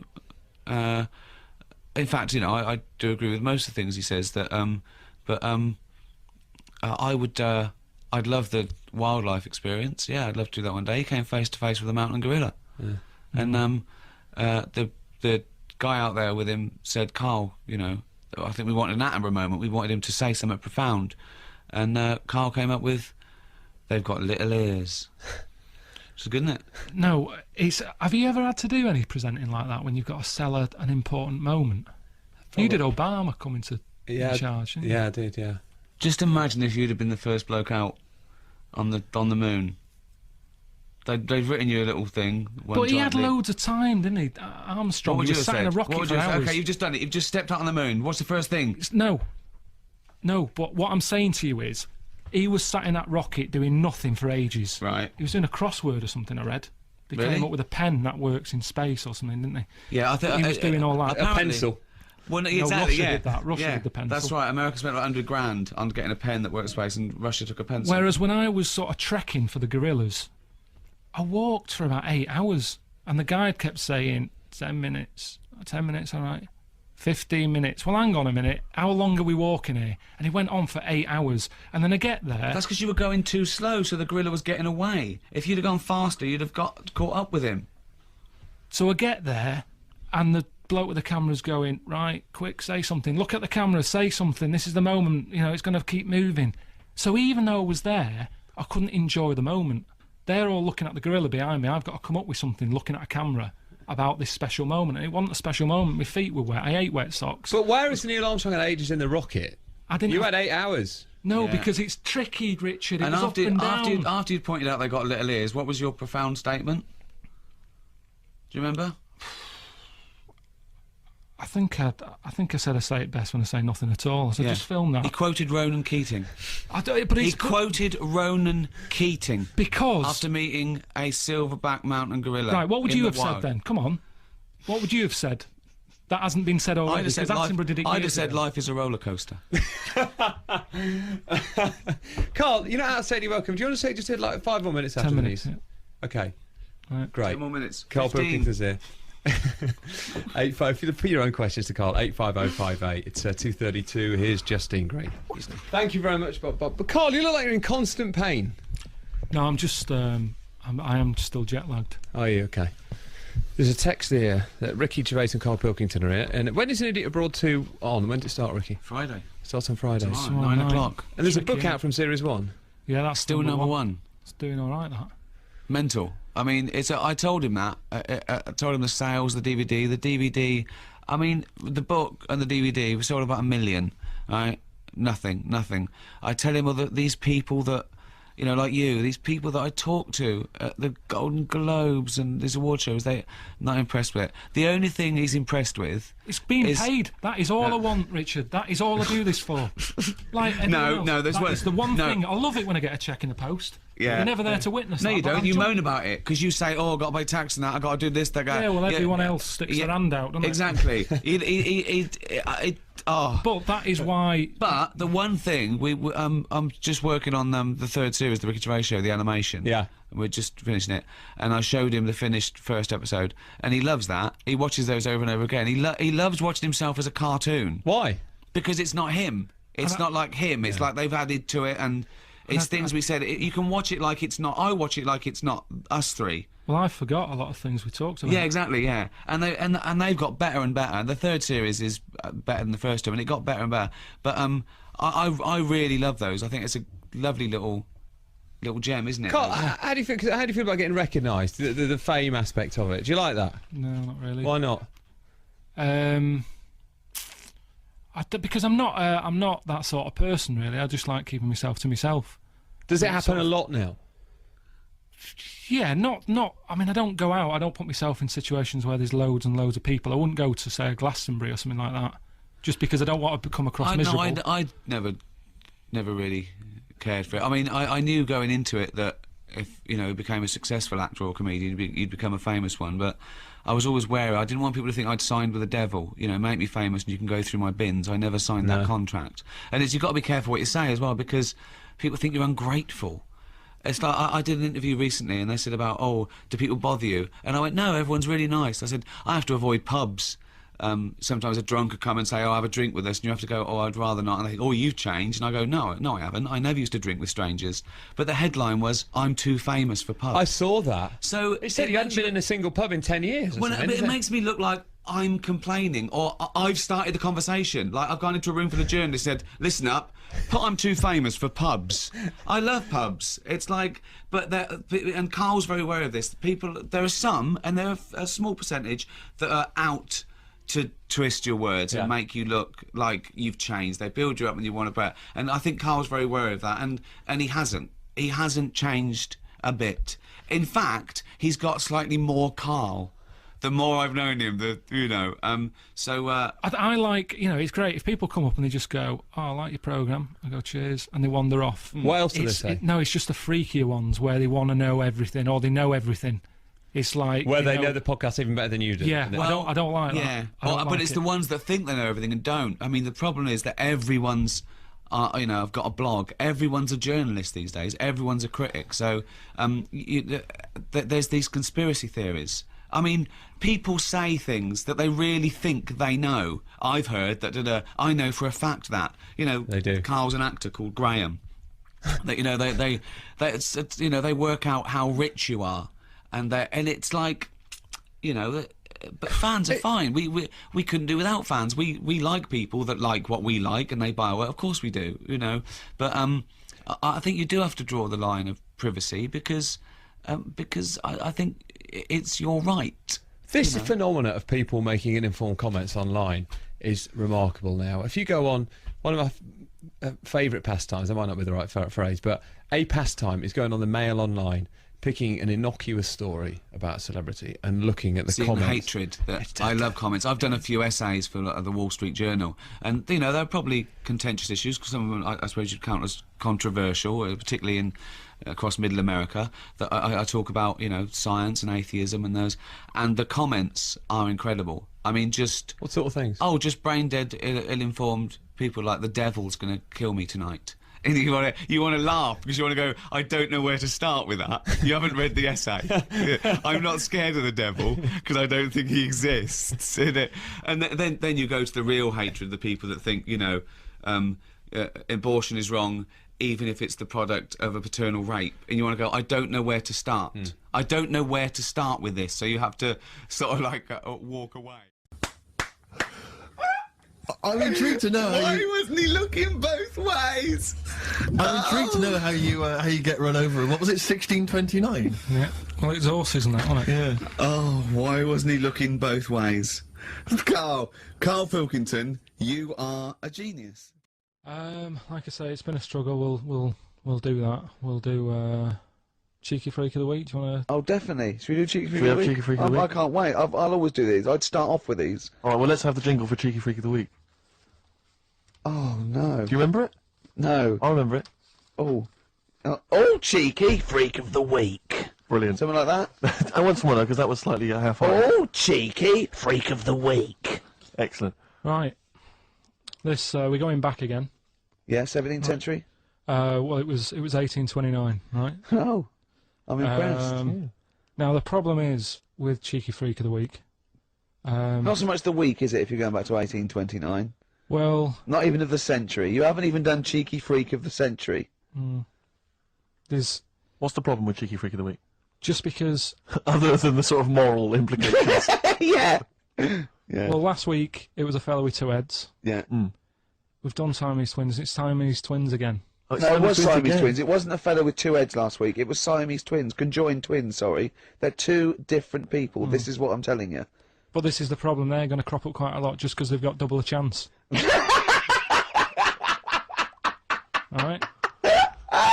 Oh, please don't write in and complain. He knows not what he does. You understand, don't you? Karl will actually feature one day in this section. Yeah. So, right, go on, Karl. We're going back to 1829. Yeah. All the way back there to This is a 1829. retro conjoined twin link. A couple of guys set up a business. They were called Chang and Ang. Oh, they're the first. That's why they're called Siamese twins, because they wasn't that what it was based on? Those two, Chang and Ang. Was it? The original, yeah. That's why they're called Siamese twins, because I think they were Siamese. So these are the first ones. Well, not the first ones, but they're First the ones one. that got to fame, I think, and why people started calling them. The people started calling them conjoined twins, Siamese twins. I think I'm right there. Anyway. Good. Well, the sort of set up business, sort of going around the US. Well, both of them. And Europe, yeah. Yeah.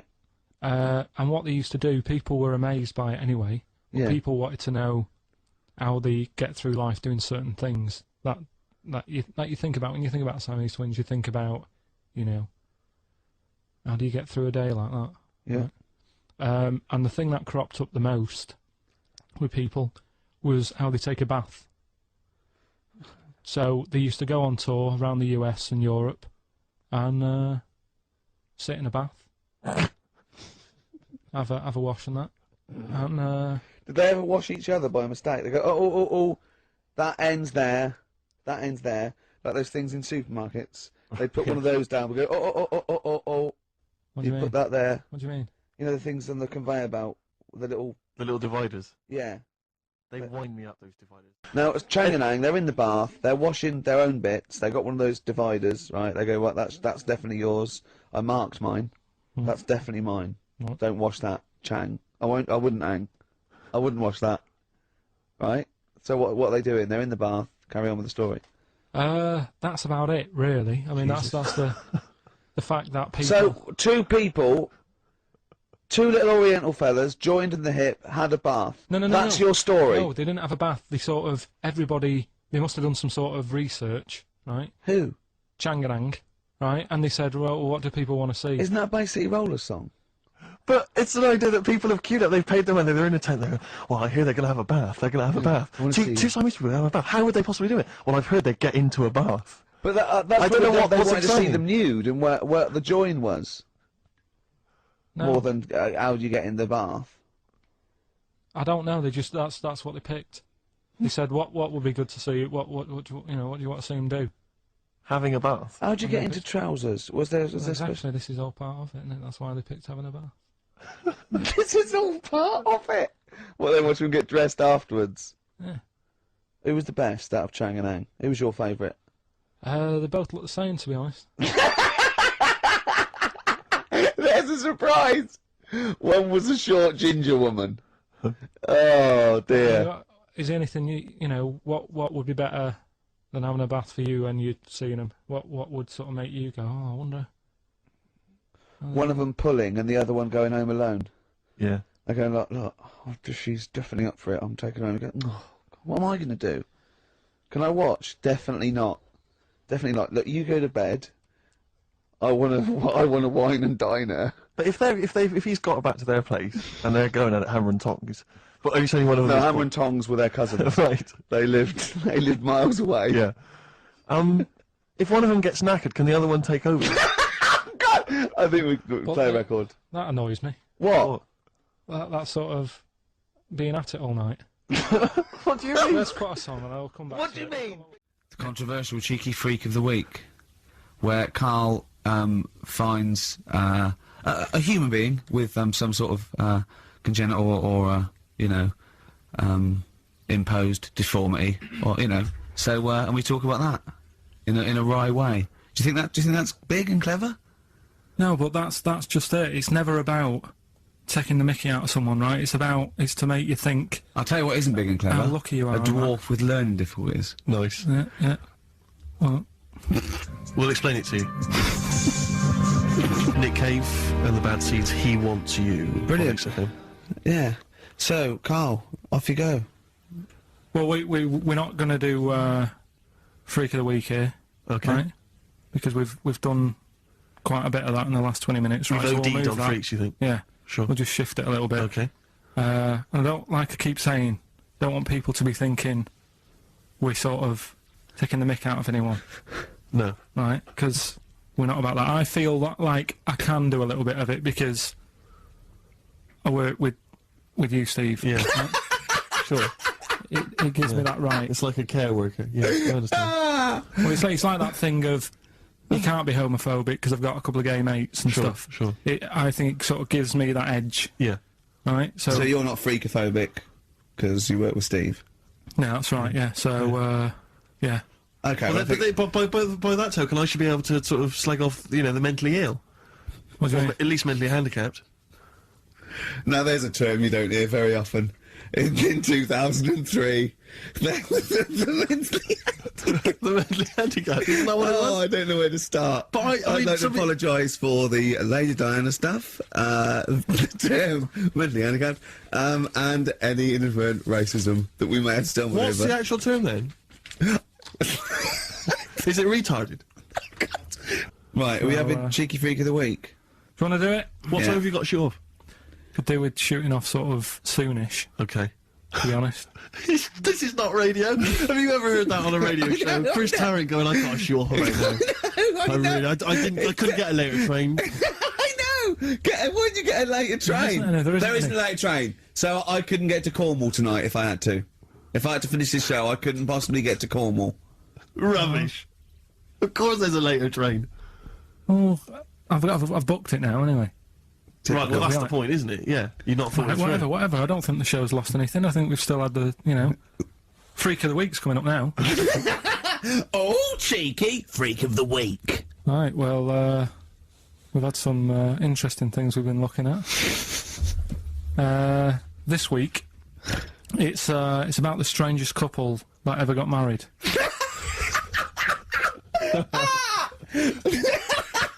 And we've had 2 sets of chimps, so it's stranger than that. Oh, it's not Dale Winton and Nell McAndrew, is It's it? not your parents, is it? Well, we're going back again to about, I think this is about 19... Something like that. 1940. Yeah, whatever. Whatever. Yeah. Not important. Strangest couple, a fella, right? He had skin of a lizard. He had the skin of a lizard, okay. And the woman who he Which he married... used as a condom. The woman who he married, airiest woman ever, Right. and that was their act. They used to tour the world, and they'd say, it's like couple who've met, they're having a great life. Let's get them out on stage. Here they are. And they'd What do you mean out. he had a skin of a lizard, first of all? That's what it said. He had some sort of some illness. So he was called Lizard Man, and you like that because it was good description. I thought that's good. I'm here. Hello. We've booked a table for 2. Who are you meeting? I'm meeting Lizard Man. Oh, he's over there. Yeah. You know he is, right? Yeah. I'm Look meeting out. the hairiest woman in the world. She's over there. Yeah. Yeah. So what did they do for their act? Now, bear in mind that we had some Siamese twins last week, and their act was having a bath. yeah. So I hope it's an improvement on that. What did Lizard Man? He came out and ate some flies, did he? I don't really know. I just think they stood there and that. Yeah, when you read this and it goes the most interesting fact ever, Lizard Man, and you go, that's enough. That's enough. I can extrapolate from that. But straight away I start thinking. I'm thinking, right. I wonder if they got the wedding photos. Right? And then, like you said, that they had a kid. Oh, what would that be like? Half Exactly, lizard, half exactly, that's it'd be what I like was an thinking. ostrich, wouldn't it? It would sort of like. That's what I was thinking. What did you think it would come out like, the baby? I didn't think what that looked like. I just was thinking, oh, parents' evening. Do you know what I mean? You wouldn't want them coming up to the school, would you? So, Well, that's so the little problem. Johnny, who starts off relatively normal, he's quite good at, he's good at nature, Yeah. isn't he? And his mum and dad come into the room and they'd be looking round, wouldn't they? Well, it's always like that thing at school when, like, you find out your mate's mum and dad are really old. Right, Have you ever seen that? Yeah. When you go, have your gran and granddad bought you? Yeah. It's my mum and dad. Yeah. And you go, oh. It is weird. What's that we're talking about? He calls him mum. What was that? Oh, sorry. Do you know what I mean? Yeah, And no, like- that's always strange. I But if you had Godzilla and King Kong as your parents, Yeah. and it was they're like you always say, fighting. they're always fighting, and like you say, you're in a school play or something, you wouldn't tell them, would you? You wouldn't want them coming up with a video camera. He didn't tell his parents he was in the... When we were, Well, exactly. You did Little Donkey, you didn't tell your dad, did you? And he came along and videoed it. Yeah. Was kept that... it quiet, kept it quiet, don't want them to know anything. But you didn't... What was it was meant to be playing? You had a little drum, didn't you? Yeah, I was doing, I had a little drum. I think I was meant to be playing We Three Kings. Yeah. But we started doing little donking. I thought I can add a touch to this. Sure, you improvised. Started playing along. It was like the with first yeah. remix, wasn't it? It went down well. But yeah, that's all I was thinking with the Freak of the Week this week. That's what I'm saying about Freak of the Week. It's to get people thinking, right? Thinking how lucky they are that, you know, they don't have to comb their face. What are you talking about? What do you mean? Freak of the Week is to let people know how lucky they are. Just what about the little freak you're talking about? What are they thinking? They're going, oh, he's talking about me. I'm a little hairy lizard man on a stick. Pop in, give us a call. You know, that's what I'd like to do on a TV programme. That's what I want to do. I want to go and, like, meet these people and say, right, let's just go shopping, let's, you know, we'll film what your normal day's like. Yeah. Let's pop out. Nip into Sainsbury's or whatever. Yeah. You know, buy a comb. Park right up close to it. You know what I mean? Yeah, yeah.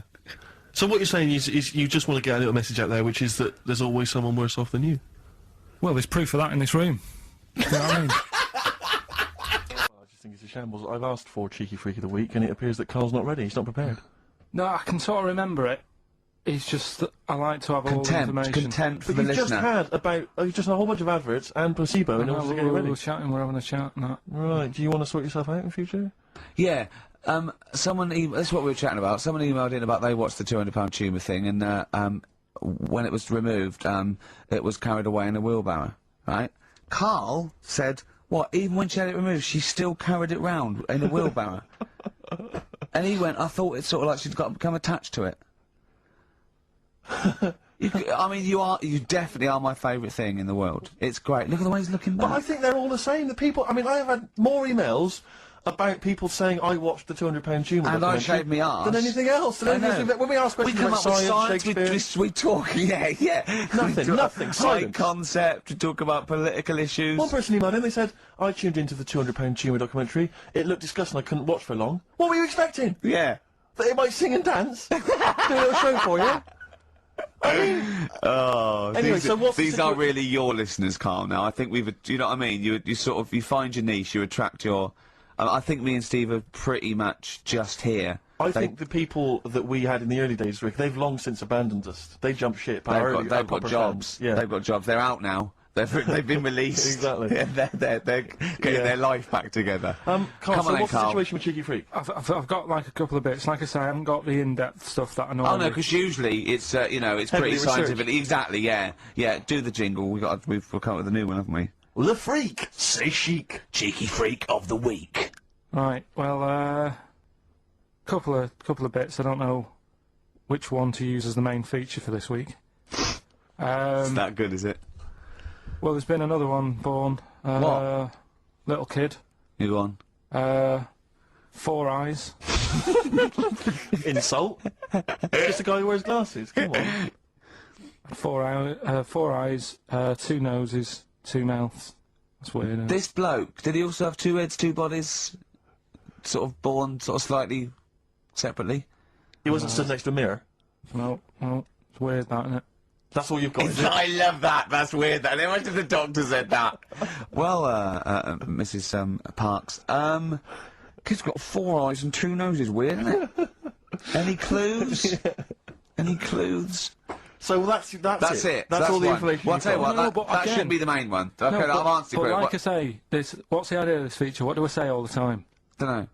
I always say, think about it. Think about what that would be like. Okay. What? Giving birth to him? No. Being, I think it's a girl. Being like her. 2 mouths. 4 eyes. What would that be like? Mad, innit? I don't know what this feature is. I don't know why. Is there another one? Is that you said? I mean, I 2? hope everyone took the opportunity there during that silence to just think about what it would be like. I know I was. Could she talk with a mouthful? What? Is that allowed? Because she's got 2 mouths. Yeah. Yeah. Would that be alright in her house? She'd be eating. Yeah, one, she could talk with one mouth and eat with the other. Right, I well, suppose. listen, the main one, right? You've thought about that. That's good. The main Cheeky Freak of the Week. I haven't got all the details. Smallest person ever. Right? How big would you say that is? Karl is now sort of like holding his hands up like a fisherman, long ways. That's about 1 foot. Right. Smallest man in the world. I printed the thing off and I can't find it. There was a little picture of him. Right. The odd thing was... But why have you asked me how... Did it say, or was it a picture of him? I didn't really read it. Of course you didn't. Jesus. I just saw it and thought, oh, that's... What, that, you that, straight that's away sorted. assumed it was natural size? No, it was that big. But what do you mean it was that big? Little fella, like that. But why are you doing that? What? It was a page with a little fella. How do you know that was natural size? No, it was, because it said it's world's smallest man. And the funny thing is, I've read the first line, I always read the first line, it said world's smallest man. Well done. The weird thing is, he got an head like a light bulb. The shape of it, apparently. I don't know if that's got anything to do with his shape and size. Oh, God. That big. His name's Mr. Watts. And the annoying thing is, what got me is, if you're that big, right, don't have your picture taken next to a fruit bowl. Why was he having his photo taken next to a fruit bowl? Dunno. Whoever the photographer was, obviously having a bit of a laugh. Yeah. At his expense. Because you would just stand in the middle of nowhere, you'd look normal and that, but he was stood there, just leaning on an apple. Leaning on an apple? What is this? In what world do you inhabit? No, this was on the internet. And I printed it Leaning off. on an apple? Was it Tom Thumb?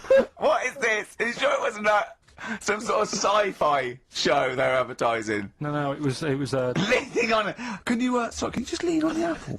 Just lean on the apple there. Do me a favour, will you stand next to my chihuahua? You're not taking the piss, are you? No, not at all, no. Would you mind leaning on this matchbox? Yeah.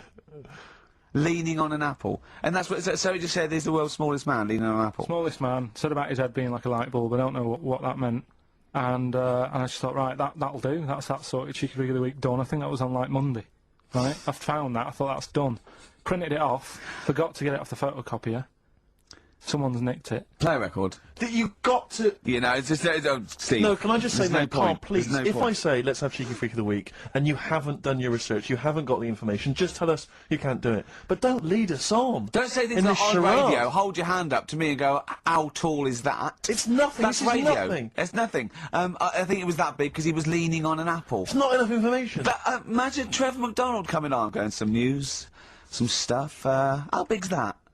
How big do you think that is? Yeah. Because there was a fella, coming up after Chris Tarrant.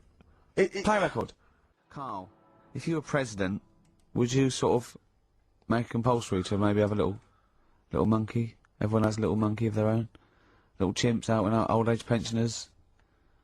It's not a bad little, It's funny, you know, because there was a story the other day, when I was looking for monkey news, right?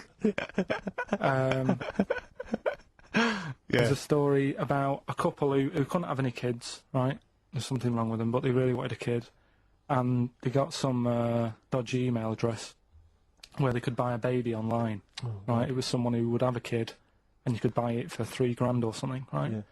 So anyway, they got one, they got picked, and they're like, brilliant, there's the money. Got the baby and everything, they were loving it. You know, playing with it and stuff. As it got older... Feeding it. It got area. Oh, shut the oh, Karl! Turned out they'd been sold a chimp. You maniac. You stupid mank twat. How Don't on earth? talk shit. That is as if... That, what? didn't notice. Oh, don't talk. Are you mental? You I love the fact stupid. that didn't make it into monkey news. I know, yeah. Well, it's a bit sad though. We don't like to bring the feature down. Yeah. But And how anyway. long was this into... It got area. They're born hairy! They're not born like humans then develop hair, because they go, hold on, we better get the chimp stuff kicking in now, because we're in the jungle. School photograph, they were like, hang on a minute. It looks a bit weird. With all the Oh, other kids. you are just the rubbish. Mad, innit? Mad, innit? Mad, innit? Imagine, oh, God. But Just anyway. imagine if he was in charge. We did put him in charge of the country. Terrifying. Wouldn't it be amazing? Let him run the country. Just for a week. Or the mayor. What would you do if you were the president or the Lord Mayor of London or the Prime Minister Karl. I wouldn't do it like he's going to be offered it.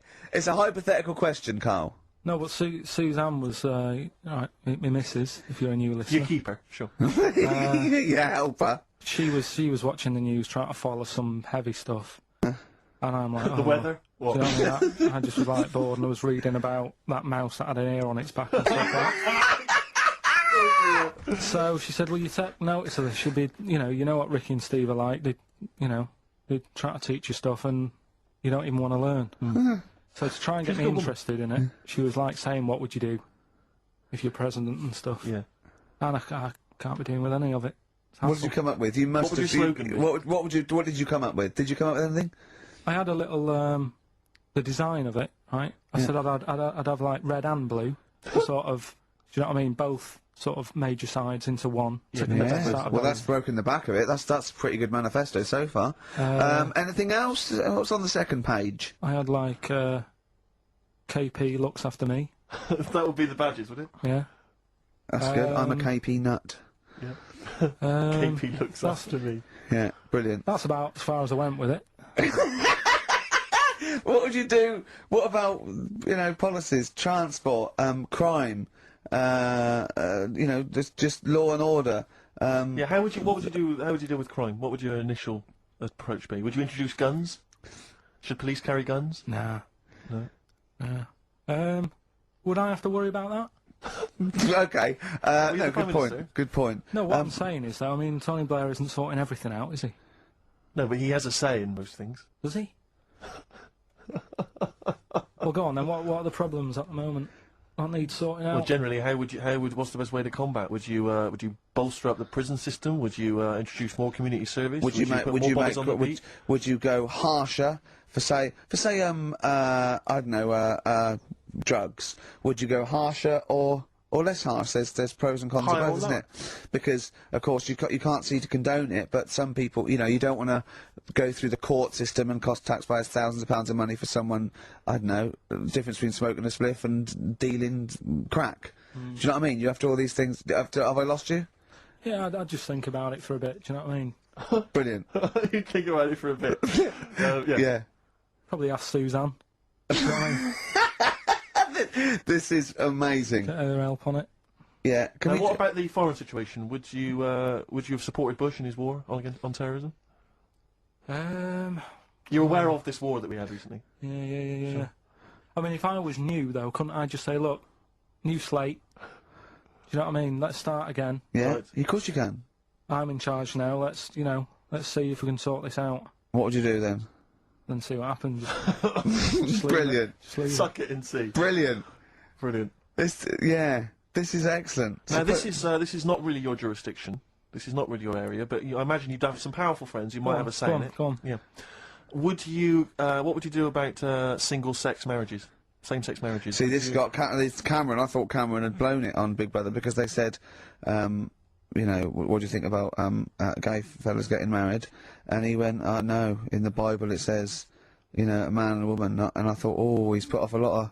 Yeah. I don't think many Christians tune into Big Brother, but we know the gays love it. Yeah. They love Big Brother, don't they? The gays. Yeah, so interesting. But what would your take be on that? Same-sex marriages. And then what? Having a kid? Well, just let's start off with, you know. That's all right, isn't it? Do you know what I mean? Just let them get on with it. It's not affecting anyone else. Sure. Yeah. Sure. Right. But it starts getting tricky. Right. When you get a kid. Okay. Go on. Why?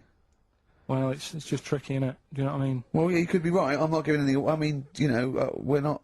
There's no right or wrong it's answer. All right if you were if you lived in the jungle, right, with no one else, yeah. right, and you just had these two fellas, right, looking after you, but because you got no one else looking in on that, saying, "Oh, you're a bit weird, aren't you?" Do you know what I mean? But as soon as you come, why have they got married? Do you think that gay people turned to a bloke because they couldn't get a woman? If there's two fellas go away and they're in the jungle, they go, we're definitely not going to find a woman here. We might as well bum. That's not how homosexuality starts. People don't. It makes you wonder. No, it does make you wonder. Gays don't go, well, I'll tell you what, I haven't seen a woman I fancy yet. I'll try a bit of knob.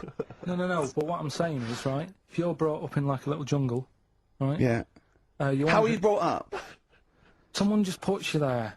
Right? I don't know what. Explain. I don't know what Can't be this bothered, about. Steve. I can't be bothered Go running on, the mate. I'm country. listening. I'm fascinated. I can't be bothered running the country. Like I'm too much trouble for you. KP takes care of me. All right, then, fair yeah, enough. What I'm okay. saying is, right, if you're brought up in a jungle, Right. right? What do you mean brought up? Just let him finish. What does he mean You brought- understand brought what up, he though? means, like Tarzan.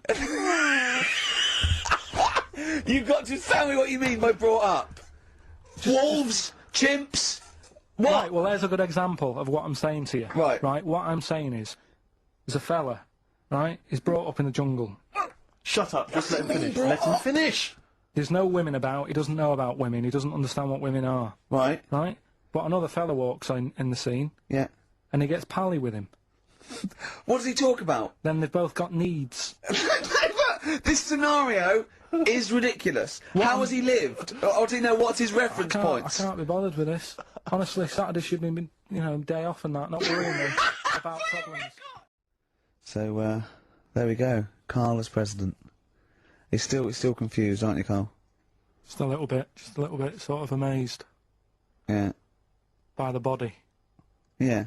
You're Just in the- awe of it, aren't you? Just the way... I'm amazed how two people can buy a baby on the internet for £3,000 and not realise it's a chimp till it goes to school. No, but seriously, what we're, talking about there during Elbow and Fallen Angel, we were talking about that I think Yeah. if you're locked up, well, not locked up in a room, you've got a normal life, except there's no women in it, Yeah. right? But how would that happen? What would this point of reference be? How would you bring Right, up hang a on a minute, person can I just ask and you something totally... now? Go on. How can infinite monkeys and a typewriter... Right, again, I've told you before, right? That is not... You don't actually have to test that model. It's basically a model for that explains the nature of infinity. Okay? Yeah, but... I've told you before. It works because of the definition of infinity. There's nowhere in the world you'll ever be able to get an infinite amount of monkeys and typewriters to But anyway, all I'm saying Yeah. is, I think if you don't know about women, would you crave for a woman, even though you don't know they're around? when you hit sort of puberty, your hormones will kick in and you'd start getting urges. But for what? If you don't know about it? You don't have to know about it. You don't, if you grew up and you started feeling hunger, you wouldn't go, I wonder what that is. You'd go, get me a sandwich, I'm starving. It's different though, it's different. But I'm not. But we're not it's saying weird. it's all hardwired or people can't change their natural state. We do it all the time. We fight nature all the time with conditioning. Body's weird, isn't it? Yeah. Well, that's that one. I'll tick that. It's weird, isn't it? No, I'll the body is. There was something. Yeah. Did you read that thing the other week about? Man with two penises? No. We don't need that. We don't need that. Lawyer who got in office realised he was actually an orangutan and they just shaved him and put a snooze on him from Hugo Boss.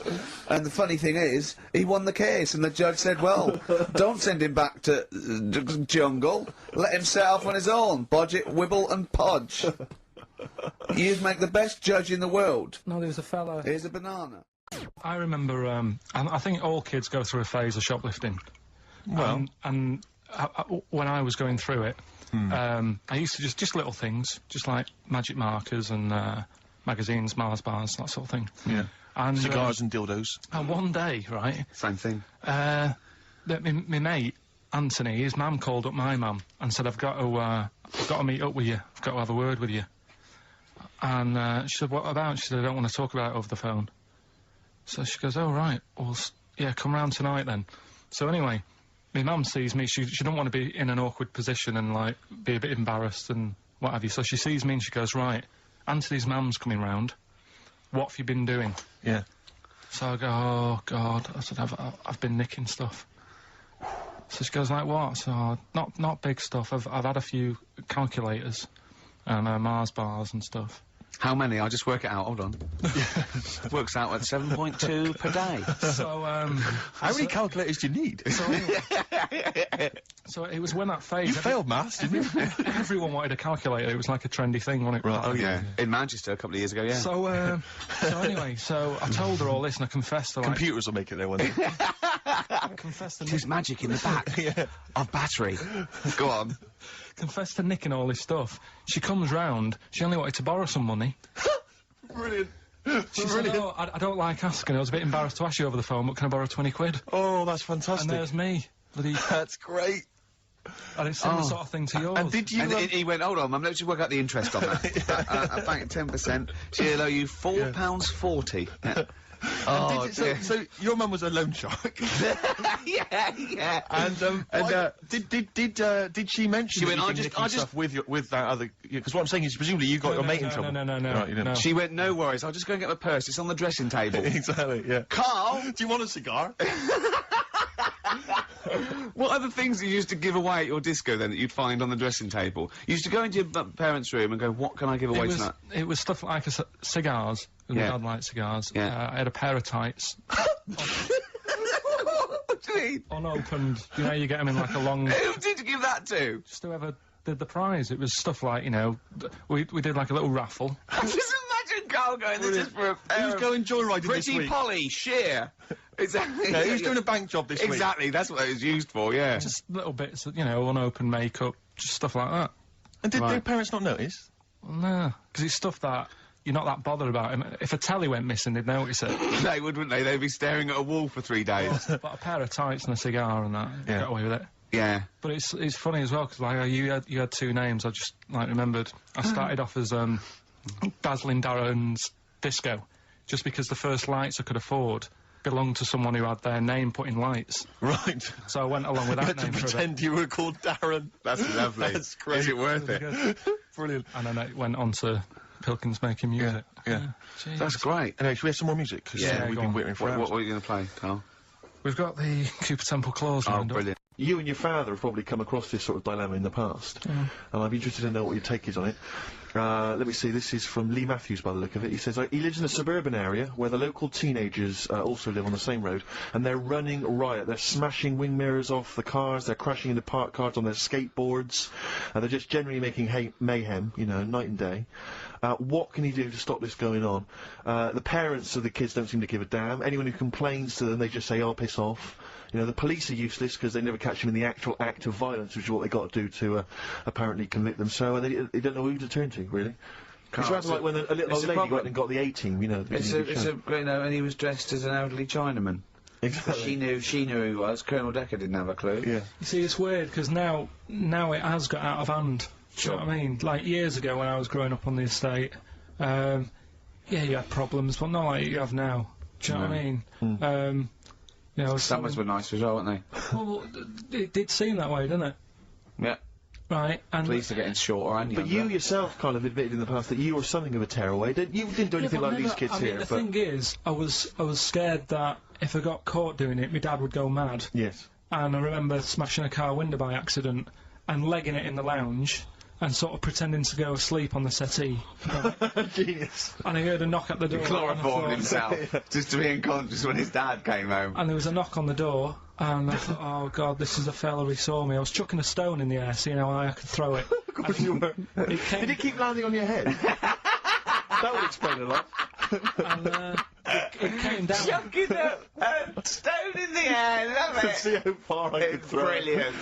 So, you know, I wasn't bothering anyone. Did you invent that game? Right, Did you get the stone for your birthday? Go and play with your stone. He gave one to Suzanne. Carl, go and play with your stone. The thing is, right, and it came down at a funny angle, and Of course it did. It ate the back of this car, and the back window is the most expensive because it has that heating thing in it. Yeah. In case you got a frosty window. Yeah. So I thought, oh God. So I legged it in, got on the settee, went to sleep, knocked at the door. Genius. It's a brilliant plan. It's a brilliant plan. I couldn't be guilty. I'm asleep. So I love the idea. So the thing is, our lounge used to sort of you could see in from the door, right? So this family who saw me do it saw me asleep on the settee, and my mum said, "Go and get the door," and I sort of went, "Oh," as if I'd been asleep. Yeah. I went to the door, like rubbing my eyes, and the fella said, "What did you run off for? I saw you." I was like, "Oh no," and I didn't see my dad. I went out. It was when he was working sort of evenings, so I went out so I didn't have to see my dad. And then the next day I came home from school, and my dad said, 45 quid. Ooh. That's all he said. That's all And he he said. looked at me, And then you fell asleep when he went, wake up, wake up. You know what I said? No, 45 quid. Now the thing, Carl. he didn't have to do anything. £45, Carl. Now I know you were saving up for a brick, but you can't have it. Yeah. But do you know what I mean? It's like, I knew I did wrong, and I was scared that my dad was going to belt me. Yeah. So I was like, oh, you know, I'll be more careful next time. But that was clearly good parenting on the part of your father, because these young tykes, clearly they don't have the, what do you do? the father I support. don't even, I don't know if If you were living in that street, very quickly, what would you do? What would your approach be? If you were living in his street? What if they'd come over and they just vandalised all your pebbles, right, that you'd been saving over the years, and just threw your gravel away? What would you do if they just... I'd probably clout one of them. So you'd use violence?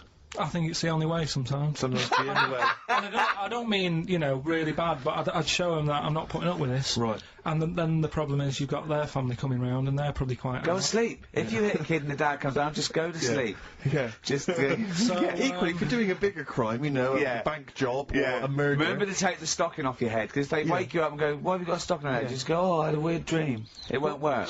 Bit of David Bowie. When's that ever hurt anyone, Steve? Never.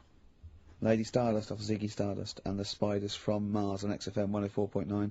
I'm Ricky Gervais, Steve Merchant. Carl Pilkington is in the middle of educating me. Colon then, educate me. Right, so, I've learnt that you can, you know, fiddle around with your brain when awake. That's brilliant. I've never been a fan of doctors, though, so this was a good one for me to look up, because... Yeah. Did I tell you the time when, the doctor said, I was going to die? Alright, keep talking. Right, ages ago, must have been about 15, right? And, at lunchtime there was this... We used to have a choice of stuff to do at lunchtime, right? We used to have, like a burger place that had an arcade machine in it, right? So we used to go there and play on that and have a burger. Or, there was this baker's, right, that my mum worked at, and, did great cakes and stuff, right? So, she used to, like, bring some home and that, but she couldn't always bring them home every night because, you know, they cost money, and she used to get them for free. And they used to say they'd rather chuck them away than give them to the staff because there's a chance that the cream might be off. Right. Right, so they used to chuck them round the back. So I used to go round the back with my mate and eat a load. Brilliant. Scavenging, eating out of bins. No, it wasn't out of bins, they were still in trays, but they just stacked them up near the bins, right? So this got out, I mean, it used to be chocker. Once the school found out, everybody used to go there, and it'd be like, well, have a cake. The headmaster fighting the kids off. Right, so I'd have, like, you know, you'd just eat, I don't know, 6 jam donuts or something, and then you'd spend your dinner money on the arcade machine. Brilliant. Right? So it was a good afternoon, really, right? So you'd do that, and this one day I must have had 6 or 7 jam donuts, a few Congress tarts. What's a Congress tart? I love them. It's I can't get them in London, right? So I'd have some of them. If anyone can get a Congress tart for Karl in London, please let him know. So anyway, this day, that was just a normal day. Do you know what I mean? You'd once, twice a week, you'd have a load of cake. In your life, yeah, a so normal anyway, day in your life. Were the frog boys there with the webbed hands and the big heads? And the horse in the settee? Yeah. But the day after one of these days, I had really bad cramp in my belly. Right? Yeah. I was like in agony, could hardly walk. So I said to my mum, "Oh, you could hardly stagger to the free cakes." So I was in absolute agony. I said, I don't like doctors, but you'll have to get a doctor in because I don't know what it is. I can't walk. Just gets the doctor round. I won't say his name, but he said, well, doesn't look like he's got long left. Blimey. So I was a bit like, hang on a minute, I've only had a few cream donuts. Yeah. My mum was panicking. Sure. He went. My dad came in from work. She said, oh, something's really bad with Karl. I think it's serious. You know, the doctor said he ain't got long left. So he said, what? He said that and just left? So she said, yeah. He said, I'll have to call him then. So he called him up, said, what's all this about? You know, Karl hasn't got long left. How long's he got? So he goes, oh, I was only messing. He's just had some bad cream. Can you believe that? Well, the thing is, I like the fact your mum didn't ask any questions. I know. She didn't go into detail. No, Can you explain more, Doctor? No, I got to show off. No, but she doesn't. You know, I don't want to diss you or your family, but I imagine if I was there, I'd have known the doctor was joking. Yeah. That's all I'm saying. I mean, I sound very arrogant there, but I imagine he went, what's he been doing? I had about 6 cream cans. Oh, right, oh, wow. He hasn't got long to live then. I'll see you later. That's what I think the doctor did. Yeah. It's like the idea your mum just let him go. Yeah. Terrified, thinking, well, Yeah. I'm not going to probe him, that's it then. Dad comes in. Hi, honey, I'm home. Anything happened? The doctor said Carl's gonna die and then left. Did he? I'll call him.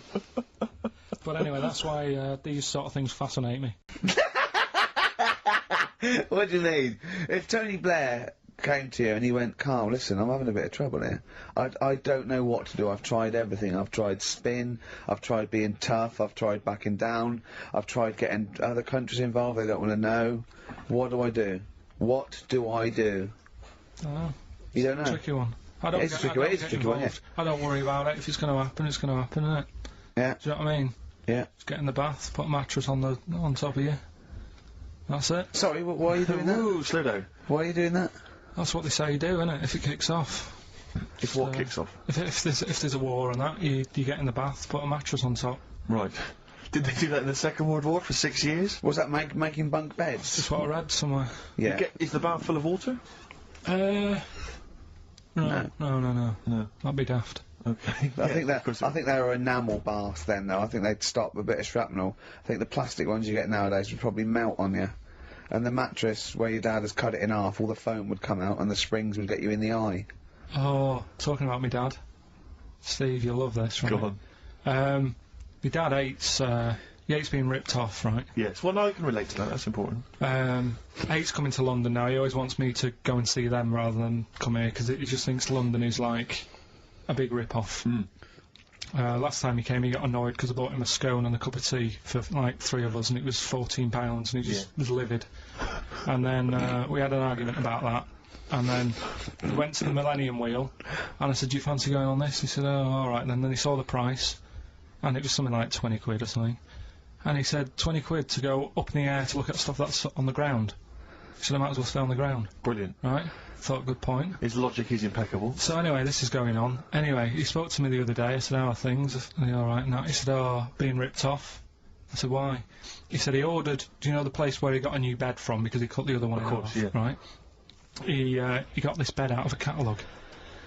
So he sorted out a payment on the phone. He said, look, you're ripping me off a bit here on the interest thing, but well, let's do a deal. We'll sort out a new monthly payment that's different to what it says in the catalogue.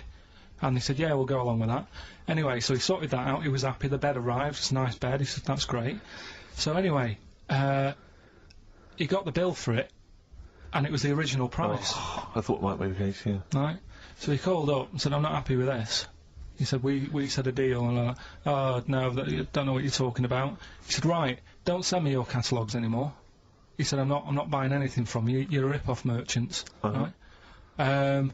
So anyway, a few weeks go by. Post comes. Only another catalogue in the post. He's livid. Right, so he was well annoyed. Yeah. So he looked on the back, and it said on it, this catalogue will always be property of, you know, the company that does it. So you can't throw it away. If we request to have it back, we've got the permission to get it back off you, right?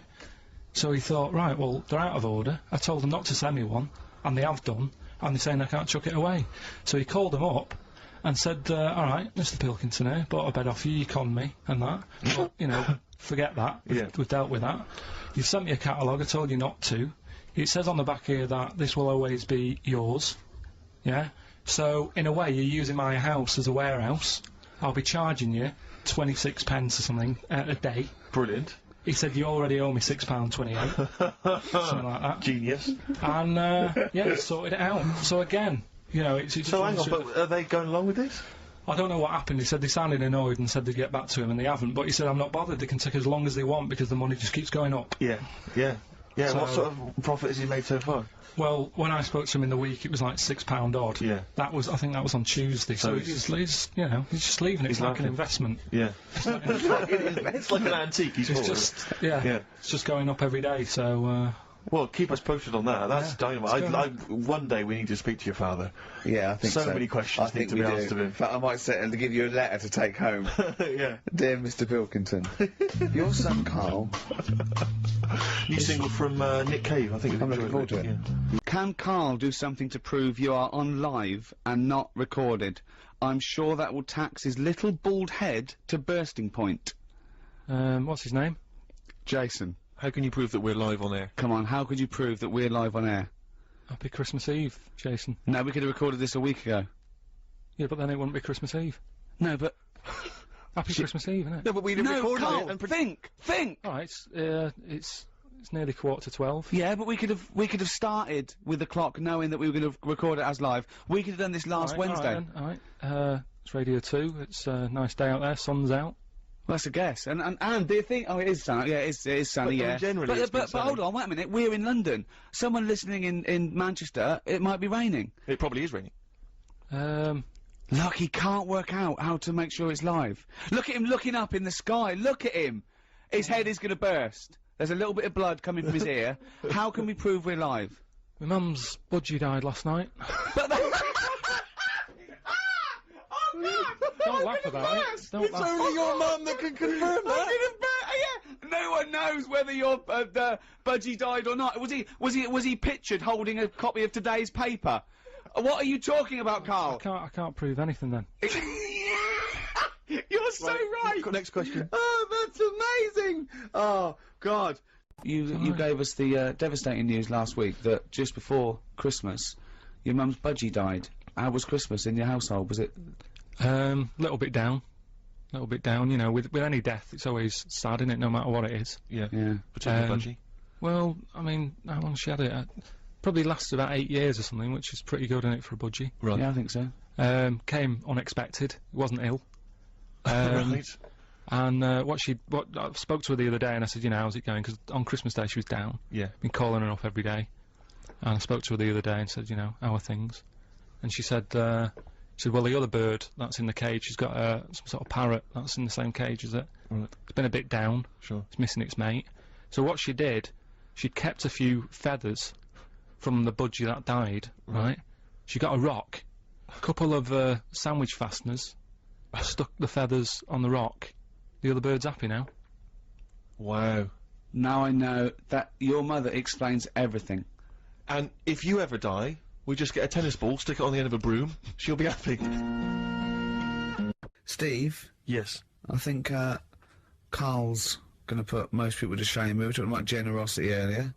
Because Karl is a nice, generous bloke when it really comes to it. He's paying for Father's Day. He's paying for the cottage that he's going away with his dad. Are you really, Karl? Yeah. Right. Well, there's no way of us proving if that's true or not. Well, what do you mean? Well, you could be lying. But why would I do that? Well, because you want to show off. I didn't do it on air, you mentioned it. I don't want people to know how generous I am. I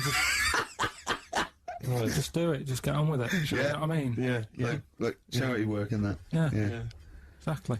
But I'd have thought that you wouldn't have fallen for Father's Day. I'd have thought you'd have known that it was like... Well, we don't, I mean, to be honest, it's a bit of a coincidence, because I paid for it anyway, and it's happened to fall on Father's Day. But Right? don't And my buy a dad's not card. normally that bothered. Don't fall for it. I mean, obviously that and Mother's Day and a plethora of other things were, I mean, literally invented by card companies to make more money. I know. Yeah. That's, I mean, my dad always says don't get him a card or anything. Because he hates it, with all these things that I'd like, you know, rip-off times, really, just ripping people off. Yeah. Sounds a bit stingy, that. Well, no, I mean, he's right. Yeah. He's right, it's just, because feathers aren't bothered about getting cards anyway, are they? But the other thing that he noticed, you know, helping out the flower companies, the Princess Diana thing, when she... Oh, sorry. Yeah. No. Jesus Christ. God. So when... Karl, what do you mean? What do you mean? That's what he said. He said, oh... I nearly swore then, because I was... you surprise me all the time. No, I'm but just... that is incredible. Sorry, what? I don't understand. What are you talking All about? the flowers that were sort of sold that day... Right. What, for people to leave as a commemoration or Yeah, they made a mint, didn't they? Who did? Flower companies. Right. So what So are you you're saying? saying, So he was just saying, you know, makes you wonder. what, whether About what? it was in the floor or behind the hit? Oh. So it's a conspiracy. It's a conspiracy by the flower I would companies. love to see you and your dad just sitting at home watching a bit of Channel 5 when apes go mental, right, with your When's roast that dinner. on? When's that on? And then talk like, well, yeah, well, you know, Kildana, don't you? Flower company's son. Right, quite right, Dad, you're not wrong. What are you talking about? No, I'm not. You know, I'm just saying it's like you were saying about the cards. You know, on Father's Convenient Day is and what that. you're saying. It's just a bit Coincidence. Too just much a of little a bit weird. coincidence. Too much of a coincidence. I'd be interested to see sort of, you know, like the business graph Sure. on how the companies were doing. Then suddenly, Yeah. you know what I mean? Yeah. But then by the same token, Elton John, you know, he had the biggest selling hit record, didn't he, off the back of that? Mm. I mean, so is he incriminated as well? If you want, I mean, It's a Put him in conspiracy there, put him theory in you've there. not kind of analysed terribly closely. You've put it out there, and if people maybe who are investigating want to kind of add that into their inquiries, then they can. yeah. Sure. But no, that's all I'm saying. I'm just, you know, because it's always the same thing, isn't it? Like I was out shopping the other day, you know, treating Suzanne like I do. You know, I like spending money and that. Yeah. I was in WH Smith's. Yeah. Oh, classy. What was it? Was it a big birthday? Was it? Was it a 30th? No, I was getting a. Was it 2 biros for the price of one? I was getting a card for my dad for Father's Day anyway, because I'm seeing him. Yeah. Big Toblerone. Yeah. There was a Who giant is it? Who is it who said Father's Day? They love a Toblerone. I've never understood Toblerone because the only time I see Toblerone is in airports, Yeah. right? And minibars. That is what the small Toblerone is for the minibar in a hotel, 3-star upwards. And the big Toblerone. Well, it's the big Toblerone is a gift, isn't it? It can only be a gift. You wouldn't buy a big Toblerone for yourself. Yeah, a duty-free gift. The Toblerone. It's next to, you know, Chanel No. 5 Toblerone and a bear. But it's who specifically would you be buying that Toblerone for? I don't know. Someone who's clearly never had it before and would think it was interesting novelty. Yeah. Well, this gift's interesting. I'll tell you what, though, Toblerone is brilliant. I mean, if whoever makes that, if they want to send sort of, you know, some Toblerones, I mean, I will eat Toblerone. Well, yeah. I think very much the same about, I think very much the same about fags. And of just course, cigarettes. If you've got any boxes of cigarettes and, that you don't want, you know, duty-free or whatever, send them. I'd just like to say that, in no way do I endorse Carl's dad's theory that flower companies were behind the death of Diana. No. Maybe I could say that on air as well. What?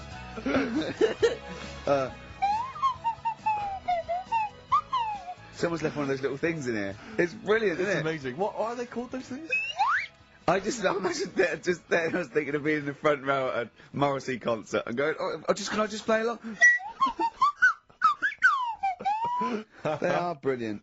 I don't know what kind of sound that is. I don't know. It's only used for when Kenneth Williams yeah, exactly. sees someone undressing. Yeah. That's the only time that is used, that noise. Exactly. That is But brilliant. it's like it was specially created for the Carry On films. Yeah, we need, I don't know what it is, but we need something when I walk in and see someone changing. Well, what about this? There is a light that never goes out by the Smiths. I phoned Karl up in the week, yeah, and I said, what are you doing? He went, well, even though it's one of my days off, I'm just doing some research on the web. Found anything that said, yeah, I'm doing science. And then he said, you can get wigs for dogs in Tokyo. That's his scientific fact. And I went, what do you mean, dogs, if they need a wig? I said, if they need a wig, what, dogs going bald? And he went, like, this is fine to him, he went, it's a stressful city, Tokyo. The world's alright with Karl. He's always got an explanation. I've only ever seen him confused once. When, in Edinburgh, he looked out of his window one day and he saw a bloke putting a parking ticket on some rubbish. Yeah. And that genuinely confused him. Yeah. He couldn't work out, could you? It's a bit weird, isn't it? And the woman breastfeeding her 8-year-old child, you didn't like, did you? I don't like that. But, what's the name? Animals with wigs. I kind of thought, after I put the phone down to you, kind of thought about it, thought, yeah, it's a bit daft, that. Are you sure it's not the ageing pop group? No. The Animals? But when you think, have you ever seen, like, a bald pet? No. It's weird. What do you mean? Because my mum, we used to get through loads of cats because we lived there. Oh God! It's starting early today, isn't it? What do you mean? It's only 10 past one. Because What we are lived you doing? No, Running we a restaurant? We lived on. Oh God! What do you mean? No, we lived on like a main road. Oh, yeah. Right? So Yeah. we used to get through a lot of them. My dad It was kept their saying, risk. you know, stop wasting money. You know, it's not Stop good. wasting money, not wasting cats. Right. So anyway, we had this cat that was ill all the time, and It's just bag of news, probably. Yeah, malingerer. Yeah, I'm terrified. I'm going to which house? Rome. Oh God, bloody hell. Rome. Don't let me go to the Pilkingtons.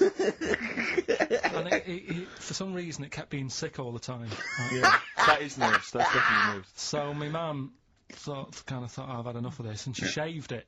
What? Whoa, whoa, whoa. Whoa. Now, I know you're not vets in your family, but what correlation did your mum think there was between it being sick and shaving it? Because it kept being sick, and it was a pain to wash, because it kept getting So caught she up. wanted a dry wipe cat. So, Why didn't you just varnish it? What? it's weird, though. So now he's cold and sick. No, but not all of it. She left sort of the back half, but sort of from its waist, sort of. I love that! Shave it because it's sick on itself! And That is it was the genius. weirdest looking thing. I mean, normally I like cats. I'm always like giving yours a stroke on the head and that. Yeah. As soon as she did that, it was like, oh, Yeah. can't touch it. And then So now it's sick, cold, and hated. Yeah. I love. Carl. It must have, I mean, the other cats must have been taking the mick out of it constantly. You're just making things worse. Did it get, I'm hoping that it got run over and was put out of its misery. no, I think it got all right, that one. Or is that the? Yeah, it did get run over. It did. Ah! Oh God. Oh dear. How many cats do you say you've got through? I'd say whilst I was living at home, I mean, it's still on the increase even though I'm not there. So whilst I was there, probably 5. God. Wow. Oh. Yeah. And were you upset each time, or you just got used to it? It's one of them things, isn't it? Like I've said before, when you first see something, it's a bit of a shock. Do you know what I mean? It's like the Elephant Man or whatever. Yeah. First time you see him, it's that sort of, oh, look at that. Do you remember the first time you saw Steve? No, I'm not being funny. Do you remember the first? Yeah, but I've said this before. It's always then you get used to how people look, and you don't. No. I'm gonna burst.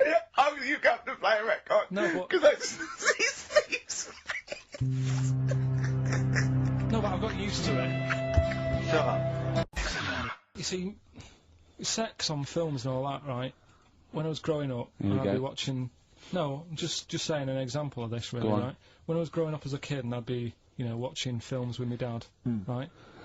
He'd really be enjoying a film, right? And then a sex scene would happen, Right. and he'd go On film. in Or the just film. behind you. In the film, a sex scene would happen, Your brother upped his old tricks again. and he'd get up and go make a cup of tea, right? Right. Typhoon? That he'd stolen from some sort of telephone box? And like even recently, he thinks it ruins a film. Do you know what I mean? Because there's no need for it to happen, is there? Really? Yes. Why? Sometimes it's warranted.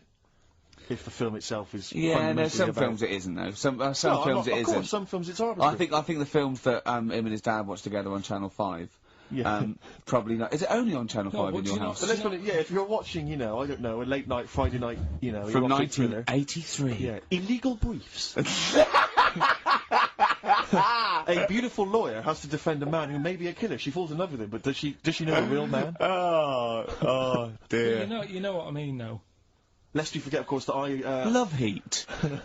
With the bloke that is now in... Go on. Of course, that I, according to the Internet Movie Database, I once appeared in one of those films, in the film Killer Image, a Canadian film, I believe, from 1989. According to that computer... It's all wrong, website. isn't it? It's all wrong. It's completely all wrong. Of course it is, yeah. Apparently I was in that, and I played the role of Kirk. Was it a porn thing? No, I think it's just an erotic thriller Oh, right. that I suppose You only had a very small part though, didn't you? Indeed. Yeah. Yeah. But no, do you know what I mean? Sometimes you don't need to go that far. Say, like in this Jesus program, right?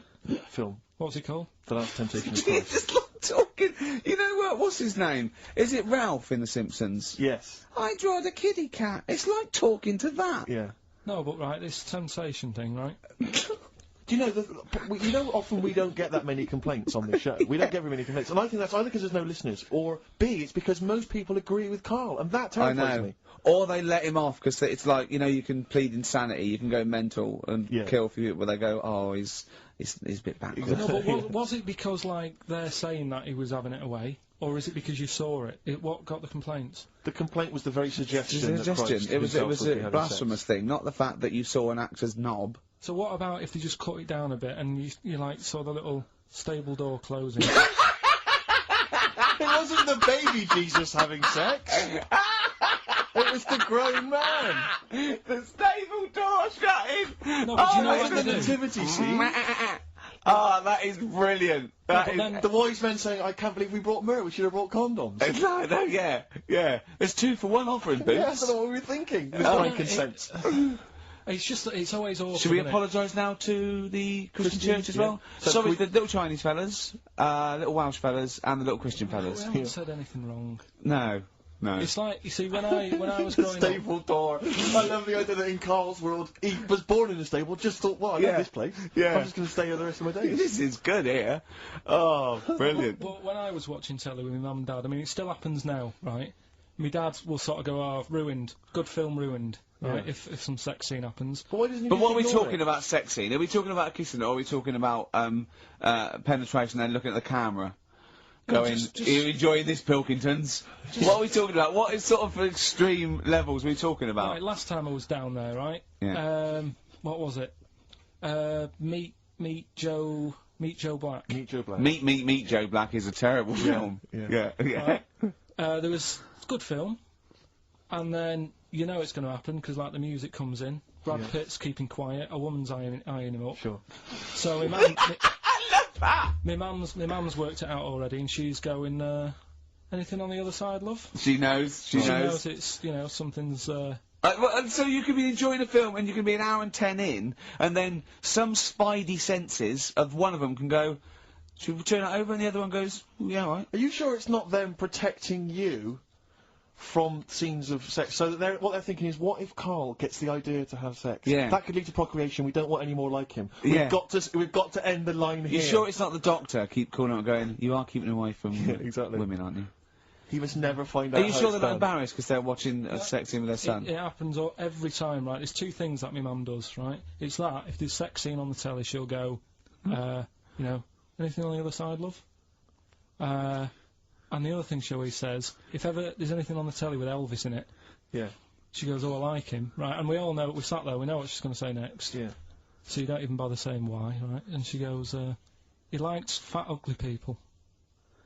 He what? He liked fat, ugly people. He didn't always go for, like, the good-looking fans in the crowd. What Elvis did? Yeah. Right. That was always the thing, and I'm sorry, no, hold on. I don't know what we're doing now with our lives, Steve. Right, wait a minute, right. So, your mum says 2 things, right? She either says... Is there anything else on the other side? Or, I like Elvis. There's a pause, because you know what she's going to say next. She says, he liked fat, ugly people. How often does this occur? Well, because they've got, like, Sky, there's a lot of those channels on. They're like the music channels. So Elvis always comes on. There's either an Elvis film, there's, like, a classic hit by him on... And she'll go, I like Elvis, he likes fat, ugly people. And what do you mean he liked fat, ugly people? Is she a fat, ugly person? Because there's that special Vegas show, isn't there, where he's dancing about, right? And he's got loads of scarves around his neck. Towels. Yeah. And, like, he always hands them down to the fat, ugly ones. Right. And I always say it's because they're the fat, they've got a sweaty face because they can't, you know what I mean? I don't know what world they live in. I don't know how we've gone to this subject. What sort of world are you got when you're watching his face? And what do you mean fat, ugly ones? You mean they're in the front, they're sweating a lot because they're a bit yeah, chubby? So she thinks, is giving them a towel because but it's like, he's really going, wipe your face, you're putting me off, you Yeah. fat cow. Stop sweating near me. There's another one. What? So, hairy Chinese kids. Yeah. Jesus. We haven't slagged off hairy Chinese kids. We slagged off Chinese. We didn't slag anyone off. We just said they really haven't got a town as such, and they wear shoes. What did we say? Yeah, little wooden shoes. And what the I just don't know how we got onto Elvis and big fat ugly women. I don't know where we. I don't know how we sidestepped from the Last Temptation of Christ. Did you see that fat Girls and Feeders Go on program? a minute. Eh? What's Tom that? Petty first. Oh, brilliant! It's a great song. Breakdown. How many Tom other Petty. radio shows have talked about Last Temptation of Christ, Chinatown, Yeah. fat ugly women? More Yeah. than 60 minutes. Exactly. Incredible. Sony Award winning.